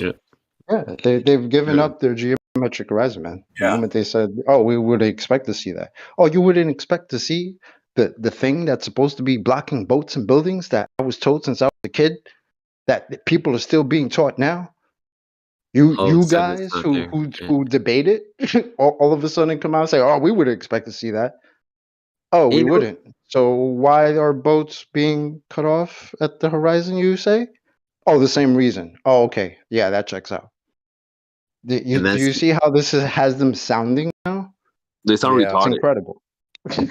That's the exact point. Where remember, boys, they sold us on the idea that the boats sailed over the horizon, right? And everybody was so wow and enamored by the fact that you were watching the boat sail over the horizon, they forgot to look left to right and realize that the horizon wasn't dipping left to right, though. It was going cresting maybe, but left to right there was no evidence of a drop off, right? Because we would always observe a node. Nah, you gotta right? ignore that. We can't talk about that until we turn in the other direction. You have to forget we live on a ball for this particular argument. We have to live on a paper towel roll, right? Yeah, And then for the next argument, we turn around, we turn to the left, and then now we use this argument as a paper towel, right? We can never actually have the argument as a globe where it's supposed to be doing the same effect 360 degrees around you. Yes, Can't talk there you about it go. like that. Thank you, Miguel. That's it. That's Plus, perfect. don't forget I'm that not Miguel. No. I apologize. Miguel posted a picture of exactly what you're saying. The whole paper posted in chat. No, I got your back. Yeah. Paper towel Earth, baby. Yeah, and so don't forget, guys. When they're talking about refraction, they're in a static system. But the problem is reality isn't a static system. The air is inhomogeneous, right? It's not this layered thing that they would require that we have in that little illustration where the density layers are stacked up vertically, where we're coming further away from the observer. There's going to be closer to the observer, there's going to be more and more of a density gradient for them to say that this is happening. That's a big problem because air does not work that way. We need a citation from them stating when did they test the air and showed it was stacked like this anywhere. Show it. So they can't do it. The other thing is refraction, actual refraction always deals with a plane of incidence. A plane is exactly what the word implies. PLANE. Got your back, dog. Well done. Yeah, plane of incidence, because why do they have to do that? Because Earth's surface is actually flat. Yeah. So when they're doing these tests, they're doing it correctly along a plane of incidence. Yeah, and it's only an angle. INCENCE incident. That's correct, my friend. Well done. Well and done, like Sonny. Hold on. And like God Rockin was saying, wait a minute, I almost lost the point. Sorry. Yeah, there's only a change of angle of the light. There's no refraction that's bending light anywhere over anything. Where is this? Can they please show it to me? Yeah, that's what I was asking Matthew earlier today. Please show me the bend when the angle of incidence happens and the light refracts. Show me that it says anywhere in any of the information available that it then becomes bent. It's not. It just reflects it to another straight line, and they admit that. So where's this bending even coming from? I mean, where's this word bend light coming from? Here, I'll give it to you. Where is it coming from? It's only coming from their mouth. That's where it's coming from. They're just saying the words. It doesn't mean it's real. They don't. If they could provide a test that shows that this is accurate or something that actually happens in reality, that'd be great. But I haven't heard anything like that. And like I pointed out to Matthew, they have tests for all of these bending light situations where they show the laser light going through a piece of plastic or through a piece of glass or through water or whatever. They have these tests in these observations to prove that light bends, but it's with the change of media from dense to less dense. Talking when I mean dense, like glass, super dense, not just a little bit temperature difference in, and that's not a change of media. That is not a change. Just because it's warmer or cooler or with more or less humidity, that is not enough density change for it to change anything. It's just not. It's still air, still very, very close to the same density, and it does not cover the angle to be changed to a curve. Again, the angle of incidence would have to happen again and again and again and again within micro inches or from when the light got first refracted. It would have to refract it at an angle.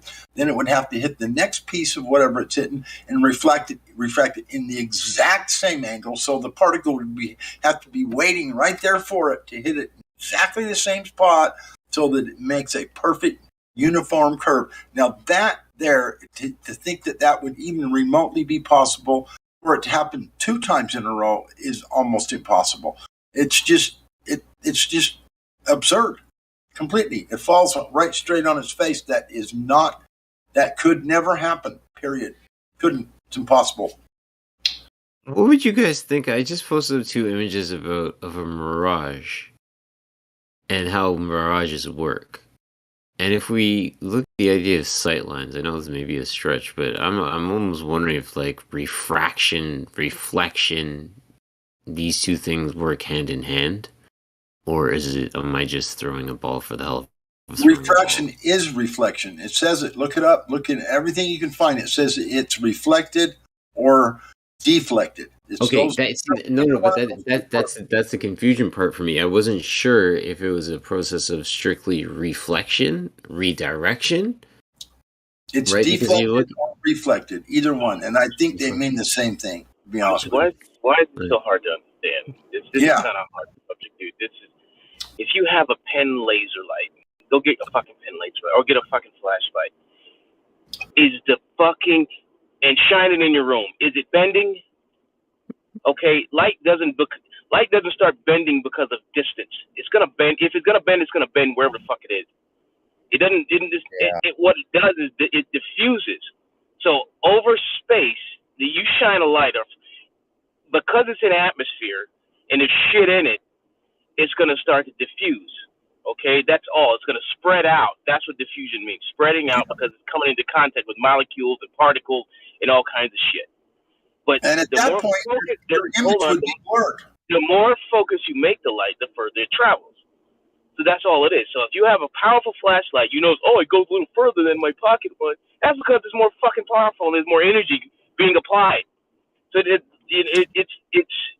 just a math equation to figure out how much light you need, how much energy you need to focus light to travel a certain distance in a straight.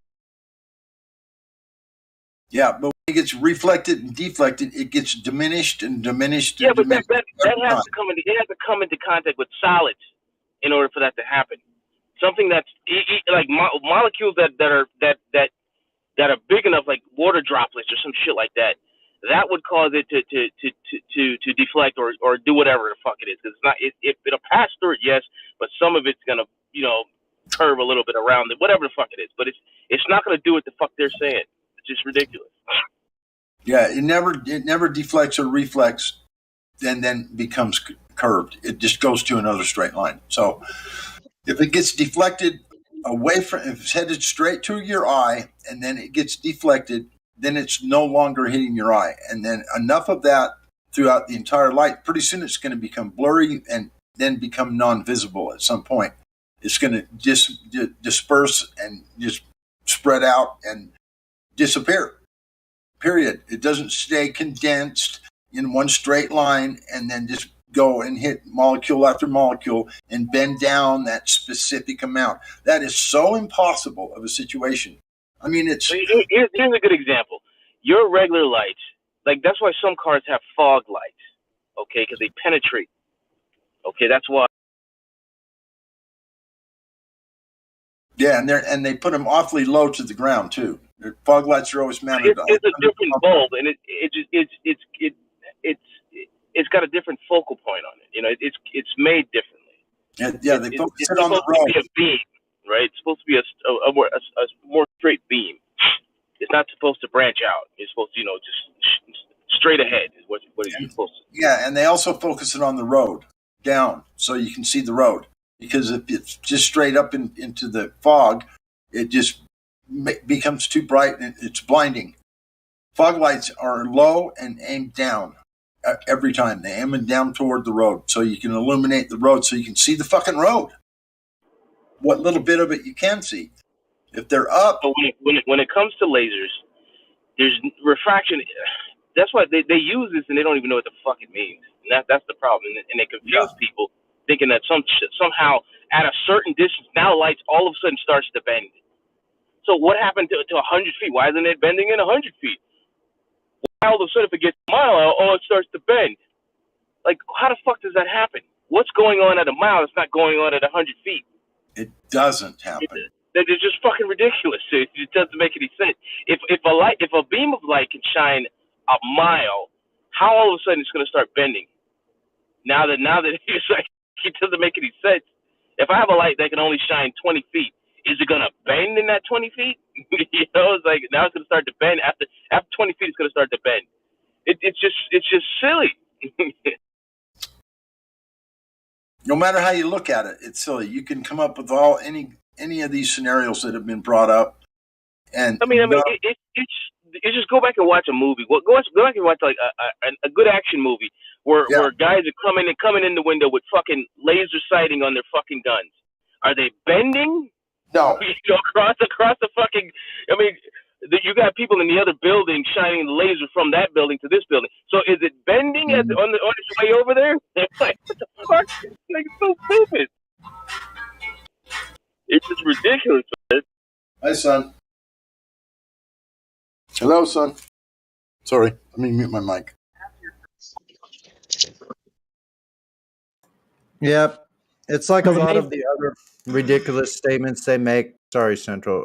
It's just like a lot of the other statements that they make that they can't verify any of it. Like, for instance, them saying that you should be able to see forever. Like, I don't understand. How did this occur in the human mind that they would think such a thing? Just making their religion unfalsifiable. Yeah. And the main thing with the refraction argument is they don't have the curve to apply refraction to in the first place. So it's like trying to apply refraction to fairies. It's not going to work.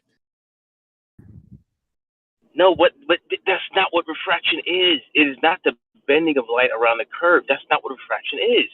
Oh, I know. I'm so just they saying. don't understand. Yeah, but to even couple the two together is super silly because they're not synonymous. They don't line up. One does not describe the other.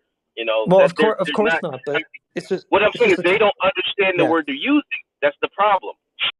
It's a complete reification fallacy because what they're applying it to is something that's never been demonstrated in reality to begin with, right? They'd first have to demonstrate the radius, the curve, and all that stuff they're using in their refraction formula before they start doing that. But, yeah, obviously it's never happening. Yeah, but here's another one. Like, if you shine a...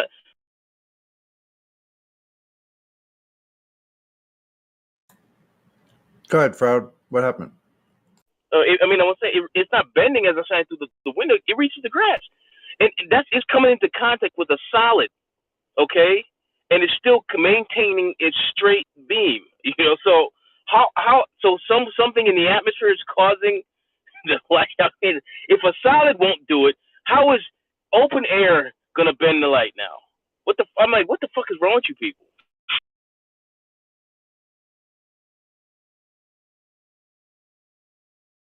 Yeah, they're just trying to escape the inescapable.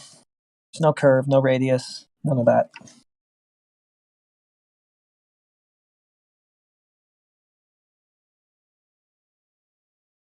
No, they lack wisdom and understanding and comprehension. They just don't know what they're talking about. You're right. They do just make empty claims. Like they'll just parrot the word refraction, have no idea how to elaborate on it or what it's even supposed to do to correct their model.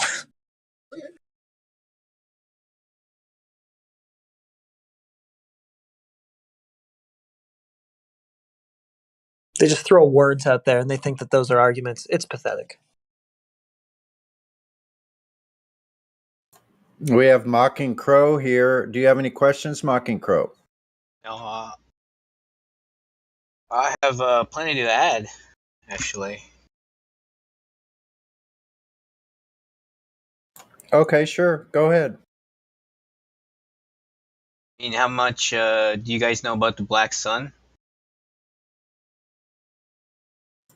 Well, some of us have heard of Rahu and Ketu, yes. How much, I mean, how esoteric do you guys get down here? We try to stay with the empirical side of things so that we're only talking about things that are verifiable, that are Correct. repeatable, testable, observable, and falsifiable. But we do tend to go into some presupposition, but it needs to be delineated that we're doing that. That's all. Correct, but I mean, it also kind of falls like to the truth, right? I mean, like that's what a lot of people think. That's what's in the center of it, or in the bottom, I should say.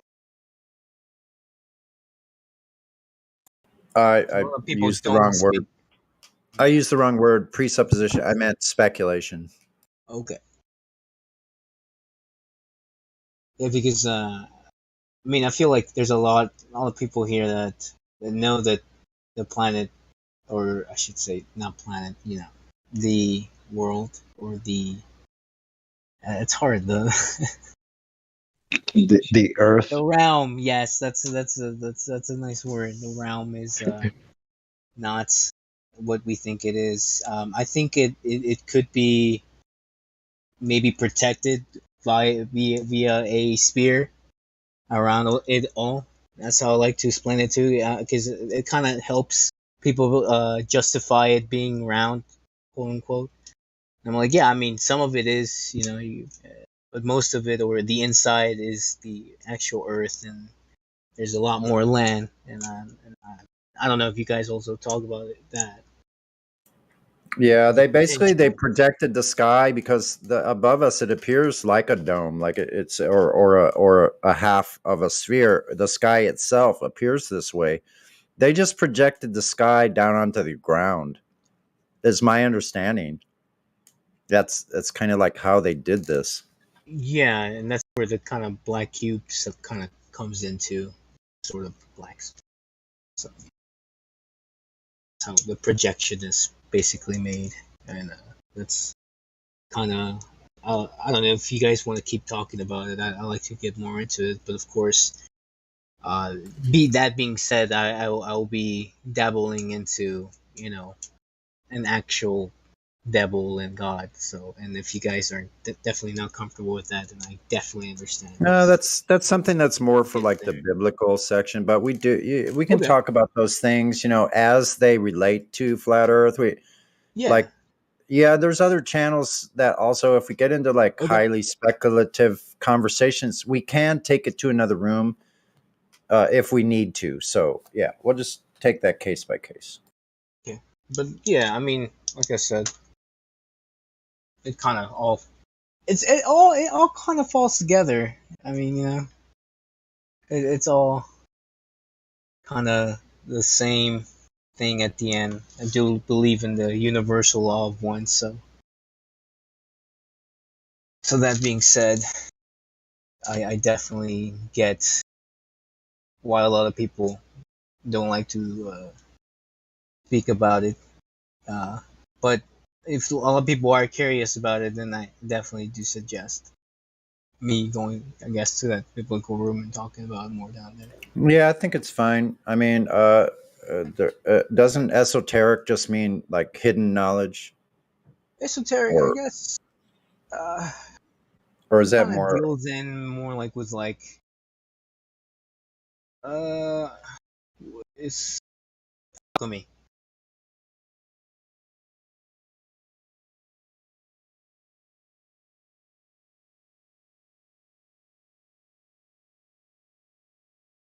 Yes, Sonny, it means hidden. Yeah. Or ancient hidden. It's more referred to as when you say esoteric, most people refer that to older texts that have been, put away in the basement and not shown to anyone. But that's not necessarily exactly what it means. It means hidden, basically. And That's pretty dead on. Yeah. I mean, at least you're not the one that's like, oh, it's satanic work and blah blah blah blah blah. And I'm like, no. Yeah, here's a definition. Here's one definition. I didn't cut you off today. I'm sorry if I did. No, you didn't. Okay. So esoteric, intended for or understood by only a small group, especially one with specialized knowledge or interests. Synonym mysterious. Mysterious knowledge. Intended for very few people. Yeah, related to or being a small group with specialized knowledge or interests. And number 3, not known by or suitable for public, private. Yeah, definitely private. Yeah, not known by.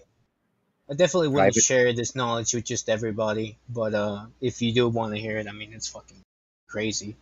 I got talked to basically somebody, if you know what a blackening is, he went through it and he kind of just told me about it. And I don't know, I just didn't feel a reason he would lie to me. He's just kind of one of those people. And I ran into him because of his page and Instagram, and I could definitely share that to you. And he's live right now, actually, which is crazy. Kid, but it's interesting who goes through that stuff. And Well, there's a lot of this knowledge that's coming to light, and more of it's coming to light. So this, for some reason, right now seems to be this period where this special knowledge that was only for a specialized group of individuals, it's being either leaked or someone discovered it somewhere along the line. I think it was don't by know. accident. Maybe so. Yeah, I think it was like a mistake, and then he kind of looked into it more because he was just kind of those kids that love to trip and wanted to just like see elves and shit. And then at the end of the day, he met, as some would call it, the devil, and and from there he kind of was kind of freaked out because he didn't know what he met, at first. And he did certain things, and the being laughed at it, and crazy shit. But yeah, I mean, like I said, you got to take it for a grain of salt. But for some reason, he has a nice, not following, but Yeah. Well, I feel like I've got something that I've made myself aware of through serious many years of research. That is knowledge that is meant for very few people, and it's something that I believe is actually true knowledge. But so I understand what you're talking about. I mean, it's hard to talk to about. Yeah, it's really hard to talk about because you try to explain it to someone, something they're going to think you're off your rocker or that you're just making it up or whatever. And that's not the case. No, at least not in my case. In my case, it's something I worked very hard for. And then I finally realized I was having success with using this knowledge, and it ended up being, having some value to it. And it's basically was hidden and meant for very few people. And I can testify to that. It is something that's meant for very few people. And honestly, sometimes I think about it, and I was like, I honestly did not want to hear it. Like, whatever he said to me, for some reason at the time, I had to hear it, and I guess I don't. It's not like I accepted it, but I looked more into it, because he said certain things. So I was like, oh, it could just be him. But no, a lot of Masons, a lot of Freemasons practice this sort of stuff, and they do it, and that's pretty crazy, And when you hear that sort of stuff, them messing with that type of energy. But yeah, like I said, it's hard. it's hard to talk about it. I keep hearing people leaving, and I'm like, oh shit. Yeah, but I'm definitely. I don't know. Like I said, I don't know how much more I can say without freaking people out. No, it's not really freaking us out. So the thing is, like the esoteric is this knowledge that we've acquired that Earth is not what we've been told, that Right. Earth is actually flat, that it's measurable by anyone, Yeah. that or testable by anyone. So this is part of this esoteric information that is no longer esoteric. Like now it's been opened up into the mainstream, and like we're like the spearhead of this information. Yeah. I mean, just these people in here can really show, you know, at least an open mind.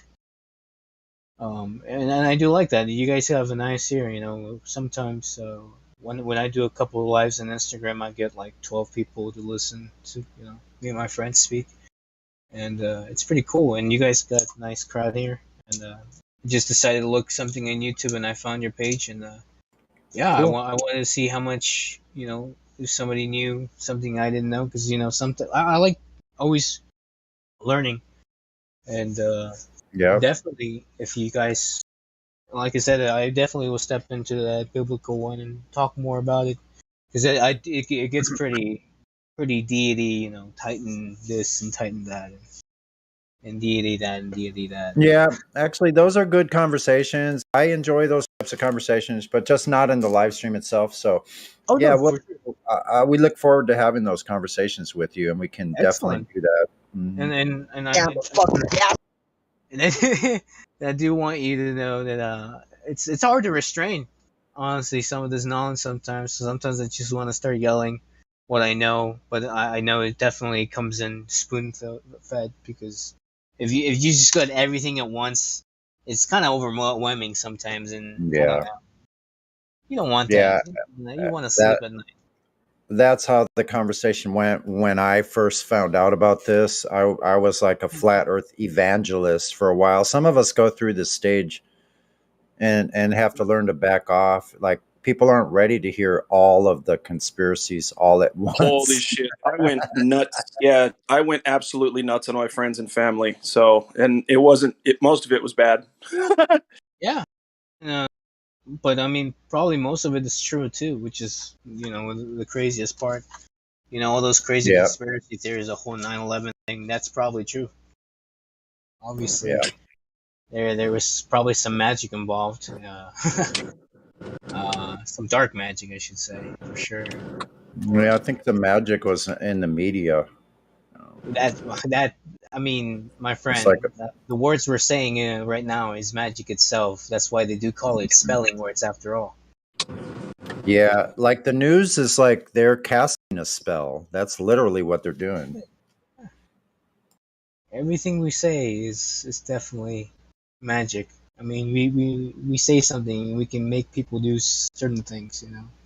Yeah, no, I want to quote something from 1973. Haven't you heard it's a battle of words? The poster bearer cried. How did they, like, what were they talking about in the Pink Floyd Dark Side of the Moon album? What was going on? That's an interesting topic, also. Like, Love that album. There is no dark side of the moon. It's all dark. mm-hmm. It's all dark.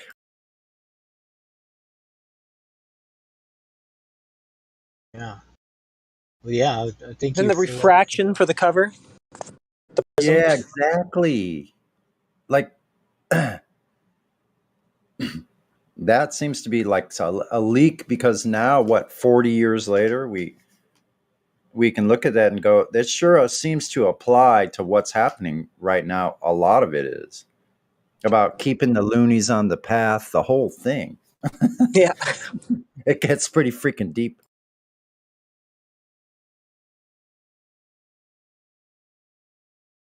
Like the names of the songs, Great Gig in the Sky. What? Rome said he wanted to see hear my realm, my flat Earth journey, basically. If I can remember correctly, it was yeah, it was kind of I was introduced to it because I became an electrician, and I started studying energy, and energy led to Nikola Tesla, and Nikola Tesla led to magnet fields, and magnet fields led to Earth, and then that kind of and then that kind of stumbled me a little bit because a lot of things didn't make sense with some of the laws of energy provided. It just didn't make sense how a round Earth would make ground per se, or I mean, I'm speaking some electrical terms, but definitely that let me into finding out that there was something wrong with the model, and I looked more into it and realized that a lot of different stories in the past have models that were flat, and this whole Earth thing, this whole round Earth thing, is like still new. It's like brand new to our existence per se, or our knowledge. It was indoctrinated inside schools and everything. Because there's people that they were like, yeah, they used to teach us about flat Earth, and then out of nowhere they started just implementing this round thing. So that's what's crazy too. Is they slowly started just putting it in with media and movies, especially movies. That helped a lot. Whole movement.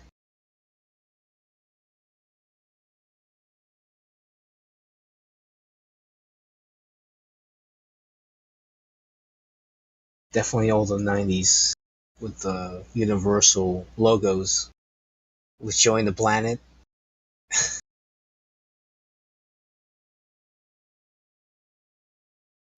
Always reinforcing this idea that it's a planet. Yes.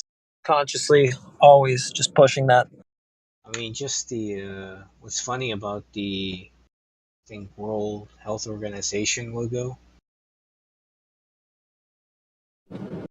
Yeah.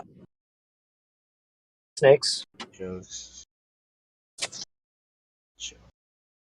But basically, yeah. So that it shows that too. And yeah, the center, yes.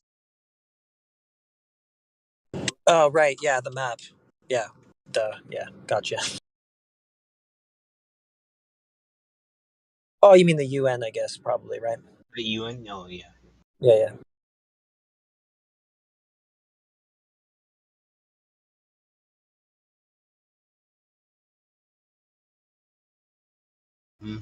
Global Program of Universal. Exactly, yes. So I started looking into that, and then I mean, I already didn't trust our government for a lot of reasons, and then I guess I got more suspicious when I started looking into this and how hard they enforce it. Like yesterday, it's funny when you start noticing how hard they enforce it, you start finding it, seeing it, and laughing at it. Because yesterday, I think I went to Walmart, and there was a huge poster with this massive planet on it, and I was like, "Wow, that's incredible." They're like right in your face. Yeah, But come yeah. on, they have cartoons from space. How do you fake that? Right. How do you fake that? How do you fake a cartoon from space? Yeah, I couldn't tell you, man. Couldn't tell you. But oh yeah, also the air is I like to see it as water.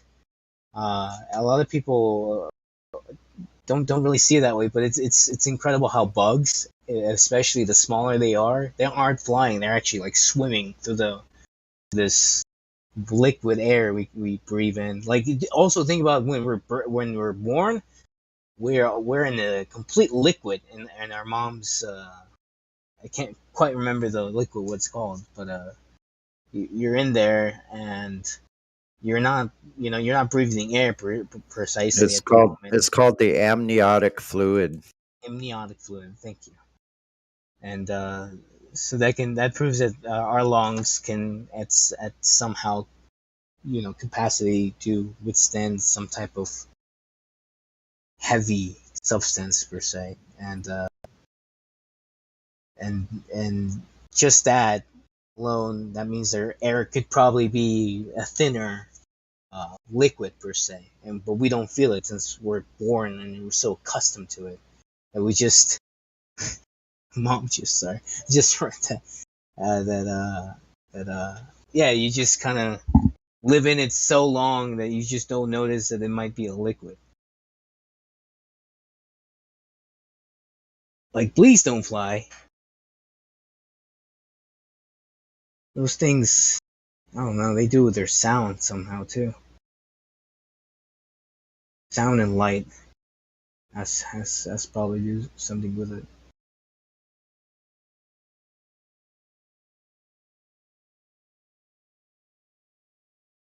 I love all this content right here. You guys pulling some nice maps right here.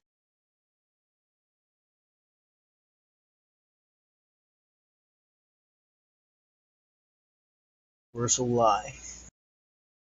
But yes, guys. Everybody in Hollywood is basically no bueno, as much as you like them. Yeah, they're all Satanists. They practice Kabbalah. They're into the Jewish ancient mysticism. Most of them don't even know it. Most of them don't even know that they're in a Luciferian cult. That's the craziest part. Yeah, man. Like I said, one thing leads to another, and you kind of just start realizing that there is God and a devil per se. Yeah, but yeah, that's always interesting, and I think if a lot of people go or come through that path per se, because there is a path, and let me tell you that the right one is clearly the one that your heart or your gut tells you. Usually, from my experience, from what I found out, if I ever try to do something bad, there's like an instant, like there's like some kind of like guilt per se that overfills me, and is like, no, that's the wrong thing to do. It's like that's not the right thing to do, and I don't care what people say. It's like, oh, you don't know what right to wrong is unless somebody teaches you. It's like, no, I'm sure you do. It's like I'm sure. Like my dad's pretty racist, and I'm not. I came out differently because I saw how my dad treated some other people, and I immediately was like, no, you shouldn't be treating people in that certain way because you can't just judge them based on their color. And I guess I grew that because I was different, and I'm from Mexico and I came to the United States as a young kid, so I had a very open, broad mind of being accepted, especially by people who didn't really understand me, which was crazy.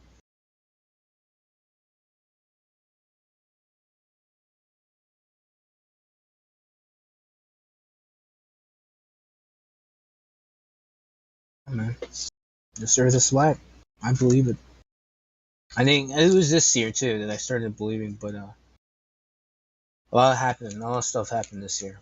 My 27th year was very, very eventful, to say the least. And I'm about to be 28th in like 10 days, so that's exciting. Kind of a year journey. So yeah, excited to know the truth. It's liberating in a way, and then also not frightening, but what would be the word? Not, it wouldn't be overwhelming either, but it's sometimes it's just like a burden to carry, because you see people, especially people who you love, walking by and dreaming of going to Mars, or you got that one kid that wants to work for NASA, and be an astronaut. And just to know that or from what my knowledge, you can't really leave yet, or not that I know. I mean, Like I said, I'm still sort of new to the concept. I'm sure you can leave, but I'm sure there's a cost to it. Or sure they won't even let you leave. I should probably emphasize that they're guarding it for sure. They're definitely guarding that bitch. Both ends, both north and southern poles are being guarded by all nations. And that's probably the craziest part I found out when I found out that everybody basically is a brand. Everybody's working together. And there's no really United States against China. There's no actual war going on, which is probably the craziest part. It's like it's all being factorated to just, I don't know, lie to people, keep you busy in something else, keep fear in your heart, basically. Yeah. That Distractions. They're all distractions. really are. And don't talk about distractions. About how about that case with Johnny Depp and whatever girlfriend Amber or something.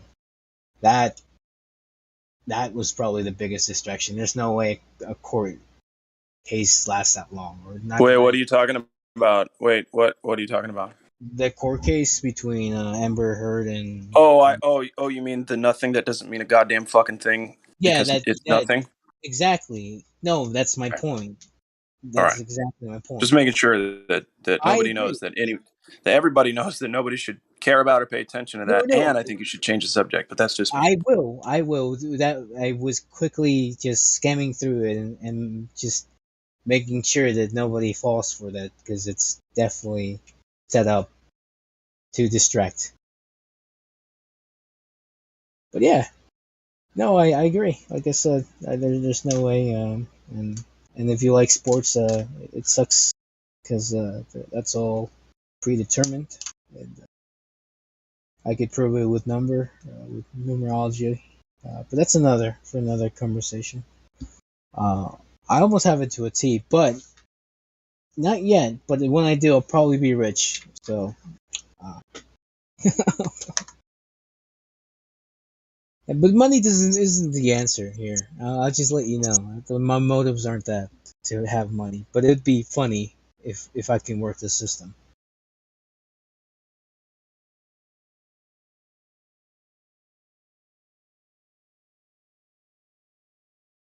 Oh my god, have you guys heard about like the strawman?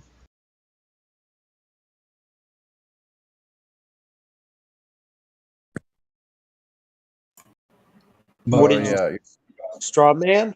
Yeah. Oh yeah, your straw man account. I know Yeah. about that. Yeah, I've known about that a long time. Good. Yeah, me too. For more than 10 years, probably 10 or 12. Have you act upon it? Like, did you like read your name? Did you claim it and whatnot? You can start opting out. You can opt out of this system. It's a little bit of a process where you can live as a free man on the land and you don't have to be part of the system. But you have to know what you're doing. You have to follow the procedure. There's a lot of legalese. If you don't follow the legalese, it's almost like Chinese. It might be worded in English, but these words have different meanings than we normally use them. You know what I mean? In just casual vernacular, they have a different meaning in legalese. Oh yeah, definitely. They literally are speaking a different language from English. Even though it's the same words, like a person, right? A person is a corporation. So you refer to, these are people, persons. You know, it's like they're speaking double speak, like all of their shit. You understand me immediately is like, do you stay under me? Which is like, what the fuck? Like, right. So it's just all double speak and nonsense. It's like, wait a minute, that's not the terms we're used to using, and you fall into the trap. You fall into that trap. So you got to be careful and understand their language. Yeah. So I'll definitely talk more about that too, because I want to get people. I don't know if any of you have successfully stopped paying your taxes or anything. But if you have, then congratulations. And Right, that's the first step. That's the first step to freedom. Paying taxes is nothing but slavery, right? You're taxing wages. That's slavery, straight up. And you have no obligation to pay federal income tax. Correct. Correct. Yeah, no, I completely agree. I'm glad that some of you know about this stuff, and I've known about this longer than flat Earth. This was one of the first things I fell down that rabbit hole a long time ago, learning about the Federal Reserve and fiat currency and all that. That's funny. I think I first found out about that before flat Earth.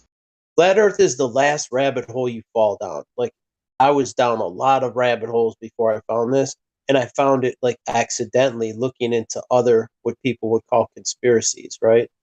And Yeah. back in 2015, when YouTube was still good, I wasn't looking for flat Earth. I was looking at other videos, what people would consider conspiracy stuff, and this kept getting recommended. Back then, they had good videos. You could find out about hoax shootings and things like that, and it would just great videos with all the evidence right there. I'm like, wow, this is a great resource.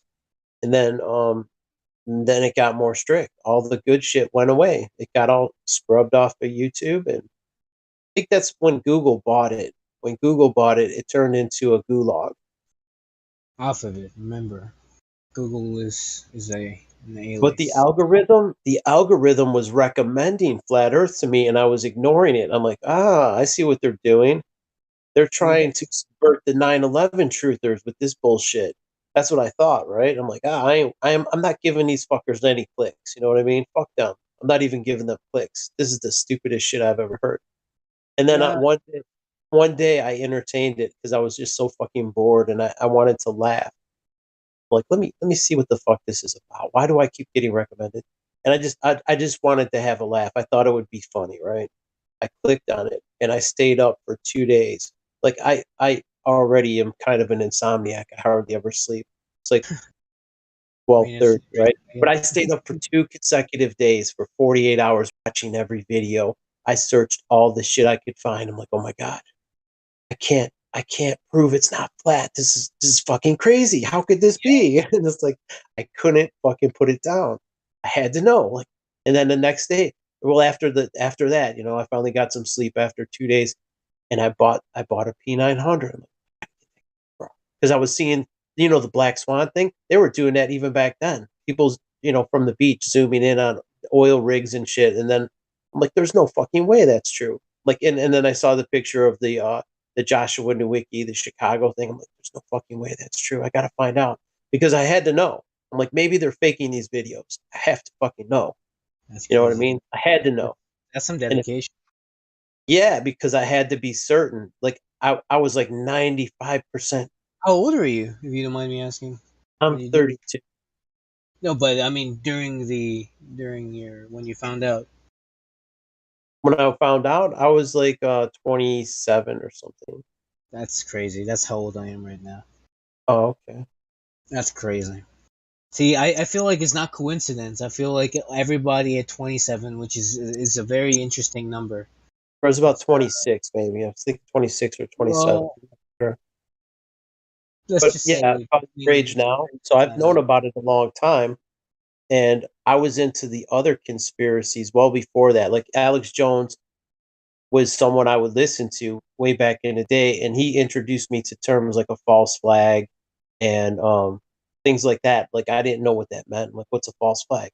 And I started getting into, like, around before even before Sandy Hook, I was into that. But then Sandy Hook, that kind of red pilled me. I'm like, oh fuck, look at this. They're doing these hoaxes. You know what I mean? And then since then there was a lot more of those things, these events. They keep happening over and over. I'm like, and the more I look into them, I'm like, another one.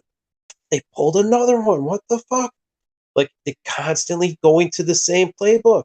You know what I mean? They're pulling the same shit over and over. And nobody's catching on. I'm like, why is no one catching on? It's only this small group of people. And then every time because there was a good truther community looking into the hoaxes, right? There was like Taboo Conspiracy, Russian Vids. There was a guy called Barry Satoro, and these guys made good videos. They put together all the clips, and when you watch it, it's very obvious that it was a hoax. And it was the same. He's showing the same crisis actors playing two roles in multiple events, the same fucking people over and over. I'm like, dude, it's too obvious. And there's probably only a small group, maybe, I don't know, 1% of the people that actually can tell this shit is fake. And then when you tell the other 99% of normies, they all shit on you. So it's difficult to talk about with them.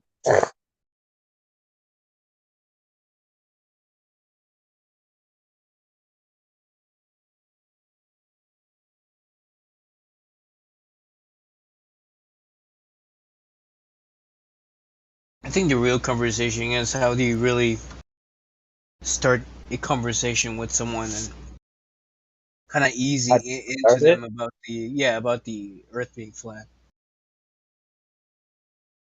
Start with something that won't trigger them. Start with something like 9/11, maybe like the Federal Yeah, Reserve. I won't trigger them. Yeah, well, it will trigger some people, but it depends what they know. It's like you got to feel them out. If they know that 9/11 is suspect, if they know the moon landing is fake, you just I'm got to. sure there's something. The moon landing is one that's not too triggering. It's That something one's good. that's like fucking 101. You know what I mean? That's basic. That's not going to trigger that. Maybe old people, it would trigger them that are like, I watched that rocket go to space, and they have like a sense of national pride. They might be triggered, but anyone else with an open mind who's done any bit of research would know that shit is fake. So it depends on their level of research. Yeah, I think so, but I think it's scary to kind of just, I don't know, but I think you were right about the cartoons, because I'm thinking right now, I was like, how was I just indoctrinated so easily? But it was on every cartoon I think we saw. What do you mean?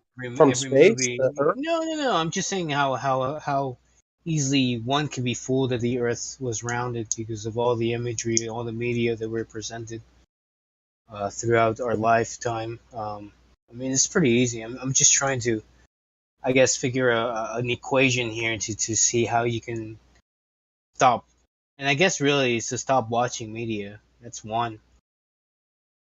I haven't watched that shit since like. I understand, but your kids probably do, or your kids used to, or if you have kids, or No, I don't have any. But as far as TV, I don't watch it anymore. No, me neither. But I'm saying like kids The these last days. thing I did watch the NBA Finals. I watched that just because I was bored, and I like Steph Curry because he came out and said the Earth is flat, and he actually won. So I'm like, fuck yeah, I wanted him to win. So. But Now, that's probably the funniest part. Yeah, no, I'm sure all of them know. But like I if said, he could use his notoriety, I mean, that's why they kind of they shut him up. They made him wear those moon shoes when he said that the moon landing was fake and whatever. So then his shoe company, the people who pay him his check, they're like, look, can't say that shit. You're gonna wear these shoes or else. It's like, all right. So he kind of swallowed his nuts. exactly. Yeah, they're all He wore the fucking moon spelled shoes. out. He put the dunce cap on. Okay, you're right. Moon landing is legit. I'll wear the dunce cap. He wanted those checks. Wanted the big checks. They probably gave him an alternative. It's like, here, you could take the gold or the lead. He's like, fuck it, I'll take the gold. Because motherfuckers get the lead. You know what I'm saying? You step out of line, there like accidents happen. Oh yeah. Somebody of his high profile, dude, he could it would be over. If he came out and promoted it, it would be over quick. You think Kobe died by an accident? I don't think he died at all. That thing was fake, dude. It wasn't even his helicopter. That's another topic. I think that people fake their death, like Prince, Kobe. Tupac. Maybe. I haven't looked into that one, but it wouldn't surprise me. But as far as Prince, George Floyd, who's the other one? Jeffrey Epstein. Jeffrey Epstein, that shit is fake. John You know, Kennedy. instead of facing his punishment, he just fakes it, right? Like there's no proof he spent one day in jail. You know what I mean? There's like no footage of him getting arrested, being in the cell. There's fucking cameras everywhere. in a Hey, prison. just be careful. We did get a few days a strike, 7 days. So For we what? don't Epstein? for talking politics, and you know that can be too dangerous to talk here Okay. because of the boots of the YouTube. Oh yeah, that was something. Yeah, they were talking about other things. But yeah, I get your point. Anyway, yeah, that's if people are knowledgeable about that stuff, then that's how you approach it. If you start out with flat earth, you're going to turn them off because I was already red pilled on a lot of subjects, and then I found that and I'm like, this is the stupidest shit I've ever seen, and I refuse to look at it.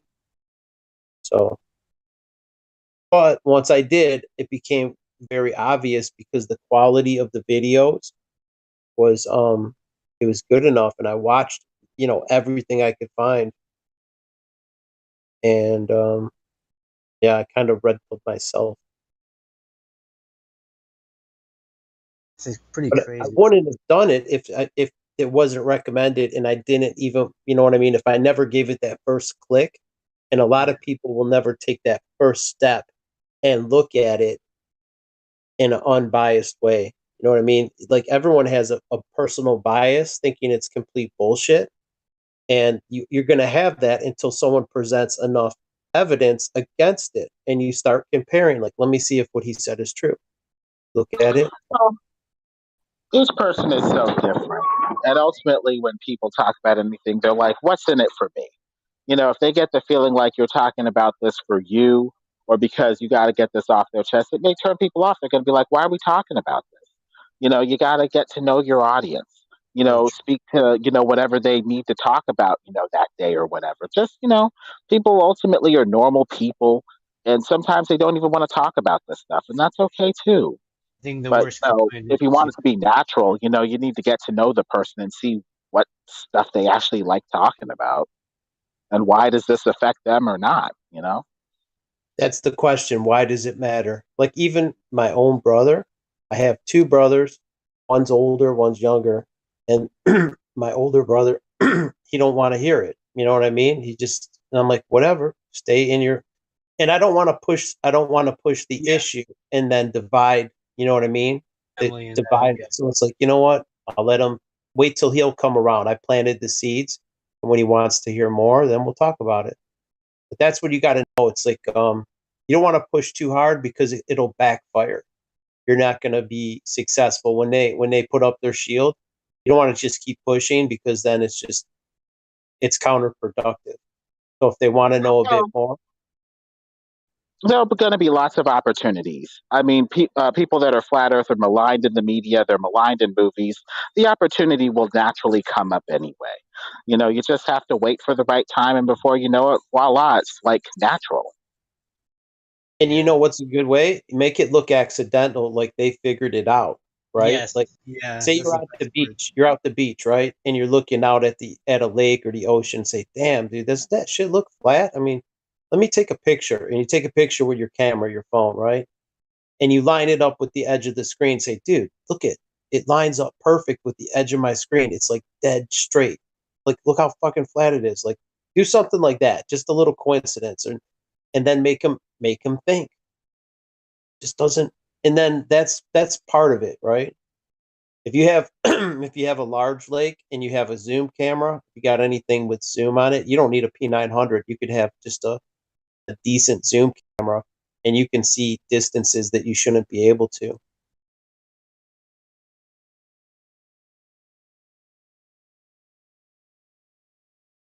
Wasn't there in like a Netflix series where they tried to prove the Earth was actually round? And it came out that it was flat because it was sort of an experiment exactly like that. And I think it's still on Netflix. And the guy was like, "Oh, that's an illusion or something." He was like trying to play it off, right? And I was like, "No, that's clearly skyscrapers from the other end." They kind of cut it right there. But yeah, they kind of proved their own selves that the Earth was flat instead of round.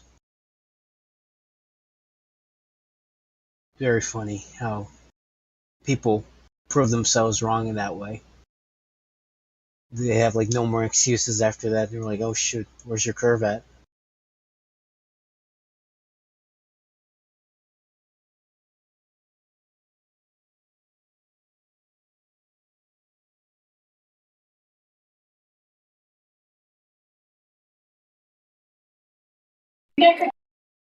Yeah, the Discovery Channel, those guys like, like to distort the reality.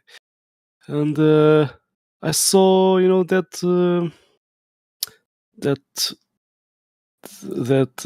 they say experiment, but anyway, measuring with a laser across the lake, and with Stephen Hawking's talking, blah blah.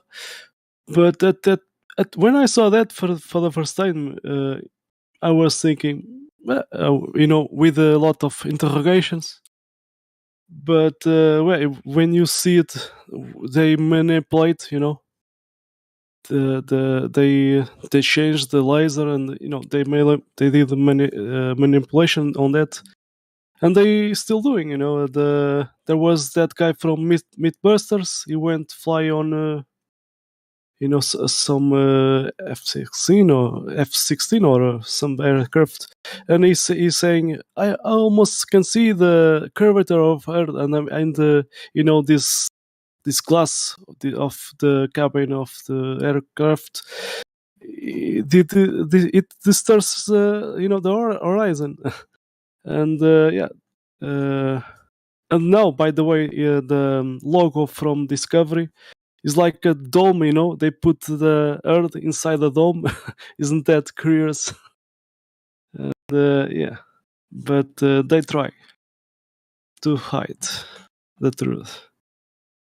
But when you compare that, what they did with the other people that go to the field and do a more professional job, and there's no curvature. So yeah, that's when we catch them, the lies they told to us. I think the more and more people know why they're doing it, it's really because they want control. They want all. Yes. And that's really why. And I think I was hearing somebody, what's the end game here? And it's like they have the end game. Like we are the end game at the end of the day. It's like I think most of us are still going to work, paying bills and paying taxes. That is the end game, I think, or not fully end game, but we're definitely there. We're definitely enslaved in a way. We're definitely birds in cages, and a lot of people don't like to see it that way. Cattle, per se. Yeah, but every day more people are waking up. Oh yeah. And yeah, we cannot go to, for example, to Antarctica. No. But except the tourism zone. But every day more people are waking up, and we can use that against them. Yeah, I think at one point there should be just a huge exhibition of just people with boats going to either North or the South Pole. I think either or where is this going to prove something? There are some people, even ex-employees from NASA, they feel the duty, to tell to us something, because when they they found out the truth. You know, they want to give us the truth. Even Werner Von Braun, you know, in his how you say it, you know, the cemetery, the stone grave. I don't know the name, but he did put, you know, a message there. If you see, I'm gonna post. You know, what he wants to us to know. It's the word firmament, and if you search the word firmament, it will get you to the biblical cosmology. But what matters is the, you know, the representation of Earth not being a globe. Correct. Yeah. So yeah, and there was a lot of wise people back in the day, and to cool and foolish, you know, in their studies is kind of funny because they were definitely here before us. It's kind of like a young kid telling their grandfather that they don't know how to skip a rock, you know, when really in reality the grandfather can just like skip 2 rocks with 2 hands without the kid knowing. My point is that back in the day, I'm sure they weren't stupid. Sure, they knew a lot more than I think we know now. I think we're a dumbed down version. yeah. Have you ever seen the movie The Shining from Stanley Kubrick? I think I have, but I don't remember it all completely. But yeah, continue. He did change a lot on the script of the original movie, and let me see. By the way, they did have a meeting, you know, with him, people from NASA, and he did in that movie. He did change a lot. I have some info. If you watch it again, even that kid, then he has the sweater, Apollo 11, USA, and the carpet. He did ask to change it to some geometric form, and there's a lot. There's a lot, and even when Jack Nicholson character in, you know, is arguing with his wife, yeah, you have to watch it. Yeah, there's a guy that just posted something on the chat. I'm just reading about it. It was me. Yeah, but you know, when some people sign a contract and you know, they are forbidden to talk, but they want to talk in some way, you know.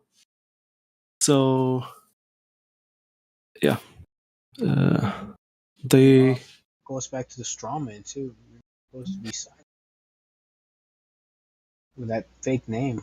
I mean, fake name. I say it is your name, but you're representing a fake person per se, someone that isn't supposed to be paying those bills.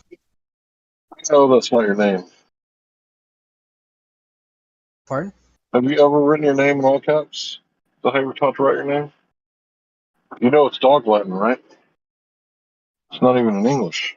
Yeah, that's correct. Yeah, especially when they give you a letter. Like right now, you go to a letter and it's your name is probably all capitalized. Like, that's not your name. He said that's incorrect. That's improper English. You shouldn't be paying those bills.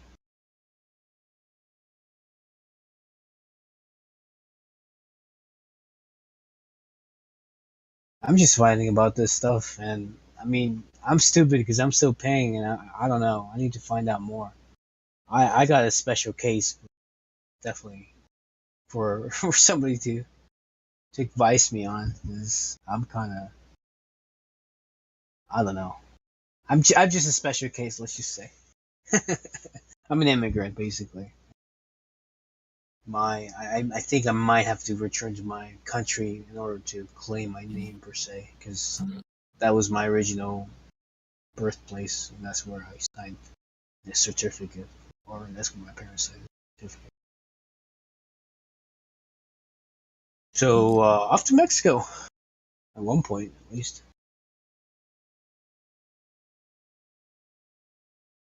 Definitely in the future should be visiting my land. The land that I was born in.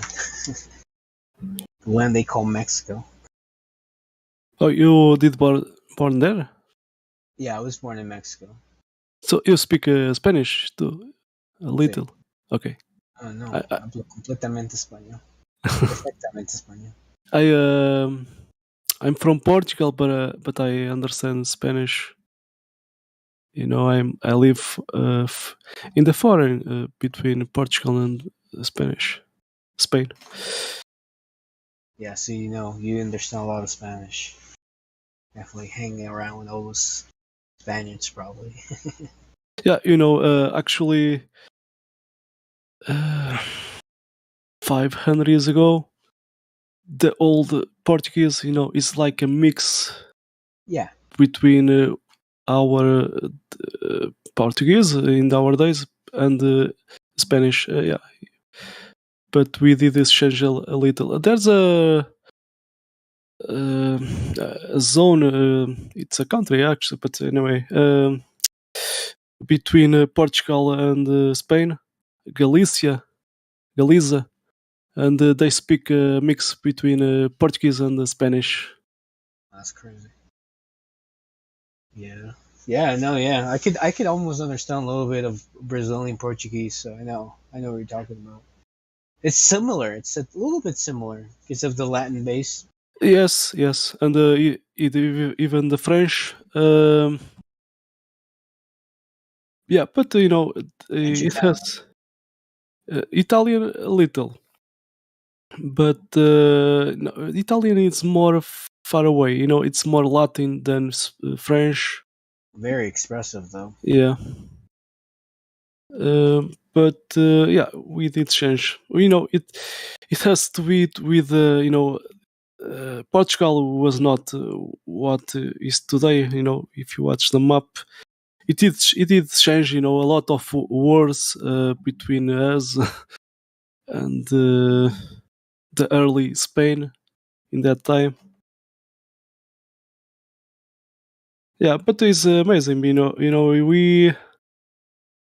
we between coast discovery the Brazil, and they then expand. You know, the land. You know, and yeah, it's amazing. The Brazilians guys, you know, the every day more and more people, flat earths, are waking up there at Brazil. Really? Yeah. That's pretty crazy.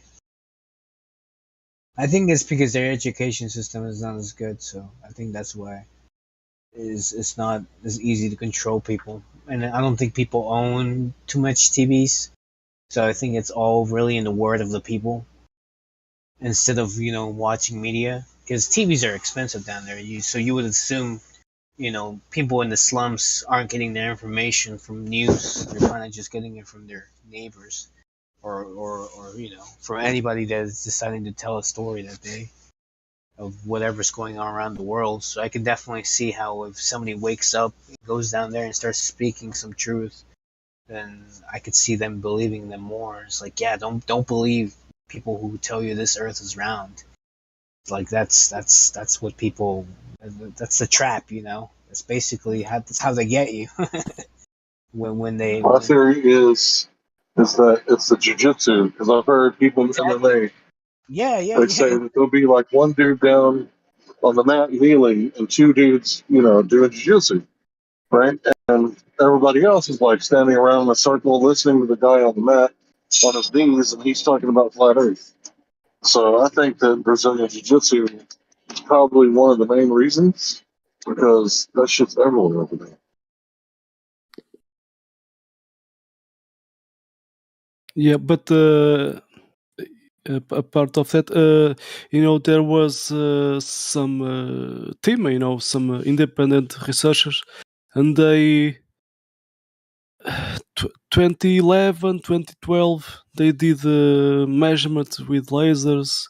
They even traveled to other countries to shooting, through cameras the path of the sun, and they say it does match with the globe. And they did research by themselves, and they found no curvature. And here we are.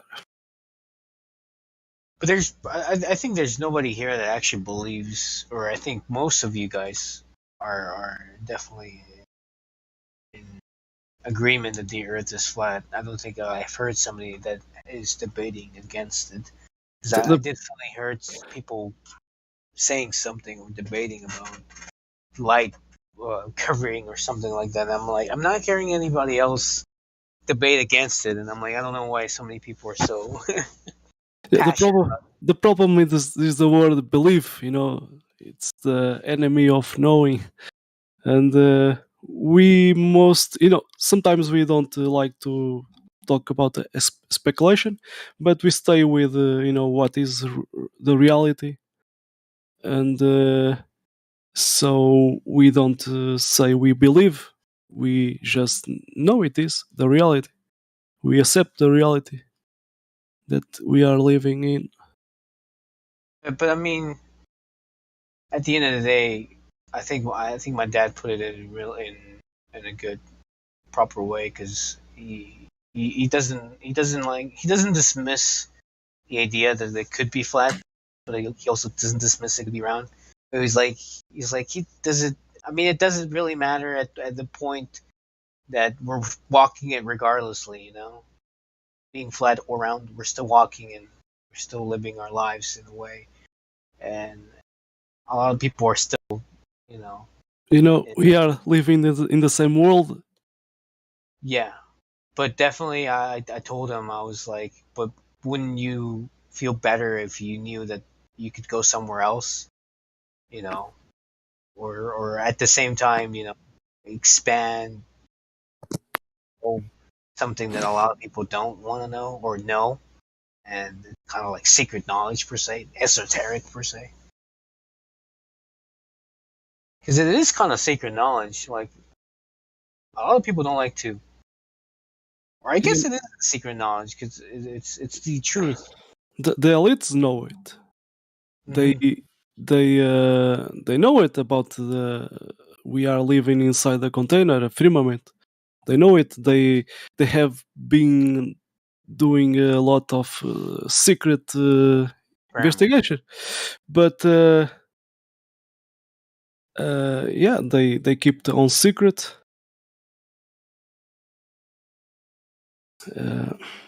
The formation of certain branches was the to hide certain things they did to the firmament. Like, I think I have a picture that explains it. I'll post it on the chat.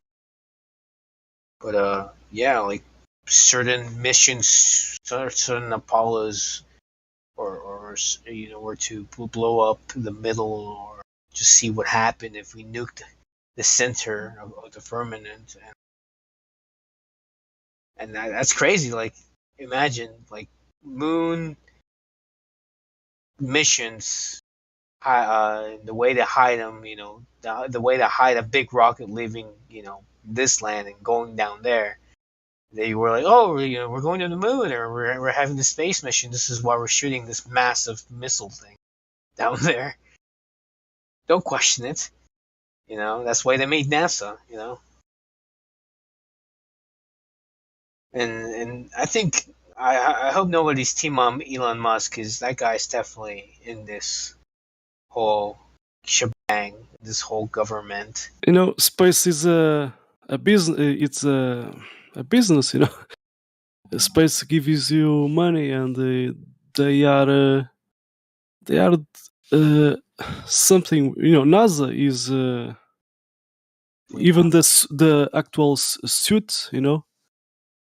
They come from Elon Musk. but the guy they the guy that did that movie Tron Legacy, those suits, it's the same guy that did those suits for that movie Tron Legacy. It's the same guy, and by the way, those suits are not how they say it, are not they cannot walk with these suits on between quotes space. Yeah, but they did that, and just for to attract more people, But anyway, post pictures. they NASA gets the taxpayers, and they have to give us always new fakes, and yeah, so and Elon Musk is into this too, this fakery. Definitely a clown in this Yeah. circus. Yeah, people. There were some people that take some photos, and these new rockets, and it was just a ship construction, a circular steel. What they did. Even there was some rust in this steel they put on these rockets. And just painting. It is so cheap to build that, and it's such a fakery. The real money goes to secret projects away from the public, from us. Yeah, and it sucks. It really sucks that they're keeping this away. But I mean, like I said, the guy who's like, what's the end game? We are the product per se. Anything that's free, anything they're probably showing you in the commercials, burgers, something to wear. That's probably what you shouldn't be wearing. It's probably what you shouldn't be eating. And yeah, because that's all filled with chemicals and it's just trying to kill you. No, don't get me started with. Even at Brazil, because in America they are putting fluoride in the water, and it has been banned here at Europe, and at Brazil there's a controversy. People don't want this fluoride in their water, but yeah. Fluoride. It was given in the concentration, Nazi fields to control the people there. Yeah. You're basically trying to crystallize your pineal gland for you could be more easier to be receptive to certain mind controls, like with certain waves, which is basically 5G is. Think in a way. Oh, we cannot talk about that 5 thing. No problem. The boots from YouTube, yeah. That's fine. It's crazy. I mean, like I said, I could talk about a lot of crazy stuff, and I know that I shouldn't because I don't know how friendly family content this is, but yeah. There's a lot, there's a lot about Nikola Tesla. Yes, and his They went to him, and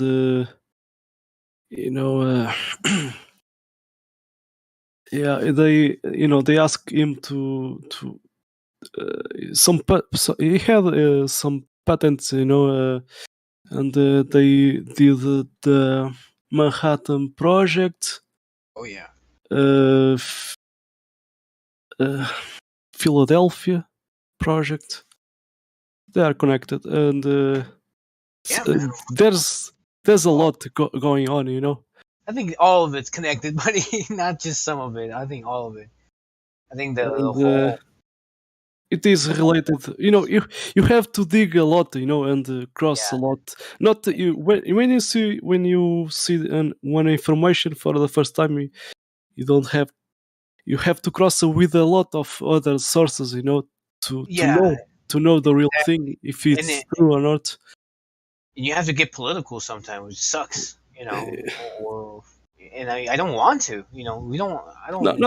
Not just like political, but you have to think like a CI agent, to work the same way, to find out. There's a lot going on, and it has to do with the firmament, and the need they have to go out. I think that's like one of the last red pills that somebody put it. It is one of those kind of few ones that once you accept something else, the firmament kind of is easier to accept, just because another thing kind of confirms it. Like for me, I think it also all started with breathing. I don't know if anybody knows about when Hoffman practices his breatharian kind of ways, where he just does like a lot of different techniques of breathing. So and he kind of becomes like a Superman in a way. Like he can climb a mountain with just his shorts up a mountain. I basically didn't do that. I did a similar thing to kind of just awaken my pineal gland per se, which has DMT inside of it. You basically trip on that if you're interested in that. And if you're Actually, 20 years ago, someone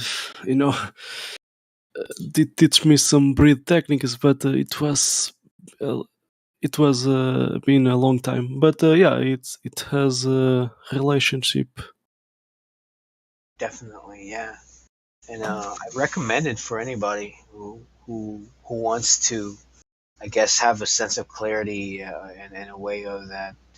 I don't know, like breathing just does for you. It's free, that's the craziest part.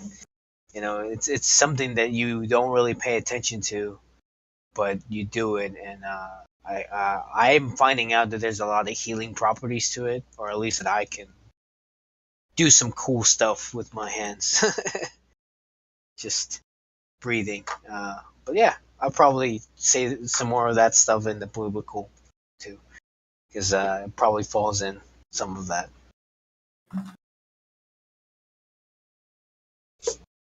For sure.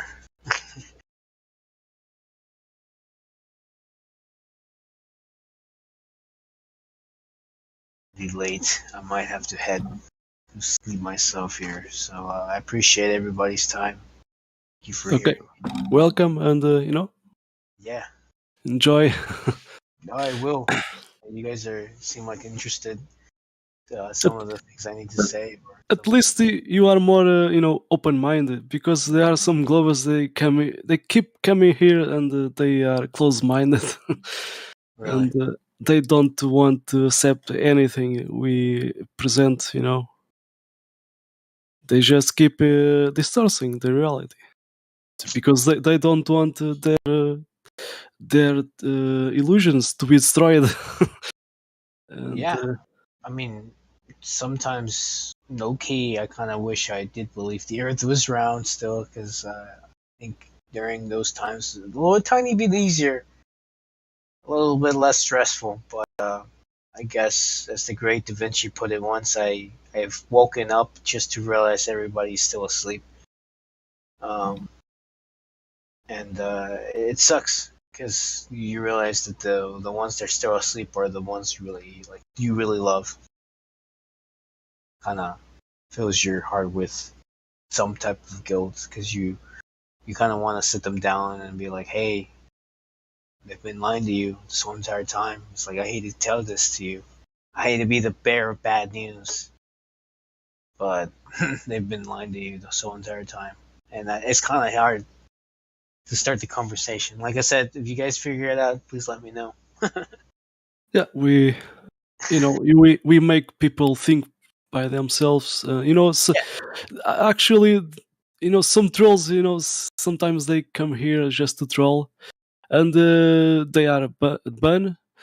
And after after some moments or days or months, they come here with another account, and they some of them, they confess they were coming here trolling, but they after that they think, they start to think by themselves,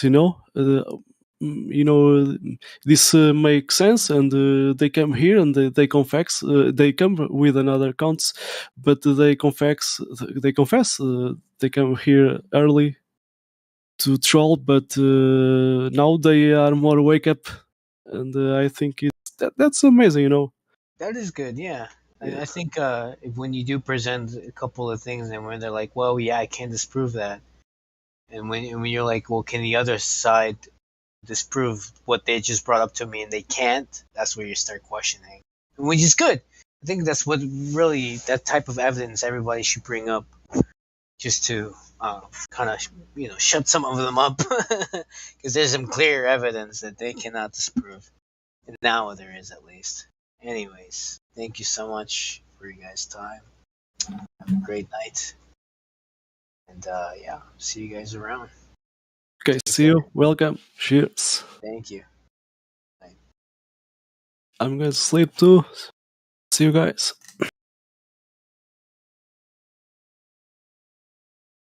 Sweet my See you turn. later.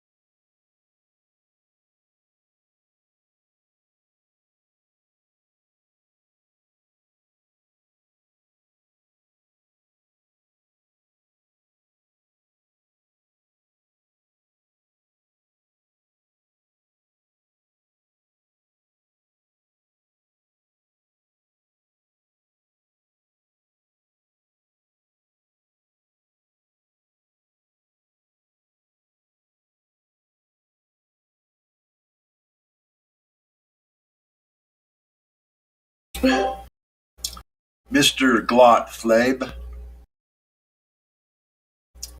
What's that? I said hi. Oh, hey.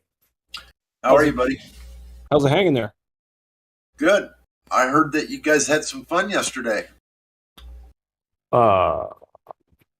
Which kind of fun? That wasn't you up on the beach? Nope, I did not go to a beach yesterday. Oh, who was that went up there?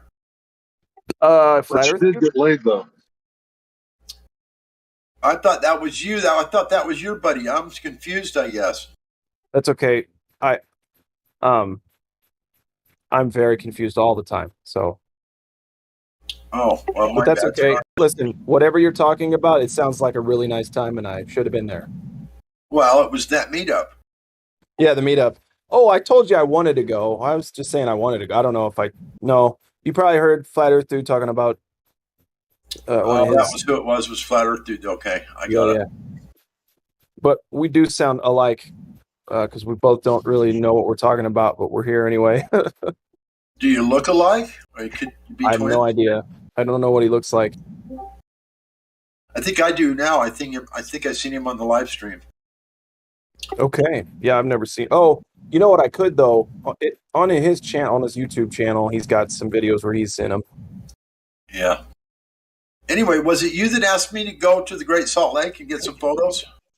I've talked to one other person, and they claim I did talk to you about it. So I'm going to go with that, and because it does sound like something I would recommend. I do. I recommend anybody.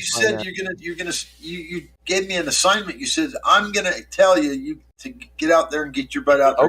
Okay. Wow. Well, when I do stuff like that, it's kind of tongue in cheek, but at the same time. And so you just forget all the fuck about it? You know what? Fuck you. You enjoyed it. So I did. I did have some fun. I did. Oh, that's good, brother. That's great. I'm proud you did that. Like I said, that's really nice. What was your favorite part? And don't say it was flat as the eye can see, because everybody knows that. My favorite part was that I got to go out with my son and his girlfriend, and we had a good time. That's nice. That's very nice. Yeah, that was my favorite part. Cool. Got to spend the afternoon with my son and his girlfriend out there, and we all were taking pictures and just kind of, going for a joyride. I was surprised at how many people were out there. There was probably over 200 people on Antelope Island, and I've never seen that many people out there in my entire life, let alone the day yesterday was windy and cloudy and just gross of a day. It was miserable as far as, the wind was blowing quite hard, gusty. The skies were full of gray clouds. I mean, it wasn't a beautiful day in the neighborhood, but there was a lot of people there. I couldn't believe it. All my life, I've lived here my whole life, and it's been many, many years since I've been out there, and they've made quite a few improvements, but I've never seen more than a dozen people there ever in my life. And there was at least 200. And 50 of them where they had to park was about a quarter of a mile from where the beach was. And they, at least 50 of them, walked all the way down the beach to stand out by what little bit of water's left, way out there, and just kind of wander around in the wind and the miserable weather conditions. That's awesome, man. That's a lot of people. Did you make sure to smack each and every one of them in the right spot with that flat smack? No, I didn't make the quarter-mile walk, my friend. I stayed gotcha.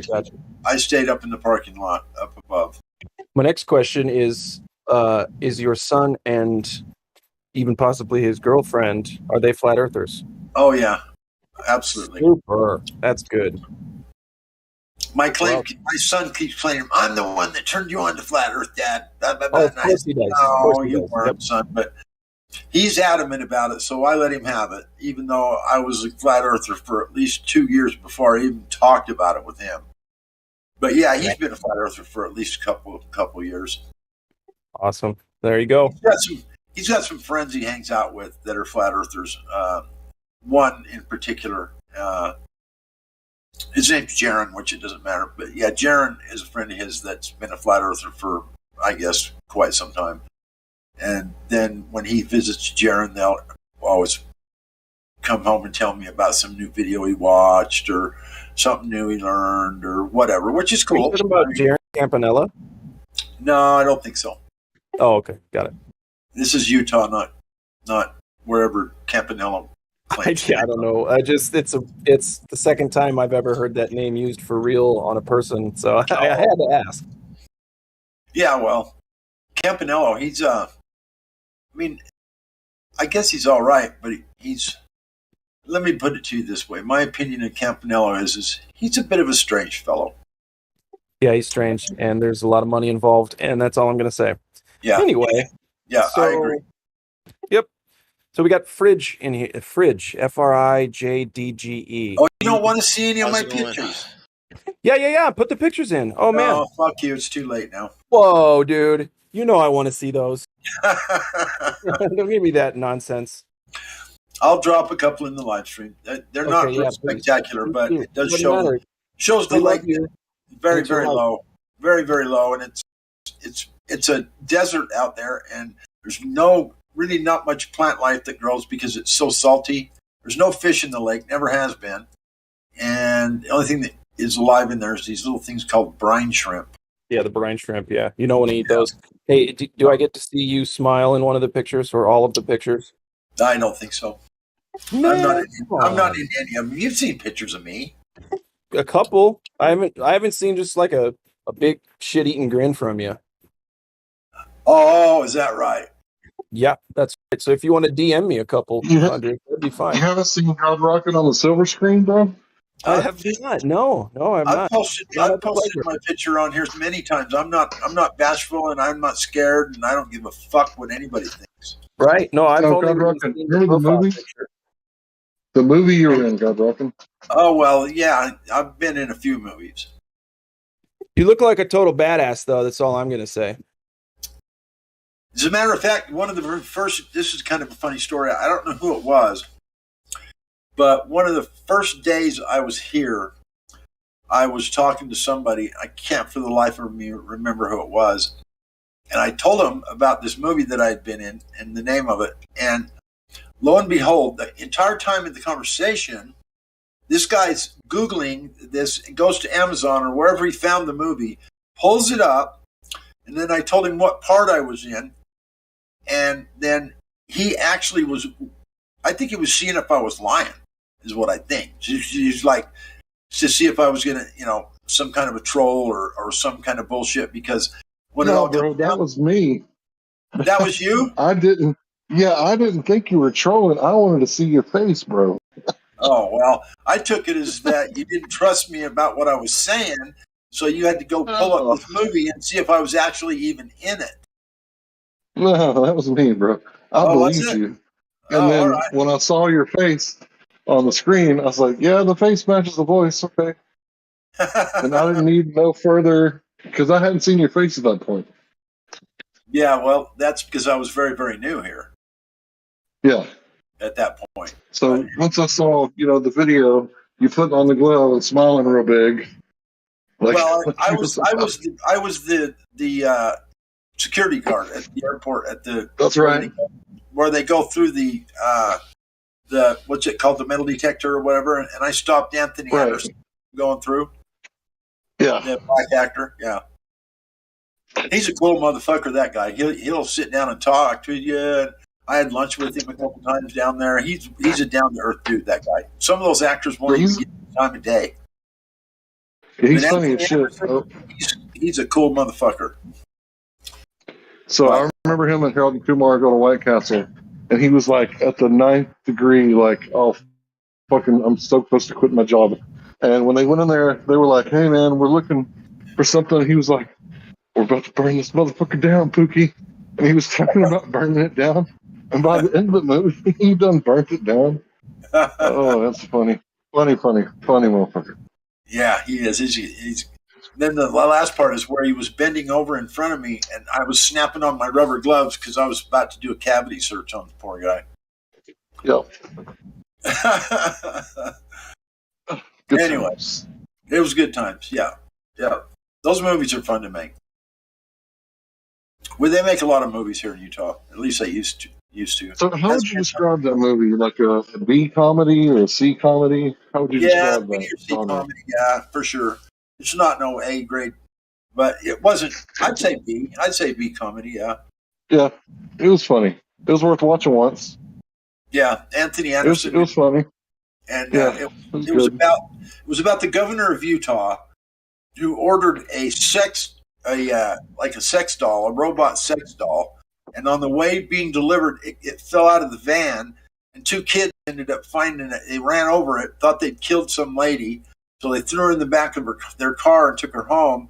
And then she wakes up in the morning and then starts talking to their mom and shit, and asking them right in front of their mom. Like what kind of sex they want to have and all this kind of shit. The mom's like, what? That's a real brief overrun of what took place. But yeah, and then the FBI came looking for him and ended up chasing him to the airport, which where my part comes in. And then they tried to get the sex doll. The kids figured that she deserved to have a life and live like a human being. She was too normal. So they smuggle her out of the country by smuggling her to the Salt Lake International Airport and shipping her off to somewhere I can't remember. But anyway. So you said that was one of the movies you were in. I didn't know you were in another one. Oh, I was about 5 or 6. Oh man, you're Hollywood, bro. Almost 5 or 6 movies. I don't know about that. They were all pretty much just. I was just an extra. So God Rockin', how many times you been to Epstein Island, bro? How many times I've been to Epstein Island? I've got my own personal bunker there. It's been made in secret. I go there about once every other year and then just sniper these people when they don't know I'm there. I just wipe out a few of them and then come back home. If I had a chance to go there, that's why I would go. Which movies were you in? I missed that part. The one I was talking about was called Hotbot. It's made by the Polish Brothers. It's a B comedy. You can find it on Amazon or whatever. It's called Hotbot. I got Fire. It's on YouTube for free. Yeah. Okay. Well, she was hot. I got it on Fire Stick for free too. Her name was what was her name? She was the main Victoria's Secret's model. She was like the top one. She did most of their stuff for a few years. I can't think of her name right now. I'll think of it. But yeah, she was a Victoria's Secret's model. And then she got into acting or whatever. She was cute. She was nice too. She sat down with me and my friend's mother for about an hour one day down there and just blah blah blah blah blah, just jibber jabbing, having a good time. Didn't treat us like we were like scum of the earth like a lot of them do. But she was when it comes to like models and comedians, they're usually like different type than actors. Because those actors went to college, they're very. I went to college to be an actor. What's her name? Barchner. Fuck, I'll think of it. Anyway, she was a Victoria's Secret's model. And deservingly so. I would definitely hang out with models and comedians, but everybody else, man. Yeah, Anthony Anderson was one cool dude. He was. I mean, he's a comedian. Instead of riding to the set from the staging tent and from the cook where they'd serve us dinner and stuff sometimes, instead of getting in a private limo like some of them would, he'd get in the van to take the extras.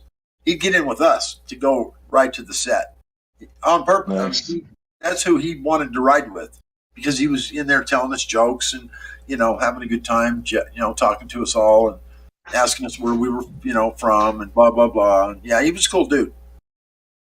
On the cool, I hate to say it, but it's probably because they treat him just like they would treat y'all because he's not in the in crowd. He's a comedian who's trying to work his way in. Yeah, he was kind of famous by then, but not like he is now. He's pretty much mainstream now. At least I think. I don't know. Maybe he's not. Maybe I'm wrong, but he's pretty well known, I thought. As a comedian, for sure, he's totally mainstream. I mean, well-known, funny guy. I can remember one of his skits right now. Like, don't act like a bitch. Put your leg down. Take it like a man. Put your leg down. Yeah, I had no idea that was you, Hank. I just couldn't remember who it was that gave me the third degree on all this about the movie. And No, bro. then come to find out you was watching it. And I'm like, oh shit, this guy's checking me out to see if I'm a fraud. No. I wanted to see That's what I thought. I want to see your face. Well, my bad. You guys do that. Yeah. Well, I just ask questions because I want to learn. Like, if I'm asking questions, I'm trying to learn something. Maybe not you. Some people here will like pry in and see what kind of answers they get from these idiots, and they can pick the trolls out pretty quick. You guys are pretty good at that. Way better at it than me, obviously. I got trolled pretty hard all the time.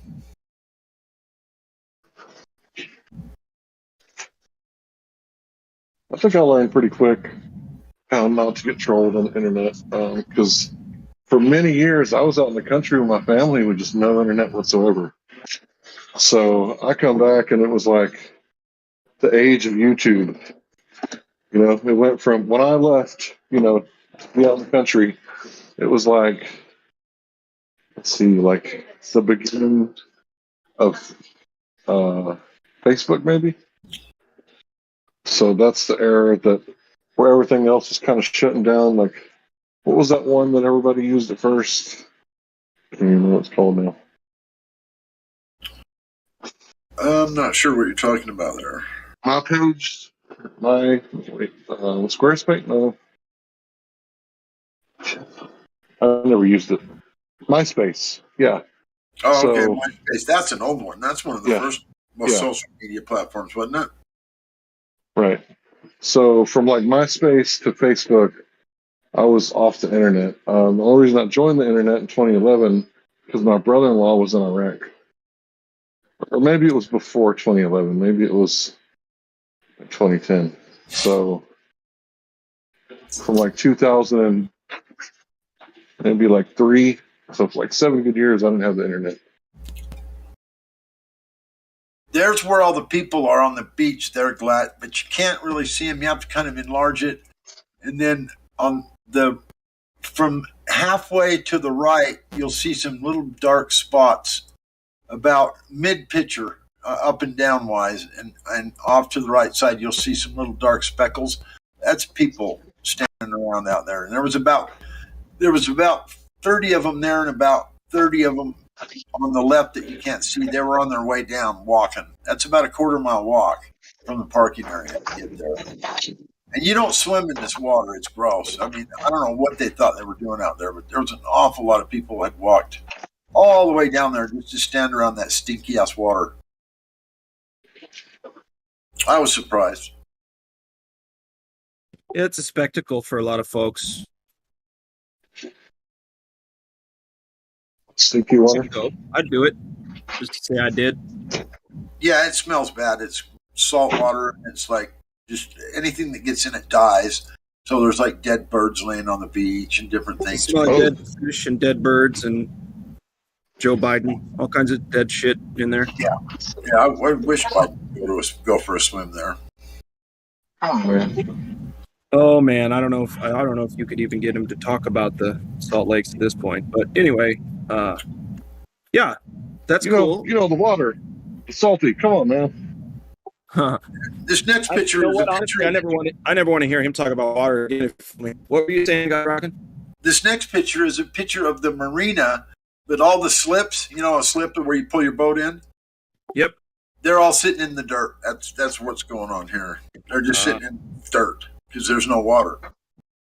So wait, do boats go out there though and do stuff sometimes? Yeah, a lot of sailboats mostly because the salt water gets in the intake of the motor and it's not good.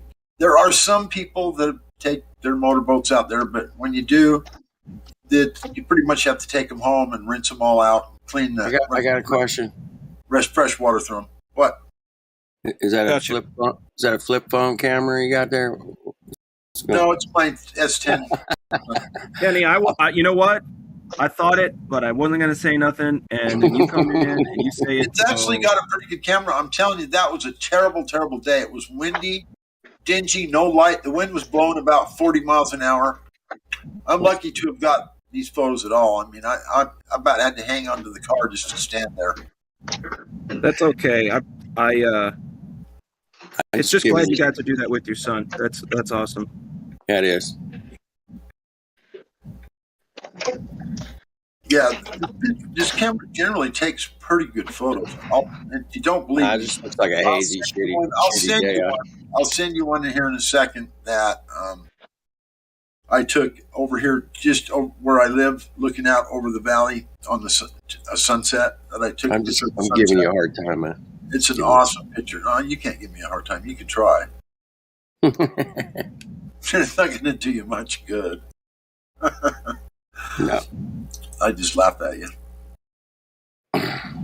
Like, so if you had to use that image the photo that you posted, that first one, in like a crime scene investigation, and literally the person who killed somebody is in that pack of people in that first photo, there'd be no way to fucking tell who it was. They'd be innocent. You'd never Exactly. Be like, well, he's right there. Yeah, but we can't tell who it is, who's what. But yeah, but it is him. Yeah, I know. Well, I zoomed in on that photo. They were that dot right there, but we can't zoom in far enough. They were a good half. They were over a half a mile from me. That was zoomed in on them. They were way out there. Right. And it was way windy and way gross. And so, yeah, sorry. Nasty day. Are those the docks? Those are the docks. The slips. Sit there, yeah. Yeah. Those are called dirt docks. Guess so. Yeah. That's what they are. Oh, shit. That's awesome. I'm glad you finally made it out there, man. It must have blown your mind seeing it that fucking empty, right? Yeah, it wasn't completely empty, but the water was way out there. Yeah. And the thing about it is the Great Salt Lake is not deep water ever, even when it's completely full. Right. The deepest spot in the entire lake is 50 feet. Yeah. So what's the reason for it? Why do they say it's dried up? What's drought? The official explanation? Just drought. Just drought. Yeah, same reason why Lake Powell's dry and Lake Mead, all that. It all comes from Utah. Biggest ever? Huh? The biggest ever? Yes. Biggest drought ever for that area? Yeah. I believe so, yeah. Now, this last picture, that city down below is called Riverdale. I live up on the terrace, which is up above the city and looks out over the valley. And that's just the Riverdale city. That's where the car sales. I think Walmart's in there somewhere, and Best Buy, and all the big corporate America stores. Yeah. And if you want to know where my parents live, go 3/4 of the way to the right on this picture, and you can see another line of buildings. Just right behind those is. They're still kicking it? Yeah. My dad died. About 3 weeks ago. Oh, I'm sorry. No, that's okay. How old's your mom? Mom's She's getting doing up there, good. is she? Yeah, we had a family reunion today, as a matter of fact. I was. Oh, really? Nice. Yeah. I was there at the family reunion for about 3 or 4 hours today. Well, good day to celebrate your dad's life. Yep. Even if he's not here. So anyway, how old's your mom now? Your mom must be getting up there. Those mountains in the background are on the other side of the Great Salt Lake. Now, this first one on the left, I think that might be Antelope Island. I can't really remember. I think it is. And then the ones on the right are behind the lake. But in front of the lake, on the mountain on the left, there's no water between that mountain and the beach. Hey, I just got a message. Pretty good view from your house there. Yeah. That's a beautiful picture, man. I just got a message from my friend in Australia. She bought a zucchini and a tomato. It cost her $5. Oh my gosh! Yeah. $5? for one zucchini and one tomato. Oh boy. You talking about trouble? Yep. Trouble about. Here, I can post a picture if you want. Yeah. Let me save it. Good times ahead. What's that? So good times ahead. No shit, right? Fucking crazy, man. Well, fuck, man. Come on, any piece of. You want to save it? Here's a little bit different angle of the sunset. I'm aiming the camera to the left a little bit. Good. $5. On the next one coming up.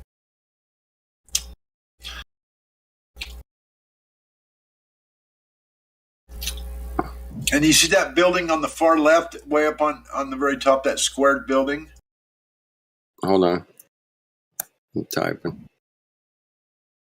That's on Hill Air Force Base. That's actually on the base. Because the landing strip starts right there where it's like elevated. And so they fly right over my house all day long heading in to land these F-35A, whatever, jets. They got like 100 of them there.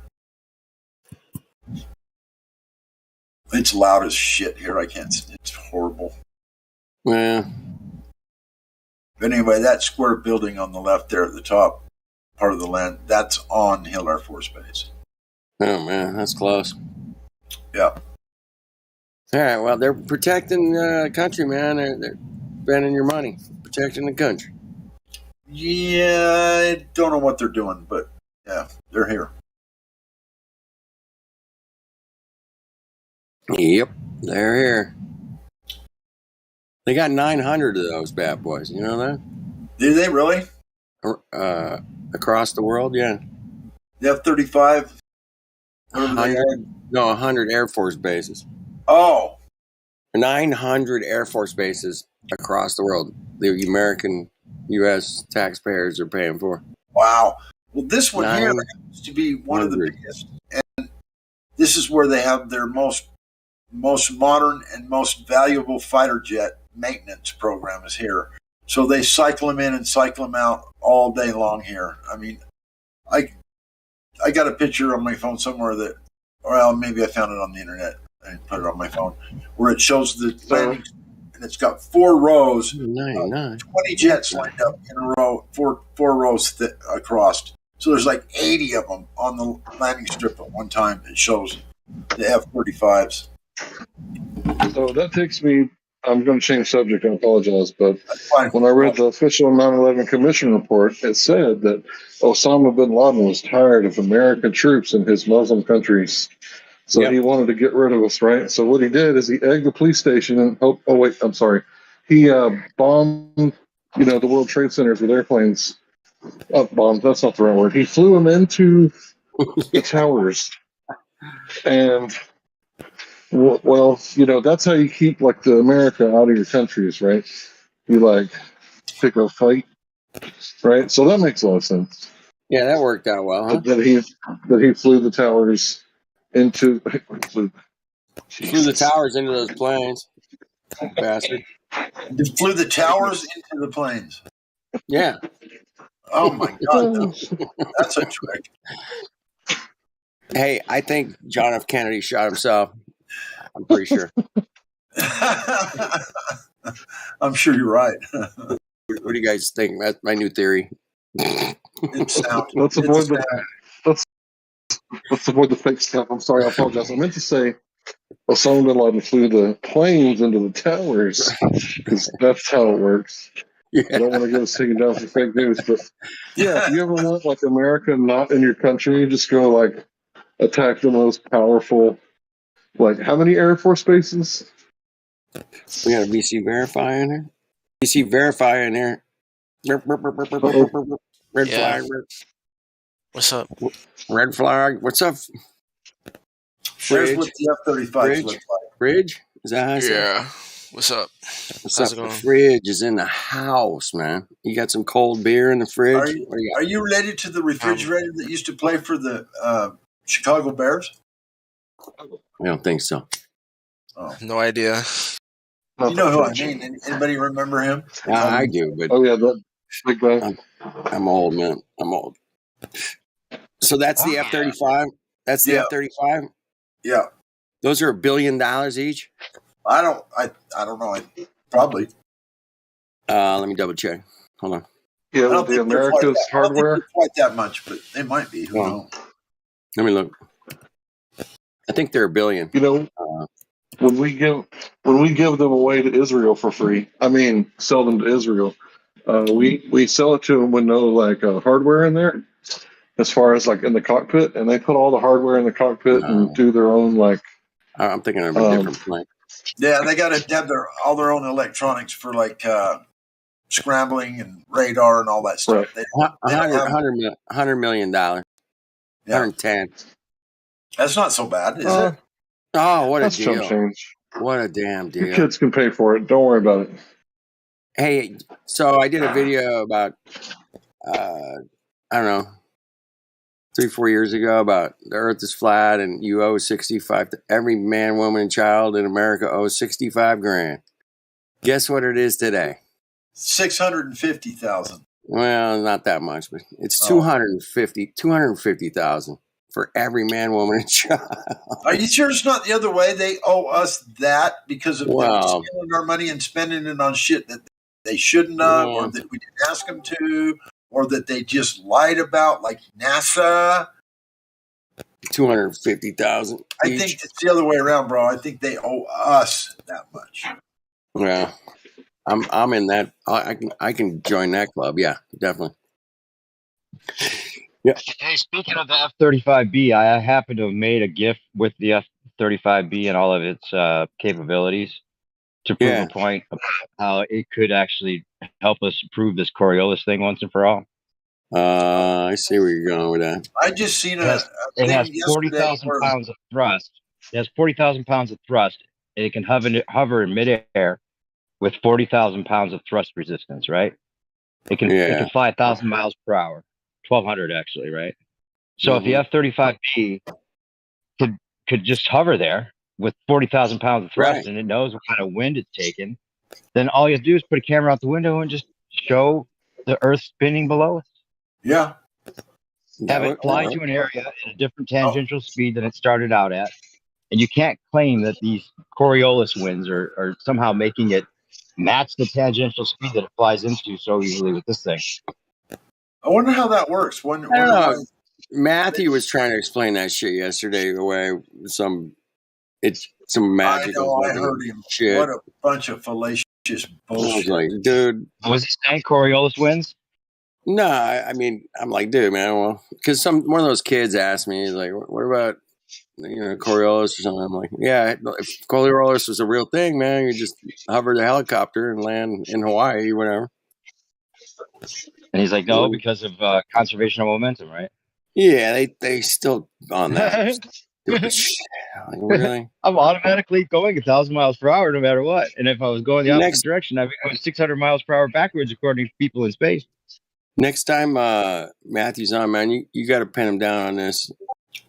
I have many times. We all tried pinning him down on refraction today, and he didn't do so well. Trust me. Was he in there today? Yeah. Yeah. We hit him hard. He's actually a pretty cool guy. Just like a guy. Yeah. You guys don't be getting on him. He's here to give us the globe information from their perspective. That's it. He's totally here to help us. He's not. We need him to make our side look good. Yeah, he's not trying to fuck us up. Believe me. Yeah. Well, I realize that, but I still wanted to see any information that says that standard refraction in air bends light, and there is none. He couldn't prove it. He couldn't show any. I looked for 2 solid days, and all I could see is it deflected air or reflected air. And then it showed a diagram that showed that it when it hit the air, it deflected it into another straight line. Never did it say bend, or never did it even suggest that the light was bending. It was reflected or deflected. That's all there was on I searched for 2 freaking days. trying to find where refractions where someone said anybody in the whatever the scientific field of Right. whatever who they are, where in all these observations, like the one he showed with the laser light going through the piece of plastic, bending the light, and this and that, and All right. that's plastic, that's not air. We're talking about air and air and air. We gotta get back to the fridge here, man. All right, let's do it. How you doing, Fridge, man? We were talking about something. We just finished up. But welcome to the server. Oh, how's it going? I'm not quite new. I was here a couple of times before. All right, cool, man. I just remade a Discord account. All right, that happens. So are you flat or round or what? You know I'm a flat guy, rocking. We talked before. Okay. Hell, man. What's wrong with you? No, man. Well, cool, man. What part of the world are you in, man? Where you at? I'm in California. I'm in southern U.S. Cool. On the east coast. Southeast. Is it humid there? It's all shit humid right now. Today was kind of warm. Yeah. A little humid. Yeah. Yeah, man. It can get real humid down there. I don't. Kind of makes everything wet and sweaty all the time. I'm not a fan of that kind of weather, but some people are. Well, yeah, I think you get used to it once you've been there for so long. It doesn't quite affect you as bad as. Yeah, exactly. But coming from dry ass California, man, to go there, it's like, what the hell is this, man? The gravity's. It's a heavy gravity weather or something, man. It feels heavy. It makes you sticky, gives you sweaty balls. Sticky, heavy, yeah. But anyway, well, welcome again, man. Have you gone on to any other Discords that are cool or anything? I've joined a few today. I haven't really been around. I mean, I'm not I only have like 2 or 3 I'll go into, man, myself, but I don't search for other Discords, man, but I guess people do that, you know. It's fun. You get into debating it at all, or are you just kind of checking it out and coming back for seeing a little bit? Oh, me, I made a Discord because some people wanted to talk to me on in a voice chat about some things, and I just figured I made one. So because when my last one was deleted, I kind of was done with it. You know, like all the censorship, it kind of annoyed me. So I took a long break. What topics were you covering on that were censor you, man? Oh, you know, well, there was a guy that came in I was actually this Discord. There was a guy that came in this Discord, didn't know anything about the medical stuff going on. Oh, I was trying to help him out, and I guess he reported me. So, well, that sucks, man. Sorry about that, man. Wow. No, that's no problem. I got over it. Yeah, right on. So, well, I'm glad you're one of us, bro. I mean, I forgot. I apologize, but I see so many new people all the time but you know, now that you mention it, I think I do remember it was just the other day, wasn't it? Yeah, we talked the other day about prepping and stuff. Yeah. I remember now.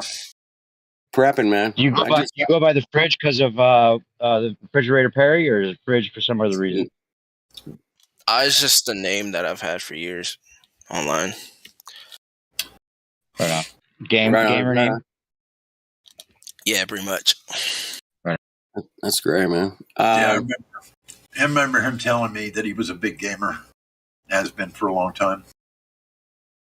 At least I thought you said that. Anyway. I got a question, man. You guys are like computer savvy. Is there a way to find out who on YouTube, if somebody makes a sock account, can we find out who the fuck they are? I mean, is there any chance for that? Hey, Kenny, didn't you notice in your live streams now you can actually go to the channel? Well, I tried that. Maybe my browser needs to be updated or something. I don't know, but it was letting me do it with your live streams recently. Only yours though. It's weird. Yeah, maybe there's a setting or something I can figure it out. But anyway, I don't know why YouTube allows that, but well, we know why. Because, man, remember the day on YouTube you could just click on somebody's name and go right to their channel? Yours works like that. Yours works like that through my phone. Or you could go to their channel and actually just say, message them. Oh, wow. Let's get rid of that. Oh, that was a horrible fucking feature. That was so cool. Why would they take that away, right? You know, No, it was they like, do it. hey, They do it so you they know. can have their troll army come after you, basically. Yeah, it's like, well, I can go there and I can message you and say, hey, man, you know, email me or whatever. And right. And it was great, man. I met a lot of people through that, man. I was really a fine feature. Kind of like, you know, Facebook messaging or Instagram messaging or what. I mean, I don't know. I guess you can do it on a lot of other platforms, but YouTube, none of them. They got rid of that. It's frustrating, man. I'm just frustrated with all the cool things that were cool, and now they're not. It's like I think there is a way to do it, though. By the way, I think somebody said it takes a little work, but you can possibly do it still. Like I'm thinking of hiring somebody to help me with that, and I really want to hire a pro, man, and spend a few bucks, and then do a live stream. You know who those trolls are. I know though. who they are, man. So I got a little bit of a lead. But who cares? You know, just get. But it would be nice to just fucking wreck them one night, man, and just fucking. That would be fun. Anyway, it's a dream. Kenny, by the way, real quick, you going into the shop tomorrow? I have to go to the shop tomorrow. I don't have a choice. Yeah, I got to go in there. I got a few other errands I got to run, but I am so fucking. I don't know. I don't know which way is up right now, but yeah. All right, just checking in. So, Fridge, what's up? What's your where are you at with family members or anybody having problems with the juice? Get some reactions. Some people, you know, everyone I talk to has had some reactions to that shit. We shouldn't be talking about it, but just to let you. I have a hunch, but my family, they've been mostly untouched. I think it's because a lot of them work in government, so they went to like the health department and their staff. I don't think they got anything. Yeah, they got the saline or something, right? Yeah, I don't think they've got anything serious. But yeah, for the most part, I don't know anyone that's. I've only heard like of people that know people. I've not known anyone that got hurt by it. Oh yeah, I've heard so many stories, including from my own family and people they know. Just another one tonight. Heart attack. Oh, and a blood clot, and a stroke here, and a stroke here. You know, flat Earth can be dangerous, man. Be careful out there. Actually, you know, Rex, the guy at the party yesterday, Kenny was telling me that they're really selective. Actually, with like there's like two different factions in government. Yeah. You know, kind of like the white hats, and all the white hats are getting the bad V's, and all the black hats are not getting the bad V's. That's how selective they're being. How do taking them out. How do they do something like that though? How do they pick out who's good? Different badges. They call them badges based on regional. Different like, lot. I don't know. They're lot numbers. That's what I heard. Anyway, number one to this crowd. I've seen that there's different batches, but I mean, like, how are they choosing where, like, based on the government workers? How would they choose something? Maybe like they have your name come up and they have some kind of like mark next to your name that they know which batch to give you. I don't know. That's pretty much how that's how, if I was a diabolical cuck fucking bastard, that's how I'd do it. Yeah. Yep. We can label this shit. They won't even know it's labeled. The algorithm just fucking does it. Anyway, man, let's lay off that shit, man. Because you know, yeah, we were talking about this the other day. Though the NBA players aren't getting the real shit because otherwise we'd be seeing them keel over on TV, and they don't want that. They can't have that. That's not acceptable. No. And everything's normal, man. Except it's not. But you know, the other thing is it's a long process too. It could just give you something down the road or whatever. You know, exactly. It could be. These are long term cocks, man. Yeah, long process. Painful. Long process. games. to build it Yeah.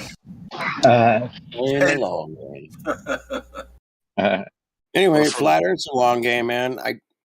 We've gained and lost a lot of flat earthers over the years. Did you guys know Mike Helmlich? Sounds familiar. Yeah, He was a guy. He died. Helmlich died, man, like a few months ago, I guess. Oh man, Dude, this guy was the guy that brought everybody's attention. He brought attention to what he called it was the green screen with the on the ISS. On the ISS, and how they were doing it with the augmented virtual reality thing. Okay, yeah. But does he still have a channel? What was his channel? Yeah, Mike Helmlich. Anyway, Helmlich. Yeah. I mean, I'll send you the link, man. All right.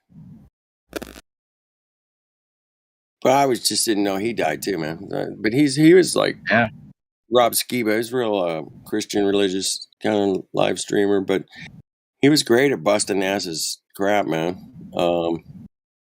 Absolute legend. His stuff was coming out in 2016. It was just Is that the gray hair guy that Dan was talking about? No, he's kind of bald. Oh, okay. Kind of looked like Dan a little bit, but younger. Anyway, let me pull up. I remember watching Skiba stuff way back when Mark Sargent. Let me see if I can still. Maybe his channel got deleted. I don't know, man. I mean, I was on some live streams with him on Sun and Moon a couple times. Anyway, it was a really nice guy, dude, man. Fuck. And then he sure seems like it. I watched a lot of his stuff. Yeah, this was like 2017 or something. Yeah. Back when he had the 10 different. Yeah. What are they called? What did he call them? The 10. Here's his channel. All right. You guys can go through his videos, man. You pick and choose, but go to the earlier stuff. Yeah, earlier stuff's pretty good. And if you're looking for some funny, nasty shit to prove that they're faking it, man, he's got a boatload of it, man. But there's his channel. Check it out. He does look like Dan a little bit. Right? Yeah. Anyway, I heard he died, man. He used to do a lot of live streams. How did he die? I don't know. I have no idea. But yeah, go down this list down here. He's got a lot of religious stuff, but he's got some great flat earth stuff going back 2-3 years. I'm trying to look for it right now, but yeah, with that, what I see there, it says spreading truth there you go. God's word to the hope of Jesus Christ. That's that's a number one where they're aiming to stop that shit. But so was my question was Mike or Skiba, were these guys targeted or what, man? I don't know. Just saying. All right, going back 3 years. Hey, Fridge, you ever watch any Skiba stuff back in the day? I think he's. I don't think I was around back then, but I've heard of him since. I think I looked him up when I heard he died. Oh, there you go. Yeah, that was like a year ago almost. Yeah. Almost a year. Yeah.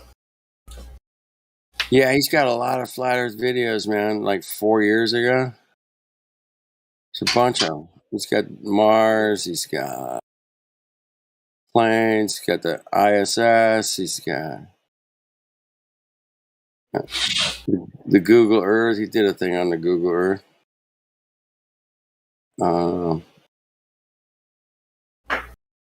ESA. I see the curvature. There it is. Anyway, good stuff, man. He had that one, man, that really blew my mind was the augmented virtual reality And I was like, what? 6 years ago, he was making flat Earth videos, bro. 6 years ago. He's OG mofo, bro. Dead. Damn. Coming down, man. We lost a lot of flat earthers last year. And that was a brutal year, man. I'll tell you that. With the censorship? I don't just know actual people we know that we've hung out with and talked flat earth, debated with. They died. They fucking physically died, man. And I don't know. I think we lost like 6 of them last year or something. Condolences. No doubt, man. Legends, OG guys. Creeps and Neeps, man. Are you kidding me? We lost him. Jibby Jedi. Fuck. Legends right there. 2 of those guys together would be a fucking disaster. Oh, man. Did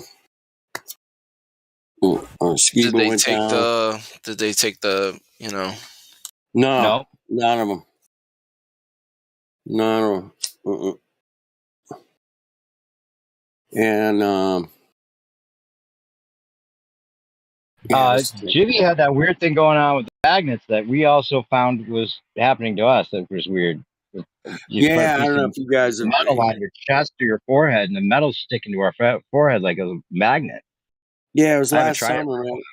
We were noticing the paper clips and shit sticking to our foreheads.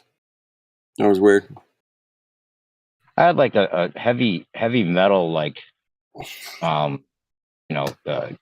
thing, that was sticking right to my chest. Yeah, man, it was weird. And that was with all that. Try it, everybody at home, everybody listening.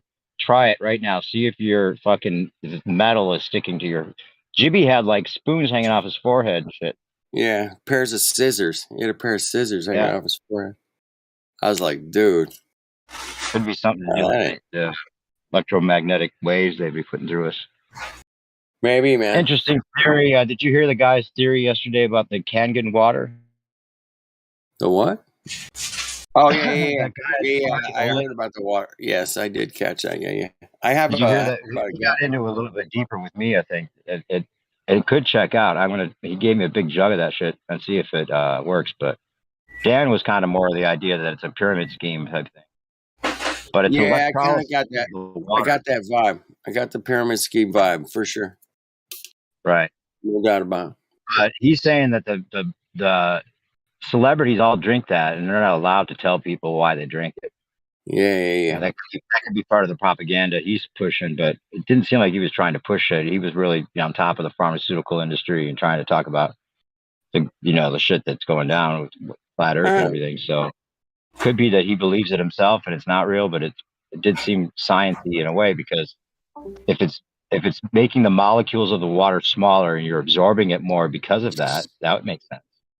But it's negative ions. That's what it is. They sell it just as alkaline water, and they can't really sell it as healing water because then they would get, shut down. But if they're just selling it as alkaline water, it's different. But he's saying that we have like negative 15 on average. Most people are like negative 15 as far as their ions in their blood goes.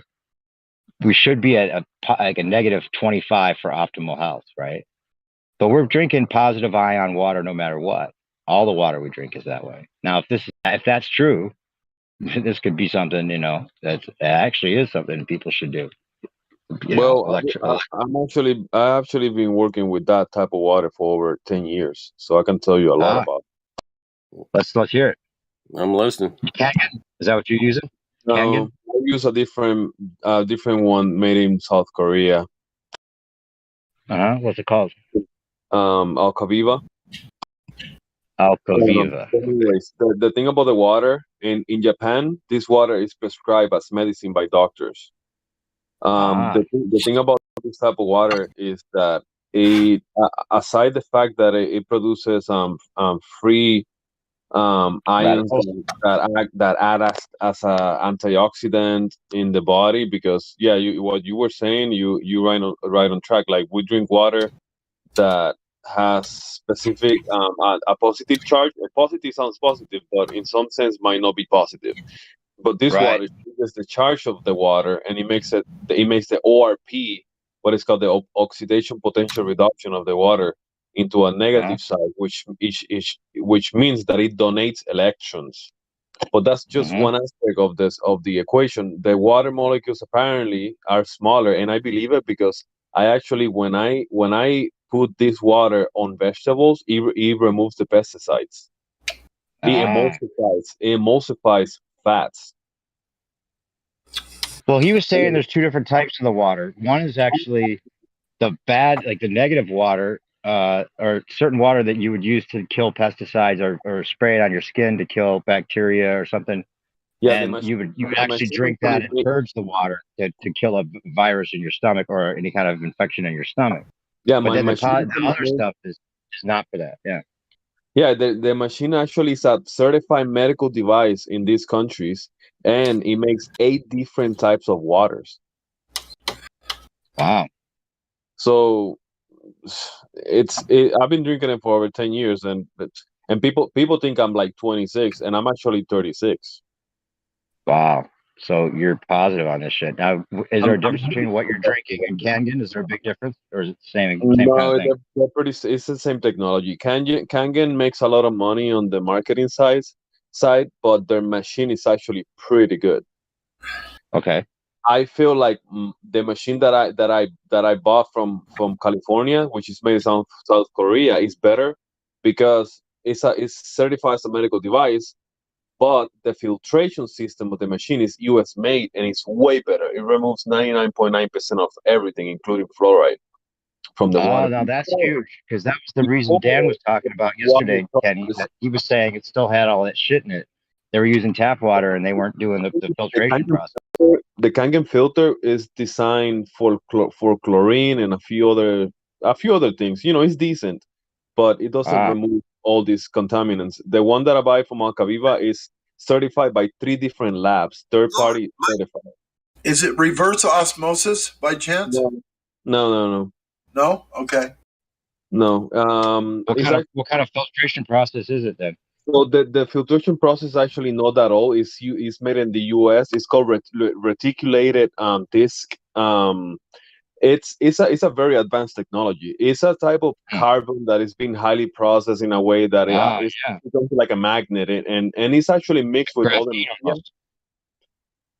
It's mixed with other media. It's very advanced technology. It's made in the U.S. How much is the device? Well, the one that I bought is $3,000. Jesus. Yeah, ain't cheap. How much is Kangen compared to that? Like 5,000. Oh, so it's even cheaper but better. Oh yeah, and uses that less electricity, and it produces about the same results. So when you use less power and producing the same results, it means that I don't know, you might be more advanced. Wow. You live in a That's false reality. They're undercutting. Sorry. Somebody else. You're coming in echoey. Whoever that was. That was me. Sorry. Oh. But what I wanted to say is that the main thing about the water that I found out, and you can look this up, is the water is producing something called H2 or molecular hydrogen.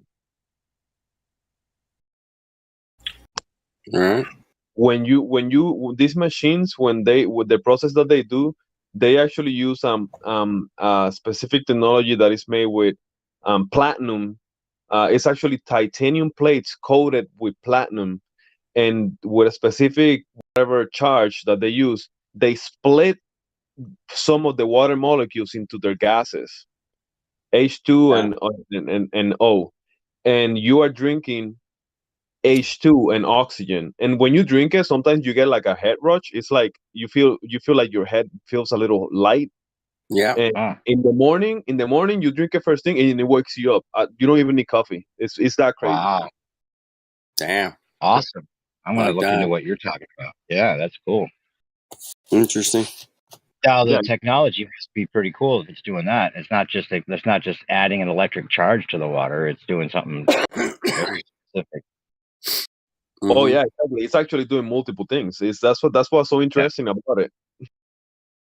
Now you said there's 8 different kinds, and what would the different kinds be used for? So the machine produces 8 different type of waters in the sense that it changes the pH is another aspect of it, and you can press different buttons in the machine, and it produces 8 different waters, and it goes from neutral pH to like mine produces to up to 11.5 and down to like 1.5, which kills any bacteria and virus.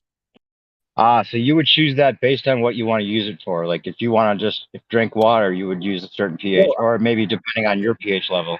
Yo, in Japan, this is the medical advice. Disclaimer: in Japan, they use it for diabetes. They use it for gout. They use it for diabetes ulcers. They use it for skin infections. Like you can see video. I can send you a video to the chat. They in hospitals, not like I just messaged you, so send me a video, sure. Yeah. Wow. And would you actually choose that pH based on your own pH balance? No. Try to Some waters you don't drink it. The machine makes specific waters that those you drink, and the rest you use for other things. Like for example, you buy your groceries, and this is actually been researched. You actually wash your vegetables and your meat, and it neutralizes the pesticides. Very cool. Yeah. And so it has different. You make your coffee with it, and the coffee tastes better. Wow. Like wow, the you're gonna aftertaste, some coffee, it takes away the aftertaste of the acidity of the coffee. Interesting. People are and you asking started for drinking names, it 10 years ago, and it is seemed like that's kind of what he was saying. Like people live longer, and the Hollywood stars aren't supposed to tell anybody, and the pharmaceutical industry is trying to fight it and all that because it's so good. Yeah, send me a Funny. PM if you want to know more. I'll send you some. I did already. I sent you a message for sure. Yeah, message me back. When it comes to the H2, the molecular hydrogen, there's over 2,000 peer-reviewed studies by medical journals, and doctors and scientists talking about it like it's like a medical gas. Like it's according to them. This is no medical advice. Again, it's the doctors that you can. I can send you information. They even say that hydration advice. Huh? It's hydration advice. I advise people to be hydrated. Does anybody have a problem with that? Oh no, hydration is essential. It's essential. I mean, everything needs hydration. This guy was talking about his pineal gland like uncalcifying and all this kind of shit. Yeah, it was like saying it was huge. Oh, but the filtration, getting all the rest of that fucking shit, including the fluoride and everything, would be perfect. Yeah, to neutralize fluoride, you need iodine actually. So do you use iodine on top of that with it? Iodine is a big thing. Fluoride and iodine, they're in the same family. The chlorine, bromide, iodine, fluoride, they're the same family. And if you are back in the day, bread was made with traces of iodine, and to neutralize to prevent it from molding too quick. But now they use bromide. And bromide and fluoride, cancer crossing they actually attach to receptors in the body, and they block iodine. And iodine is the only one that is an essential nutrient. The rest are not. In that family of they're called halogens. Hey, sorry to cut you off, but this is BG. I want you to send me that too. I sent you a message.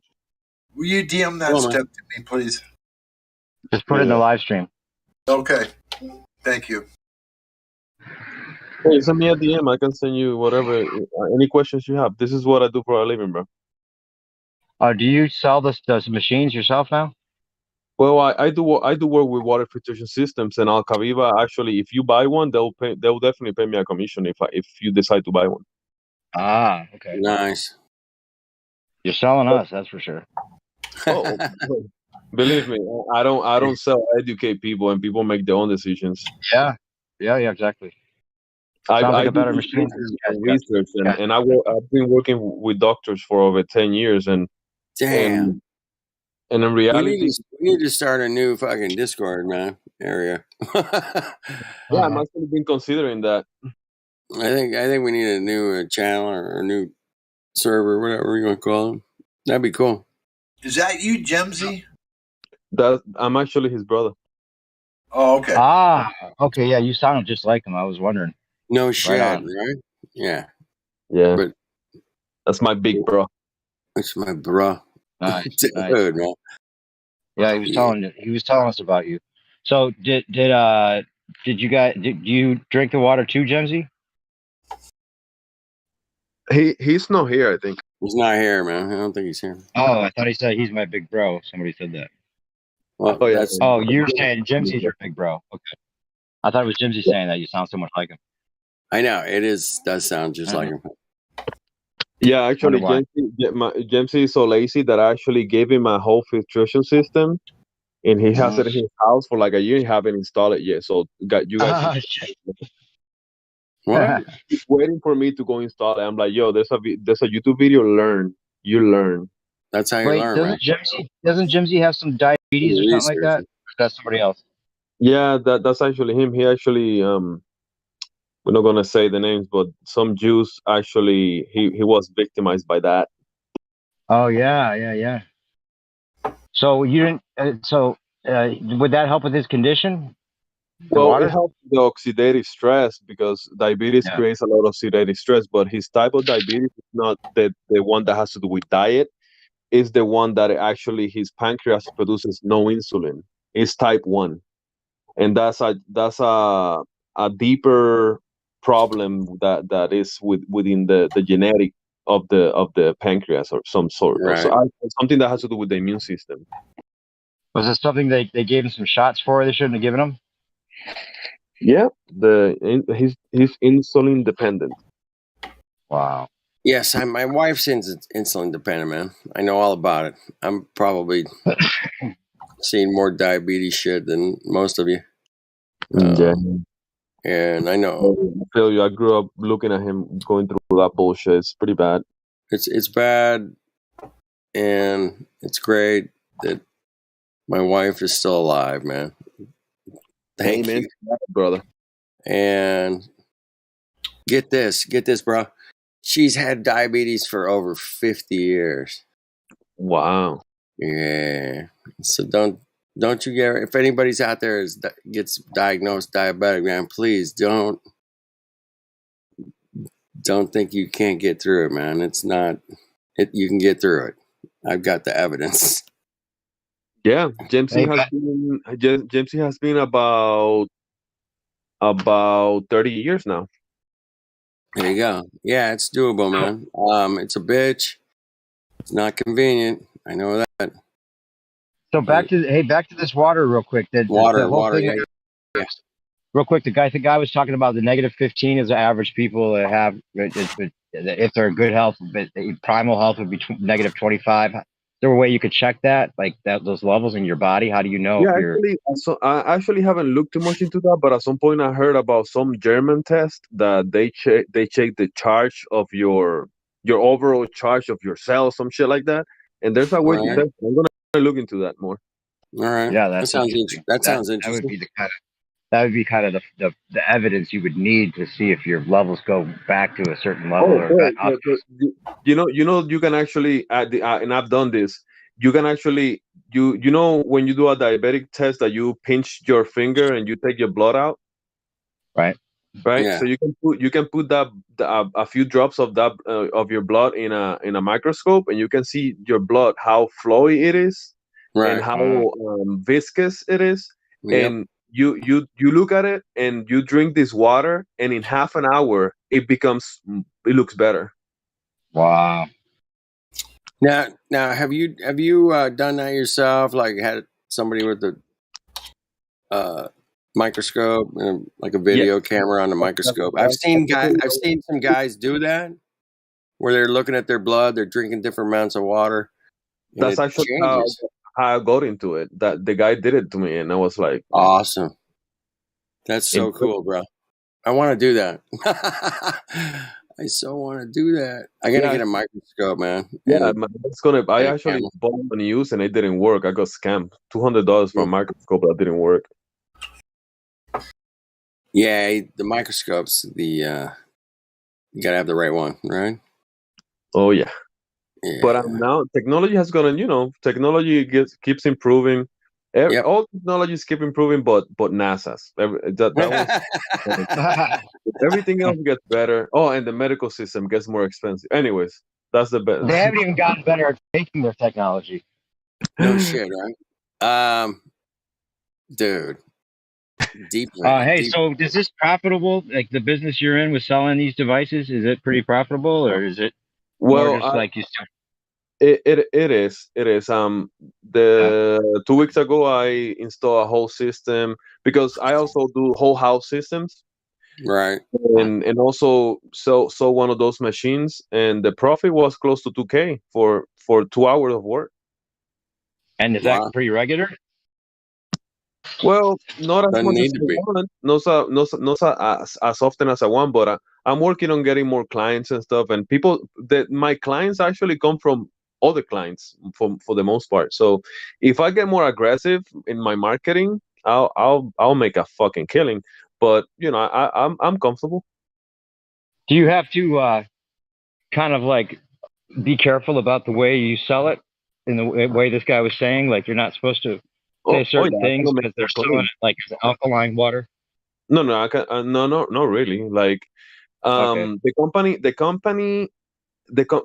that I'm working with, which is Alcaviva, I love them because they talk about the alkalinity a little bit and blah blah blah. But if you go, I'm gonna send it to you guys in a little bit. I'm doing something else, but they only talk for the most part about the molecular hydrogen aspect of the water because there's thousands of studies on this stuff.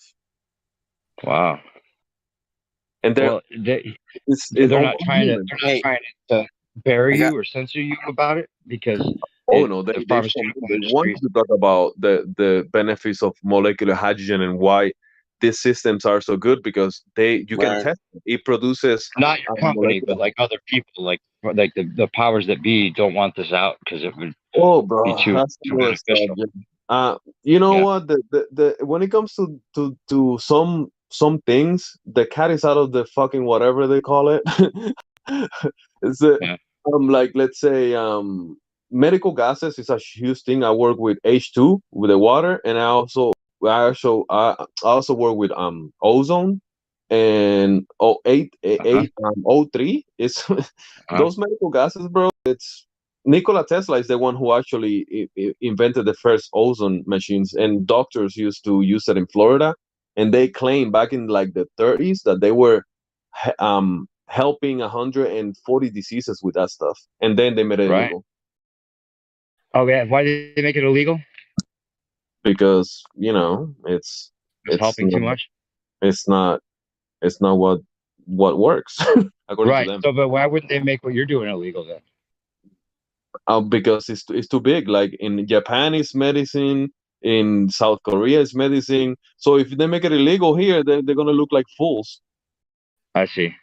So the ozone stuff wasn't being used as medicine in that way enough. It was over about 100 years ago, and then the regulations came in, the FDA and all that stuff, and they decided that that's not medicine. That's just somebody's opinion. So what's the difference? Would ozone be better than what you're doing? Well, ozone has a different benefit. They have different how you call it, different. They do different things to the cells. The ozone is a little bit more aggressive.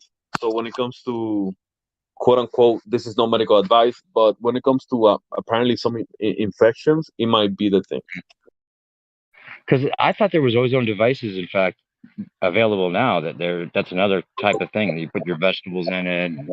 Yeah, those are not medical ozone generators. You gotta look into the medical aspect of it. Okay. Yeah, because there was a guy, the new lead singer for Journey that sounds just like the Steve, the original singer from Journey. Anyway, the guy that took over for him had to stop touring because of his throat and his, like his medical problems. And he said that ozone that ozone machine totally changed and made him better, you know. Oh, bro, there's But doctors that inject ozone in back hernias, and they said that it works better than surgery. They actually it's called prolozone, like prolozone, and they actually inject it in the knees. They inject it in the joints. You can see videos of all this stuff. Ozone right. actually has over. Ozone probably has more science than H2. Ozone has been used since the turn of the century. Right. And Wow. the one who modernized it into a medical machine and actually made oil out of it was Nikola Tesla. What? Oh yeah. Wow. I got a question, man. It's on topic. Trust me. If I took the water and made beer out of it, would it be better? Well, the machine will help. It's in some sense because it will make the water the pH that you need. But for beer, I recommend empty water. Like you want to start from zero. Like distilled water, right? Distilled, right? I mean, or reverse osmosis, water that is empty. Right. Because distilleries, that's what they use for the most part. Like they use empty. Breweries, how do you call it? They use water that is very, very. The thing about the water, this type of filter will take out all the bad stuff, but it will still leave the minerals. So if the minerals, some areas, where do you live? California. So you got to check the TDS of how much minerals are in your water, right? And because too much TDS could, so you make your own beer already? Beer or wine, yeah.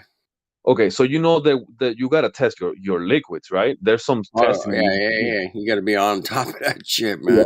And if it has too much dissolved solid, it's gonna take out a whack. That's why every time I've done it, you just start with distilled water, and that's what I've never done it. You can't mess it up, Yeah. It's better to start with a water. That's what pharmaceuticals, the industry do. They use empty water that is being passed through like all the crazy filtration, so the water is empty. So from there you can build on it.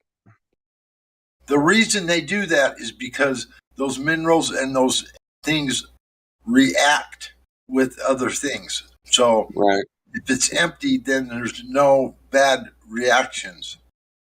So it's like nitrogen gas is inert, and they use it in making pharmaceuticals because it's inert and doesn't cause any like byproducts that you don't want and stuff like that. So you're looking at bad byproducts when you use water that has minerals and things in it. You want to start with empty water so you don't have bad byproducts. That's a great way to explain it.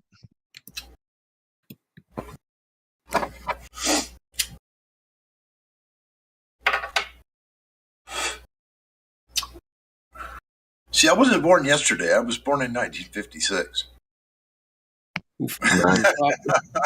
Damn boomer. Damn. Yeah, it's all right. I've been around a minute. Experience, man, helps.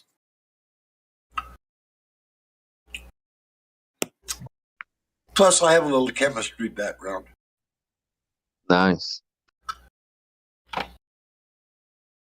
Well, water. I've got a theory on water. You guys may have heard this before, but it's the only thing in our system that lives forever. You cannot water. You cannot kill water. It's amazing. Water never dies. Old Tartarian buildings had letter or writing on it that said "the living water." Wow, there must be something to it. You can't burn water. You can't stab it. You can't bleed it out. You can evaporate it. It comes back. It's pretty cool shit, man. That water. Damn it. I love water. Wait, I always. if you split the molecule of H2O, you can burn it. Yeah, but it just evaporates and comes back There's into no the. water anymore. It's no water anymore. Well, you're just. Yeah, whatever parts of water is being converted to hydrogen or whatever, man, it's still. You can He's burn right. it. If you I guess split you're right. if you split the molecule, If you could split it, yeah, I guess you then burn you that have part. two separate But elements. doesn't burning it still produces some kind of a molecular discharge? Hydrogen burns. Hydrogen burns. Right. But So you split it from H2O. I know hydrogen burns, man. That shit is hot and explosive. That shit You guys know hot. that HHO gas, the gas that you make from water, is the only gas. Electrolysis, yeah. Yeah, The that's gas, right. yeah. So when you can use it in a torch, you can look this up, right? I've seen that. Yeah, it's the only gas that will change its temp based on the material that is burning. Really? I did not know that. It can stay cold, kind of almost cold to the touch, and then if the specific metal that is burning, it can go hotter than anything else. That's trippy. Yeah, it's crazy. Yeah, that's red pillish right there. Red pill dropping. Yikes. Yeah, tastes good. Red pills taste good, everybody. Yummy, yummy. Give me some reds, man. You guys, God Rockin' remembers reds, but none of else of you do, right? No. You remember reds, God Rockin'? Right? They were called Seconal. That's the drug. Reds. Well, they were called, on the street, they were called reds, right? Yeah, but the drug in them was Seconal. Yeah. What did it do to you, man? I never had any reds, man. I just heard about it. Tranquilizer. Is it? Yeah. Mm. It puts you down. Put you down, and then they had whites that brought you up, right? Yeah, is that cross tops. Cross tops. There you go. That was it. Mm-hmm. Remember the stink beans, the ones that stunk? No, Black Beauties. I remember those, but stink those beans. Were pharmaceutical. They had 200 milligrams of caffeine, 75 milligrams of phenylpropanolamine, and 25 milligrams of ephedrine. The ones that you could buy in the mail. Now, real Black Beauties had amphetamine. Yeah, it was pure amphetamine. 714 lemons. All right. I had thousands of those son of a bitches. Really? Oh, goodness, man. So my buddy, man, was a couple years ahead of me in school, man. He, last day of school, man, he took a couple and then took a couple more, thinking, oh, yeah, that's a good idea. And he goes to his class, man, and just passed out right there, man. Boom. Last day of school, man, on graduation day. I was like, they took Quaaludes off the market for this reason. Too high of a potential for abuse. Yeah, it was brutal, man. Brutal. Yeah, I'm like, I never had any. They were lovely. Everybody told me they were lovely. Yep, they were. Anyway, back in the past days, those days are gone. Today we have this wonderful medications available on the street that make you turn you into a fucking zombie. Hey, that's a good idea. Let's give people more of that. Yeah, dude, the stuff, I don't know, man. I've seen people stand on a street corner talking to the street pole and yelling at it or something. Yeah. I'm like, what the hell is going on, man? What is the mental health situation out there could be jeopardized with different chemicals these days. That's all I'm saying. Yep. You're right. So be careful out there, man. Everything in everything in moderation, please. Don't get too into it, but drink a lot of water, man. I'm always telling people, man, dude. I'm really curious about this water thing after tonight, so I really want to know what kind of water I should be drinking and when and why. Well, the ideal, in my opinion, is like having water from a pristine spring from the mountains. You know, that's the ideal. So, me personally, what I do, I try to imitate that. So, before my water goes into the system that I have, it gets filtered. I add some minerals to it, and then it goes through the process of activating the hydrogen and all that stuff. When you add minerals, would it happen to be like that pink salt by any chance? You could do that, but I use the sole. Sometimes I put it on my coffee. I put it on my soups. I don't really put it on the water. When I'm working out, I do put sole on my drinks. You use the pink salt though? Yeah, I know. I use the Raymond salt from Utah. It's the best. It's higher in magnesium and all. From Utah. Did you hear that, God Rock? Yeah, I heard. Right there where you live. The brand is called Real Salt. Yeah, Real salt. Everybody sells it in his gift shop at his motel. Yeah. Yeah, that's the best one, bro. Well, so far, in my opinion. Wow. Right there where you live, God Rocket. That's a coincidence. Yeah, so, it is. So, I don't believe in coincidences. Obviously, this information came to me for a reason. That's right. Yeah, the salt is huge because the salt adds trace elements, about 80 something trace elements to it. But when it comes to the ratios of the other electrolytes that you need, like potassium, magnesium, you need more than the salt delivers. So I recommend you to look into coral calcium. Coral calcium. Yeah. So there's a way to it has to be a good brand. There's one from Japan that is pretty good, but it has a good ratio of magnesium, calcium, and these other minerals that you need more quantity of it. I like it. Coral what? Calcium. Yeah. Coral calcium. Okay. I need they to write take that. I think they take the calcium off the actual coral reef is my pretty much. It's pretty much almost dead coral. But coral is pretty high in calcium, it's pretty high in magnesium, and it also has all the other trace elements, which is like 80 of them. Awesome. And it's pretty much a plant, so the minerals have been pre-digested by a plant, so they're more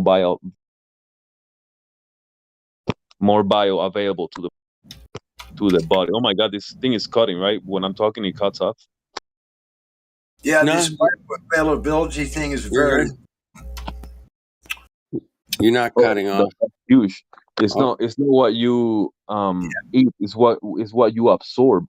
Right. If it has a high bioavailability, that means your body is absorbing it the best. Yep. The higher the bioavailability, the better. Jimsy's brother, man. She brought some gravy. You do. You brought in a little spooky water stuff, man. I love water, man. I think it's the most amazing thing I love it. Spooky water. Where we live, man. Thank you. Nothing's more interesting than water to me, man.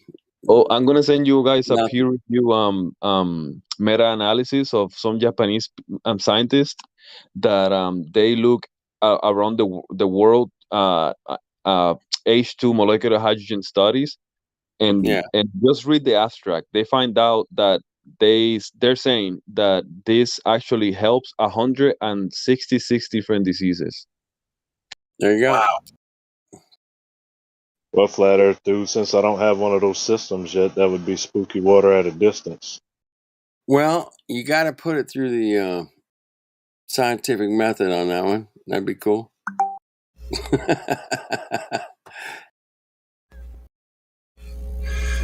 Yeah, thank you so much. But water's something we can all experiment with, test, look at. We can burn it, apparently. And it's such a cool substance, man. Bro, Shout water can become a laser. out You to know? water, man. Big shout You out know to that water. water is used to cut almost anything with, Yep. with high pressure. Well, you guys know. Imagine, right? That's crazy too. Yeah, stay So away cool, from tap man. water, please. What a great substance, man. I vote that we all do the best thing we can do with water, man. Yeah, Well, tap water is no good. no, tap water is bad. Bad. Horrible. Anyway, yeah, try to stay away from that. If nothing else, man, just get distilled water. You know, that's a good idea. I use reverse osmosis right now. I have been for about That's 2 fine. years. That's good too, man. But now I realize I need to add some minerals. A little bit of pink salt, a little bit of calcium or whatever it was. I just put it in my server so I wouldn't forget. Did you send me a message? I'll share with you a few things that I have. Okay. Sorry. We'll talk private. Let me know. You said it was real salt. That's what you said it was, real. Yeah, real. So that's the branding. Right. And it's real, man. It's real. Well, they harvest it right straight from the earth. Yeah, and why are you gonna send your money to Pakistan? You send it to the U.S., bro. Yeah.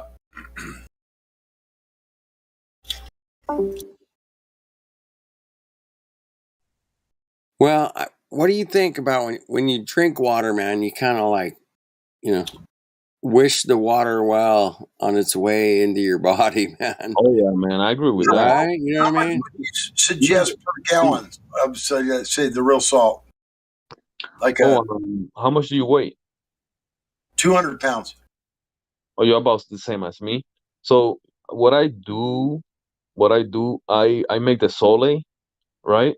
Which is you saturate distilled water with salt. And how do you saturate? How do you know it's saturated? So you put enough rock of that real rock salt into like a crystal bucket, a crystal glass container, and you put the water and you put the rock salt, and you put enough till it stops dissolving. And then how much of that do you use per gallon?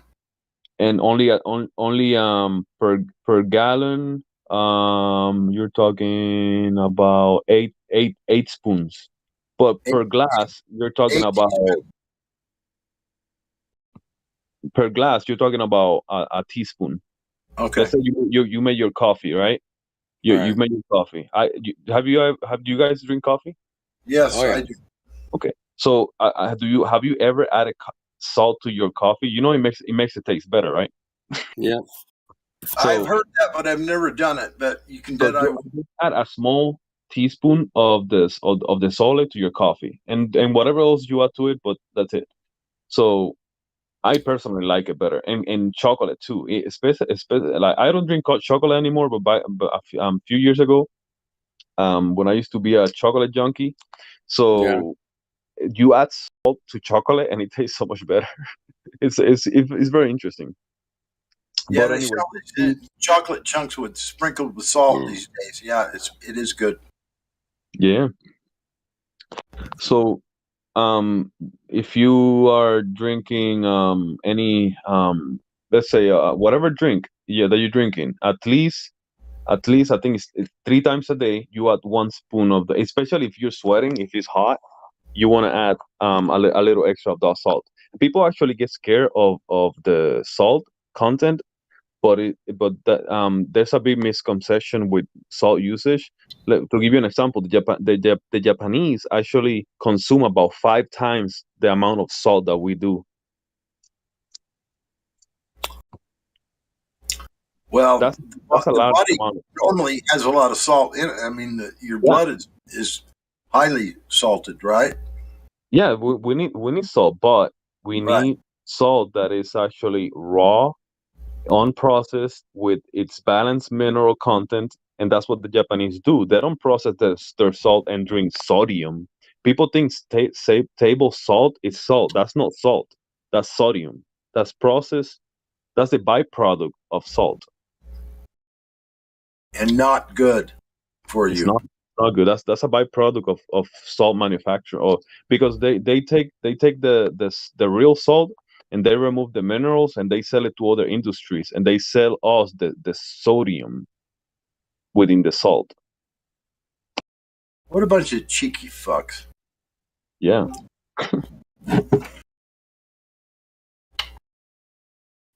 It's the same thing with sugar. I'm not I try to stay away from sugar as much as possible, but you like your sweets here and there. You don't want white sugar. You want sugar that it has the brown crystals, and it has the molasses inside. The molasses is actually the minerals, and when you have that, to me, in my opinion, it tastes better, and it still has some balance in it. You don't wanna to do too much of it anyways. Too much sugar is not good anyways. But a little spoon of, if you're gonna have your spoon of sugar, better consume it when it's the brown, unprocessed. Well, it's still a little processed, but it hasn't been bleached and they haven't removed the minerals from the sugar. Do you guys know what molasses is? Blackstrap molasses? Yeah. Okay, I'm gonna give you one that is gonna change many people's life, not your life because you guys are males. Blackstrap molasses. If you find any female that they suffer from menstrual cramps and they always suffer from that stuff, give them blackstrap molasses 1 spoon a day, specifically the week before and the week during, and by the second cycle when they start doing that, the pain is gone. It might last an hour or two, and then they don't suffer from that anymore.